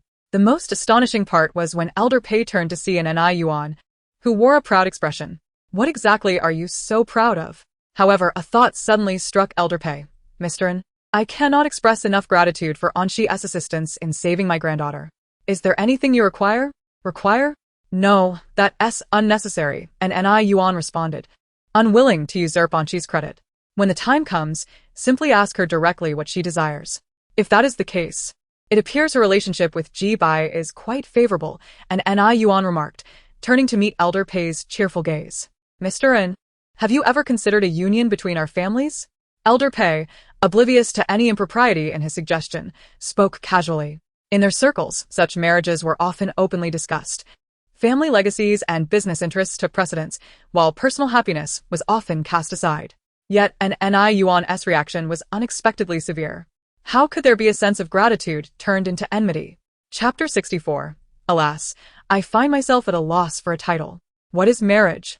In Ni Yuan's heart, it was nothing more than a farce, a bitter reminder of his once desolate love life, which had proven to be insufficient evidence of the folly of such unions. He would never allow Anshi to tread the same path he had. No. "I do not support arranged marriages, and why should she marry? She could live freely until the age of 80. Is it that I have gone bankrupt, or that her brother cannot handle a knife?" And Ni Yuan declared resolutely, "I refuse." Elder Pei was taken aback. He had never seen Ni Yuan, usually so cold and ruthless in business, so concerned about one individual among his 5 children. But given the gravity of the situation, Elder Pei could only express, "That is truly regrettable." And Ni Yuan cast a glance at him. He had previously collaborated with Elder Pei and knew he was not someone to easily relinquish his ambitions. Surely, he was concocting some ulterior motive. Perhaps it would be best to keep Anshi away from Pei Ji Bai. Achoo. Pei Baisnasit. He led Anshi onto the Pei family ship, which was equipped with a dedicated medical team. Zhengguo followed closely behind, while Pei Ji Bai guided the way. "This is the medical room," he announced as he opened the door. The little girl was already awake, but sat numbly on the bed, seemingly in a state of disconnection from the world around her. "She has been like this since she woke up, ignoring everyone," Pei Ji Bai explained. Anshi stepped forward tentatively and asked, "Is there no response at all?" As soon as the words left her mouth, the little girl appeared startled, as if awakening from a dream. "Sister? Is that you?" Her hands waved in a flurry. It must be her voice, the voice of the fairy who saved me. "Yes, it's me. Please don't move. You'll fall," Anshi exclaimed, startled, as she rushed to grasp the girl's hand, guiding her back towards the bed, away from the edge. "Don't flail about. You still have a needle in your arm." Upon hearing this, the previously agitated little girl settled down, leaning against Anshi as if she had found a sense of security. So that's South why she feels close. The young lady saved her. Zhengguo had evidently attempted to converse with the girl previously, and his eyes lit up as he remarked to Anshi. After all, neither the Yin family nor the Pei family could possibly care for a little girl of unknown origins indefinitely. Anshi clearly shared this concern, lowering her gaze to ask the little girl, "Where do you live? Do you know how to contact your family?" The girl's face displayed confusion. "Where do I live? The nanny lady never taught me. Do you know your name?" Anshi pressed on, seeking any information. This time, the little girl nodded. "I have 2 names. One follows my mother's surname, Chiyu Tong, and the other is Xia Jelandir." Zhengguo, hearing the name Chiyu Tong, initially showed no reaction, but upon hearing the surname Jelandir, he turned to the girl in disbelief. The little girl, upon hearing the fairy's gentle compliment, couldn't help but smile briefly before her expression fell again. "But sister, I am blind. Such eyes cannot speak." How can that be? "They are simply quieter than most," Anshi replied, gazing into the girl's eyes, which resembled the pale blue sky after a rainstorm. "Even if you cannot see, they're still like priceless sapphires, holding the vastness of the universe within them." The little girl widened her eyes in astonishment at Anshi's sincere praise. "Sister, may I touch your face?" I want to know what you look like. "Of course," Anshi replied, graciously offering her face, allowing the small hands to explore. She heard the girl's odd voice. "You must be very beautiful, just like my brother." "You have a brother?" Anshi asked, intrigued. "Yes, although I have never met him. I can sense that he is very handsome and should be around the same age as you. I love him dearly." "I'm sorry, brother, I love you. But you must go to the second round now." Anshi thought to herself, what a touching sibling bond. After comforting the little girl, she stepped back as the doctor entered to change her dressings, reluctantly leaving the room amidst the girl's wistful expression. Once outside, she heard Zhenggui's astonished voice. "Jelandir? If it is the Jelandir I know, then my lady, you have truly saved someone extraordinary." Curiosity piqued, Anshi asked Uncle Zheng, "Is this surname particularly notable?" Zhengguo clicked his tongue. "Not just notable. When we speak of Jelandir, we must first mention its founder, who hails from our homeland, specifically the Shi family in the capital. Have you heard of this name?" "Yes, and it has now reached its 5th generation, yet it shows no signs of decline. That is nearly unbelievable," Zhengguo reflected. "The 3rd generation as Elder Shi, for reasons unknown, suddenly ventured abroad and founded the Jelandir family, establishing a formidable presence in the realms of commerce, politics, and the military. Even to some extent, their influence has surpassed that of imperial authority, rendering them a rare power, even on a global scale." Observing the shocked expression on Anshi's face, Zhengguo couldn't help but chuckle as he affectionately ruffled her hair.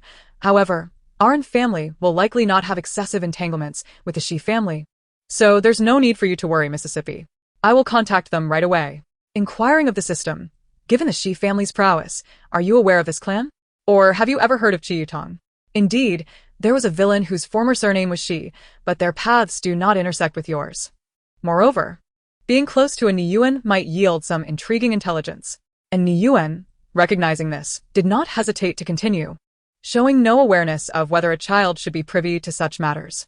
As for the guests at the auction, they had long departed. Each one present was wealthy and influential, and upon hearing that both the N and Pei families were in turmoil, they hastened to leave. Surely, one would not wait until disaster struck to flee. Furthermore, Zhengguo's actions, under an Yuan's directive, swiftly connected with the Shi family, and their response was even quicker than anticipated. Within 2 hours of the call, a helicopter arrived, and before the nanny could carry away Xiao Yutong, she gazed longingly at Anxi. Anxi waved her hand. All right. Chapter 65, Everything is Fine. Anxi had heard this assessment for the second time. The first time she could dismiss it, but the second time piqued her curiosity. Is it truly that good? Before she could finish her thought, a Yuan covered her mouth. Do not even think about it. Their eyes met. Do you believe he could surpass my looks? Or do you think he could outshine me and your several brothers? Wow, that would be quite unfair. Setting aside a Yuan's captivating beauty, her other brothers were each remarkable in their own right. The icy beauty of the eldest, the charming rogue of the second, the ethereal elegance of the third, and the yet-to-be-seen fourth. Just the thought of this array of handsome relatives made Anxi's mouth water. Yet, realizing that all these handsome men were her relatives, she felt despondent again. They surely could not be compared. Anxi sought to ingratiate herself with her third brother. My leg hurts. Hug me. However, as she cozily leaned in, he reluctantly acquiesced. All right, come here. With the important individuals taken away, the police would take over on the island. Watching the Yin family's departure, old Master Pei finally found the opportunity to seriously inquire of his grandson. How did you connect with the young daughter of the Yin family? Did she rescue you on her own accord? Pei Jibai hesitated, yet chose to be honest. No, I was trapped in a cage. And it was I who called out to her with some titles, pleading for her help, and she saved me. He could not bring himself to disclose to his grandfather that he had called Anxi father. However, old Master Pei seemed to have grasped something, realizing. Ah, so it was a plea. What titles did you use?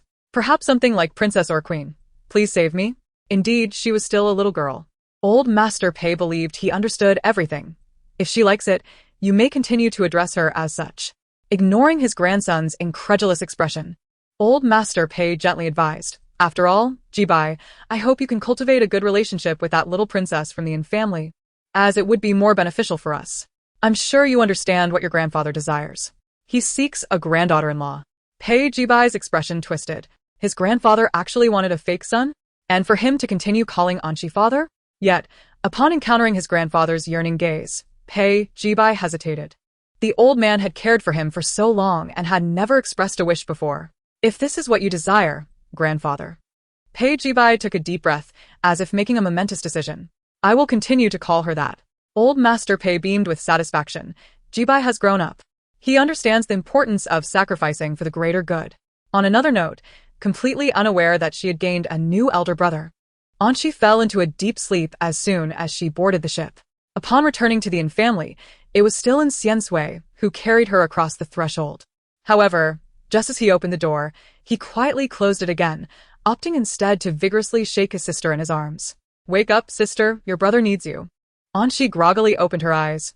What is it? The moment her eyes fluttered open, she was met with Xiansui's exceedingly serious expression. Sister, whether I can step out of this door today depends on you.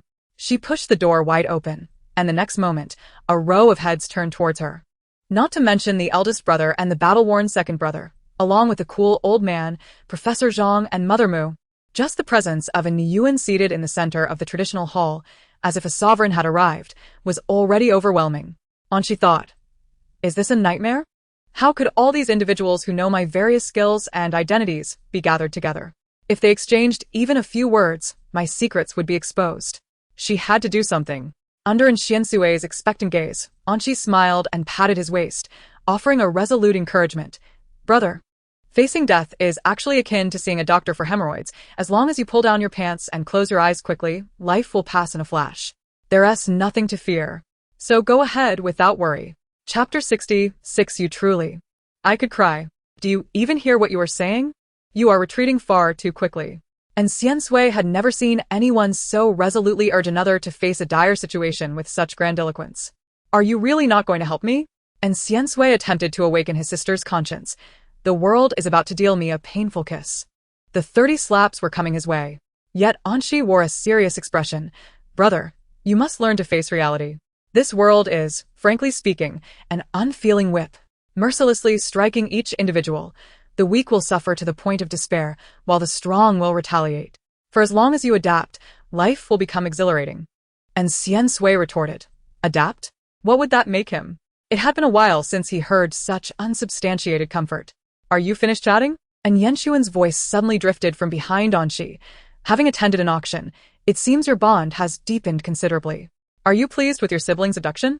He was certainly not pleased, and Xian Sui recognized this tactic all too well, as it was how he had initially won his sister's heart.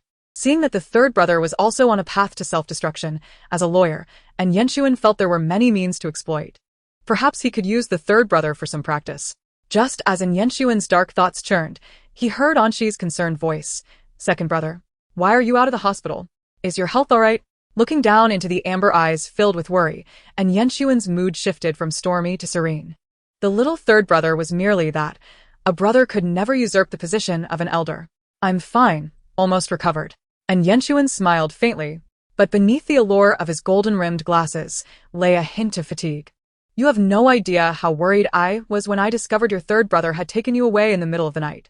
He lowered his gaze, softly saying, Sister, remember, if there are any aftereffects on my health in the future, you must blame your third brother.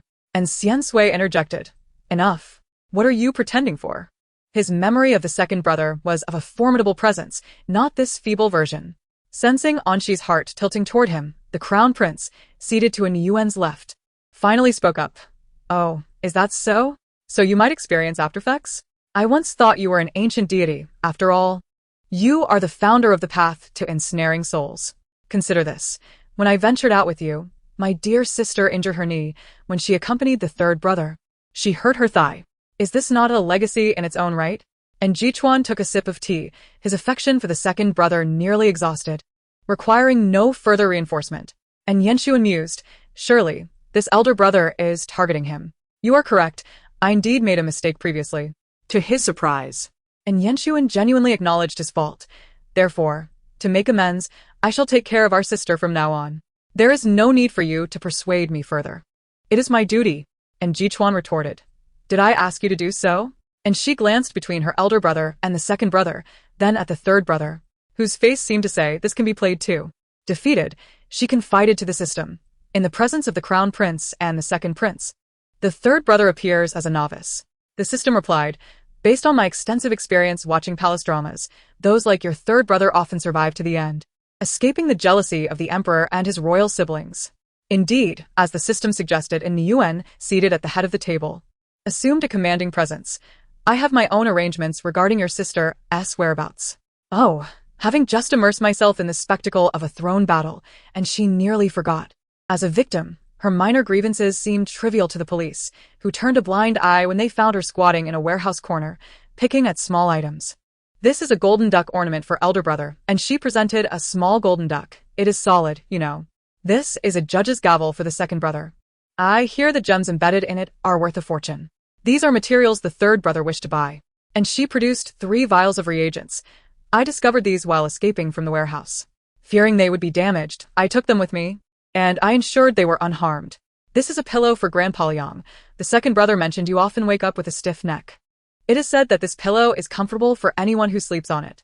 Grandpa Liang, having only learned of an Yenshuan's predicament later, smiled kindly at the unexpected gift. Thank you. I shall cherish it dearly. Furthermore, this is a pen for Uncle Zeng, and this tissue box for Grandpa Zhang. I heard you cried and drooled in the laboratory. And this mask is for Mu Yuan. Do not be sad any longer. Mu Yuan, who had been disheartened by the loss of the yellow duck mask from the amusement park, was deeply moved. Mississippi. After distributing gifts to everyone, and she approached An Yuan, who looked somewhat surprised. Do I also receive a gift? Of course. As in she began rummaging through her bag, and Yuan felt a rare curiosity. From the gifts given to others, it was evident that in she had chosen them specifically for each person. What could his gift possibly be? Regardless of what it was. And Yuan resolved not to dampen the child's confidence. As long as it was given with thought, he would display it if it was ornamental or utilize it if it was functional. He prepared to feign surprise. Upon retrieving his gift, and Yuan's expression lit up. Wow. Is this a green helmet? This is no ordinary green helmet. And she solemnly introduced, this is a bicycle safety helmet I specifically selected to ensure your eco-friendly travels. And that is not all. And Niyuan watched as she pulled a key from the hideous green helmet, adorned with flame patterns. This is the key to the bicycle. Am I not thoughtful, father? Meeting Nshi's expectant gaze, and Niyuan paused. He understood that Nshi might have developed a psychological aversion after his car fell into the sea. However, he asked, "Where's the car?" And she scratched her head. "I do not know. I only found the key when I saw it." And Niyuan, "So, I am to search the world for a car?" At that moment, the crown prince, clutching his little golden duck, passed by. "She could have simply given you a helmet, yet she also provided a key. What more could you want?" The second prince, rarely aligned with the crown prince, chimed in. "We each received only one gift, but you have effectively received 3. Does this not affirm your status, father?" And Niyuan, "Do you wish to take this status for yourselves?" You truly make me want to weep. Chapter 67. So, you genuinely can utilize high technology. Had this gift been from someone else, and Niyuan might have perceived it as mockery. Yet, placed in Nshi's hands. After witnessing her devilish pairing, he believed the child found it genuinely appealing. Receiving praise, and she felt elated. Then, "Father, try wearing it for a moment." This request was audaciously cheeky, and Niyuan responded, "Do you wish to challenge your old man?" Ultimately, Niyuan declined, observing Nshi's disappointed expression as Njichuan approached with an aloof demeanor.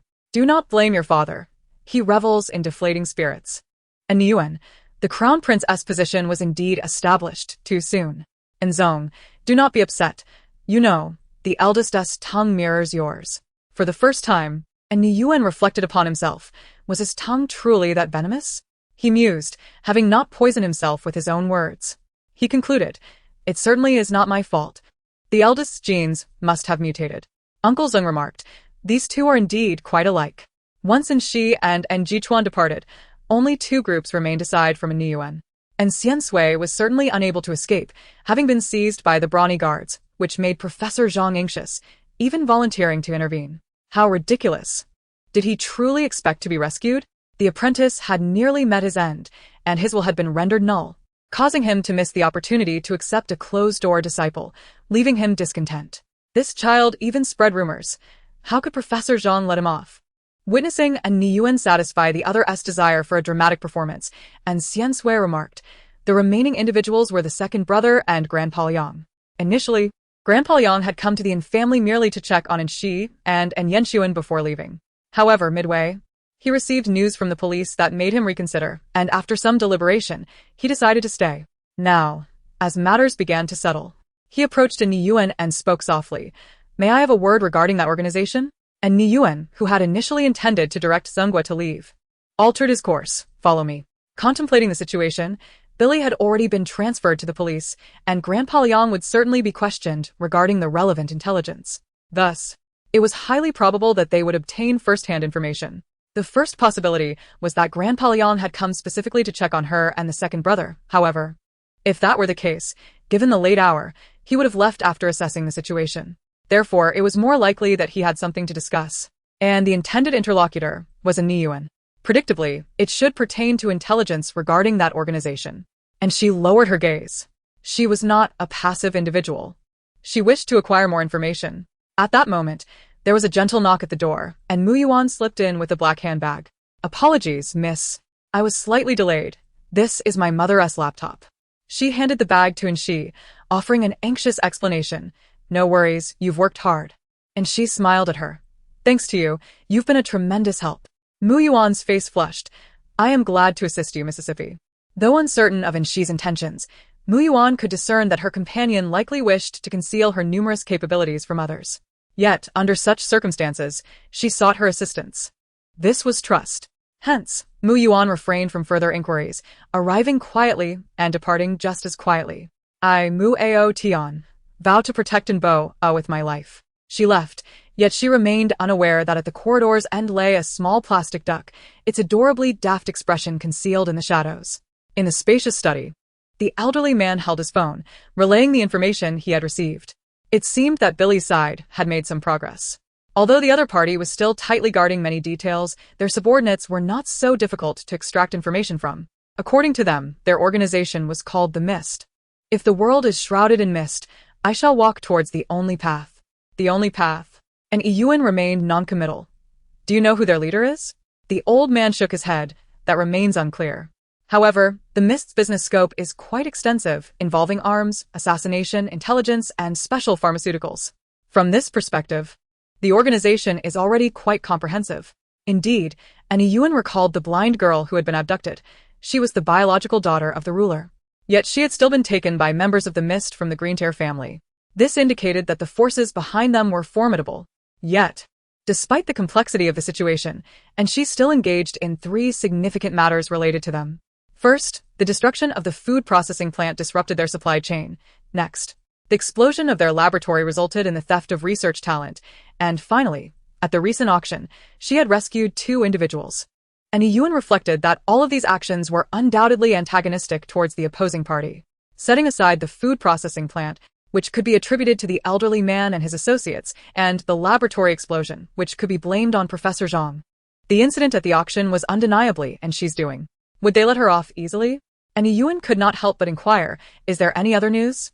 That's all for now, the elderly man pondered. The rest of the information will likely depend on us prying more from Billy's lips. At this moment, he suddenly turned his gaze warily to the window. What noise is that? Where did that cat come from? The Siamese cat tilted its head and gracefully leaped down, revealing a small camera on its chest that reflected a cold light under the moon's glow. The Mist?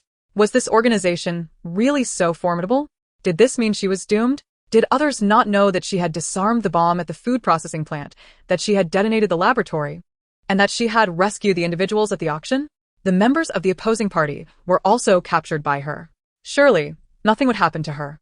And she reassured herself. The only person who knew her true identity, Billy, had been captured. Surely, that organization would not venture into the prison to exchange intelligence with him? Upon hearing this, the system's electronic voice abruptly dropped to the ground. But how? It's the flag bearer. We couldn't save him. And she's moment of self-reassurance was shattered. Don't say such ominous things. Just then, she heard the sound of claws scratching at the door and joyfully rushed to open it. It was the Siamese cat, and she eagerly exclaimed, "You've done a great job." The cat happily responded with a couple of meows, and she nuzzled against its soft fur. But when she looked up, she suddenly noticed a pair of shoes and black casual pants before her. This pair of pants looks somewhat familiar, she thought, her smile stiffening as she raised her gaze to meet Jichuan's calm eyes, as clear as fresh snow. His lips slightly parted. So, you really do employ high-tech methods. Chapter 68. Those who understood were already drenched in sweat. However, it was merely speculation, after all. Jiang Yurand would likely not allow Anshi to come into contact with such advanced technology. And it was also possible that some individuals were simply very sensitive to their surroundings. And Jichuan did not dwell on the matter too much. The real confirmation came on the day and she was carried away from the hospital by the 3rd brother. It was truly a considerable surprise. The surveillance footage you sent to Jiadu and the others, you restored it, didn't you? And Jichuan observed the small girl, no taller than his waist, as she entered the room, speaking in a calm tone. And regarding the amusement park incident, you must have participated actively, as you were one step ahead of us in viewing the surveillance concerning Professor Zhang and Yanxuan. Moreover, you were involved in the food processing plant incident. So you had already deduced that you were the next target, correct? Everything you did was merely to find a way to save the second brother, because you needed the data from the brain repair device, you needed Professor Zhang, which is why you chose to enter the fray. In truth, there were never any unexpected captures. Everything was inevitable, wasn't it? Those who comprehended the situation were already sweating profusely. And she, holding the Siamese cat innocently, tilted her head in unison with the cat. Brother, what are you talking about? I haven't done so much. I just had a nightmare and heard the cat meowing outside, so I came out to find it. Her eyes were filled with confusion. And regarding the amusement park incident, I was just playing with Yuan. Those people appeared out of nowhere. How could I have voluntarily been captured? Is that so? And Jichuan, seeing her denial, remained unhurried. Then can you tell me what this is? He lifted the hidden camera beneath the Siamese cat's bow, and she's expression instantly grew serious. This must have been planted by some spy. Brother, someone may have infiltrated the estate, attempting to use the cat to achieve surveillance on you. And what about that? And Jichuan pointed to the computer on Anshi's bed. And she instantly transformed into a shy little girl. Brother, children occasionally become curious about the adult world late at night. You've caught me. And Jichuan raised an eyebrow. And what if I show you this? He produced his phone and played a video for Anshi. The footage displayed in Jichuan questioning the Siamese cat. Have you seen my plate? It was indeed a historical reenactment. Those who understood were already drenched in sweat. and she muttered, "Success and failure rest with the cat." "So, do you have anything else to say?" And Jichuan regarded her, calmly seizing her words. "Do you want to tell your brother that someone is assisting you, or do you wish to convey that this plate was actually given to you by someone else?" The man lowered himself to Inshi's eye level, his demeanor as ethereal as falling snow, and for the first time, he witnessed his sister display a strong side.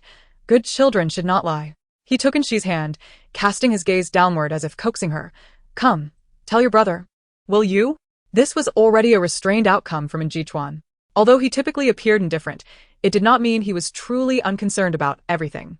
On the contrary, he was an individual with a strong desire for control and considerable ambition.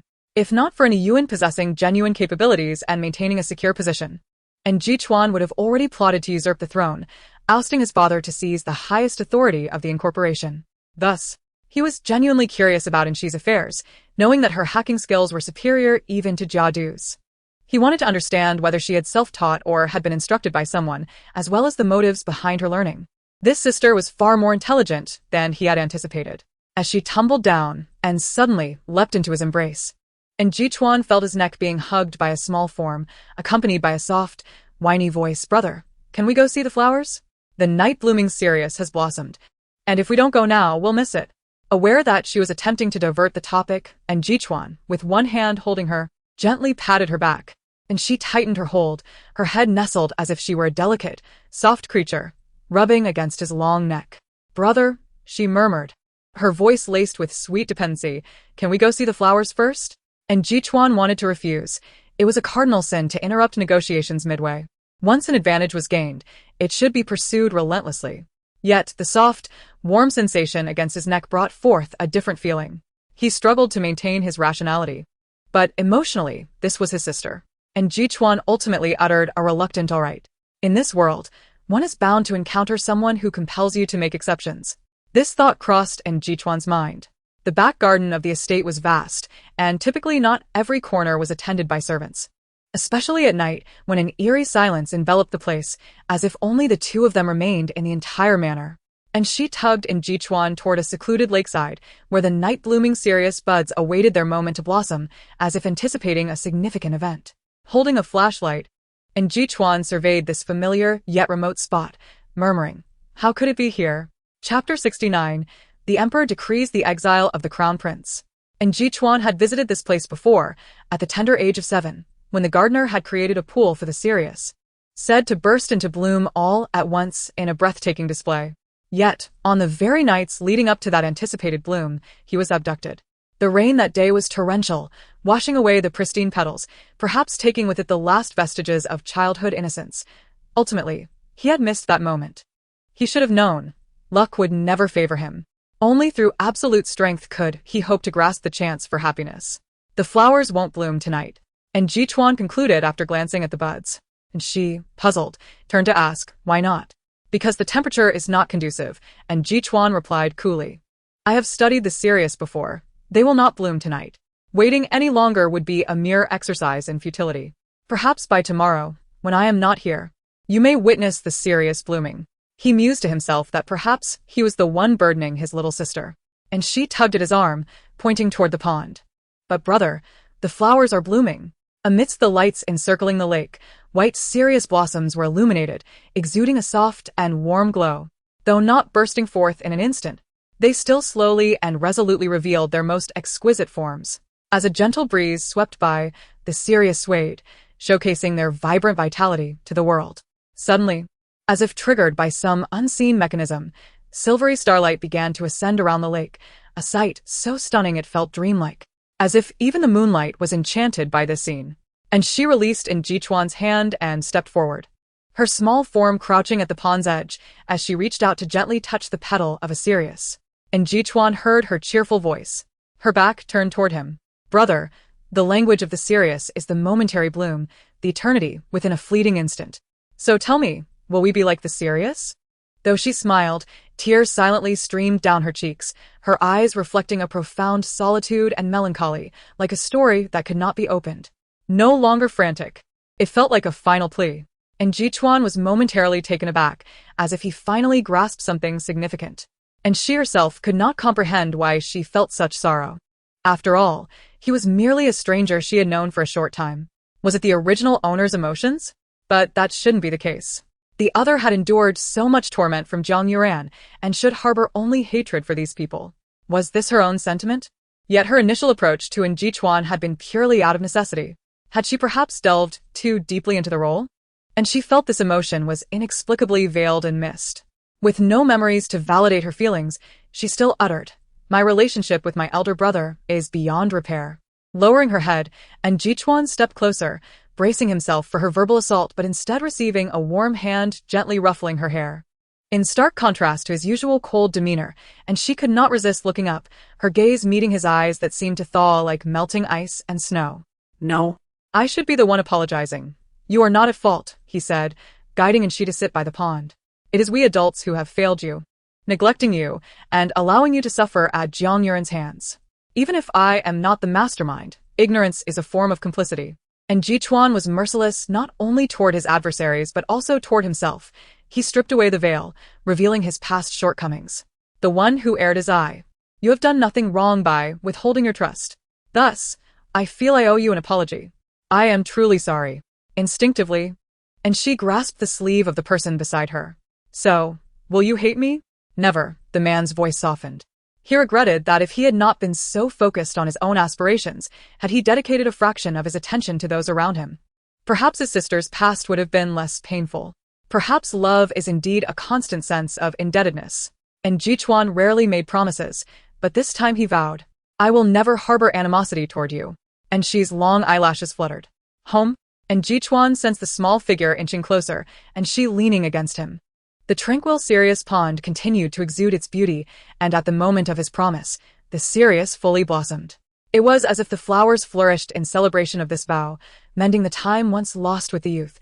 But this time, it was not a solitary anticipation, but rather a shared experience. With her grip still on his garment, and Jichuan felt a mix of exasperation and amusement. She had insisted on coming to see the flowers, yet in the end, it was he who accompanied her. He dutifully bent down, cradling Anshi in his arms. As they passed through the corridor of the estate, they unexpectedly encountered someone. And Niyuan and Zengguo were seated in the hallway. Upon noticing Anshi's absence, they were about to raise an alarm, only to see Jichuan casually walk past with the child in his arms. And Jichuan looked at Niyuan and suddenly brought up an old topic. "Speaking of which, father, when you used to call me, did you ever try to sow discord between me and my sister by asking her whom she favored, me or you?" And Niyuan raised an eyebrow, unsure of his eldest son's intention. "So? Since I didn't hear clearly over the phone back then, I'm asking again now." And Jichuan gently jostled Anshi in his arms. "Sister, do you like big brother or do you like father?" And she, still drowsy from sleep, mumbled a couple of sounds. Her mind was filled with thoughts of her elder brother due to Jichuan's earlier words.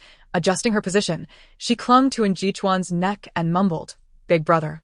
And Niyuan, Zengguo gasped, feeling a bit breathless, as if Niyuan had sucked the air from the room. Yet, and Jichuan beamed with a satisfied smile, a glimmer of warmth surfacing in his usually cold eyes, like the gentle thaw of spring. He even went so far as to say, "Good night, father. Sweet dreams." "Did you hear that? He wished me nightmares." Zengguo immediately wiped his sweat. "Mr. N, the young master likely meant sweet dreams. But those were my words." And Niyuan's smile grew ever more tender. "I see he is eager to drive me to my demise and usurp my position. If that's the case, it's time to administer a lesson in humility." Zengguo was struck by a shocking realization. "Are you suggesting you plan to undermine the young master, or even exile him?" "Undermine is too extreme." And Niyuan tapped the armrest of his wheelchair and looked up. "But exile is quite close." The following morning, and she received a message. "Father and big brother, you're going abroad. However, you are mistaken about one thing. It is not I and your big brother going abroad, but rather you and I. And Jichuan will remain here to safeguard the main estate." And she, bewildered, pointed at herself. "Me? But why, father?" And Niyuan cast a knowing smile at Jichuan. "Because he is obstructing my light, and I need him to step aside." And she couldn't help but turn to glance at the crown prince, who was usually seen by the emperor's side, his expression as cold as ice. And Jichuan led Anshi away to have breakfast. "Ignore him. He is merely a shadow hanging overhead." Chapter 70, Your Elder Brother and the Eternal Peach Blossoms. Due to the abrupt decision of Niyuan to take Anshi abroad, Muma could only hastily assist her in packing. At the dining table, and she was being reluctantly admonished by Mu Yuan, who held her hand tightly, saying, "Miss, remember to close the windows when you go out, eat less junk food, drink plenty of warm water while abroad, and especially do not open the door to strangers. My phone is always on. If you call, I will definitely answer. Although I cannot provide remote assistance, I can relay messages for you." And she replied with a light-hearted smile, "Comrade, you are too eager for progress. But do not worry, I will be just fine." Mu Yuan's anxious expression softened. Indeed, the miss is quite capable. "No, what I mean is, even if there are bad people, it won't matter," and she said, sneaking a chip from the neighbor's stash. After all, 6 years old is the age for adventure. While she jested, she was actually straining to listen to the commotion behind the dining table. And Jichuan approached with a cup of coffee, leaning against the chair opposite and Niyuan. The atmosphere had stabilized, yet a significant collaboration was on the horizon. Knowing he would soon depart, and Niyuan's demeanor towards Jichuan was exceptionally amiable, resting his chin in his hands with keen interest. "It is the Grintier family," he remarked. And Jichuan was somewhat surprised. "Is it the one that your younger sister saved?" He had heard about how and she rescued a blind little girl. Indeed. It seems the Grintier family has extended a collaboration invitation to express their gratitude, however. And Niyuan's brow furrowed. It appears they have encountered some internal issues recently. And Jichuan quickly grasped the implication. "So, before formal cooperation, you wish to assess their stability?" "Precisely," and Niyuan replied, gazing at the floating tea leaves in his cup, his tone turning icy when discussing business. "I hope their troubles do not interfere with our collaboration. After all, the Grintier family is an established power, and I would prefer not to encounter any issues during our partnership." He took a sip of tea. "However, their sincerity is commendable. It is said that the family head and heir will come to meet me in person to express their gratitude, and I shall bring along the little eavesdropping kitten. You, with your tea scent, how dare you discover my milky essence?" Perhaps it was due to her dazed demeanor. And Niyuan was pushed by Zhenghua to Anshi's side, whisking her away. "Next time you eavesdrop, remember to keep your mouth busy while holding chips." With her back turned, and she looked foolish. And Niyuan waved at Jichuan. "All right, say goodbye to your elder brother. He has his own romantic entanglements." And she, puzzled, asked, "What do you mean?" As Niyuan was turned around by Zhenghua, a casual laugh escaped him. "He has no one waiting for him." And Jichuan responded, "Who says the birth rate is low now? He hasn't even left yet and has already encountered an old acquaintance." While she rushed to catch her flight, the old man Liang was hastily conducting an interrogation. Billy sat in the corner of his cell, his eyes bloodshot, overwhelmed by a stench he could barely endure. Yet he gritted his teeth, knowing that revealing any information about the organization would lead to a grim fate at the hands of the Mist. It was better to endure, for perhaps someone would come to rescue him. With this hope, Billy wearily closed his eyes. In a daze, he heard the sound of the cell door opening.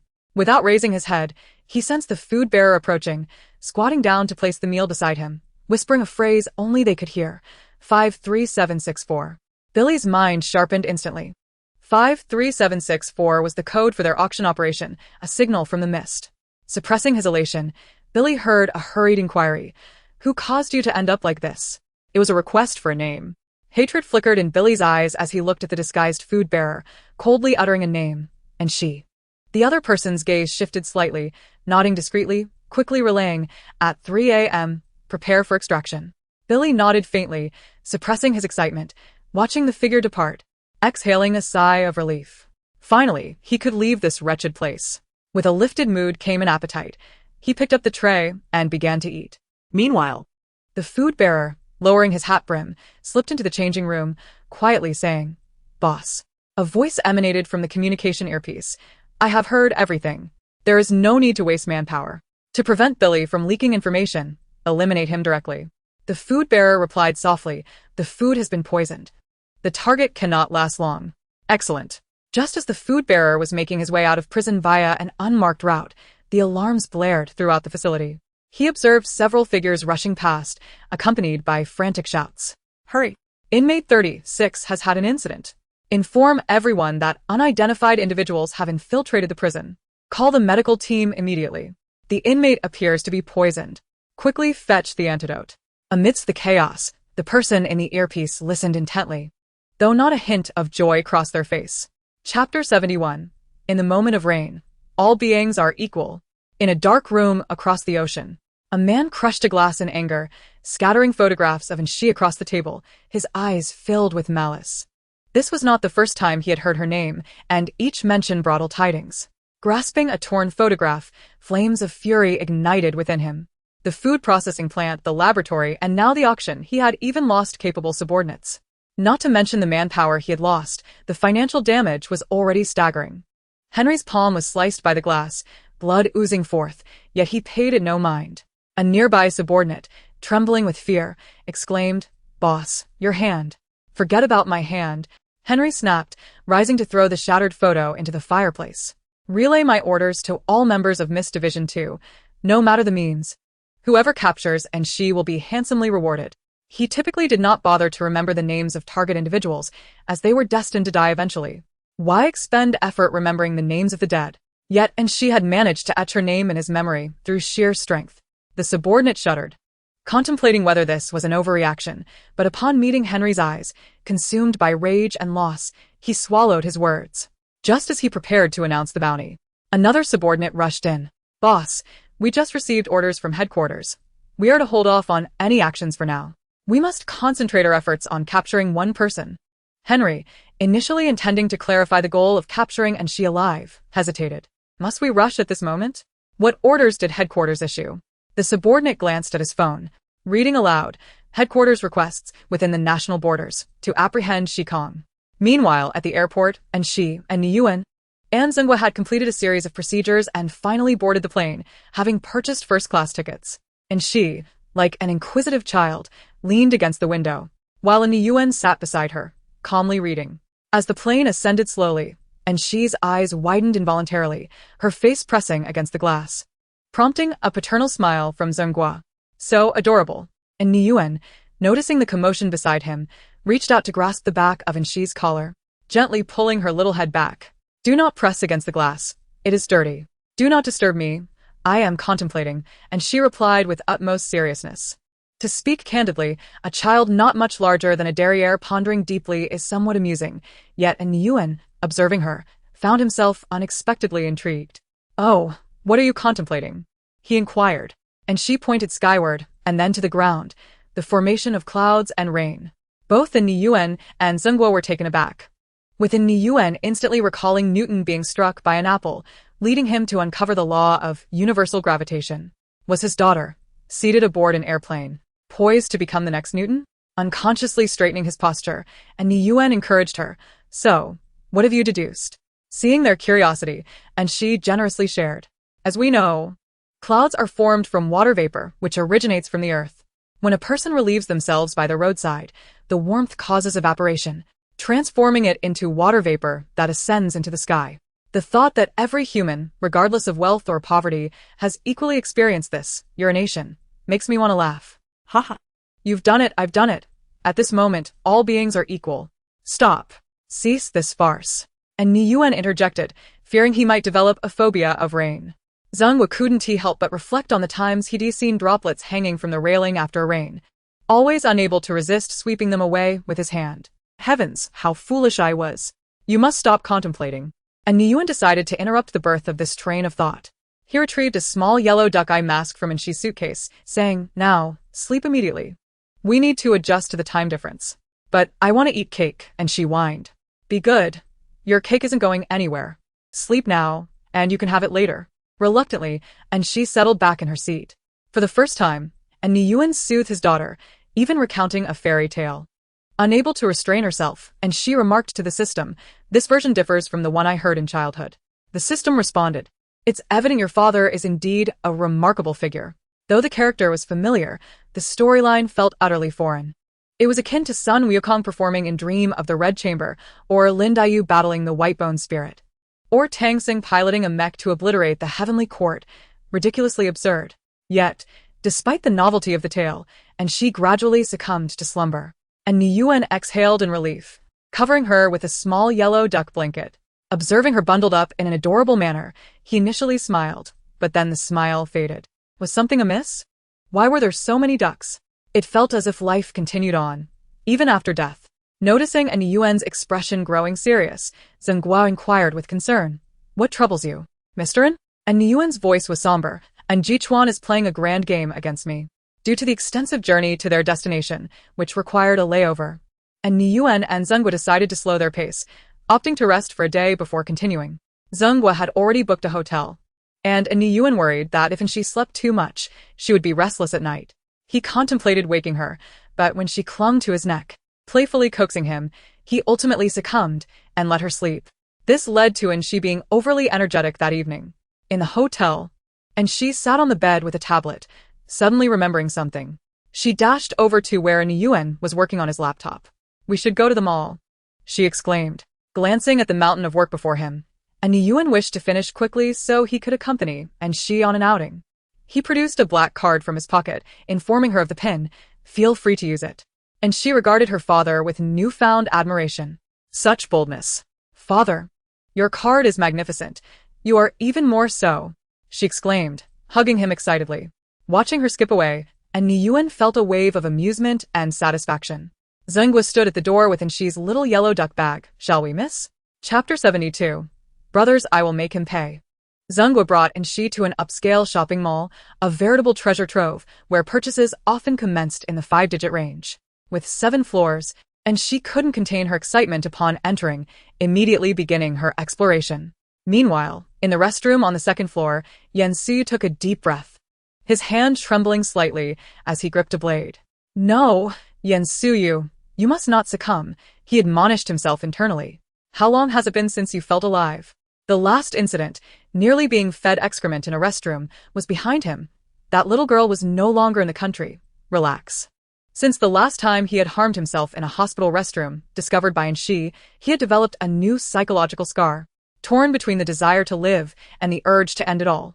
His parents, upon discovering his struggles, had become increasingly vigilant, believing he was improving, almost brought to tears with joy and eager to take him out for a change of scenery. Arriving in the country, they intended to lift his spirits with some fun, but while shopping, Yanxi slipped away. Yes, he had not given up.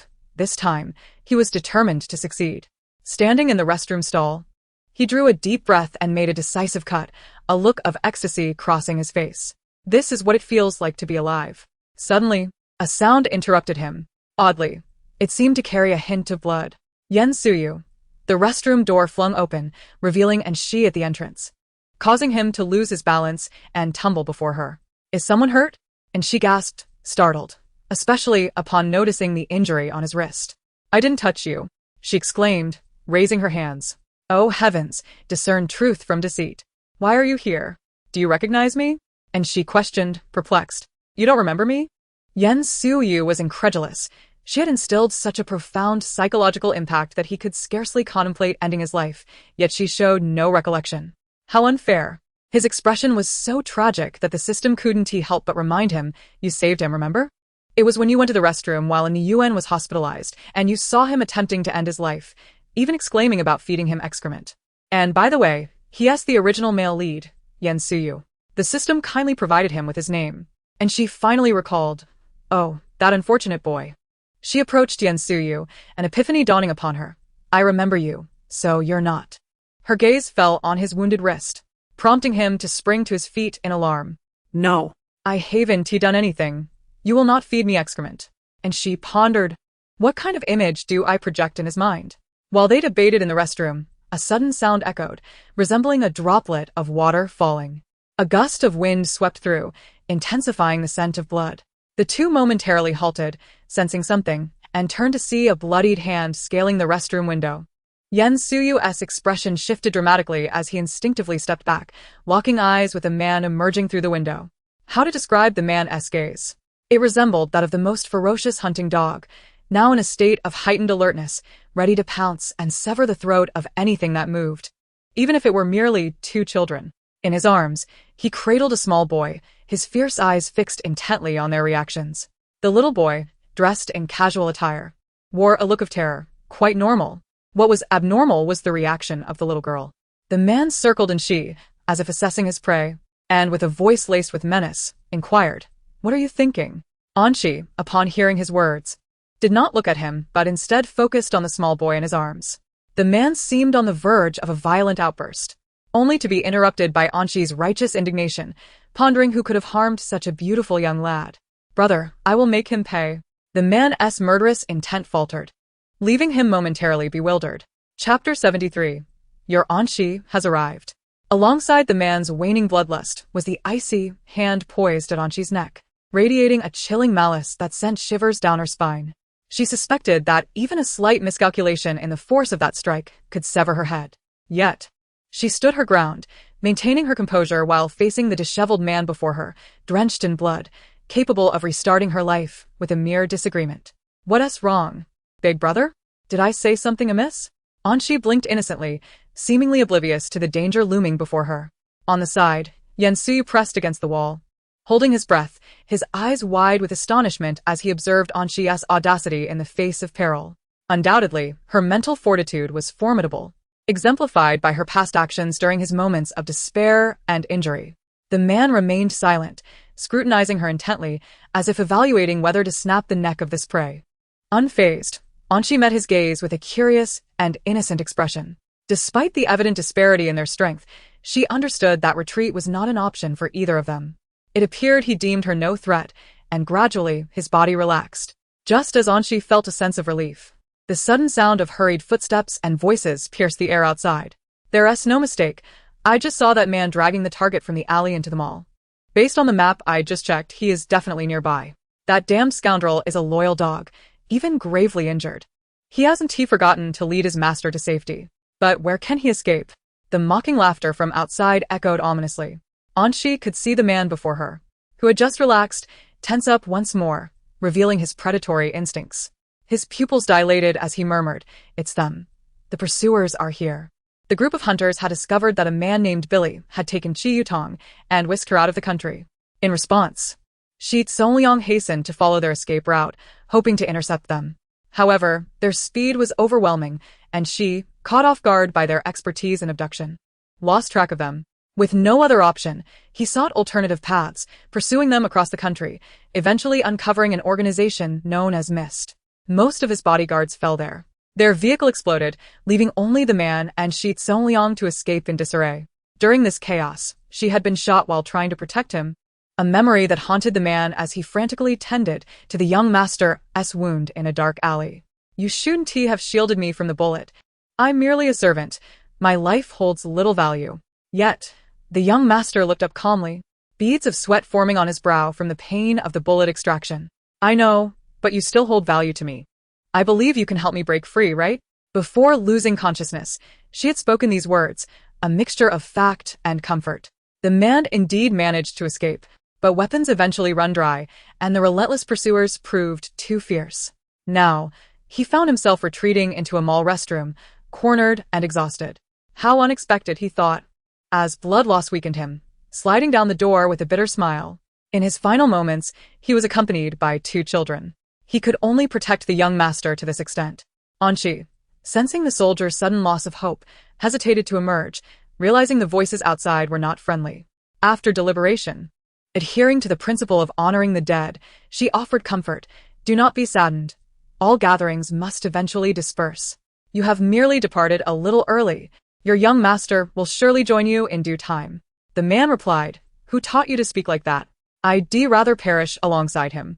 The thought made him chuckle despite his dire situation.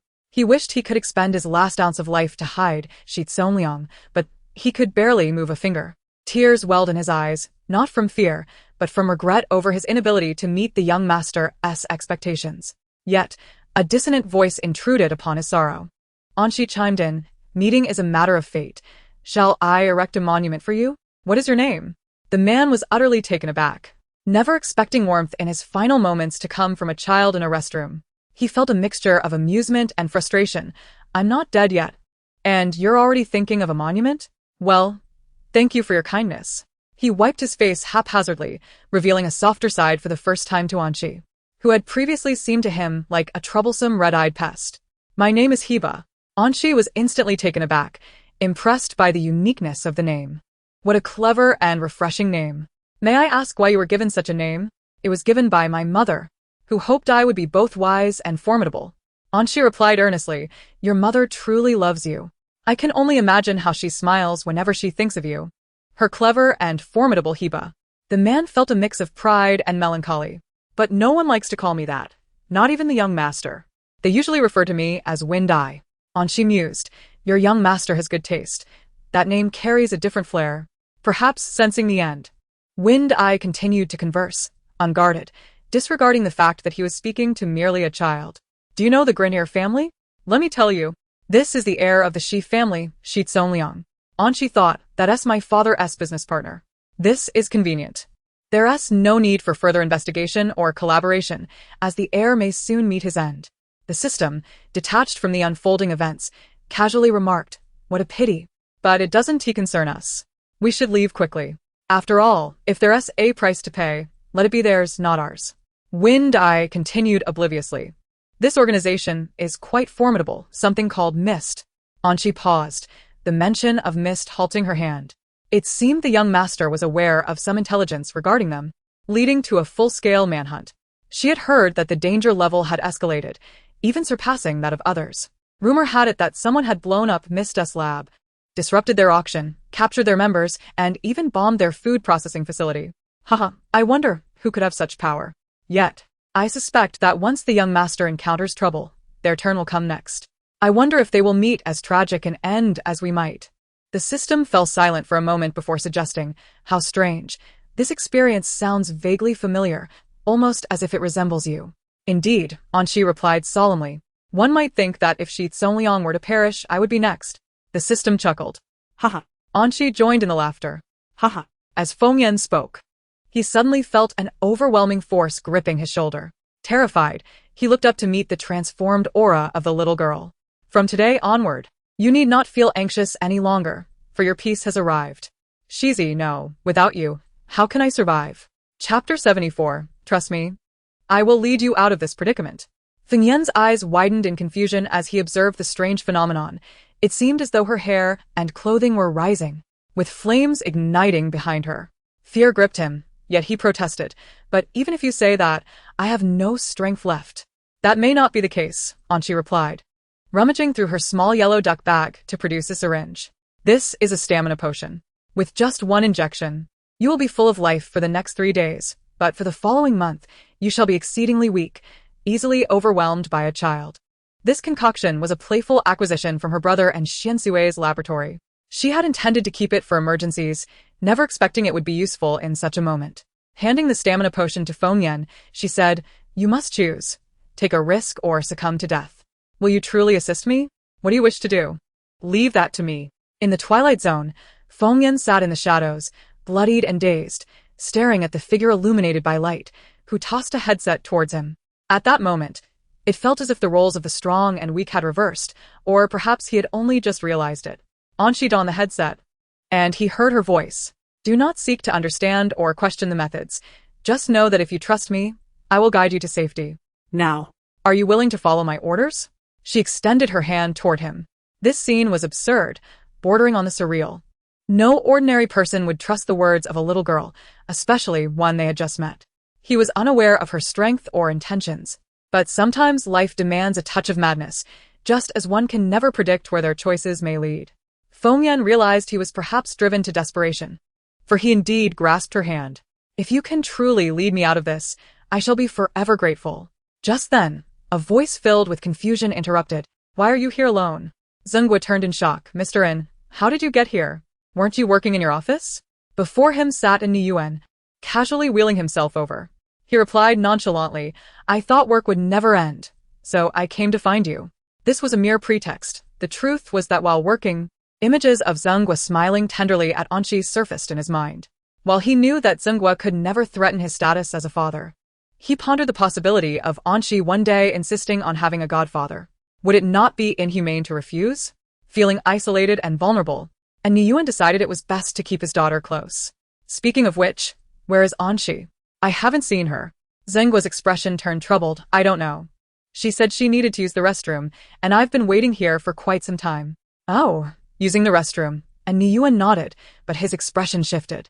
Wait, the restroom is outside. His eyes narrowed as an unsettling premonition washed over him. Zhenghua intended to inquire further about Ni Yuan's arrival, but noticed him suddenly turning and heading purposefully in one direction. Where are you going? Zhenghua asked. To the restroom, and Ni Yuan replied, intent on checking if the little one had encountered any trouble, and it was clear he was not alone in this endeavor. After a series of checks, 2 members of the FOG finally arrived at the restroom located on the east side of the second floor. As one of the taller men placed his hand on the doorknob, his gaze shifted suddenly. "There's the smell of blood." The 2 men exchanged wary glances. The shorter one, clearly the leader, motioned for the taller one to enter first. With his weapon gripped tightly, the taller man nodded, pulled down the doorknob, kicked the door open, and aimed inside at their singular target. To their astonishment, the sound that emerged was not that of a man, but the piercing scream of a little girl. The girl, frightened, fell to the ground, a bullet hole near her feet, the floor soaked with water and foam, and a mop lay beside her, suggesting she had been cleaning. A little girl? The shorter man concealed his gun and furrowed his brow as he approached Anchi. "Child, how did you end up here? Why is there so much blood on the floor?" Anchi's face turned pale, as if struck dumb by fear, her voice trembling. I don't know. My mother is a cleaner, but she had to attend to something suddenly, so I came to help her. The blood was like this when I arrived." The taller man frowned. "Did you see any suspicious individuals come in?" "No," Anchi's voice remained weak, sounding pitiful. "When I entered, there was no one here. I even closed the restroom door." The taller man eyed the shorter one skeptically. "Are you sure you didn't see wrongly? That bodyguard really brought that child here?" "I shouldn't have been mistaken," the shorter man replied, doubt creeping into his mind as he regarded Anchi. He thought to himself, but how could such a small child possess such a high level of deceit? She certainly didn't appear to be a fake. The taller man urged, "All right, since this child claims no one is here, let's hurry to another location. We wouldn't want to face the boss's wrath." I know, the shorter man responded, nearly being dragged out of the restroom. Yet, he could not shake the image of the frail girl from his mind, an inexplicable sense of familiarity washing over him. As the shadows shifted before him, the image of a wanted poster surfaced in his thoughts. It bore the number 007. The issuer was the head of the 2nd Division of the FOG, Xiang Li. The subject of the bounty was En's youngest daughter, Anchi. Accompanied by a photo seemingly taken clandestinely in a mall, the little girl wore a pink dress, her innocent smile illuminating the moment as if the very light had taken form, radiating like the sun. The most striking feature was her beautiful amber eyes. At that moment, the little girl stood up, her amber eyes glinting as if she could see straight into his soul. "Oh dear, it seems I've been recognized," she mused. "Then I suppose I must leave a witness." The last word she uttered before fainting echoed in his mind. "Do leave a survivor." Chapter 75. How blissful, yet utterly wicked. A survivor? The heart of the shorter man sank. Before losing consciousness, he intended to crush the communication device in his pocket, signaling his comrades of their situation. However, Fengyan acted with swiftness. With a deft turn, he struck, and the sound of 2 bodies hitting the ground echoed through the deserted restroom. Caught off guard, the taller man halted mid-draw, his gun clattering to the floor, only to be picked up by a delicate hand. Anchi weighed the unexpected delight in her grasp. Observing the 2 individuals ensnared in a state of unconsciousness, she turned and casually strode towards the adjacent corridor, facing away from Wind-Eye, and instructed, "Proceed. Relieve that short one of his firearm, and drag him over.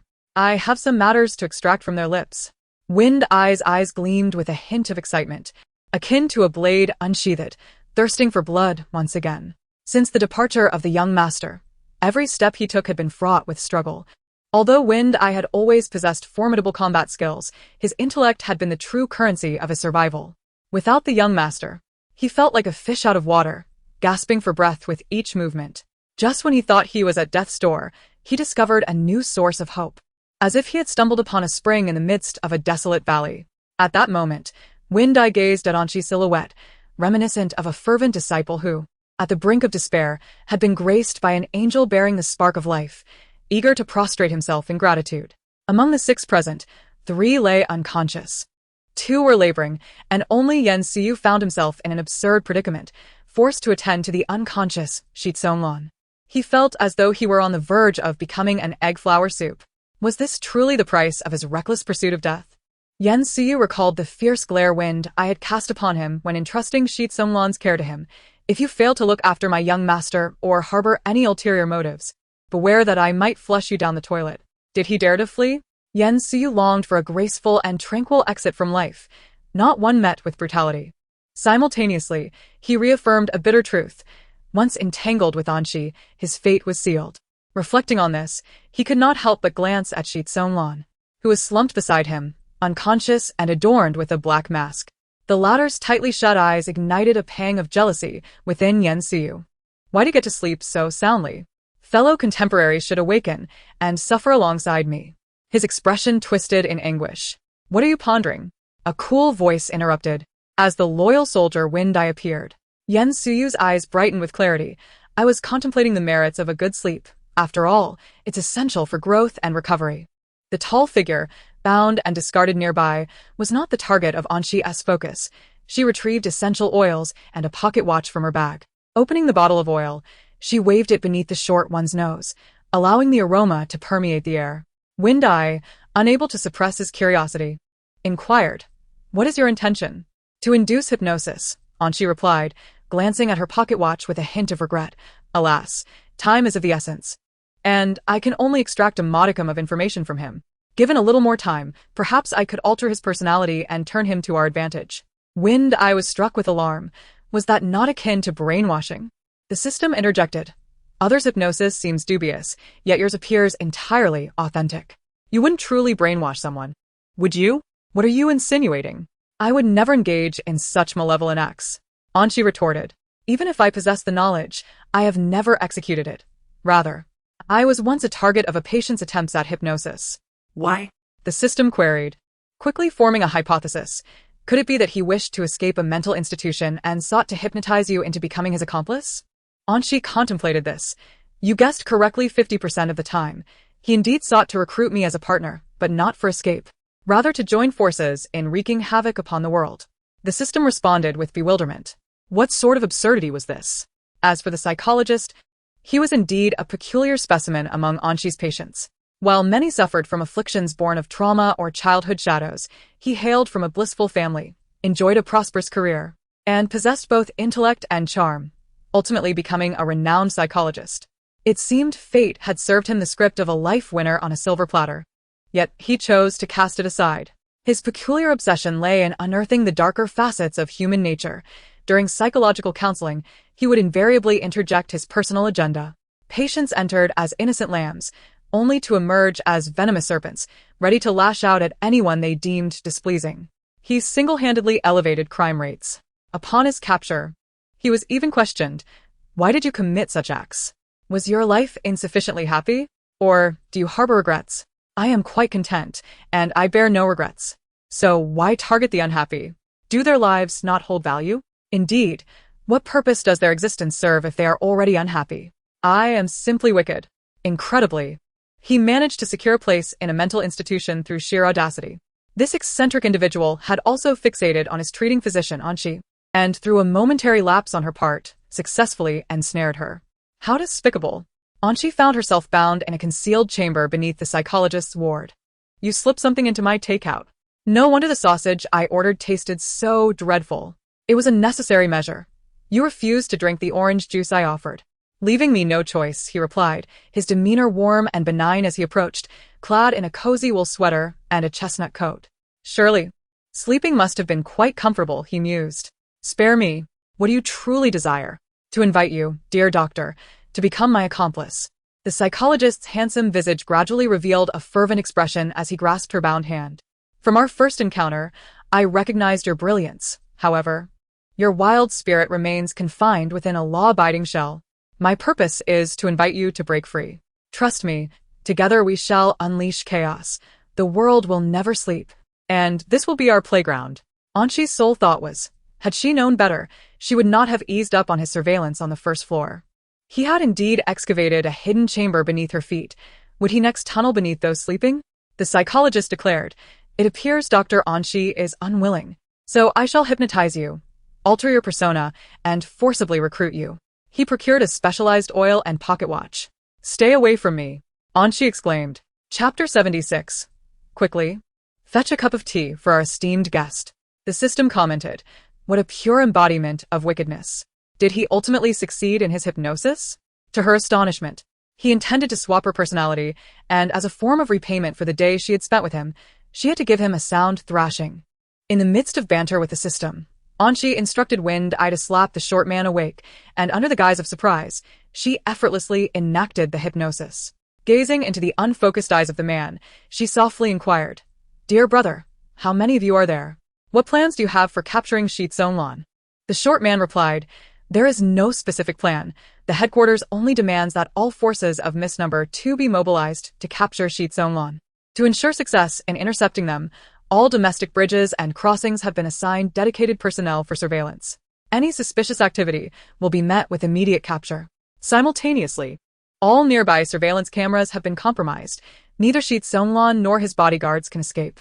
No wonder we were ambushed just as we were about to reach the bridge." Wind-Eye's expression darkened further, so all locations were already laid with traps. 5 minutes. Such a brief window. Anshi's heart raced, glancing down at her pocket watch. She realized that 7 minutes had already elapsed. Meanwhile, not far from the mall, in another building, Henry had arrived as the commander of this operation. Before him stood 3 enigmatic hackers, intently focused on their screens as they rapidly reported updates. The leader noted that both 045 and 076 had failed to respond 3 times in total. With unwavering decisiveness, Henry commanded, "Retrieve their heart rates and locate their positions." The hackers complied, extracting detailed profiles of the 2 individuals. Unbeknownst to them, their bodies had been implanted with chips when they joined the Mist organization. At that moment, images of 045, a short individual, and 076, a tall figure, materialized on the screen, accompanied by their heart rate monitors below. The hackers, with calm expressions, reported, "The location is in the building. We need to pinpoint the specific floor." Suddenly, a sharp beep pierced the silence of the room, and the heart rate monitors for both individuals flattened into a straight line, rendering their locations ineffective. Henry sprang to his feet, his gaze transforming into a dangerously intense stare. "There can be no mistake, they are right there." Grabbing a walkie-talkie, he made a screeching sound as his chair scraped against the floor. "Everyone nearby, don masks and disguise as if carrying out a terrorist attack, surround the building. I demand you capture them." In the building stairwell, 2 gunshots rang out, and 2 bodies fell to the ground. Anshi turned to Feng Yan, saying, "Let us go, Feng Yan. We need to leave quickly." "What about me?" Yan Xiu finally seized the opportunity to speak, cautiously approaching Anshi. "Can I leave now? Why should I be afraid?" Yan Xiu was perplexed in this day and age. Who hasn't he seen 2 corpses? Not at all. There is a significant difference between dying yourself and having you send me to my death. Feng Yan fired another shot. "Wait. I'm being honest." Yan Xiu looked at Anshi with a resentful expression, his delicate face taut with tension. "Because my grandfather is actually a humble old man who made a living selling arms. I only learned this after I turned 6. I witnessed my uncle being shot in the head at close range, which left me with some psychological trauma. To help me overcome my fear, my grandfather dragged me around battlefields in foreign countries, and I eventually got used to it. Although my condition has since evolved, my courage has certainly improved. If my uncle were to come back to life and be shot in front of me again, I would remain unfazed." And she nodded, "I see. It's evident your grandfather is quite unpretentious. Given that you've seen too much, Feng Yan, eliminate him." Yan Xiu exclaimed, "How can you betray me like this? I am still of use." And she was astonished. "You still have use? What could you possibly offer?" At such a moment, how could this wayward youth still be so intent on survival? Yan Xiu, steeling himself, replied, "I came here shopping with my mother. Actually, our Yan family has a small business deal tonight, and there are 2 boxes of weapons in my mother's trunk. You must be quite in need of weapons right now. As the heir of the Yan family, let me go, and I will gift you the weapons." He cautiously glanced at the gun in Feng Yan's hand, but Feng Yan ignored him, awaiting Anshi's command. Anshi's expression toward Yan Xiu had already shifted. This is quite the unexpected twist. Young man, I was just kidding with you earlier." Anshi flashed a charming smile, wrapping an arm around his shoulder. "How could I bear to harm you? I've always known you were quite resourceful." Anshi added, quickly, "Pour this esteemed guest a cup of tea." Yan Xiu thought, how can reality be so absurd? Due to Feng Yan's conspicuous blood-stained clothing, Anshi instructed him to hastily change into the tall individual's attire. The group made their way through the escape route, but due to the lack of interconnectivity, they had to take another path to reach the underground parking lot. Along the way, they passed by the restroom again. Anshi was pondering how to handle Zhengguo when, with a casual glance, she spotted an Ni Yuan emerging from the restroom with Zhengguo. An Ni Yuan noticed the group, observing his daughter leading the way. followed closely by a tall man exuding a deadly aura and a small boy guiding Anchi. The dominance of the situation was unmistakable. An Ni Yuan stood up from his wheelchair with remarkable agility, swiftly grabbing Anchi and lifting her up, their eyes locking in a tender gaze. Anchi instantly broke into a soft smile. "Oh, what a coincidence. Daddy, can you sing Twinkle, Twinkle, Little Star?" And Ni Yuan replied, "Don't try to change the subject." Who are they? Feng Yan instinctively reached for his gun upon seeing a man seize Anchi, but halted upon hearing her address him as Daddy. Daddy? Anchi pondered for a moment before revealing, "They are from the family you are inspecting, the Green Teal family. The one in his arms is the heir from the Shi family, Shi Tsongjuan. The Green Teal family." Both Ni Yuan and Zengua gazed at Feng Yan with astonishment, their eyes shifting to the small boy in his arms, who wore a black mask. Zengua politely approached, introducing himself. "We are from the Yin family. This is the Yin family's leader, Mr. Ni Yuan. I am his assistant, Zengua. May I know who you are?" Having seen photographs of an Ni Yuan from the young master, Zengua recognized him, but if Anchi referred to him as her father, then he must be the one who saved the young lady. Is it possible? He asked the new leader I just recognized? What a remarkable coincidence. Feng Yan's already limited cognitive abilities seemed to stall. Unable to process the situation, Anchi noted the smoke rising from his head and decided to clarify. "Indeed, I am Anchi.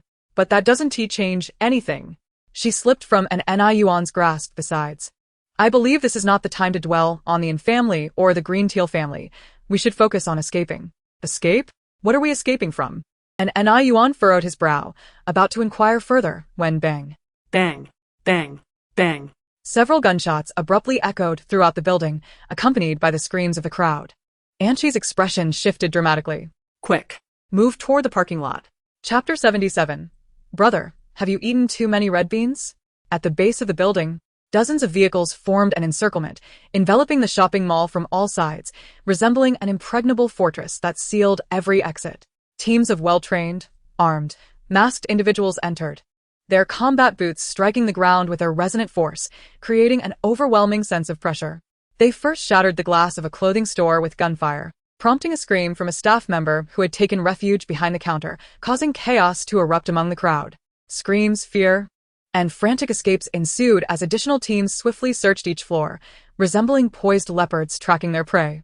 The leader stood in the center of the lobby, reporting back to the other end of his earpiece.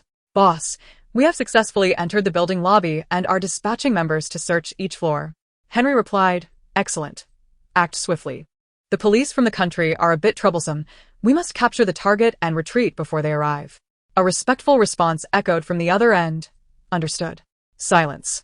Lady Yan's gentle demeanor suddenly morphed into a menacing glare as she retrieved a silver handgun from her pearl bag, her icy gaze fixed on the bodyguards. "Get lost. I am giving an order." The bodyguards instantly broke into a cold sweat. At that moment, from the opposite end of the parking lot, a jubilant voice rang out. "Mom, Mom." Yen Suyu's eyes welled with tears upon seeing his mother. He had a torrent of words to express, recounting his bathroom encounter with a calamity and all the horrific things he had experienced. Yet, when he leaped into his mother's embrace, he could only exclaim, "Mom, I never want to die again." The cost of each encounter was far too heavy.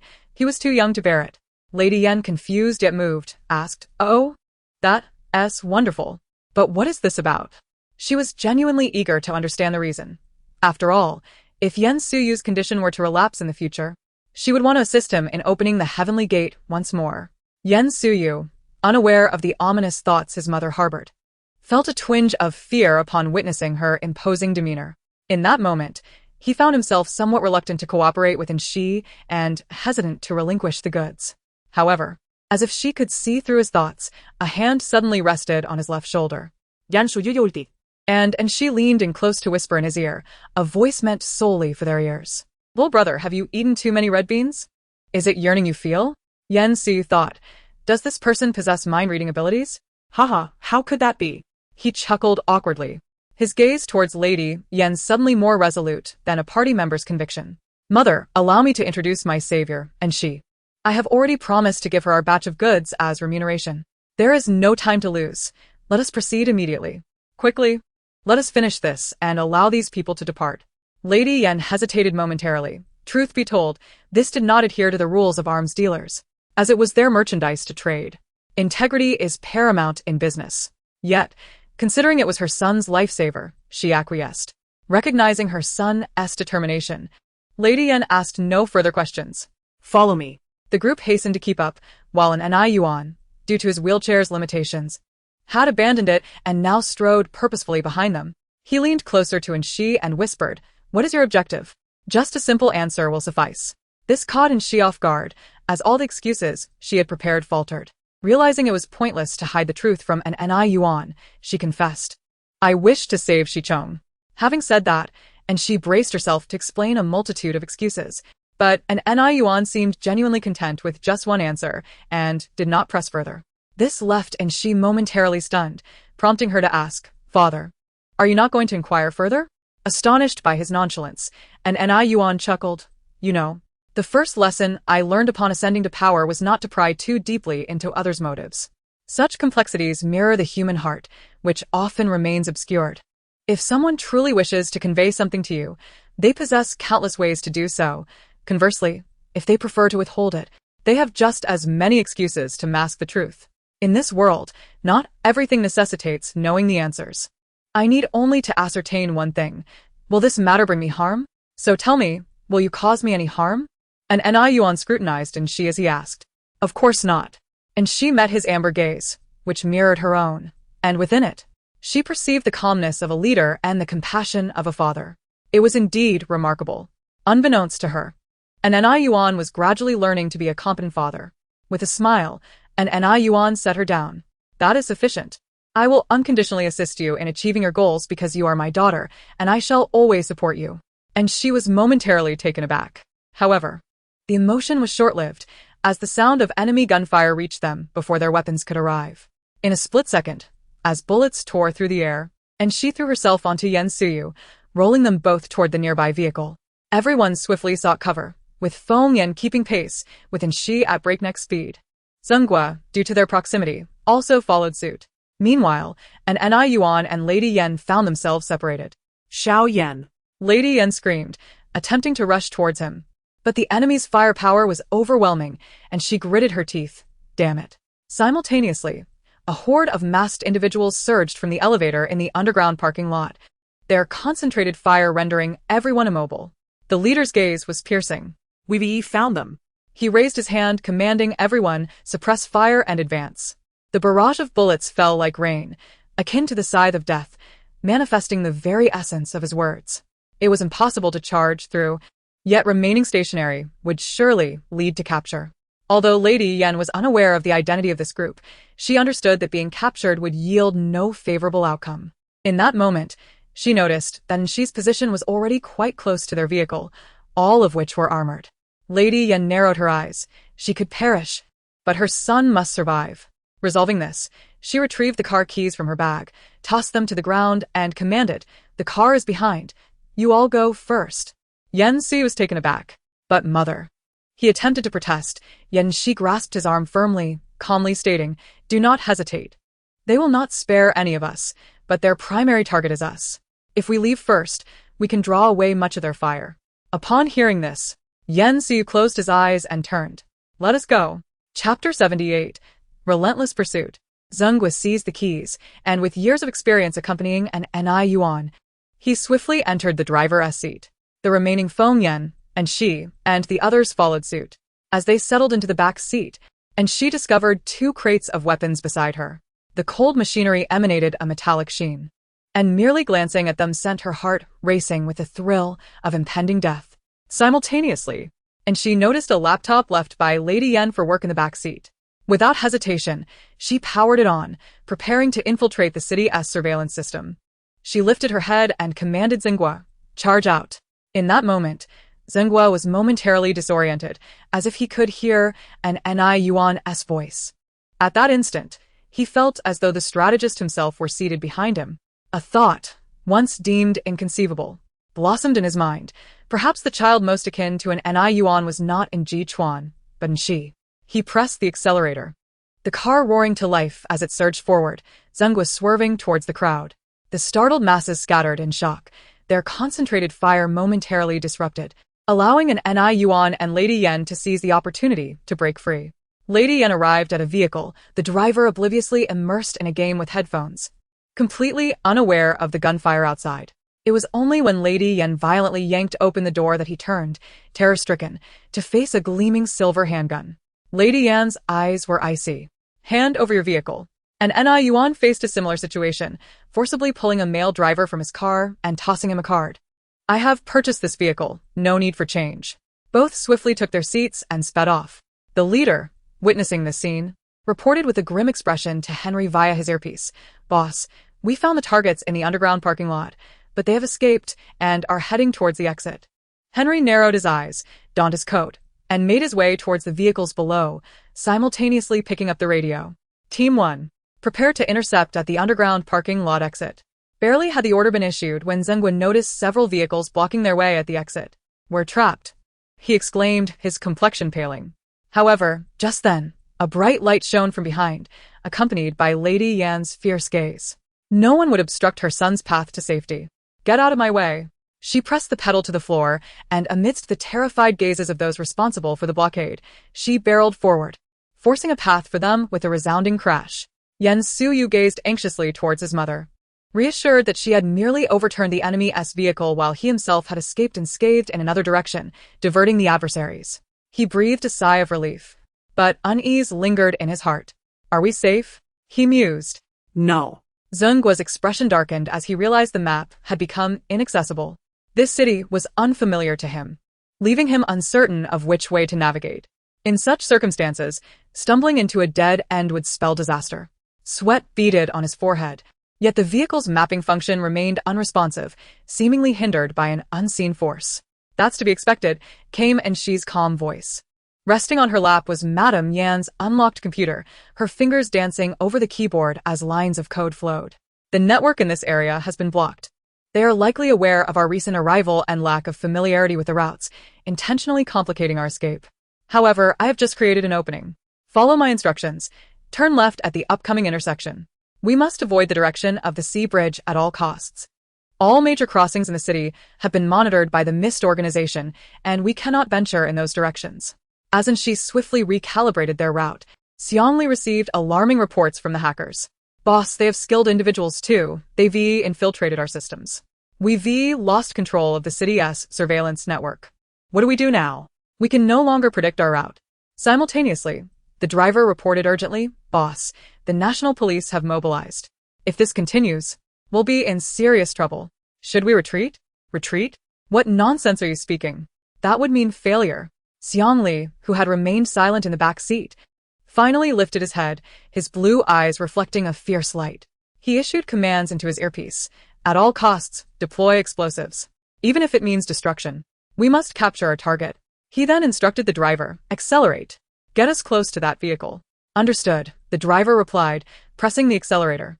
At that moment, Zhenghua felt the weight of immense pressure, surrounded by members of the Mist. The car's performance had been pushed to its limits, the engine roaring as they sped through the darkness, the red lights at the rear flickering ominously. This cannot continue, and she assessed coolly. What should she do to extricate them from this predicament? As she pondered over the map, a sudden realization struck her, and her eyes widened in alarm. Emerging around the corner were 3 or 4 vehicles and, crucially, their occupants wielded grenades, hurling them towards them. And she's heart raced as she heard Zenggua's voice, nearly cracking in urgency. "Brace yourself." In that instant, the grenades flew through the night like meteors, reminiscent of a great predatory shark from the depths of the ocean, threatening annihilation upon contact. And she turned her head, catching sight of a grenade flashing before her through the left window. At that proximity, even the shockwave from the explosion could topple them. Without hesitation, she grasped the door handle and unlocked it. "Wind eye!" she shouted, as the adversaries mirrored her urgency, simultaneously kicking open their doors with all their might. This action forced the grenades, which had nearly slipped alongside the vehicle, outward through sheer inertia. Meanwhile, Zhenghua pressed the accelerator to the floor, darting forward recklessly into the enveloping darkness. Chapter 79. Did I grant you permission to take him? With a resounding explosion, a massive shockwave surged, propelling their vehicle forward with increased speed. Yet, the glass and rear doors could no longer withstand the pressure, emitting a dreadful sound of shattering. As the glass broke and the doors flew off, a rush of air flooded in. However, this very act had afforded them a slim chance of survival. Otherwise, their fate would have been sealed in destruction. But had they truly escaped? And she's face shifted dramatically as she noticed a bomb concealed on the left side of the road, poised to flip them over if they were not careful. Steer right. She nearly screamed. Zeng was complexion paled as he spotted the black bomb, blending seamlessly into the night, rendering it nearly invisible until one was upon it. At that moment, Xiang Li's vehicle closed in, a controller in hand, a cruel smile forming at the corner of his mouth. You think I would let you escape after losing so much? In an instant, he pressed the controller, and a fiery explosion erupted. Zhongguo fought against instinct, gripping the steering wheel with all his strength. Yet the overwhelming force of the blast was insurmountable, sending everyone careening to the right. Wind-Eye instinctively grasped the seat to steady himself, while she clutched the armrest in desperation. However, Yan Suyu, who had been holding on to Shi Tsongwan, was not as fortunate. He was unexpectedly thrown from his seat, and in that moment of peril, Wind-Eye managed to grasp him just in time. Yet they overlooked the fact that without a firm hold, Shi Tsongwan was further propelled out towards the open side of the vehicle. In an instant, he was flung from the car's range, and that distance was insurmountable, even for Shi's outstretched arm. Her heart seemed to stop in that moment. As if waiting for this very instant, a vehicle approached, the door swinging open, nearly parallel to them. Xiang Li reached out, a smile of triumph lighting his face as he grasped his prize. Young master, Wind-Eye cried out in despair. Retreat. Having attained what he desired, Xiang Li understood the wisdom of not lingering in battle, issuing commands without hesitation. The car door closed, akin to a beast claiming its prey, his lips curling in satisfaction. Wind-Eye's eyes blazed with fury as he instinctively turned to Shi, searching for a solution within her. Yet he found the once composed girl now standing on her seat, the computer-esque crossbody bag secured at her waist, her hands gripping the fragile frame of the car. Amidst Zhongguo's panic shouts, the retreating vehicle surged forward. Xiang Li's driver had just begun to decelerate when he spotted a small figure hurtling towards them, propelled by inertia. In the driver's horrified gaze, the figure landed on their windshield, one hand gripping the wiper to steady herself while the other brandished a window-breaking tool, its sharp glint piercing the night. In Xiang Li's incredulous stare, she thrust it down, and with a crack, the windshield shattered completely. Xiang Li and the driver instinctively shut their eyes as the intruder breached the vehicle, accompanied by the chilling presence of a gun. With the shadow of death looming, a voice echoed from above, "Did I grant you permission to take him?" In that moment, the will to survive overcame Xiang Li's instinct, prompting him to abandon all pretense. "I'm still useful, please don't." Bang. Before he could finish, blood splattered across the delicate left cheek of the girl, and as the driver trembled in fear, he could hear the cold voice behind him. "I'm sorry, but this is your most useful form." The driver, despite witnessing countless horrors, felt a terror unlike any other. As the gun was aimed squarely at his head, the voice softened, inquiring, "Who is your superior now?" The driver, never having responded so swiftly in his life, stammered, "You are." Anshi seated herself in the back, reopening her laptop as shards of glass littered the seat. To avoid injury from the swaying vehicle, she placed her head on her knees temporarily. She commanded the driver, "Make a right turn at the next corner, and take me into that alley." "Yes, ma'am," he responded, promptly turning the vehicle around. Meanwhile, the building where the hackers were stationed detected an alarming absence of Henry's heartbeat, eliciting gasps from the three hackers. In that instant, their previously composed demeanor shattered. One hacker frantically reported to the second-in-command, Lord Orid, "The boss's heart rate has vanished. He's dead." Orid, the team leader, could hardly believe his ears. Dead? How could that happen so quickly? Where did he and his driver meet their end? This is far too abrupt, with no warning whatsoever. The hacker replied, "I don't know the details, but according to the location tracking, while the boss is deceased, his vehicle appears to be still in motion. It seems the driver has been taken hostage." Orid fell silent for a moment before decisively ordering, "Then everyone, pursue that vehicle. We must catch up, even if it's just to avenge our boss." With the command issued, nearly all participants of this operation surged from all directions. The driver in Anshi's car pledged his loyalty, stating, "Miss, escaping in this vehicle is nearly impossible." Anshi lifted her head from the laptop, raising an eyebrow. "Why is that?" "Because every car from our faction is equipped with a locator. Fleeing like this will only expose us more quickly." The driver, still using their vehicle, subtly moved his hand toward the gun at his back, preparing to retaliate when Anshi showed any sign of panic. However, the anticipated chaos did not ensue, Instead, she simply laughed. Isn't that perfect? We've already arrived at my desired destination. They had reached a sparsely populated area in the city center, an alleyway. The driver's heart skipped a beat as he felt something pressed into his hand just as the girl opened the car door, accompanied by a flash of explosive light. Driver, you seem to be getting a bit too hands-on. The pursuers from the Mist faction were hot on their heels. And Ord arrived just in time to see Anshi and her companions enter the alley. He immediately instructed his subordinates to encircle them. One could almost envision capturing them effortlessly. However, the anticipated scene did not unfold. Instead, a deafening explosion shattered the night. Ord's pupils dilated in shock as he gazed at the towering flames, murmuring, "Did they just commit suicide? They would rather die than be captured." At that moment, sirens blared in the distance, and a panicked subordinate rushed to Ord's side, exclaiming, "My lord, the police are here." "I see," Ord replied, reluctantly turning to leave, marking the target for death in his mind. However, unbeknownst to them, at the moment of the explosion, a manhole cover in the alley was flung open. Anshi pulled Shitsong into the sewer, creating a fade of death. Listening to the sirens fading into the distance, seated on the ground, Anshi embraced the unconscious figure, a satisfied smile gracing her lips as she mouthed a message to the world above. Chapter 80. In times of trouble, all pursue. Although Anshi chose a location with sparse population, just a street away lay one of the country's busiest thoroughfares. A mere wall separated the chaos, and the explosion drew considerable attention. Residents instinctively ducked and covered their heads, only to realize the danger was not near them and turned their gaze toward the rising flames. Accompanied by the wailing of police sirens, several black sedans fled like scared dogs. The crowd buzzed with speculation. Was it a terrorist attack? Have you heard? It seems the building was assaulted, but the robbers escaped swiftly. Were there any casualties? Yes, but it appears not many.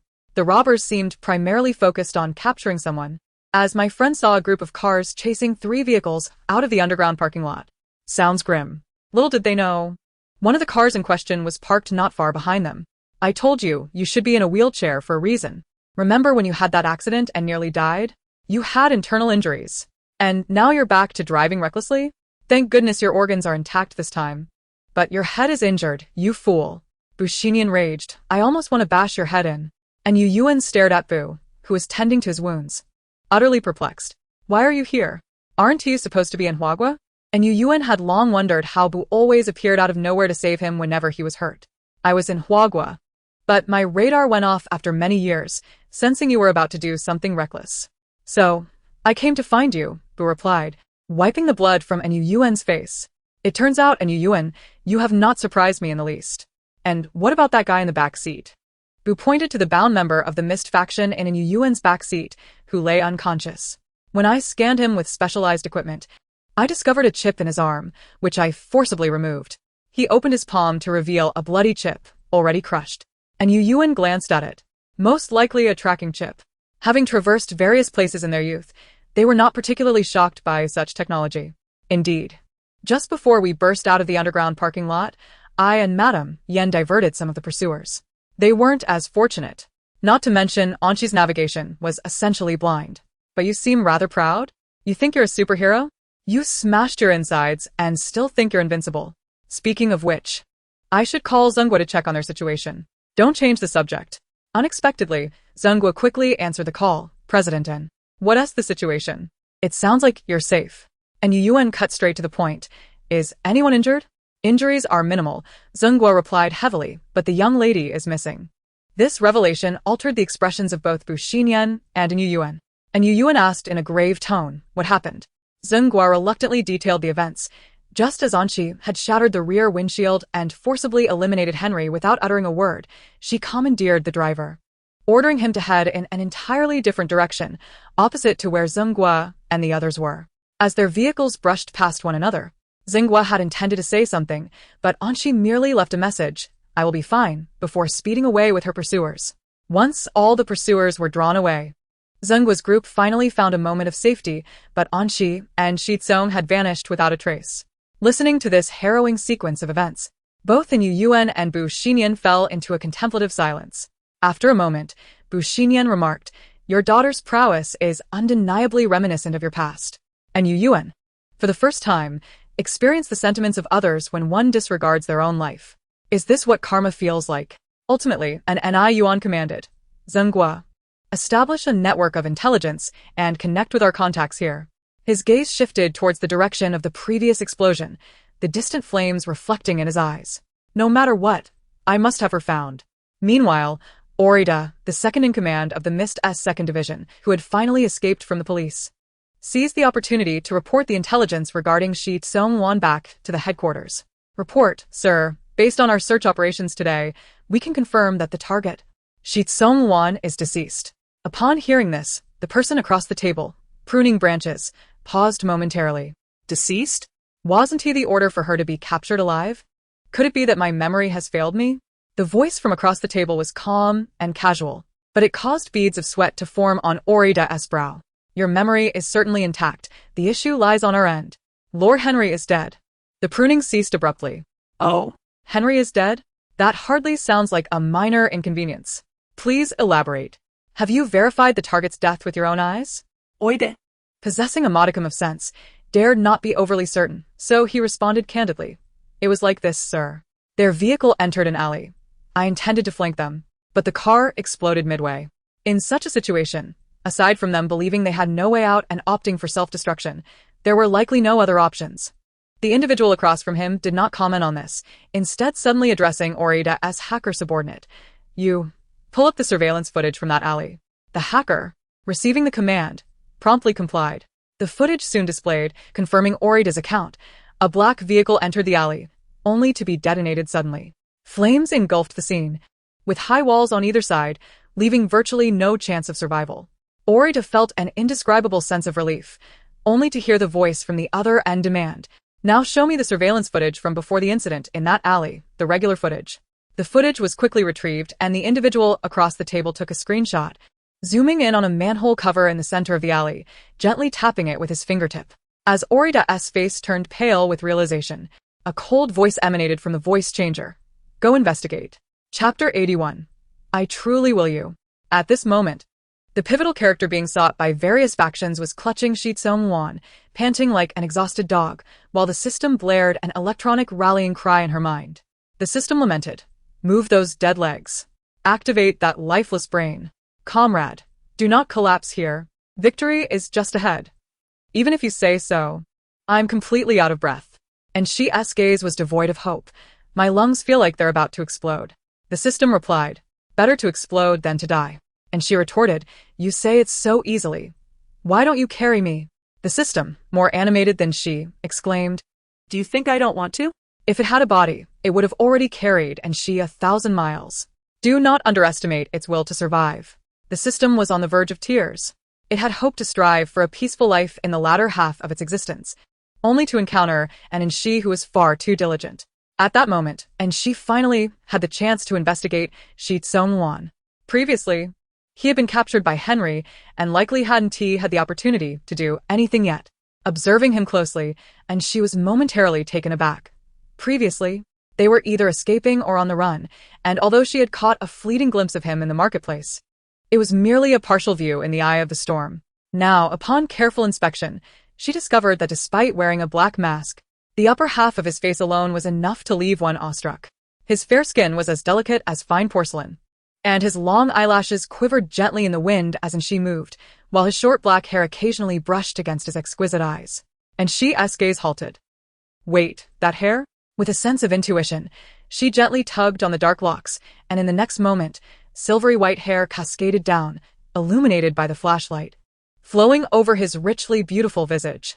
It resembled moonlight reflecting on water, casting a soft, pale glow, though still a child, and only revealing half of his face. And she could not help but be dazzled repeatedly.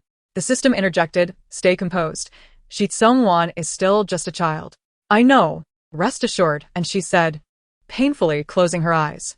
He is still young. I want to touch him. The system replied, little girl, I can tell you're trying hard, but I'm your savior. Shouldn't I at least get to see his complete face? As she spoke, and she eagerly extended her hand to remove the mask, while the system felt an inexplicable curiosity about whether only the upper half of his face was attractive and if the lower half would be unsightly. But just as she was about to unveil the truth, and she's expression shifted suddenly, her smile freezing in an instant. Before the system could react with a what's wrong? What's wrong? She grew serious, pulling Seong-won into a nearby hidden corner. Amidst a flurry of hurried footsteps, Ori-da finally arrived at the entrance of the sewer below the alley, flanked by 3 or 4 subordinates in a protective formation. Holding his phone, he, as the current highest-ranking officer, issued orders. Everyone, the headquarters has issued a directive. The target may have escaped into the sewer. Now. Everyone disperse and commence an immediate carpet search. And she was horrified. So soon? Wasn't it said that the villains would become less intelligent? Why were the ones she encountered all so formidable? The system, grasping its electronic device, felt equally distressed. What should they do now? And she felt as if she might crack. She looked at the unconscious Seong-won in her arms. Carrying him while fleeing was already a challenge. If she had to shoulder him too, that would be even more arduous. At this juncture, there was only one strategy left. To awaken him, and she lowered her voice and urged, "My shield, wake up quickly. I've already taken 99 steps towards you. You should at least take 1 step towards me." Her plea was heartfelt, yet it proved futile. I truly need you." And she felt a tinge of melancholy. Damn it, who injured him? I cursed that sniper to be unable to relieve himself for the rest of his life. And she uttered a most venomous curse. Simultaneously, she could hear the probing footsteps drawing ever closer, and she glanced at the empty sewer, realizing there was nowhere to hide. The outcome of waiting was merely to sit and wait for death. Thus, it was better to strike first. Ori-da stood in the center of the sewer, surrounded by 3 or 4 subordinates forming a protective circle around him. Since the death of their leader, he had become exceptionally cautious. Unbeknownst to him was the cause of Henry's death, yet he remained wary. However, this situation did not include the sudden voice that echoed behind him. "Are you so frightened, big brother?" Eyes filled with shock, wariness, and vigilance turned towards the pure white figure, like a beam of incongruous twilight illuminating the battlefield. What splendid expressions! At this moment, the figure clad in white gazed with satisfaction at the apprehension on Ori-da's face. Despite appearing small and tender, seemingly devoid of any threat, she uttered words that sent chills down Ori-da's spine. "But it's not enough. If you feel even more fear, you'll resemble your leader just before his demise." Ori-da abruptly grasped what was happening, incredulously staring at She. "You killed Henry? You single-handedly took down the entire Miss team?" "Not quite, for my achievements will soon bear your name as well. And since everyone is present, prepare to welcome your curtain call." All of this transpired too suddenly. No one anticipated that She would be this deranged. It should be noted that this was a sewer, where flammable gases might accumulate. The consequences of an explosion would be utterly terrifying. Yet, she still proceeded with her plan. As the flames surged forth with a deafening roar, an overwhelming sense of dread enveloped everyone in that moment, their lips trembling as they perceived what seemed to be a eulogy directed at them. Or's heart quaked with terror, as if time itself had fractured. Resonating with Henry's fearful disposition, the opposing force was decisively ruthless. Anshi. In that fleeting moment, at the brink of life, Ord finally recalled the name etched into the wanted poster by Henry. Yet it was too late. He was swiftly engulfed by the flames. Anshi. There was a shelter nearby that might afford her a sliver of hope. Igniting the explosives was not a sign of Anshi's folly. Rather, she understood that given the overwhelming advantage of their adversaries, this method was the only means to carve a path for survival. She had to take the risk. Capture was not an option. Anshi would never relinquish control to another. However, the explosions behind her were more ferocious than she had anticipated, and in that moment, she caught sight of Seong-won exposed within her line of vision. She leaped forward, her body suspended in midair, her stunning amber eyes locking with a pair of gradually opening light blue ones. It was as if the clear blue sky after a rainstorm, the pristine lake, with even the clouds dissipating, washing away all impurities, a beauty beyond belief. Silvery hair cascaded from Seong-won's shoulders as he reached out towards the figure rushing towards him. Chapter 82 was sufficient to rekindle that heart submerged in despair. Anshi. The person in front of her uttered this name in a slightly hoarse voice, soon drowned out by the monstrous roar of the explosion behind them. Anshi instinctively widened her eyes. The formerly cold wall's trajectory shifted, and her hand was seized, drawn into a cool embrace. Flames erupted behind them, fierce fire sweeping through all passages near the sewer, like a cruel serpent consuming lives within. clamoring for its existence. The heat dislodged all the manhole covers in the vicinity, and as flames erupted, pedestrians were startled, glancing in terror at the soaring fire pillars, hurriedly seeking refuge. In a corner of the sewer, the two held each other tightly, listening to the heartbeats so near, feeling the flames behind them diminish. At that moment, even the air was scorched to the point of distortion. We cannot linger here. We must leave quickly. Anshi wiped her sweat, disregarding Shi Tsonglan's recent awakening, urgently pulling him away from this place. Shi Tsonglan offered no resistance, allowing himself to be led, the ground still radiating heat, smoke rising from his shoes. The searing temperature approaching, as if they were racing against time. Long before, in the vehicle, Anshi had acquired the map of the city's sewer system. The routes had been etched into her mind the moment the vehicle exploded. Thus, even without opening her computer, she could navigate these passages with ease. This way. Anshi guided Shi Tsonglan to the left, and as they distanced themselves, the air's temperature seemed to gradually lower. Anshi's heart settled slightly, affording her a moment to assess. Shi Tsonglan, are you alright? He was already perspiring, which was expected after passing through the high-temperature explosion zone, but troublingly, his wounds had reopened during their flight, sweat cascading over them. Blood stained the fabric of his left abdomen, and his right forearm bore burns from when he had turned to shield Anshi during the earlier explosion. Coupled with their current grim surroundings, Anshi's complexion began to pale. She lifted her hand to check Shi Tsonglan's forehead temperature. Indeed, it was quite hot. Just hold on a bit longer. We will be out soon. Understanding the agony Shi Tsonglan endured, Anshi softened her tone. It's fine. I can endure. Despite his voice being parched and hoarse from lack of water, it still retained a melodious quality. He allowed Anshi to grasp one of his hands, bending slightly so that she could touch his forehead with her other hand. His light blue eyes drooped slightly, resembling a lake shimmering in the sunlight, but Anshi had no time to admire his beauty. Seizing the opportunity, while Shi Tsonglan could still move, Anshi resolutely turned. Then let us continue. This was not cruelty on Anshi's part. She understood the dire conditions. And every second Shi Tsonglan spent here increased the risk of infection. Moreover, in this environment, she lacked the means to tend to his wounds. The pain from his injuries intensified with each step, yet Shi Tsonglan remained silent, his gaze fixed ahead. At the moment he was captured by Henry, Shi Tsonglan had fleetingly regained consciousness. After all, it is often said that the cleverest individual's convoluted thoughts can sometimes pale in comparison to the sudden inspiration of the less astute. In that instant, he had truly heard the anguished cry of the young master through the storm's eye. So I was caught after all. It was difficult to articulate Shi Tsonglan's feelings at that moment. But perhaps fate is such, always brimming with twists. A figure barreled in against the wind, with a crack. The car's windshield shattered, the air filled with terrified screams as the fierce wind swept the glass away, each shard reflecting a sharp brilliance. It was enough to rekindle that heart lost in despair. Unbidden, Shi Tsonglan found himself imprinting that figure into his memory, learning the name from Orid's final hoarse cry, Anshi. In the sewer, the two figures advanced one after the other, with Anshi navigating the route while constantly monitoring Shi Tsonglan's condition, fearing he might collapse from exhaustion at any moment. However, the anticipated scenario did not unfold. Despite his pallor from blood loss, Shi Tsonglan steadfastly followed behind her. We have arrived. At last, they reached their destination. Anshi pointed to a climbing pole beside them, saying to Shi Tsonglan, climb up there and push open the manhole cover. We will reach the residential area. With that, Anshi took the lead, grasping the pole, preparing to push the cover aside for a glimpse of the outside world. Only to find herself grasping at nothing. The spacing of the rungs was too high, designed for the average adult's reach.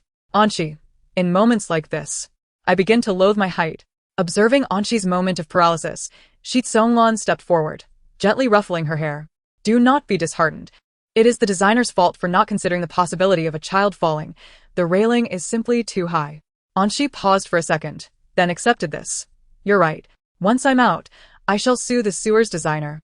With that, Anshi took a step back, made a running leap, and grasped the pole. Let's go. Shi Tsonglan replied affirmatively, but did not ascend immediately. Instead, he watched Anshi climb halfway, ensuring she would not fall before following suit. The night was deepening, and the residential area lay in silence when suddenly, a manhole cover was pushed up and a hand emerged. Well, look at that eye, Anshi. Am seeing the light of day again. Anshi clambered out as if freed from a prison, exhilarated, just as another hand grasped hers unexpectedly. Chapter 83. Get out of the way. A large truck is coming to load cargo. Anshi looked up in astonishment, colliding unexpectedly with Ni Yuan's relieved gaze, gradually giving way to a smile.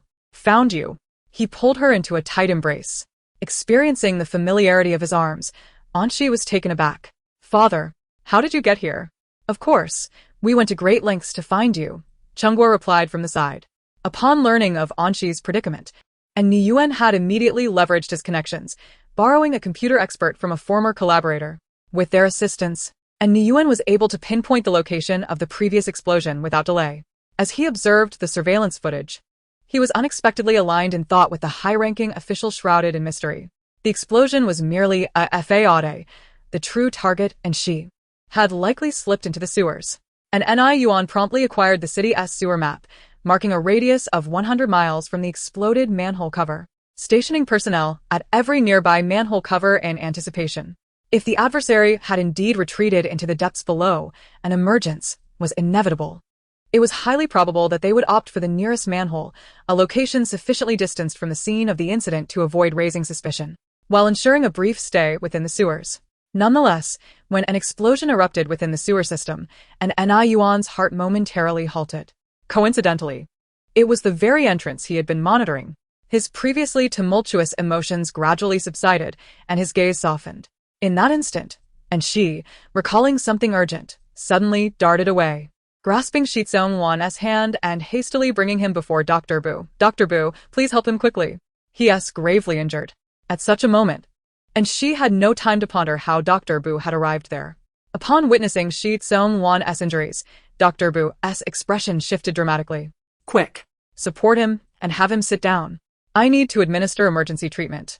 The trio found a secluded corner, and due to the absence of chairs, they settled on the ground, and she cautiously leaned Shi Tsung-wan against her, whispering, "It might hurt a bit, but please bear with it. We're safe now." Perhaps owing to his weakened state, Shi Tsung-wan remained silent, merely nodding as he leaned against her. Dr. Bu, noticing the youth's condition, spoke in a gentle tone. "You will be fine. It will all be over soon." As the antiseptic was applied to the wound, Shi Tsung-wan instinctively trembled but clenched his teeth, remaining silent. And she attentively monitored the wound treatment, occasionally offering words of comfort. "It's almost done, just a little more. If it hurts, it's all right to hold on to me." "No, I believe it does matter." And Ni Yuan observed the scene, feeling an odd discomfort. Unable to restrain himself, he turned to Zhenghua, pointing at the masked Shi Tsung-wan. "Did you see that, Zhenghua? Step aside. A large truck is coming to load cargo." Zhenghua wiped his sweat. "Mr. N, please don't harbor such malice towards a child. Is there?" And Ni Yuan felt he was being quite merciful. He merely exchanged a few sharp words with Shi Tsung-wan instead of executing immediate retribution. Gratitude was in order. Dr. Bu managed to staunch Shi Tsung-wan's bleeding. And at that moment, Feng Yan received a message from Zhenghua and finally arrived. He had taken a helicopter, mindful that they were in a residential area and wished to avoid disturbing the residents or causing a greater commotion. Consequently, the group swiftly boarded the helicopter to depart. On board, upon seeing Shi Tsung-wan regain consciousness, Feng Yan was nearly moved to tears. "Young master," Shi Tsung-wan, leaning against the adjacent seat, nodded in acknowledgement. "Thank you for your efforts, Feng Yan. It's no trouble at all. You are the one who has endured the most." Feng Yan gazed at Shi Tsung-wan, who appeared on the verge of collapse, fearing that a single deep breath might signal his demise. And she observed the poignant bond between master and servant and, seizing the moment, extended her hand to stroke Shi Tsung-wan's silky white hair. It felt delightfully soft, and she couldn't resist giving it a gentle tug. Feng Yan nearly suffered a heart attack at the sight. "Stop it, and Jia. Young master despises it when others comment on his white hair, let alone touch it." He anxiously scrutinized Shi Tsung-wan's reaction, only to see him contemplatively grasping his own white hair, as if he had discovered a flower amidst the muck. Feng Yan was left bewildered, pondering the nature of this unexpected response. The helicopter continued its journey until it reached the airport, where the group promptly proceeded to the private jet arranged by the Green Tier family. Feng Yan stood in astonishment. Young master seems to be accepting his white hair? It was well known that Shi Tsung-wan's hair was not naturally white. It had turned so due to an assassination attempt on Lady Shi during her pregnancy, intended to ensure her demise during childbirth. Although the plot was foiled and Lady Shi emerged unscathed, Shi Tsung-wan had been affected. bearing the burden of premature white hair and enduring ridicule throughout his youth. Consequently, he typically wore wigs, with the Green Tier family even hiring a stylist specifically for him. It is easy to imagine the shock that Feng Yan experienced. The group boarded the Green Tier family's private jet, with the flight route already prearranged. Prepared to leave this land of turmoil at the earliest opportunity, Shi Tsung-wan was ushered into the dedicated medical room within the private jet, each aircraft in the Green Tier fleet equipped with top-tier medical facilities. Meanwhile, and she was thoroughly indulging in the dessert section. Having just washed and changed into fresh clothing on the plane, she was relishing a slice of cake while allowing Dr. Bu to assist with her bandaging. Dad. This cake is delicious. You should try some. And she pushed a piece of cake toward an Ni Yuan, marveling, the Green Tier family is so affluent. Traveling on a private jet is incredibly comfortable. Indeed, it seems a private jet has won you over. And Ni Yuan took a bite of the cake and she offered. It's as if we don't have a private jet at all. And she couldn't believe it. Then what flight are we taking? However, Ni Yuan, glancing at Shi's injuries, felt a headache coming on. Had I known, I would have opted for the private jet system. Isn't that right? The injuries were persistent, and the battles unrelenting. It advised her not to overexert herself. Ultimately, Ni Yuan declared, from now on, whenever you go out, ensure someone is stationed by the door to keep watch. And she couldn't believe it. Does that mean I won't even have the freedom to use the restroom? And Ni Yuan responded, then your freedom to enjoy desserts is revoked. And she instantly changed her tune. Actually, I suppose using the restroom doesn't require that much freedom. Meanwhile, within a serene abode surrounded by verdant bamboos, a man was meticulously pruning a potted plant. His subordinate nearly bowed his head to his chest, the weight of the report heavy on his tongue. No, my lord, he struggled to articulate, according to the information we have received. All members of the Mist 2nd Division involved in the current mission have been annihilated. With a crisp snap, the once exquisite potted plant was severed. As the branches fell, the man's voice remained eerily calm, yet it was evident he was suppressing something. What did you just say? Who has been annihilated? The subordinate held his breath, bowing even lower, yet mustered the courage to report, it is the 2nd Division of Mist, all members participating in this mission. However, the enemy is even more deranged than we anticipated. According to individuals who infiltrated the area, it appears they ignited explosives in the sewers while everyone was gathered there, effectively capturing them all in one fell swoop. As he uttered the last 5 words, the subordinate's voice grew increasingly strained, as if he feared to continue. Moreover, numerous witnesses observed the nearby sewer manholes erupting, and the informant was standing on a manhole cover at the time. He is currently in the hospital. The adversary had managed to relay this information while enduring injuries, exemplifying an indomitable spirit. Upon hearing this, the man was momentarily taken aback by such dedication. Remaining silent for a moment before instructing his subordinate, I recall that each operation has designated recorders. Retrieve the report on the capture of Shi Tsung-wan for me to review. The report was quickly procured, and the man swiftly scanned through it. Pausing momentarily on the line indicating Shi Tsung-wan had sustained grave injuries while protecting his bodyguard. Continuing to read, he noted that the bodyguard had fought fiercely to escape, but had also suffered severe wounds while fleeing into a shopping mall. It seemed as if certain team members had gone missing, while others had perished. The man's gaze held an inexplicable intensity. From this report, it is evident that although Shi Tsung-ran is merely 8 years old, his prowess is remarkable. Otherwise, the adversary would not have been able to command his bodyguards to escape from their initial encirclement, leading to the opponent subsequently succumbing to unconsciousness. Furthermore, the report suggests that the bodyguard is likely of a simple-minded yet physically robust disposition. It also notes that the opponent suffered severe injuries, logically implying that he should have lost his ability to move. How, then, could such a sequence of events, an exhilarating chase, an escape through the sewers, and a counterattack, possibly unfold? The physical and intellectual demands of such actions are fundamentally incompatible. This leads to only one conclusion. A third party must have intervened. Someone came to their aid. The man instructed his subordinate, immediately retrieve all relevant surveillance footage from the chase within the city. It must have captured the appearance of this third party. However, the subordinate displayed a troubled expression. I apologize, sir, but we do not possess the relevant footage. The man frowned, and the subordinate hastily continued, during the pursuit. It seems the opponent had a top-tier hacker assisting them, who forcibly breached our restrictions and commandeered the surveillance, subsequently deleting all related footage. We are unable to recover it. As the subordinate spoke, the man's expression grew increasingly grim. Then we shall seek alternative avenues to locate them. No matter the method, we must identify this third party. His countenance darkened ominously as he contemplated the repercussions of this disruption to his plans. At that moment, his phone rang. He glanced at the caller ID, recognizing it as the second-in-command from the Mist headquarters. A woman's voice emanated from the other end, dripping with schadenfreude. Bugu, are you well? I heard you've botched the task assigned by the boss, and you've caused the loss of most personnel from the 2nd Division of Mist. Should I lend a hand? Be careful, or you might find your position as the third-in-command precarious. Before she could finish, Wugu expressionlessly severed the communication. The one delivering such tidings was indeed a master of manipulation. Meanwhile, on the airplane, Anshi, having satisfied her hunger, was ready to drift into slumber. Her little yellow duck outfit, sponsored by her elder brother, had been inexplicably discarded by an NI Yuan into the corner, replaced by an entirely new penguin ensemble. Observing Anshi in her fresh penguin pajamas, an NI Yuan finally revealed a satisfied smile. All right, come here and sleep. I will tell you a story. Father, why did you suddenly change me into a penguin outfit? It's so abrupt. Never mind, this is a game between me and your elder brother. Anshi regarded an NI Yuan with a discerning gaze, pondering whether the emperor could not resist making a move against her elder brother. Indeed, the throne is a beguiling thing. Even though her brother is the designated heir, the emperor still seeks to maintain a balance of power. System. I can't shake the feeling that the truth is not as it appears. Anshi climbed onto the seat, tucking herself under her warm penguin blanket. This was the second storytelling session, and an NI Yuan had begun to navigate it with ease. Just as he was about to commence, Anshi suddenly interrupted. Father, I don't want to hear a fairy tale anymore. I wish to hear about your early years.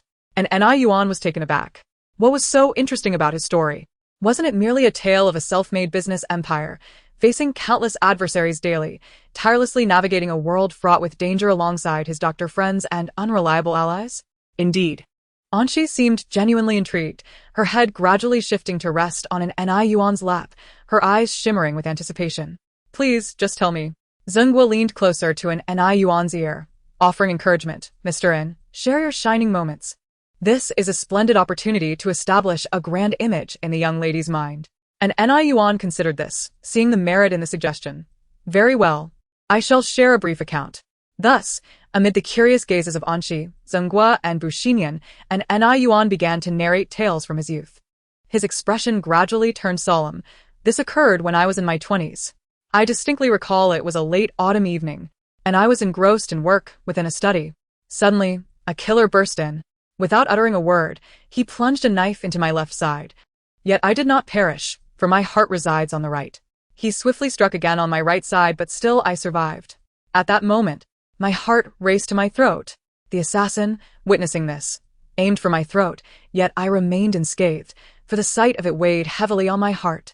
In desperation, the assassin stabbed me repeatedly, but I continued to live because I possess a heart of steel. And NI Yuan calmly sipped water. And then, I turned the tables and killed him. Chapter 85. The Emperor remained silent, yet unyielding. Zhenghua's mouth fell agape. Realizing he had aimed for an NI Yuan to establish an image in Anshi's mind, yet even Superman and Batman wouldn't concoct such a tale. Bushinian was equally incredulous. Are you challenging medical science? System. The Emperor remained silent, yet unyielding. Nevertheless, an NI Yuan seemed quite pleased, asking Anshi, how do you feel after hearing that?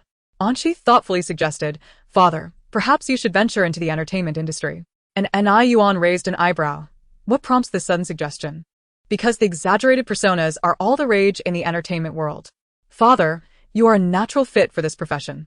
Anshi, with utmost seriousness, added, moreover, I even crafted the continuation of the story, how you managed to turn the tables on the assassin. It would go like this. Upon realizing he couldn't kill you, the weight of a massive boulder in your heart crushed him. The police arrived at the crime scene, finding the situation exceedingly difficult, and began applying an exorbitant amount of hand cream. Anshi animatedly mimicked the motion of rubbing her hands. And NI Yuan contemplated whether to impose the ultimate penalty on those ruffians when suddenly, the door to the treatment room swung open. A doctor emerged, and upon seeing the battered wind-eye, immediately inquired, Doctor, how is the young master? The doctor exhaled a sigh of relief. He has stabilized. Although there was a minor infection from the sewer incident, overall, he is doing well. You may go see him now. The doctor then turned to Anshi. Miss-in, would you like to see him? Our young master has been inquiring about your well-being. At the mention, Anshi, who had been preparing to sleep, sprang into action. I will go see him right now. It was not mere infatuation. She was genuinely curious about what Shi Tsongren looked like after having glimpsed him in the sewer. With this thought, she eagerly pushed open the treatment room door. And upon entering the familiar pristine white environment, an instinctive urge arose to grab a treatment board and adjust her glasses, asking, "How are you feeling now?" "Not bad," Shi Tsongren replied, turning in his loose hospital gown.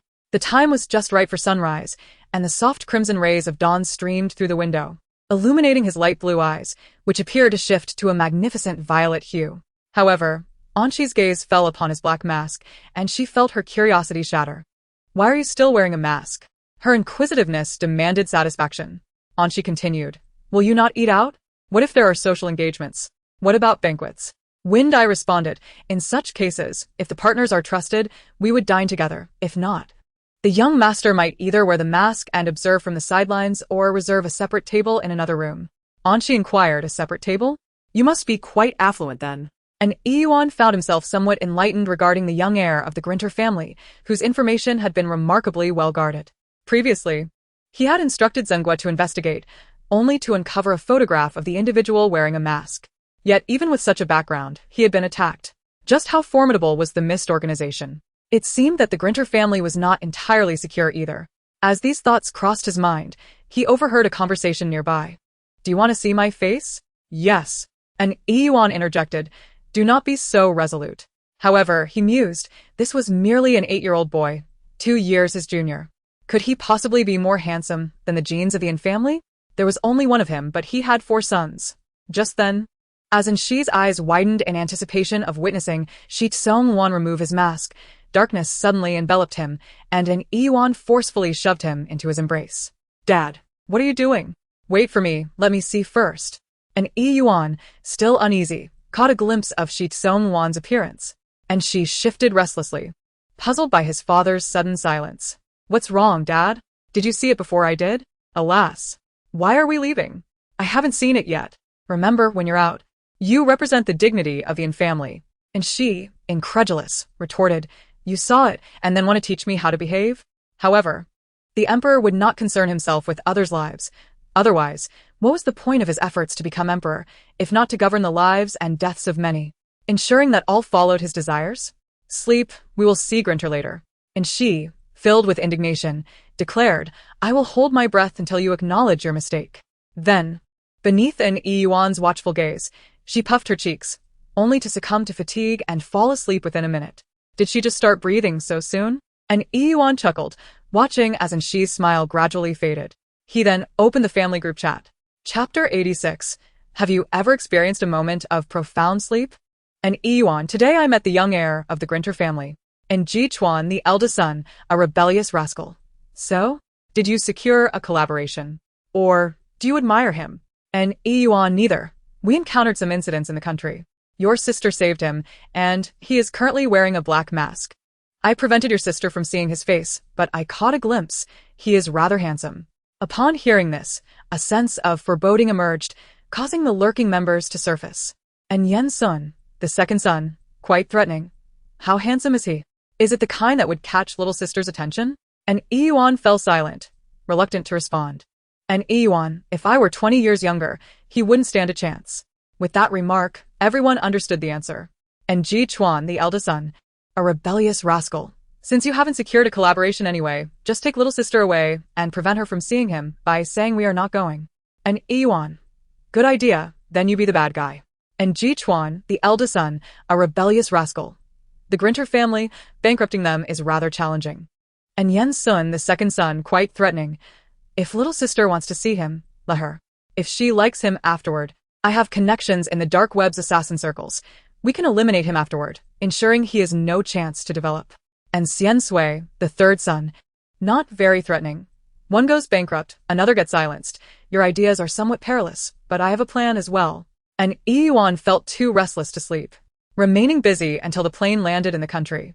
The Grinter family's vehicle was already waiting, and everyone boarded to head to their destination. During the ride, and she, having exhausted her strength earlier, fell into a deep slumber the moment she relaxed. She vaguely sensed someone calling her, but she was reluctant to awaken. In her drowsy state, she caught snippets of dialogue. I apologize for the inconvenience. She will likely awaken later. It's quite all right, Mr. N. Let our little guest sleep. She worked hard saving young Seong-won. Please ensure she rests comfortably in our guest room. That would be much appreciated. And she felt as though she had been enveloped in a soft quilt, sinking deeper into comfort. Whether it was sheer exhaustion or the quality of a child asleep, she seemed to have activated a mode of oblivion to the outside world. System. Stop conveying your idle tales. Do you even know how long you have slept? And she, puzzled, glanced out at the beautiful morning scenery. Just 3 or 4 hours, right? Where am I? System. In the guest room of the Grinter family. And you did not sleep for 3 or 4 hours. You slept from the morning of one day to the morning of the next, a full day. And your father couldn't wake you. And she was astonished. Had she truly slept that long? Contemplating this, she began to assess her surroundings. A low-key European architectural style. White bed curtains, a vanity adorned with various jewelry, seemingly for anyone's adornment. Stepping onto a plush carpet, she prepared to venture onto the balcony, but after a moment's thought, she donned her shoes and turned toward the door, deciding to search for her father first. However, it struck her as odd. After descending 2 flights of stairs, why have I not seen a single servant? And she pondered, prompting her to inquire about an Yuan's whereabouts, but to no avail. The system, peeling an electronic banana, casually remarked, that was to ensure you had a better sleep. On the way to your guest room, I distinctly heard that Grinter's old butler instructed the servants not to let anyone pass this way. Isn't the area a bit too large for that? And she mused, suddenly noticing sounds emanating from a room down the corridor, her eyes lighting up. A person. I'm saved. Excitedly, she pushed open the door slightly. As she peered inside, her pupils constricted, and amidst the sound of gunfire, a bullet whizzed past her head. Get down. And she instinctively leaned back, the bullet narrowly grazing her hair, and as she glanced at the bullet hole in the floor, she realized this was no child's play. What was happening? An attack. Chapter 87. If I cannot have it, why should others? And she stared in shock at the bullet hole, contemplating the missed organization. Could it be that while she slept, they had already assaulted the Grinter? Had Uncle Zing valiantly sacrificed himself? And she's mouth fell agape. The world isolates me while it scoffs at me. System. What an American-style bullying. Not at all. An Yuan Wooden tea dance before you. Quickly, take cover. Just as the system finished speaking, a grenade flew through the crack in the door, and she hastily dove forward, executing a swift roll to her feet, laughing, look at my skirt. A bit dirty. But wait, what was actually happening? In the expansive room, a man and a woman stood or sat. The woman, positioned behind the dining table, had cascading, wavy hair and wore a black, sheer evening gown, her movements causing the layers of her skirt to billow, revealing her fair legs in black high heels. At that moment, her piercing black eyes sparkled with unrestrained mirth as she swept the room with a submachine gun, her lips curling into a smile. Oh, darling, you remain as tempestuous as ever. The man, clad in a black trench coat, rolled off the sofa and kicked it toward the woman, protesting, I hadn't anticipated this. I merely wanted to relax a bit, and look what happened. As bullets shattered a glass, the man fished a grenade from his pocket, pulled the pin, counted for a second, and hurled it onto the dining table. The woman, seeing the situation, swiftly overturned the table with one hand, casting the explosive behind her. Followed by a resounding boom. With a playful smile, she remarked, a mere excuse, before unleashing a barrage from her machine gun. As bullets flew in all directions, she observed the man scrambling helplessly around the room, her smile widening. With her left foot, she picked up a fruit knife from the floor and executed a flying kick. The blade sliced through the air, forcing the man to lean back, and with a clang, it embedded itself in the wall mere inches from his nose. Unable to suppress his gaze towards the woman, he muttered with feigned reproach, yet this did not deter him from grasping the submachine gun in his hand. Darling, if you kill me, you'll have no husband left. And tea that just perfect, my dear? She replied with a wink. After all, your head fetches quite a bounty on the black market. I'll take our son and daughter and start anew, claiming your inheritance along with your severed head for the reward. You needn't worry about our well-being after you're gone. The man chuckled, a glimmer of mischief dancing in his light blue eyes. My dear, I adore your carefree attitude towards my demise. Is that so? Am I truly that much? On she stood in astonishment. The system, observing the two before it, finally grasped the situation. Let not the affairs of couples interfere. They are, after all, true love. Anshi mused, given the intensity of this encounter, are they truly a couple? Through the system's explanations, Anshi learned that these two were the master and mistress of the Green Tier family, specifically the parents of Shitsongran. The system added, do not be deceived by their current ferocity. They have considerably toned down compared to their earlier years.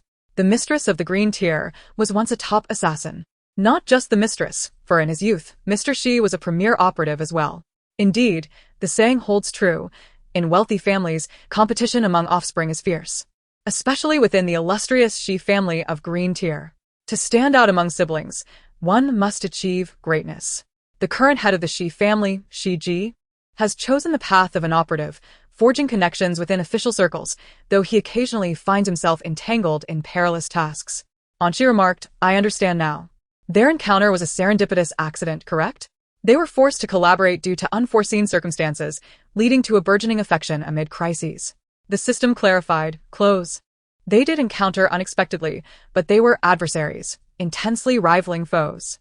In that dimly lit room, Miss Chi, who had not yet married Shi Ji, stood clad in assassin-esque garb, facing the man wielding a gun. Both vying for the lifeless body of a wealthy businessman sprawled on the floor. Having already exchanged blows, their masks had been torn away, revealing their true identities. Miss Chi whistled, drop your gun, darling. I admit you are quite handsome, but I need this body to claim my reward. Shi Ji chuckled. I'm afraid I must decline, Mississippi. I require his body to further my inheritance, and... He fired a shot at the floor. I must prove it was I who took him down. Otherwise, it would appear as though I were claiming someone else's achievements. Miss Chi responded, how coincidental. For I too must prove I was the one who did it. With that, she flung a dagger to the ground. Thus, they continued their duel, one wielding a gun and the other a knife, until Shi Ji could no longer bear it, hoisting the body and making his escape. Miss Chi, slightly delayed, realized she could not catch up, while Shi Ji wore a triumphant smile. Farewell, Mississippi. However, before he could finish his sentence, a rocket propelled towards him from behind. In a fluster, he managed to toss the corpse aside and flee. He then witnessed the body engulfed in flames with a resounding explosion, ash scattering towards the earth. Chapter 88. That was quite a domestic affair. From that moment on, they became sworn enemies. Whatever task Shi Ji undertook, Miss Chi would charge in to thwart him. Conversely, whenever Miss Chi accepted a mission, Shi Ji would disrupt her efforts. Yet, as time passed, amidst their skirmishes, they found a spark of attraction. On one occasion aboard a cruise ship, Miss Chi held a dagger to his throat while Shi Ji aimed his gun at her heart. Ultimately, the man lowered his weapon, gazing into her eyes. My dear, I cannot bear to part with you. He spoke with deep affection. Without you, who would treat me as a punching bag? The woman, with a tender smile, sheathed her dagger and patted his face. All right, darling, I know you're eager for the inheritance. Why don't we join forces to eliminate your competitors? Then you need not worry about the Shi family's legacy slipping through your fingers. What are you still striving for? My dear, are you truly a genius? The system noted. Indeed, they did join hands, securing both the Shi family's and Green Tier's inheritance before marrying. Anshi remarked, things are heating up here. The wealthy businessman had also been reduced to ashes in an instant. Anshi now seriously suspected that the absence of servants nearby wasn't due to a desire not to wake her, but rather for their own safety. This hardly seemed like an initial encounter. All right, darling, is there anything else to convey? You'll likely spend the coming days in your hospital bed. The mistress of the Shi family smiled warmly. I was wondering why I hadn't seen the new company we discussed. Rest assured, darling. I will burn your golf clubs at your grave. With that, she pulled the pin of a grenade. Farewell. Shi Ji, witnessing the grenade hurtling toward him, raised his handgun. Darling, you are far too considerate. Bang. The bullet was fired, sending the grenade arcing through the air, the pressure mounting on Anshi's shoulders. The system declared, the world kisses me with explosive fervor. Anshi exclaimed, what nonsense. She swiftly seized a scattered weapon at her feet, loading and firing it, sparks erupting from the muzzle. Just before the grenade detonated, her bullet struck it, redirecting the explosion towards the balcony. A thunderous blast ensued. The servants below glanced up momentarily, then resumed their tasks. While the old butler of Green Tier, hearing the commotion, merely raised his head slightly, shielding his eyes from the sunlight, calmly stating, "It appears the battle is quite fierce." He then retrieved his walkie-talkie and walked away. Construction team and designer, prepare for what the mistress mentioned. If there's another family dispute, the decor will switch to a traditional Chinese style. Upstairs, a small penguin nearly became a roasted goose amidst the explosions, momentarily halting the fray. "Actually, I'm joining you," Anshi coolly remarked, blowing on the muzzle of her gun. "Could you tell me where I might find someone named Niuan?" Anshi turned to leave. "All right. Thank you. Let the fighting resume." Just then, her head was grasped, a gentle voice resonating from above. "Where did this little darling come from? What have you seen?" "Just a bit of playful banter, nothing more." The mistress of the Shi family quietly lifted Anshi, adjusting her position. Upon seeing Anshi's face, the murderous intent in her eyes dissipated. "Oh dear, is that not our little benefactor? I'm sorry you had to witness such rudeness. I assure you, Auntie is not as vicious as she seems." Shi Ji approached, nodding earnestly. "Indeed, I can vouch for that." He then received an elbow to the ribs. Ouch. Witnessing this, Anshi nodded earnestly. "I believe you." The mistress chuckled at the scene. "Oh, how I adore children." Shi Ji obediently approached, kicking the discarded weapons far away and smiling at Anshi. The system noted, this individual has undoubtedly been ambushed before. Anshi mused, to strike is to express love, and to scold is to show affection. When feelings run deep, a kick is merely a welcome to the path of confrontation. The mistress of the Shi family crouched down, gently stroking Anshi's head, her demeanor turning notably serious. "Do you know who we are, little darling?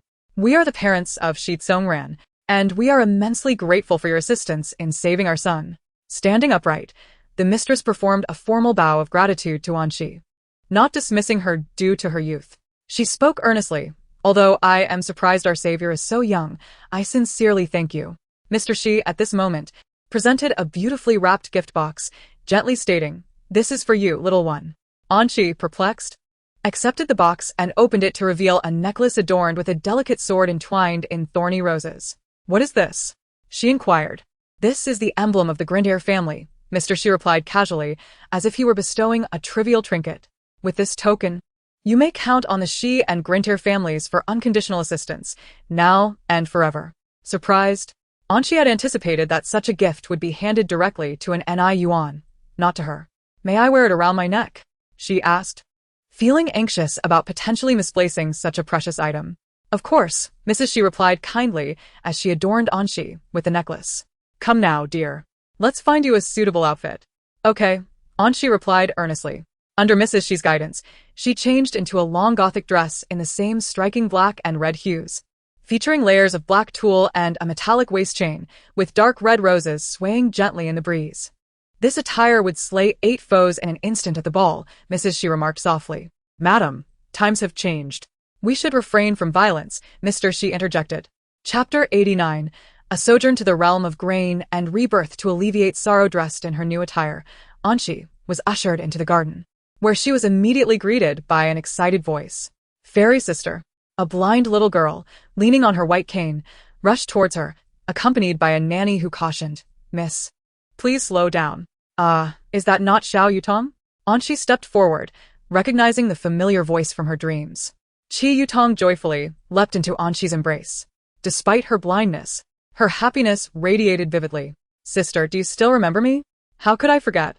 I promised I would always remember you," Anshi replied, affectionately ruffling the child's hair. "Then this is for you," Qi Yutong said, producing a key from her pocket. Anshi accepted it, asking, "What is this?" "It's the key to my brother's room," Qi Yutong replied with an unprecedented seriousness. "Sister, I am giving it to you." Qi Yutong's thoughts were innocent yet profound. By sharing her brother's key with Anshi, she believed it would forge a bond, presuming that her brother and sister would marry, and Anshi would remain in Grintier for his sake.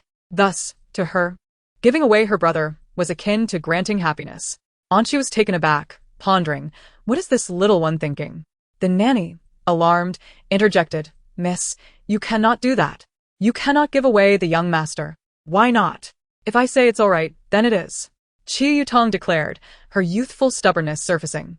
The nanny, witnessing the commotion, offered an apologetic smile to Anshi. "I am sorry, Mississippi." The middle-aged nanny paused, lowering her gaze, and inquired softly, "Forgive me, what is your name?" "Anshi." "Very well, Miss Anshi. The nanny lowered her head, exhibiting the hierarchy within the family, her demeanor exceedingly humble.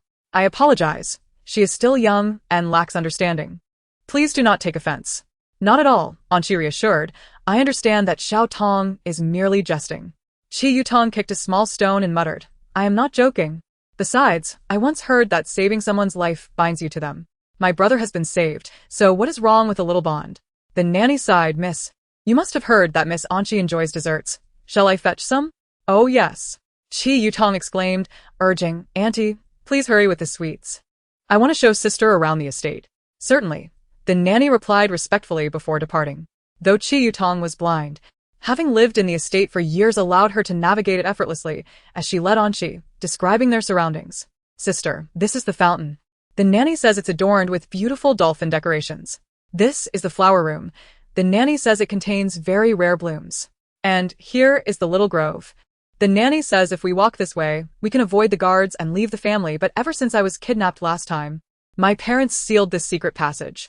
As Qi Yutong shared her secrets, Anqi observed the grove thoughtfully. Xiao Tong, has your nanny been with you since you were little? Yes. She is one of the most important people in my life, the little girl replied, her voice filled with trust. When my parents were busy, the nanny was the first to introduce me to the world. She is family. Aunt Ray Bei is a wonderful person. Anqi patted her head. That sounds lovely. Just then, Anqi suddenly clutched her stomach, exclaiming, Ah, my stomach. Sister, what's wrong? Qi Yutong gasped. Meanwhile, on another side of the Grintier estate, Ribe walked along a path, recognized by nearly everyone as one of the elder members of the family. Ribe, why aren't you with the young lady? The old steward greeted her with a smile. You have truly had a tiring day, he remarked. Ribe humbly smiled in response. It is my duty. The young lady's happiness is all that matters. Their encounter was brief. Yet as they passed by each other, Ribe's smile faded, and once the steward was out of sight, she turned down a narrow path. Anqi, she silently whispered, the name echoing in her mind. Reaching a secluded corner, she opened her phone and accessed a hidden messaging app. Scrolling through her gallery, she found a photo of a little girl clad in Gothic attire, smiling as she patted the head of a blind girl. The image was blurry, clearly captured in haste. There is no turning back now, Ribe began to compose a message. The intelligence has been gathered. According to what I learned from Miss Qi Yutong of the Grintier family, this rescue operation involves a third party seeking rest. Further details will be explored. Just as she was about to hit send, a voice interrupted her. Is that the stream? Ribe's pupils dilated in shock. At that moment, she unconsciously angled her phone upward, catching a glimpse of the reflection on the screen. A young girl sat atop the wall, smiling down at her. I almost missed you. Who was urging you, Auntie? Chapter 90. We shall fulfill your wish. Her cover was blown. Ribe's first reaction was one of horror as she realized she had been exposed before the little girl. Yet her second instinct was to relay the message. Without hesitation, she pressed send. Even if caught, her message must reach its destination. However, a red error message popped up. Message failed to send. How is this possible? Ribe's expression darkened, and she swiftly drew a weapon from her waist, assembling it in mere seconds, turning without hesitation to aim at Anqi and pulling the trigger. With a thunderous bang, the bullet shot forth. Anqi, clutching her laptop, rolled against the wall, the device bearing marks of previous explosions as the bullet struck the wall, leaving a clear indentation. The assailant was unarmed. This little girl had come alone to intercept her. A clear thought flashed through Ribe's mind as she prepared to pursue Anqi, but a sudden ringing filled her ears. This startled Ribe, her pupils constricting.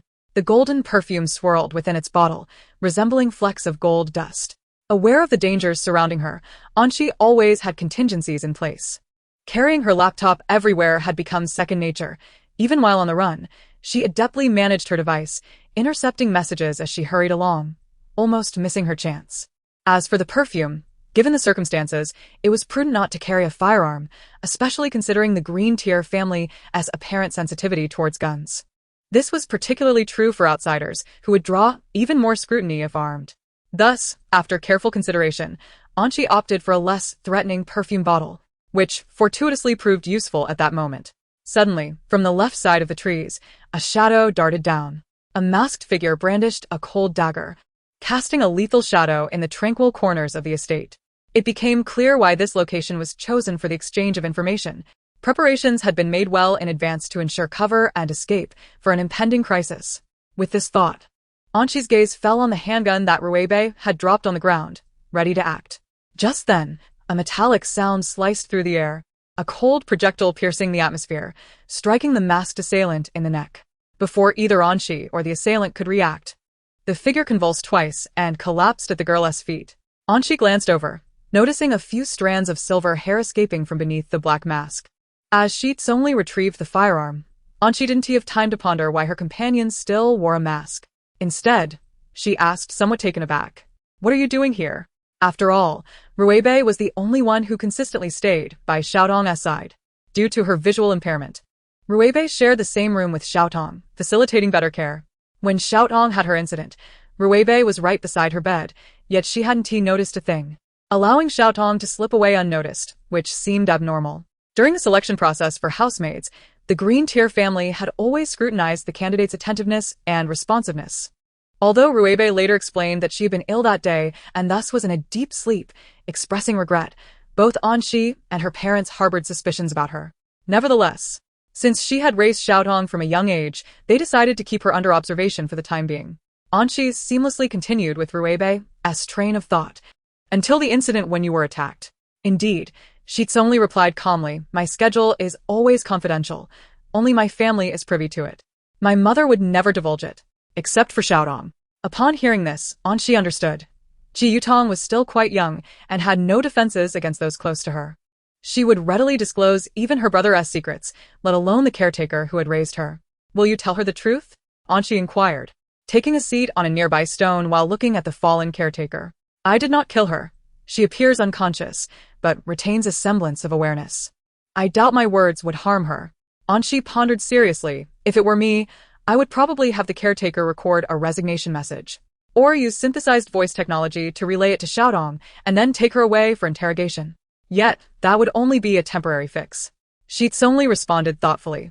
"She will eventually learn the truth. But by then, she will have grown up," Anshi countered.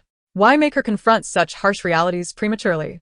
I understand that one must experience certain hardships to mature, yet such growth often comes laced with blood and tears. I also recognize that not every girl can thrive in a haven of love and happiness. Some are destined to wander. But so what? I genuinely hope she finds luck. Later, a little later. Suffer less, understand slowly.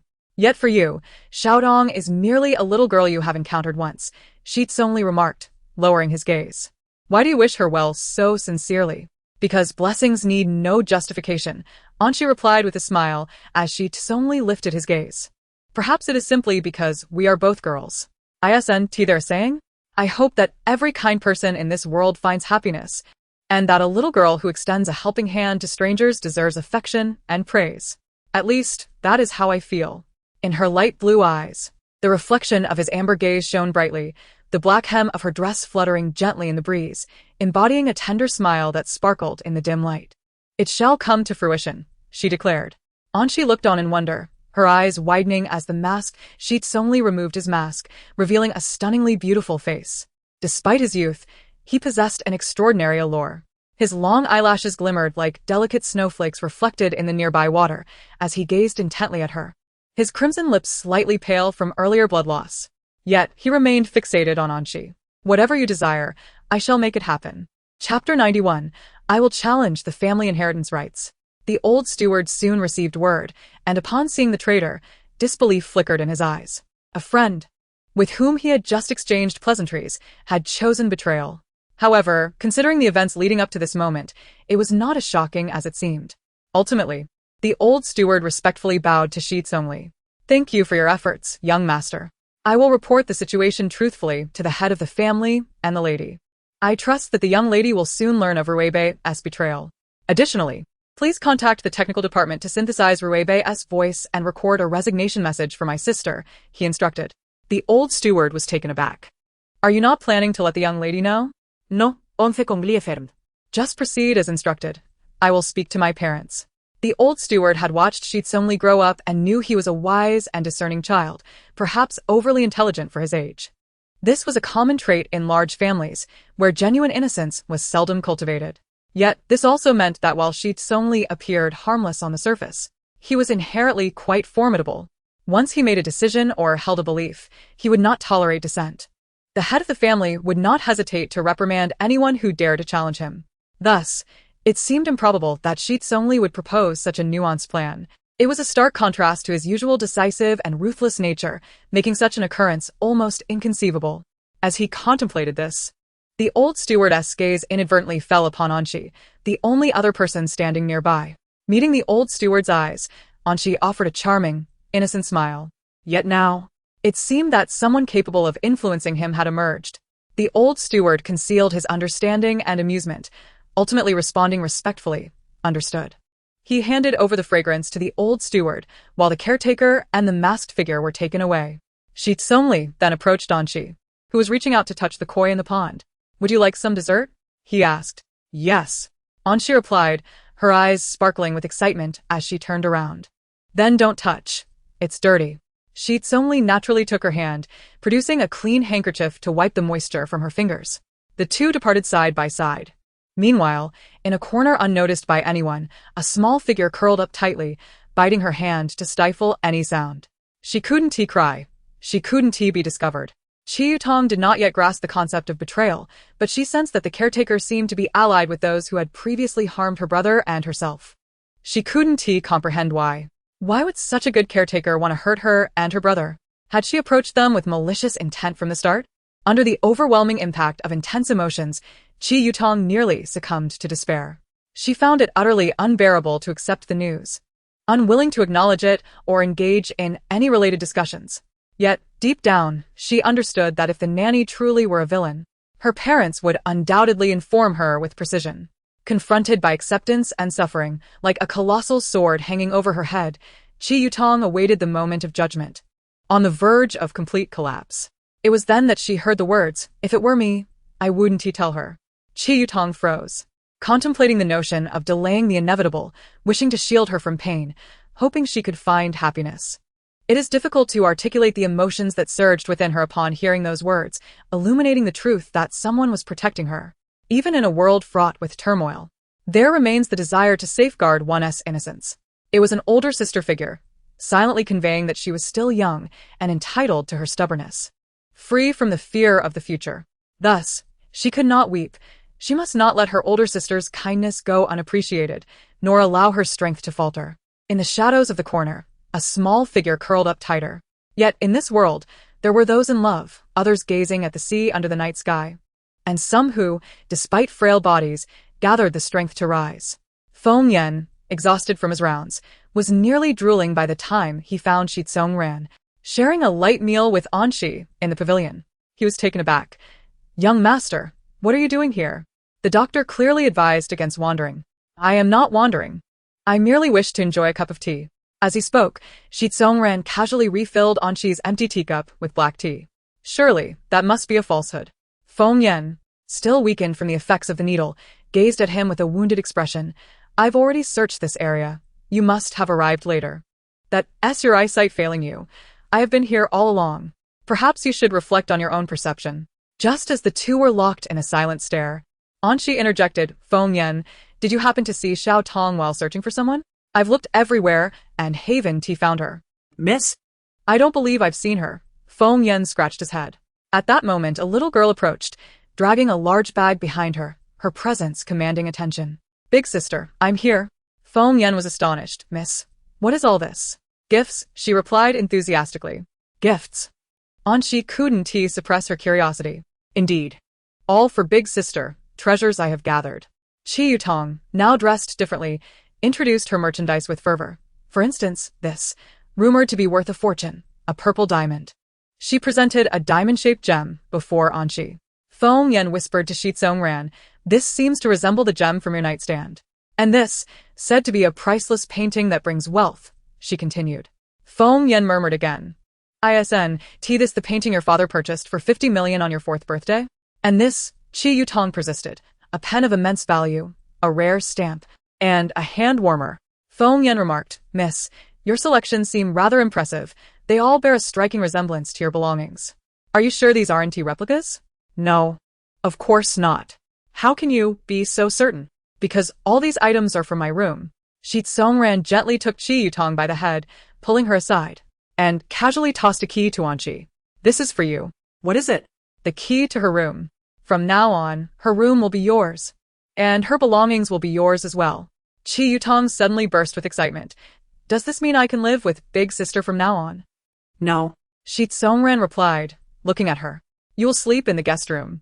A moment of silence passed before Chi Yutong erupted. Bad brother. I've made up my mind. I no longer want to be on good terms with you. I must be honest now. I intentionally gave Big Sister all your things. As the couple, along with those returning from an inspection, passed through the garden, they overheard Chi Yutong's loud declaration. Because I am the daughter of the Greedier family, I challenge you for the family inheritance. I will give the entire Greedier family to Big Sister. The echoes of her voice lingered in the garden as everyone's expressions became utterly captivating. Mrs. Shi beamed with pride. Truly my daughter. Exuding the same fierce spirit I had in my youth, effortlessly overcoming 8 strong men in an instant. Meanwhile, the head of the Shi family was in despair. After all my efforts to inherit this family fortune, it was merely to dress someone else's wedding? The servants exchanged incredulous glances. Is the Greedier family changing its heir? Will we still receive our salaries this month? Amidst all this, Anshi felt her face gradually heat up, ultimately feigning a sigh of resignation. Oh dear, the young lady loves me too much. However, the Greedier family was vast. She could hardly consume it all. The system indicated that something had passed over its face, though this was merely a fleeting moment. Soon, Anshi's attention was captured by the hurried arrival of the old butler, who whispered something in the ear of the head of the Shi family.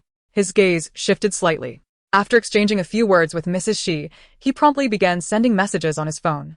Anshi observed this with keen interest, recalling the nanny, Rebecca, had been dealt with by the old butler.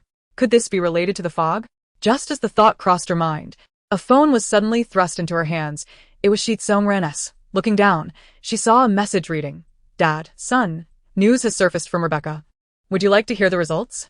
Anshi, taken aback, quietly asked Shi Tsongran, may I join? Yes, unless you're unable to catch her.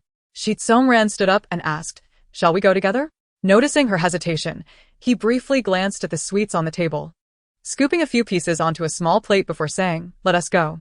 The two set off, guided by Shi Tsongran toward a specific direction. Meanwhile, the head of the Shi family, who had witnessed everything, was baffled. Not son. I sent you that message to avoid others seeing it. And yet you turned around to show it to that girl and brought her along. What are you trying to accomplish? Just as he mentally criticized his son's actions, the temperature around him plummeted, startling Mrs. Shi into drawing a knife defensively. Such overwhelming killing intent. The old butler, hands covering his face in terror, hurriedly reassured, Mr. N. Please remain calm. Great anger is detrimental to your health. I cannot remain calm, and Ruyuan said evenly, his eyes fixed on Shi Tsongran's unmasked face. A depth of foreboding reflected within. On the other side, Anshi had followed Shi Tsongran to the hidden underground chamber of the Greedier family. The damp air hinted at the subterranean environment, and she could keenly detect the scent of blood. Shi Tsongran noticed it too. His brow furrowed slightly as he took Anshi's hand and turned down a left passage. Let us go this way. The other is filthy. Anshi did not object, and the two maneuvered into a secret room where the old butler, now clad in fresh white gloves, greeted Shi Tsongran with a respectful demeanor, albeit with a hint of surprise upon seeing Anshi trailing behind. Younger master, he acknowledged. Shi Tsongran nodded and inquired, did you uncover any information from Rebecca? Regrettably, there had been little revealed. She seemed to have been planted as a covert operative within the Greedier family. Although she was an intelligence agent, she primarily transmitted information outward. However, we did not leave empty-handed. The old butler led the two individuals towards a computer. We have intercepted some information from the internal software of that organization and have seen the master's name. As he moved the mouse, a wanted poster appeared on the screen. Number 008. Bounty Issuer. Chief Executive of the Mist Headquarters. Wanted individual. Heir of the Shi family, Shi Tsongran. Below was a photograph. Astonishingly, one of Shi Tsongran without a mask, depicting a silver-haired boy seated in a pavilion, quietly perusing a book. Unlike the hasty, blurred photo taken by Anshi, this was undoubtedly a high-definition version, complete with a beauty filter. It seemed likely that it was captured by Ruebe. The old butler continued, aside from this, there are only scattered bits of information, mostly concerning the recent status of the green tier. As for earlier data, this software appears to have an automatic message deletion feature. We remain perplexed as to why the master has suddenly appeared on the wanted list. At this moment, The sound of a door opening interrupted them, and Shiji walked in. The instant he entered, he gazed intently at Shi Tsongran. But there can be no baseless accusations in this world. You must have done something. He approached Shi Tsongran, shedding his usual nonchalant demeanor for a serious inquiry. Do you know something, or have you meddled with something you shouldn't have? Anshi, curious, turned to look as well. She too wished to pose this question. After all, she had blown up someone's factory and laboratory, thwarting their plans. What had led to Shi Kongren's sudden elevation to prominence?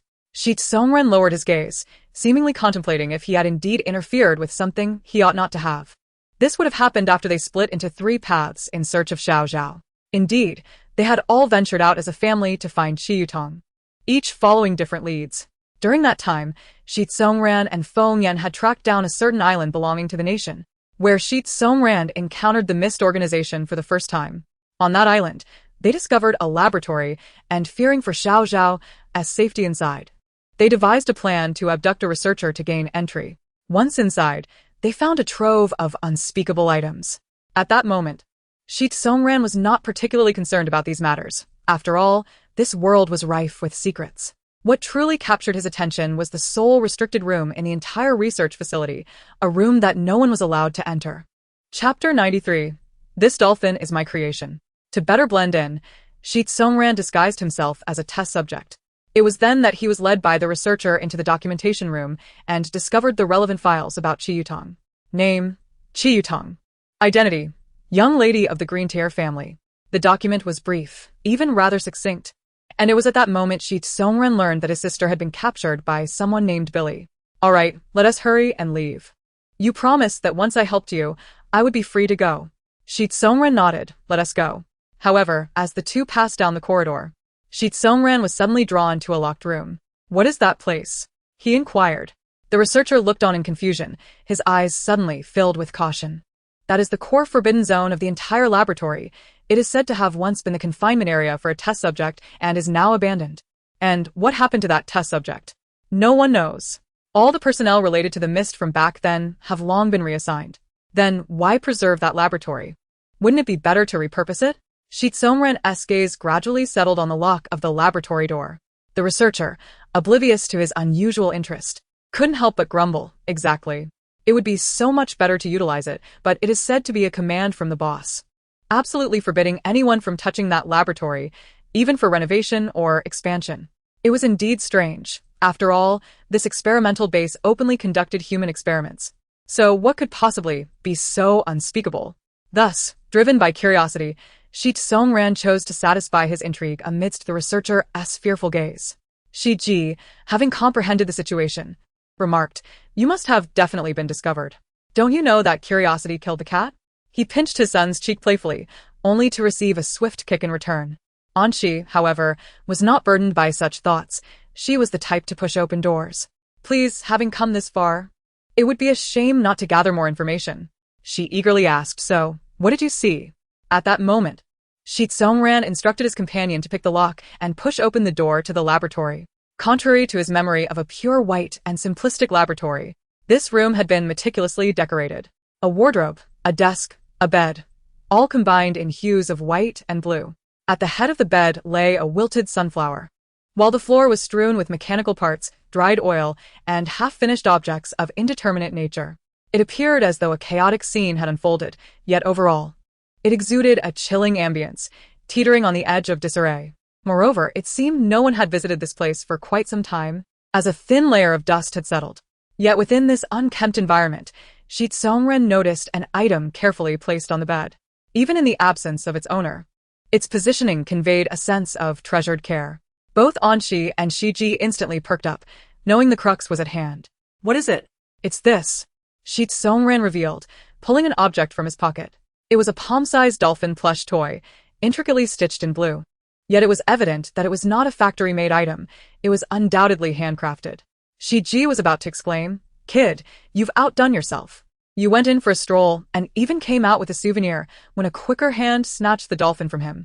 Anshi, upon seeing the dolphin, felt her detached demeanor shift instantly. She hastily grabbed the toy, disregarding the surprised glances from Shi Tsongran and Shiji. Swiftly flipping it over, she revealed the white belly, where 2 ornate English letters were inscribed. This is it. Anshi's disbelief transformed into silence as she looked at Shi Tsongran and asked, "Did you find anything else?" No. Shi Tsongran shook his head. "Aside from this toy, there is no more valuable information. Can you give me this toy?" She gazed at Shi Tsongran. Her first request to him. "I truly want this."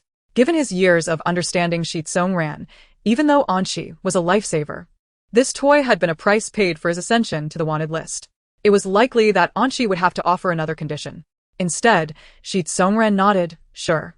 Shi Ji was left in shock, thinking, shouldn't there be a reason for this? He stared blankly at his son, who, without a word about the toy, simply served the dessert platter to Anshi and asked, "Would you like more? The cream puffs should be crispy." Anshi took a bite of the dessert, her previously poor mood lifting slightly. "Thank you." Shi Ji continued to stare blankly at Anshi, holding the dessert platter, and then excused himself to check on Rui Bei. Leaving the room, he grabbed his son, who was about to follow, and soon only the butler and the father-son duo remained. Shi Tsongran raised his light blue eyes. "What's wrong? You dare ask what's wrong? I suddenly feel like I don't know you at all." Shi Ji's expression hardened after all these years. "I must be a fool. Either you are an imposter masquerading as my son, or I must wonder why I had never noticed before that you neither flatter men nor women, yet can so easily charm your savior. Do you have anything to say?" She nodded. "Then you are a clown. All right. He would be better off raising a piece of char siu as an heir." Meanwhile, and she exited the secret chamber and made her way toward the room where Rui Bei was being held. The system, which had just been concerned about causing a disturbance, finally found an opportunity to inquire, "What is so special about that dolphin doll that makes you care about it so much?" Upon seeing this English text, "Can you imagine what it signifies?" The system was momentarily taken aback. It had harbored a vague suspicion upon seeing the words, but the thought was decidedly absurd. So it hesitated to confirm. Yet, and she seemed to perceive its thoughts and provided an affirmative response. "Indeed, it is precisely as you surmised. It's an abbreviation of my name. This dolphin is of my making." Chapter 94. The system was taken aback. "Could it truly be your creation? You are not the experimental subject of the fog, are you? What are you thinking?" And she's mood had become incoherent. "If I were indeed an experimental subject, would I be unaware of the fog? Obviously. It is because I am not." The system replied. "Then why such a strong reaction to the dolphin doll? You claim it is your creation." "Because it is indeed my handiwork," and she suddenly fell silent. "It is a gift I have already given away." Gift? That term is rather intriguing, especially when it pertains to a handcrafted item. The system inquired, "Is it a gift for a friend?" "More like a gift for a patient," she clarified. The system was genuinely astonished. "You, a mere sloth, actually took the time to create gifts for patients? Were you truly that diligent in the past?" And she could not contain her amusement. "You are the sloth. Do you doubt that I could leap up and give you a good whack? Not every patient receives such a gift. That makes much more sense." And she disregarded the system's bewildered comments. "In any case, I have only given away one dolphin doll." The system was now genuinely curious. "That patient must have a close relationship with you, perhaps having done something particularly endearing? Does trying to blow me up count?" The system abruptly fell silent. "You don't mean the person I suspect, do you?" "Oh, that is rather frightening. It seems he is quite the penchant for twisting paths." In comparison, it felt as if a terrorist one day was suddenly holding flowers and a dove, transformed into a peacemaker. "Is that not true?" "He often terrorizes me." And she did not deny this. "His name is Su Qiu. If one were to assess, he could be considered a significant teacher in my life, imparting lessons both mentally and spiritually." And she's voice was laden with an unspoken gravity. Recalling their first meeting, she remembered a man with tousled golden hair, more dazzling than the sun, boasting exquisite features and a lively tone. Regardless of how one looked at him, he was the type that would please she, if only he weren't dancing atop her car. Tango is simply a walk through life. The young man's face bore a joyful expression as he enthusiastically greeted she. Clutching his file, she had not yet had the chance to glance at it. Her expression frozen. "Get down from there. Doctor, you are so cold," Su Qiu complained as he approached. "You didn't even greet me. If you had appeared from the ground, I might have greeted you." "Oh dear, I just thought the view from your car would be better. I couldn't help myself." Upon seeing she enter the car, Su Qiu lazily leaned against the window. "By the way, where are you headed, doctor? Why not introduce yourself?" And she gazed at the handsome young man leaning on her car window, extending a finger to push his head back. "Your little mouth needs to quiet down. Come on. Doctor, you're too harsh." After that, she pressed the accelerator, watching the silhouette of the car depart the mental hospital. Suchio rubbed his forehead, exasperatedly shrugging his shoulders. Oh, doctor, you'll come to regret treating me this way. At that moment, and she had yet to comprehend what kind of enigmatic being the new patient was. She was seated in her car, munching on chicken wings purchased on Crazy Thursday, while perusing Suchio's file. Name, Suchio. Age, 23. Special skill, unparalleled proficiency in bomb making. He possesses extraordinary talent in chemistry. One must constantly monitor and avoid accumulating excessive materials in his room, as he may create hazardous items from whatever is at hand. He exhibits a strong inclination toward aggression, rated 5 stars and danger. Is it that little golden retriever? And she pondered, candidly admitting to herself that she could not fathom the danger posed by someone capable of dancing on her car's roof. Just as she was about to take a bite of her chicken wing, her gaze casually scanned the interior of the car. Suddenly, she noticed something red glimmering at the heel of her silver shoe, resembling a mirror. Curiously, she followed the reflection, gradually directing her gaze beneath her seat. There, a bomb was counting down 3, 2. And she thought, I seem to suddenly understand why this is dangerous. Aha!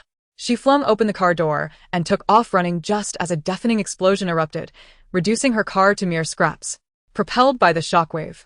And she lunged forward with a cry, ultimately landing at the hospital in a rather delicate condition. It was not until the afternoon that Suchio saw Dr. N again, her head wrapped in bandages and her expression dark. Upon seeing her, Suchio's eyes widened in surprise. He had hidden the bombs so well. But the surprise was fleeting, as he soon brightened, tossing aside the book he had been reading and bounding over to Anshi. He seemed entirely oblivious to her demeanor. In the next moment, he was yanked forward, and their faces drew close, where he witnessed her sudden smile. Well done, you've certainly caught my attention. You blew up my car. The reason I do not weep is that a queen never cries, but you had better have armor to match my metal car. I shall not let you off easily. And she pinched his cheeks. Oh, please, doctor, don't do that. I'm terribly afraid of pain. Isn't it you who destroyed my car? You must bear the consequences.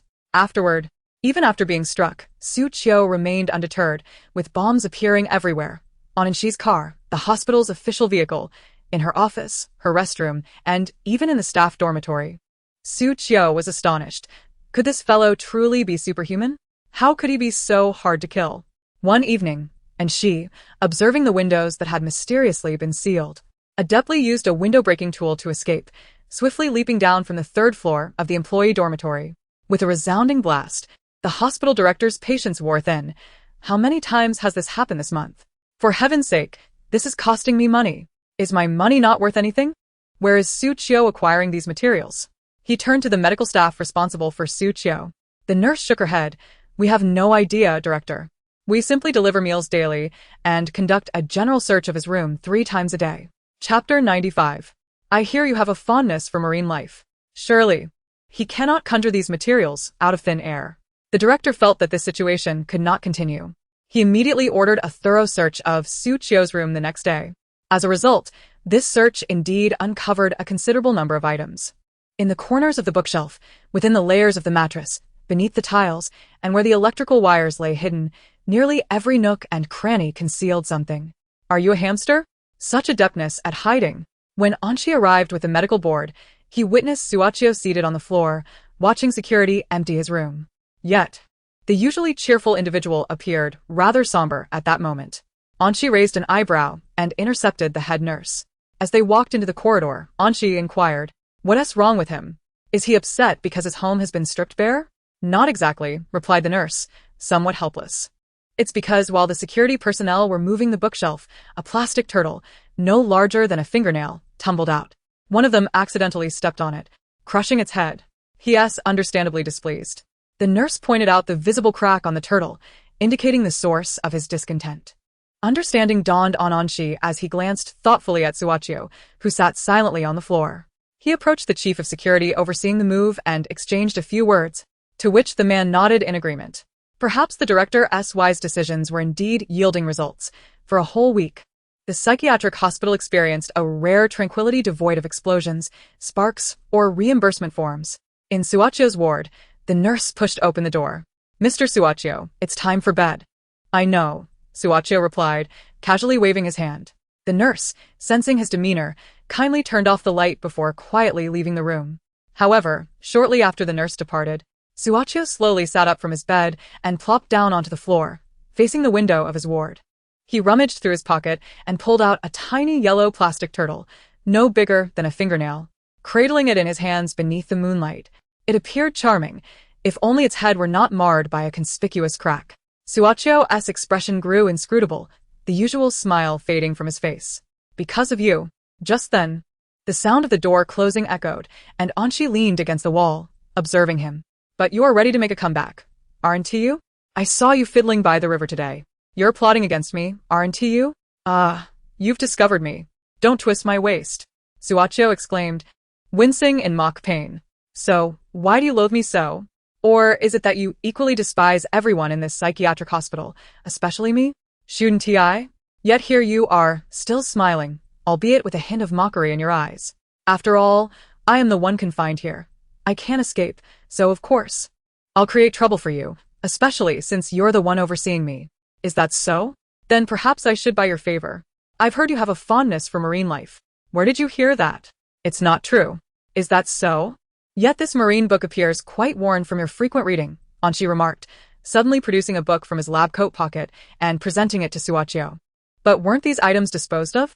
Suachio was taken aback to see his belongings in Anshi's possession. Setting aside your disguises like Pure Love Bomb and 72 Hours to Death, this book is truly your favorite. Isn't it? The others seem untouched. Suachio's gaze flickered as he contemplated the book, ultimately revealing a disingenuous smile. I didn't expect you to uncover my hobby. So, doctor, how do you intend to win me over? Suddenly, an idea seemed to spark in Suachio's mind, and his eyes brightened with joy. If you're planning to take me to see the ocean, I might agree to stop targeting you. Then I'll help you escape this psychiatric hospital. No way, Suachio retorted. Observing Suachio's disinterest as he turned away, Anshi produced a gift box. However, I can offer you this. Suachio accepted the box with a look of disdain. Wondering if it contained something like gold, such trinkets had been sent to him by criminal organizations that sought his assistance. Yet, despite his misgivings, he opened the box, only to find something entirely different from his expectations. Inside lay a palm-sized plush dolphin, seemingly handcrafted. As Suachio examined the little dolphin, he noticed 2 elegantly stitched letters on its snowy white belly. This was made by Doctor, and Suachio seemed to sense something deeper, concealing his emotions beneath a nonchalant smile. But this doesn't seem worth much. Do you think this will suffice to ensure I won't cause you trouble in the future? Is that not permissible? I have shared a part of my life with you. Seeing the confusion in Suachio's eyes, Anshi smiled. Because isn't they're saying time is life? And aren't handcrafted items the embodiment of life, a tangible gift to you? Yet it seems I am at a loss. Suachio leaned against the wall, gazing up at Anshi with a playful smile. You traded a moment for my eternity. However, he continued, tucking the little dolphin along with the broken turtle into his pocket. As he slightly tilted his head, the pure moonlight illuminated his handsome, sculpted features, his long eyelashes appearing frosted. In light of this dolphin, at least for the next month, you can have some peace. Just a month? Doctor, do not be greedy. Then let us negotiate. Can these additional items extend your time? In Suachio's astonished gaze, Anshi shrugged off his lab coat and, like shaking off dust, let several small turtles tumble to the floor before Suachio. They fell like rain, each a different hue. Anshi observed Suachio's expression, akin to a child who craved sweets yet believed no one would satisfy their desire, only to be suddenly showered with candy. Can you sleep well now? Your dark circles are quite pronounced. If we count 1 turtle per day, along with my little dolphin, it should suffice for a year's worth of sleep, don't you think? Chapter 96. You can simply communicate from a distance across the balcony. I don't understand. You've investigated my interests, crafted a handmade gift, bought me little turtles, and even planted psychological suggestions. All of this just to ensure I sleep well? Moments ago, Suachio had merely pondered, but now he recognized Anshi's true intent. His previous insistence on not targeting her was merely a facade. Her genuine aim had always been to ensure he rested well, which was so incredulous that Suachio struggled to believe it. His words quickened, as if concealing something. Have you forgotten that I even blew up your car? Of course not. But you are my patient, are you not? And, being a mental patient, your way of thinking differs from others, which is entirely normal. Suachio's previously fervent emotions came to an abrupt halt akin to biting into something unexpectedly vile mid-meal. Doctor. You're becoming impolite. Anshi burst into laughter. Are you feeling happier now? Suachio froze. Happy? Indeed, with emotional catharsis concluded. I would prefer not to have a patient in a dire mental state and poor physical condition. Anshi stood up. This morning, I noticed you stumbling by the river. If this continues, you'll fall ill. Perhaps that little yellow turtle holds some special significance for you. But I hope that what I've given you can bring you a little joy. Now go to sleep. Good night. Sweet dreams, little golden retriever. Suachio shot up. Huh? Who's the little golden retriever? Doctor. With a click, the door closed behind Anshi. Slipped up, she muttered, unaware that night. The young man gazed at the closed door for a long while. Eventually, he carefully gathered the scattered turtles into a box and clutched the beautiful little dolphin as he drifted into slumber. After that, did he still torment you? No. But I would prefer he did. Anshi lamented, for his methods of torment had shifted from physical assaults to psychological torment. He began to unleash chaos. Perhaps unable to break me, he turned to torment other patients, often bringing a victim to me, crying for help. Anshi laughed. A laugh steeped in suffering. I admit the harm he inflicted upon me is far greater than his mere explosions. This individual truly seems to have navigated through countless trials, one mountain after another. Anshi fell silent. Why were there remnants of her former patients in the mist? These questions found no answers, at least for now. With downcast eyes, myriad thoughts crossed her mind as she approached the place where Ruebe was held. Upon lifting her gaze, she appeared as though nothing had transpired. With a click, the door swung open. Ruebe, hearing the sound, assumed it was yet another interrogator and did not look up. I have already divulged everything I know. No further truths will emerge from me. I am aware, which is why I have come to discuss something else with you. Upon hearing that familiar voice, Ruebe suddenly raised her head, the sight of the black gauzy dress catching her attention as Anshi extended a voice recorder towards her. You are about to resign. Do you have anything you wish to convey to Xiaodong? Ruebe paused, carefully accepting the recorder. Her voice dry. I thought you would no longer allow me to speak with her. After all, I overheard that one of your suggestions to the young master involved electronic synthesized speech. That was under your non-cooperation. Anshi tilted her head slightly. But if you had cooperated, we wouldn't have reached that point. It seems you still harbor feelings for Xiaodong. Ruebe opened her mouth. How could she not have feelings? After all, she raised that child. Yet she undeniably harmed Qi Yutong and her family. Ultimately, Ruebe could only offer a bitter smile. I have been raised by the mist since childhood. An orphan whose every possession was granted by the organization. Regardless of their intentions, I am ultimately the beneficiary. We are not kindred spirits. Anshi remained silent, secretly admiring the loyalty of such an undercover agent. Even with feelings, she would not waver easily in front of the organization. Of course, this was contingent upon them not being her enemies. After recording her resignation message, Ruebe gently expressed concern for Qi Yutong, urging her to take care of herself in the future. She then extended her scarred hand, passing the recorder back to Anshi. Thank you for your hard work. Before leaving, Anshi managed to utter those words. Ruebe unexpectedly glanced at her, pursed her lips, and chose to call out to her before Anshi departed completely. Miss Anshi. Ruebe hesitated before speaking. Although I have never met the highest authority of the mist, I once overheard a drunken man's words. That person favored geniuses, so do exercise caution. Genius? Anshi nodded. I understand. What? Are we leaving the Green Tier family now? Aren't we staying here? Anshi had previously heard the old butler mention tidying up their rooms. However, and Yu Yuan merely sipped his tea, casually admonishing her. Shi Tsongren turned to Anshi and inquired softly, May I come find you? Anshi was about to say, of course. It is no problem. Yes, at that time, Anshi will stand on the balcony while you remain downstairs, exchanging words from a distance. Chapter 97. Every action seemed meticulously crafted.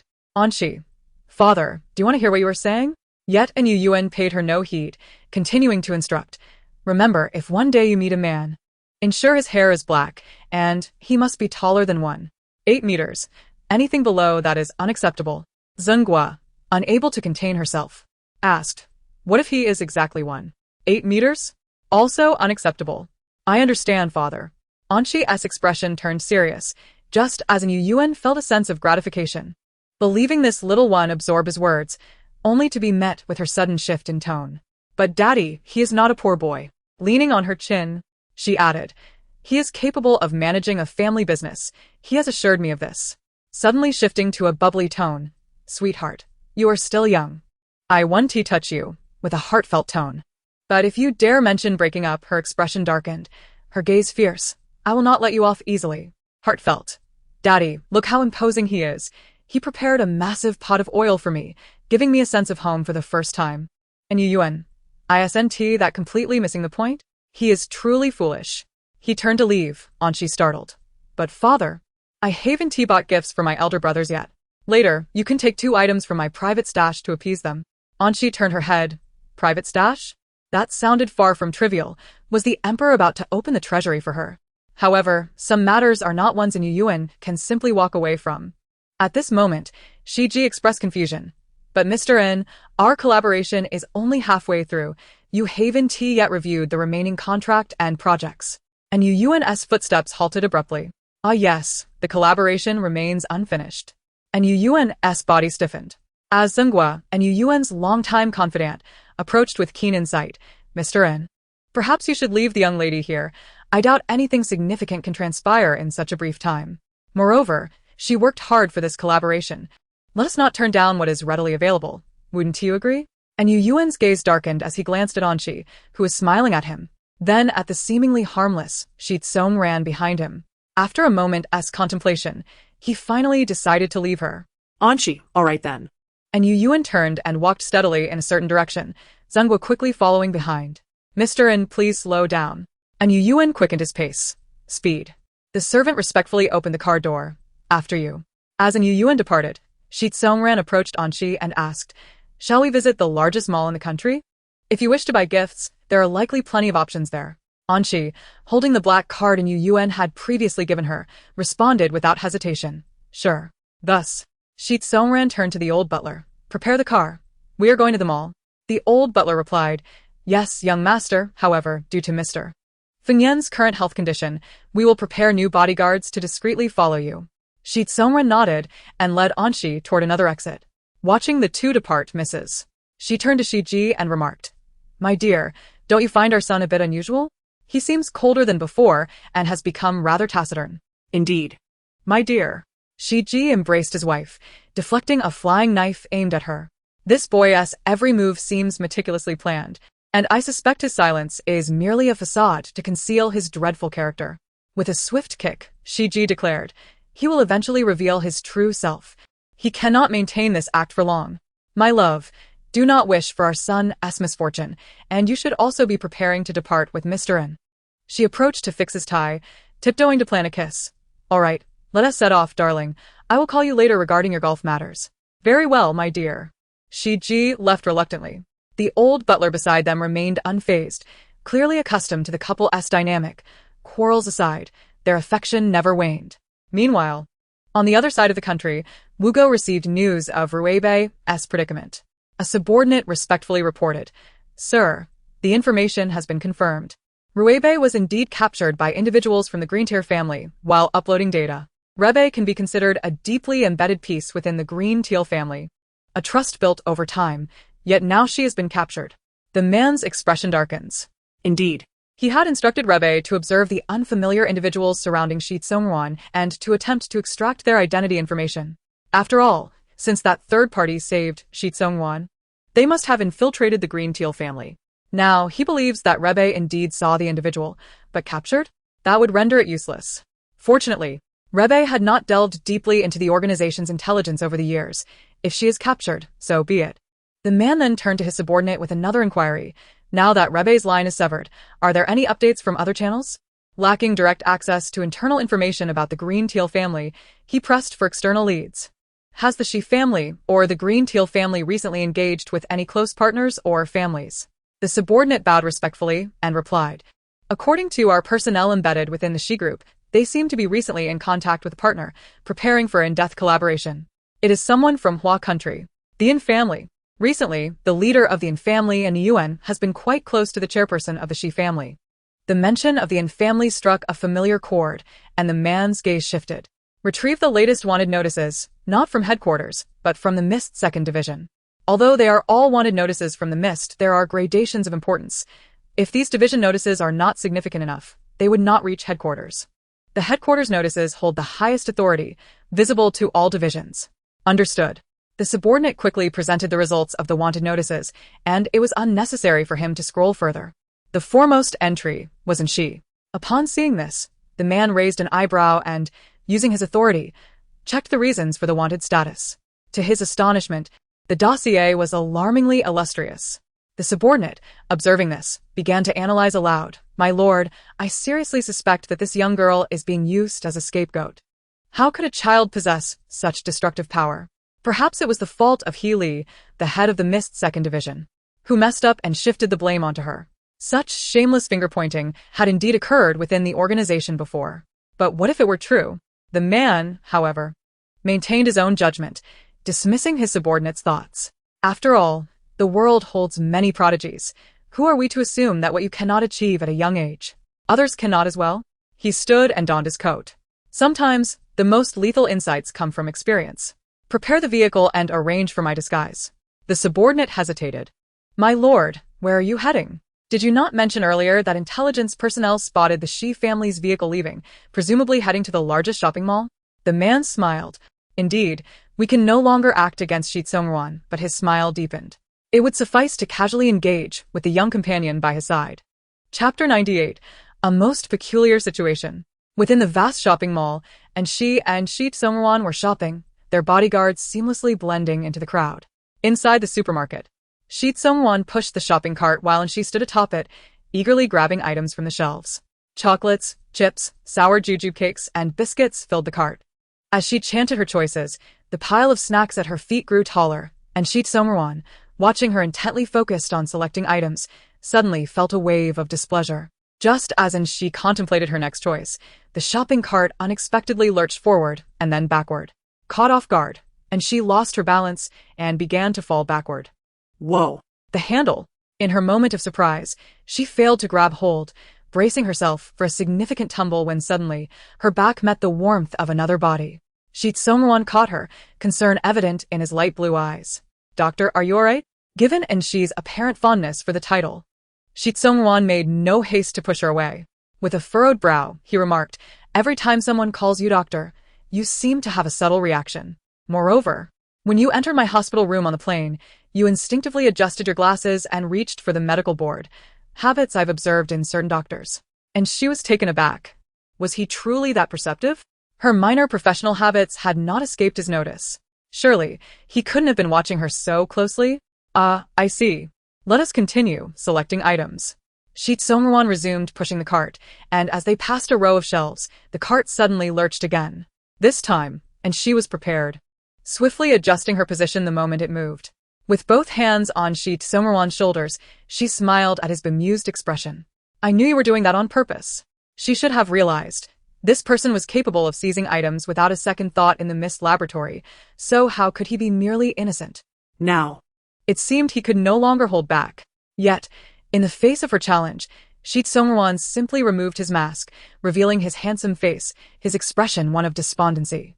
"Doctor, you know I adore you. I just wanted to have some fun." He leaned on the cart's handle, a faint smile creeping back to his lips.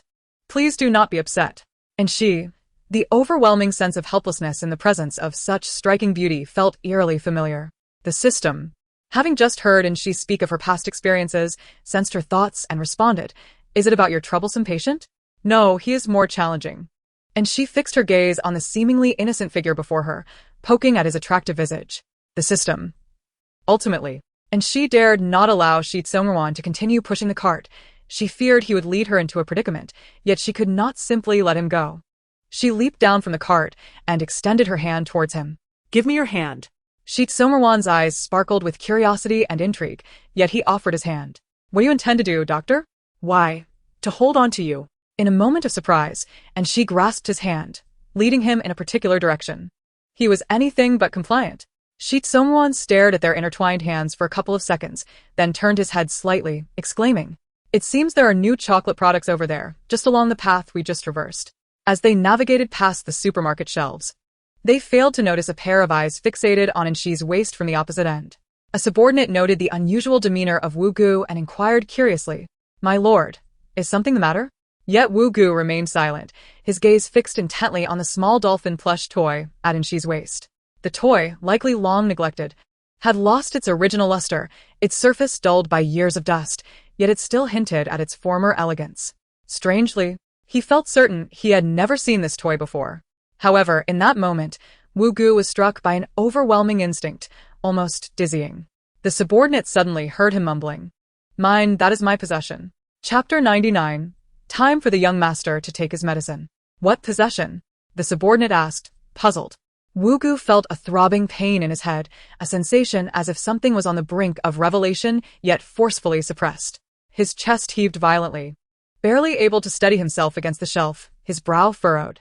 "Wait for me," he managed to say, attempting to calm his breathing. "Once I recover, I will approach and investigate." "Understood, my lord," the subordinate replied respectfully. "In the meantime, I will check if any new documents have been uploaded to headquarters." Wu Gu now felt a severe headache, nodding absent-mindedly as he closed his eyes to alleviate his discomfort. Unbeknownst to him, his subordinate had not reviewed any documents, but had instead opened a black chat window. The name pinned at the top was none other than the chief executive of the Mist. Little did these officials know that each of them had an insider planted by the leader at their side, intended to acquire the latest intelligence on them. Naturally, Wu Gu, as the organization's third in command, was no exception, and the subordinate accompanying him happened to be that very insider, who promptly reported the intelligence. "Subordinate, my lord. It seems Lord Wu Gu is experiencing a special circumstance. He has suddenly begun to suffer from a headache." "Chief executive, what has transpired?" "Subordinate, it is like this. Previously, you assigned Lord Wu Gu the task of pursuing Shi Tsongran, which he outsourced to the Mist Second Division, resulting in failure. Subordinate, he now suspects a third party's involvement and has traced it back to the Yin family, who have been closely associated with the Green Tiers lately. He has decided to approach the younger daughter, and she, to gauge the situation. Thus, we have arrived at the largest shopping mall in the nation." Subordinate, however. Before we could get closer, Lord Wu Gu seemed suddenly captivated by a small blue dolphin at the waist of the other party. And then he began to suffer from a headache. "Chief executive, a picture." "Chief executive, is this it?" The subordinate clicked on the photo, revealing the small blue dolphin at Inshi's waist. "Subordinate, yes." A silence fell as the chief executive pondered. "My lord, are you truly unwell?" He withdrew a box of medication from his pocket. "Perhaps you should take 2 pills. They will alleviate the pain." "No, thank you." Wu Gu turned away, steadfastly enduring the throbbing in his head. "I cannot leave without uncovering the enemy's secrets." Moreover, he did not disclose that he actually desired to obtain that small dolphin. The other party whispered, "I apologize, my lord. The leader wishes to see you." The subordinate produced a syringe, catching Wu Gu's collapsing body. "Therefore, I must ask you to accompany me." He supported Wu Gu as they moved toward the lower levels of the mall, where a vehicle awaited in a narrow, dark alley. Upon seeing them, the driver quickly opened the door and whispered to the subordinate, "I am sent by the leader to escort the third in command. I will be responsible for taking him to the laboratory for treatment. As for you, the leader has instructed that the subsequent cleanup is your responsibility. He does not wish for anyone besides us to know that Lord Wu Gu visited the supermarket today and experienced any abnormalities. Naturally, he also wanted to prevent Lord Wu Gu from knowing in the future." The subordinate bowed his head. "I understand. I will eliminate any loose ends and ensure the Lord does not learn of anything he should not. Then I leave it to you." Watching the vehicle depart, the subordinate finally relaxed his expression. Reflecting on the recent conversation with the leader, it seemed he wished to prevent Lord Wu Gu from recalling any memories. But why was that? The subordinate pondered briefly, but dared not inquire further, for that individual was no benevolent soul. In the Mist, curiosity was the most perilous folly. Those who knew too much had met their demise long ago. The subordinate shivered, simultaneously contemplating Inshi, the very child Wu Gu had intended to probe. If Wu Gu truly experienced any abnormalities due to her, that little lady would inevitably enter the fray. This was anything but a favorable development, the subordinate murmured as he departed. Meanwhile, Inshi, whom he had just mentioned, was meeting an acquaintance in an arcade. "Isn't this little Inshi? Since our last encounter in the parking lot, I haven't had the chance to speak with you much. How have you been lately?" Madame Yen gazed at Inshi with sparkling eyes, clearly fond of the girl who had rendered her son speechless. "I'm well," and she responded pleasantly, offering a charming smile. "Thanks to Aunt Yan's weapon, we managed to escape from the underground parking lot." "Oh, there's no need to be polite about such matters," Madame Yen replied gently. "Compared to all you have done for my little Yen, this is nothing." But this child always refrains from speaking. What transpired between you two? At this point, Madame Yen cast a teasing glance at Yen Suyu, who looked somewhat despondent. What could he say? Could he admit he nearly faced a disgraceful fate? He had to maintain his pride in front of his mother. The thought of nearly facing such humiliation was unbearable. Chapter 100. What he lost was merely a pair of legs. What we lost was our lives. Why are you all here? Yen Suyu's eyes glistened with emotion. Aren't you supposed to be in the country? But our ultimate destination is indeed the country. Have you forgotten? We intended to discuss cooperation with the Green Tiers. In truth, our stop in the country was merely a layover, along with conducting some minor business, but our main enterprise still lay in the nation. Departing from Hua country, stopping in the country, and then arriving here, the routes of both parties coincidentally aligned. Like today, Madame Yen was true to her purpose, taking her son out for a respite, and her decision proved to be absolutely correct.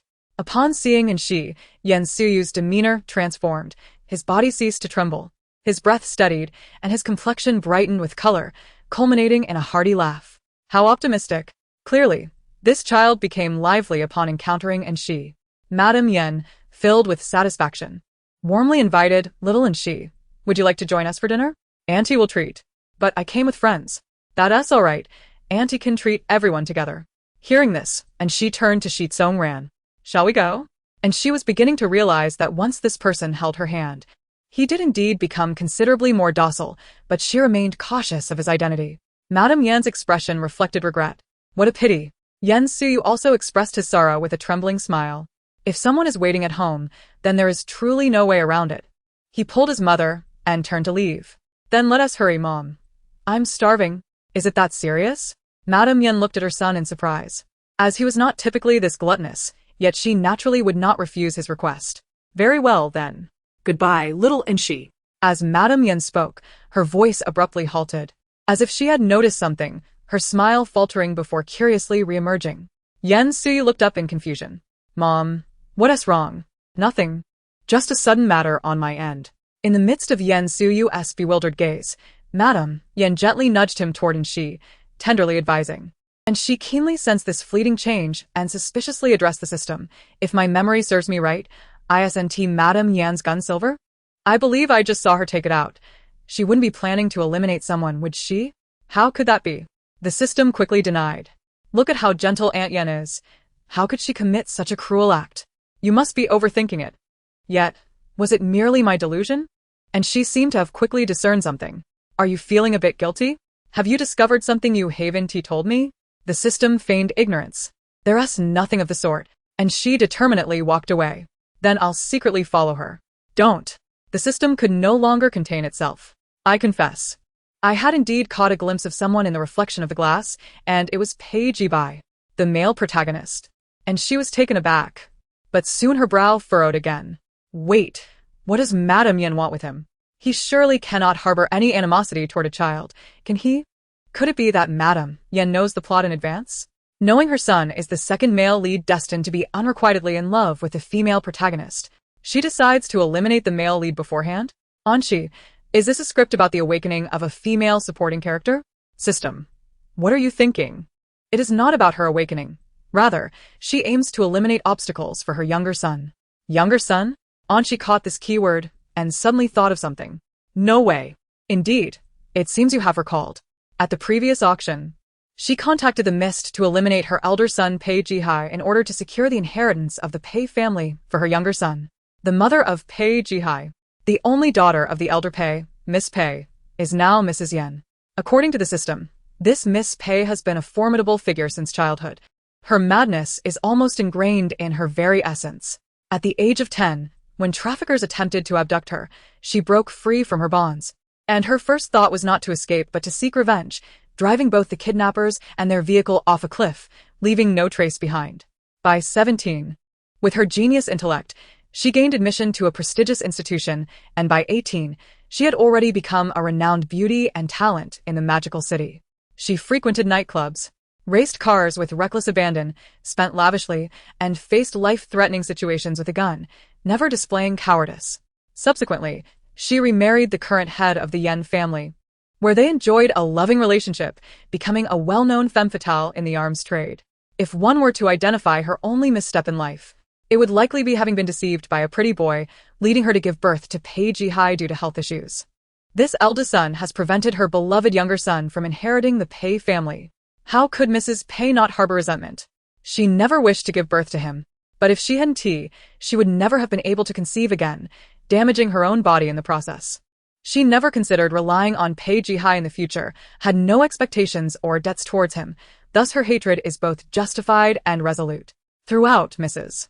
Yen has been clear about her intentions, to eliminate her elder son and pave the way for her younger son, and she has never denied her malevolence. Even when confronted in a wheelchair by Pei Jihai questioning her motives, Mrs. Yen spoke candidly. Human nature is inherently biased, and I do not believe I have committed a wrongdoing. What you have acquired does not belong to you. I am the only daughter of the Pei family. Even if I do not inherit, the rightful heir should be the child I love. Mrs. Yen gazed at her elder son, articulating with conviction, when I love someone, I love them wholeheartedly, with my very life, and I do not regret becoming a villain. Thus, when you ask why I treat you this way, the answer is simple. I do not love you. Anqi, suddenly, it becomes clear why Pei Jihai transforms into a Yandere in the original narrative, with such a fiercely passionate mother. Loving someone to the extent of turning against one's father and overpowering her elder son leads to abnormal behaviors. What kind of script is this for Pei Jihai? Anqi pondered. A pretty boy's father wants to kill his own mother, with a wealthy grandfather and a shattered version of himself in a wheelchair. System. So, do not get involved. If you dare decide with Pei Jihai and Mrs. Yen finds out, she might consider eliminating us both. Moreover, offending an arms dealer is no trivial matter. The male lead may lose only his legs and love, but we risk our lives. Chapter 101. Watch me dismantle you fundamentally. Inside a high-end toy store in the shopping mall, Pei Jihai is selecting gifts. He is traveling to the country with his grandfather, who, perhaps due to having a deranged daughter, has learned from experience. Besides conducting business with Pei Jihai, the elder Pei also pays special attention to his grandson's mental health. Following an attack at the auction, the elder Pei took Pei Jihai to see a psychologist, who suggested that a change of scenery would be beneficial. So before departing, Pei Jihai asked his grandfather to buy gifts, which the elder Pei readily agreed to, taking him to the largest mall. However, the elder Pei encountered an old friend and stepped outside to reminisce. Now, Pei Jihai is alone, selecting gifts, murmuring to himself, "This bracelet is for Wang Ma, this vase for the steward, this set of exam papers for my brother," wishing him a swift rise from the bottom to the top, and this lamp for Grandpa, who loves playing peacekeeper at night, claiming it keeps him youthful. As Pei Jihai browsed, he came across an Ultraman display and suddenly thought of Anqi. With that thought, Pei Jihai earnestly picked up a Digga. "I'll give this to Anqi, and then I'll buy a flashlight, for where there is light, there is Digga." Well, You're quite thoughtful, but if you think only a flashlight can summon Digga, you are sorely mistaken. Anqi chuckled, for according to your logic, a bladder is also light. Do not underestimate my connection to light. Outside the toy store, a little Snow King witnessed all of this with a natural smile. Yes. Since revealing herself could pose a danger to her life, she would don a disguise. After all, leading Pei Jihai away would suffice. She truly is a genius. And with that thought, Anqi stepped forward with confidence, thinking that since he still remembers her, she might save him once more. Then, Anqi was suddenly knocked aside. What the hell? What kind of creature is this? Anqi angrily looked up to see a little creature wielding a shovel, standing fiercely before her, silently provoking her. oh, And it's a cheeky one. Let us see if I don't flatten you. As Anqi turned her head again, two little Snow Kings burst forth from a corner, visibly struggling against the onslaught of Rui Xing and a frog wielding a broken guitar, who were chasing after them. They were clearly being hunted down by an angry mob. Little creature, watch me take you down with this shovel. At that moment, the little Snow King was furious. Can this be tolerated? A smile is a courtesy, but also a warning. Anqi swiftly snatched the shovel from the little creature, leaping. Watch me sprout. Behind her, Mrs. Yen passed by, gun in hand. Strange. I should have seen him around here. Meanwhile, Pei Jihai was perfectly blocked, gazing at the little Snow King in awe, thinking how impressive that move was. Then he noticed Rui Xing and the frog becoming aware of the commotion and hurriedly coming over with their weapons. Rui Xing even jabbed the little Snow King with the ice cream cone. Gradually, it began to deflate, turning into a poor snow, yet even being drained. It relentlessly pounded the little creature's groin. Watch me dismantle you fundamentally. Pei Jihai. What terrifying spirit. The two big Snow Kings noticed this side, and quickly came over. Each carrying a trash can to support. Young frog, do not harm my son. In an instant, chaos erupted. At the same time, noticing that Mrs. Yan was no longer paying attention, Anshi thought, what a great opportunity. Pei Jihai must have already left. That move you just did, can you teach me? Anshi, do you know what it means when the album is full? Pei Jihai shook his head in confusion. Quickly get her out of here. Pei Jihai's eyes widened in shock. That voice sounded so much like the false son his grandfather wanted to recognize. Just as he was about to utter a word, a commanding voice echoed from above. Finally found you. Mrs. Yan lightly tapped Pei Jihai's forehead with her fingertip, smiling. Almost missed you. Pei Jihai and Anshi looked up simultaneously. Anshi, oh no. Pei Jihai, however, was stunned, unconsciously reaching to tug at her sleeve. Mother. Pei Jihai was taken aback, instinctively reaching out his hand to leave. However, midway, his motion was intercepted by a delicate white hand. Little Snow King's chubby grasp firmly held him back. Where do you think you're going, you brat? Do you understand what it means to be lured and only to be killed? Pei Jihai turned his head in confusion. What's the matter? Did you not vow to take no disciples? Little Snow King shook his head vigorously. Have you accepted a disciple again? Pei Jihai inquired. To which Little Snow King nodded rapidly. With a swift motion, Little Snow King delivered a light slap to his head. Pei Jihai was left bewildered. At this moment, Madame Yan had grown impatient. She cast a glance at the bothersome Little Snow King beside her, choosing to lift him up directly in the face of Anshi's bewildered gaze and then stuffed him into the nearby Honey Snow Ice City. With a courteous tone directed at the staff, she said, please take better care of your employee. Turning to Pei Jihai, she declared, we are leaving. Anshi, observing the unfolding drama, thought system. You must have given up by now. Surely you wouldn't chase after him? The system was genuinely alarmed. Rest assured. Anshi replied to the system while the staff curiously patted Little Snow King on the head. Though I rescue people, I am not foolish enough to jeopardize my own safety. I have a plan B, and I believe it's about time to execute it. With a grave expression, Anshi spoke to the system, removed her hood, and addressed the staff. Please prepare for me an Oreo sundae. Thank you.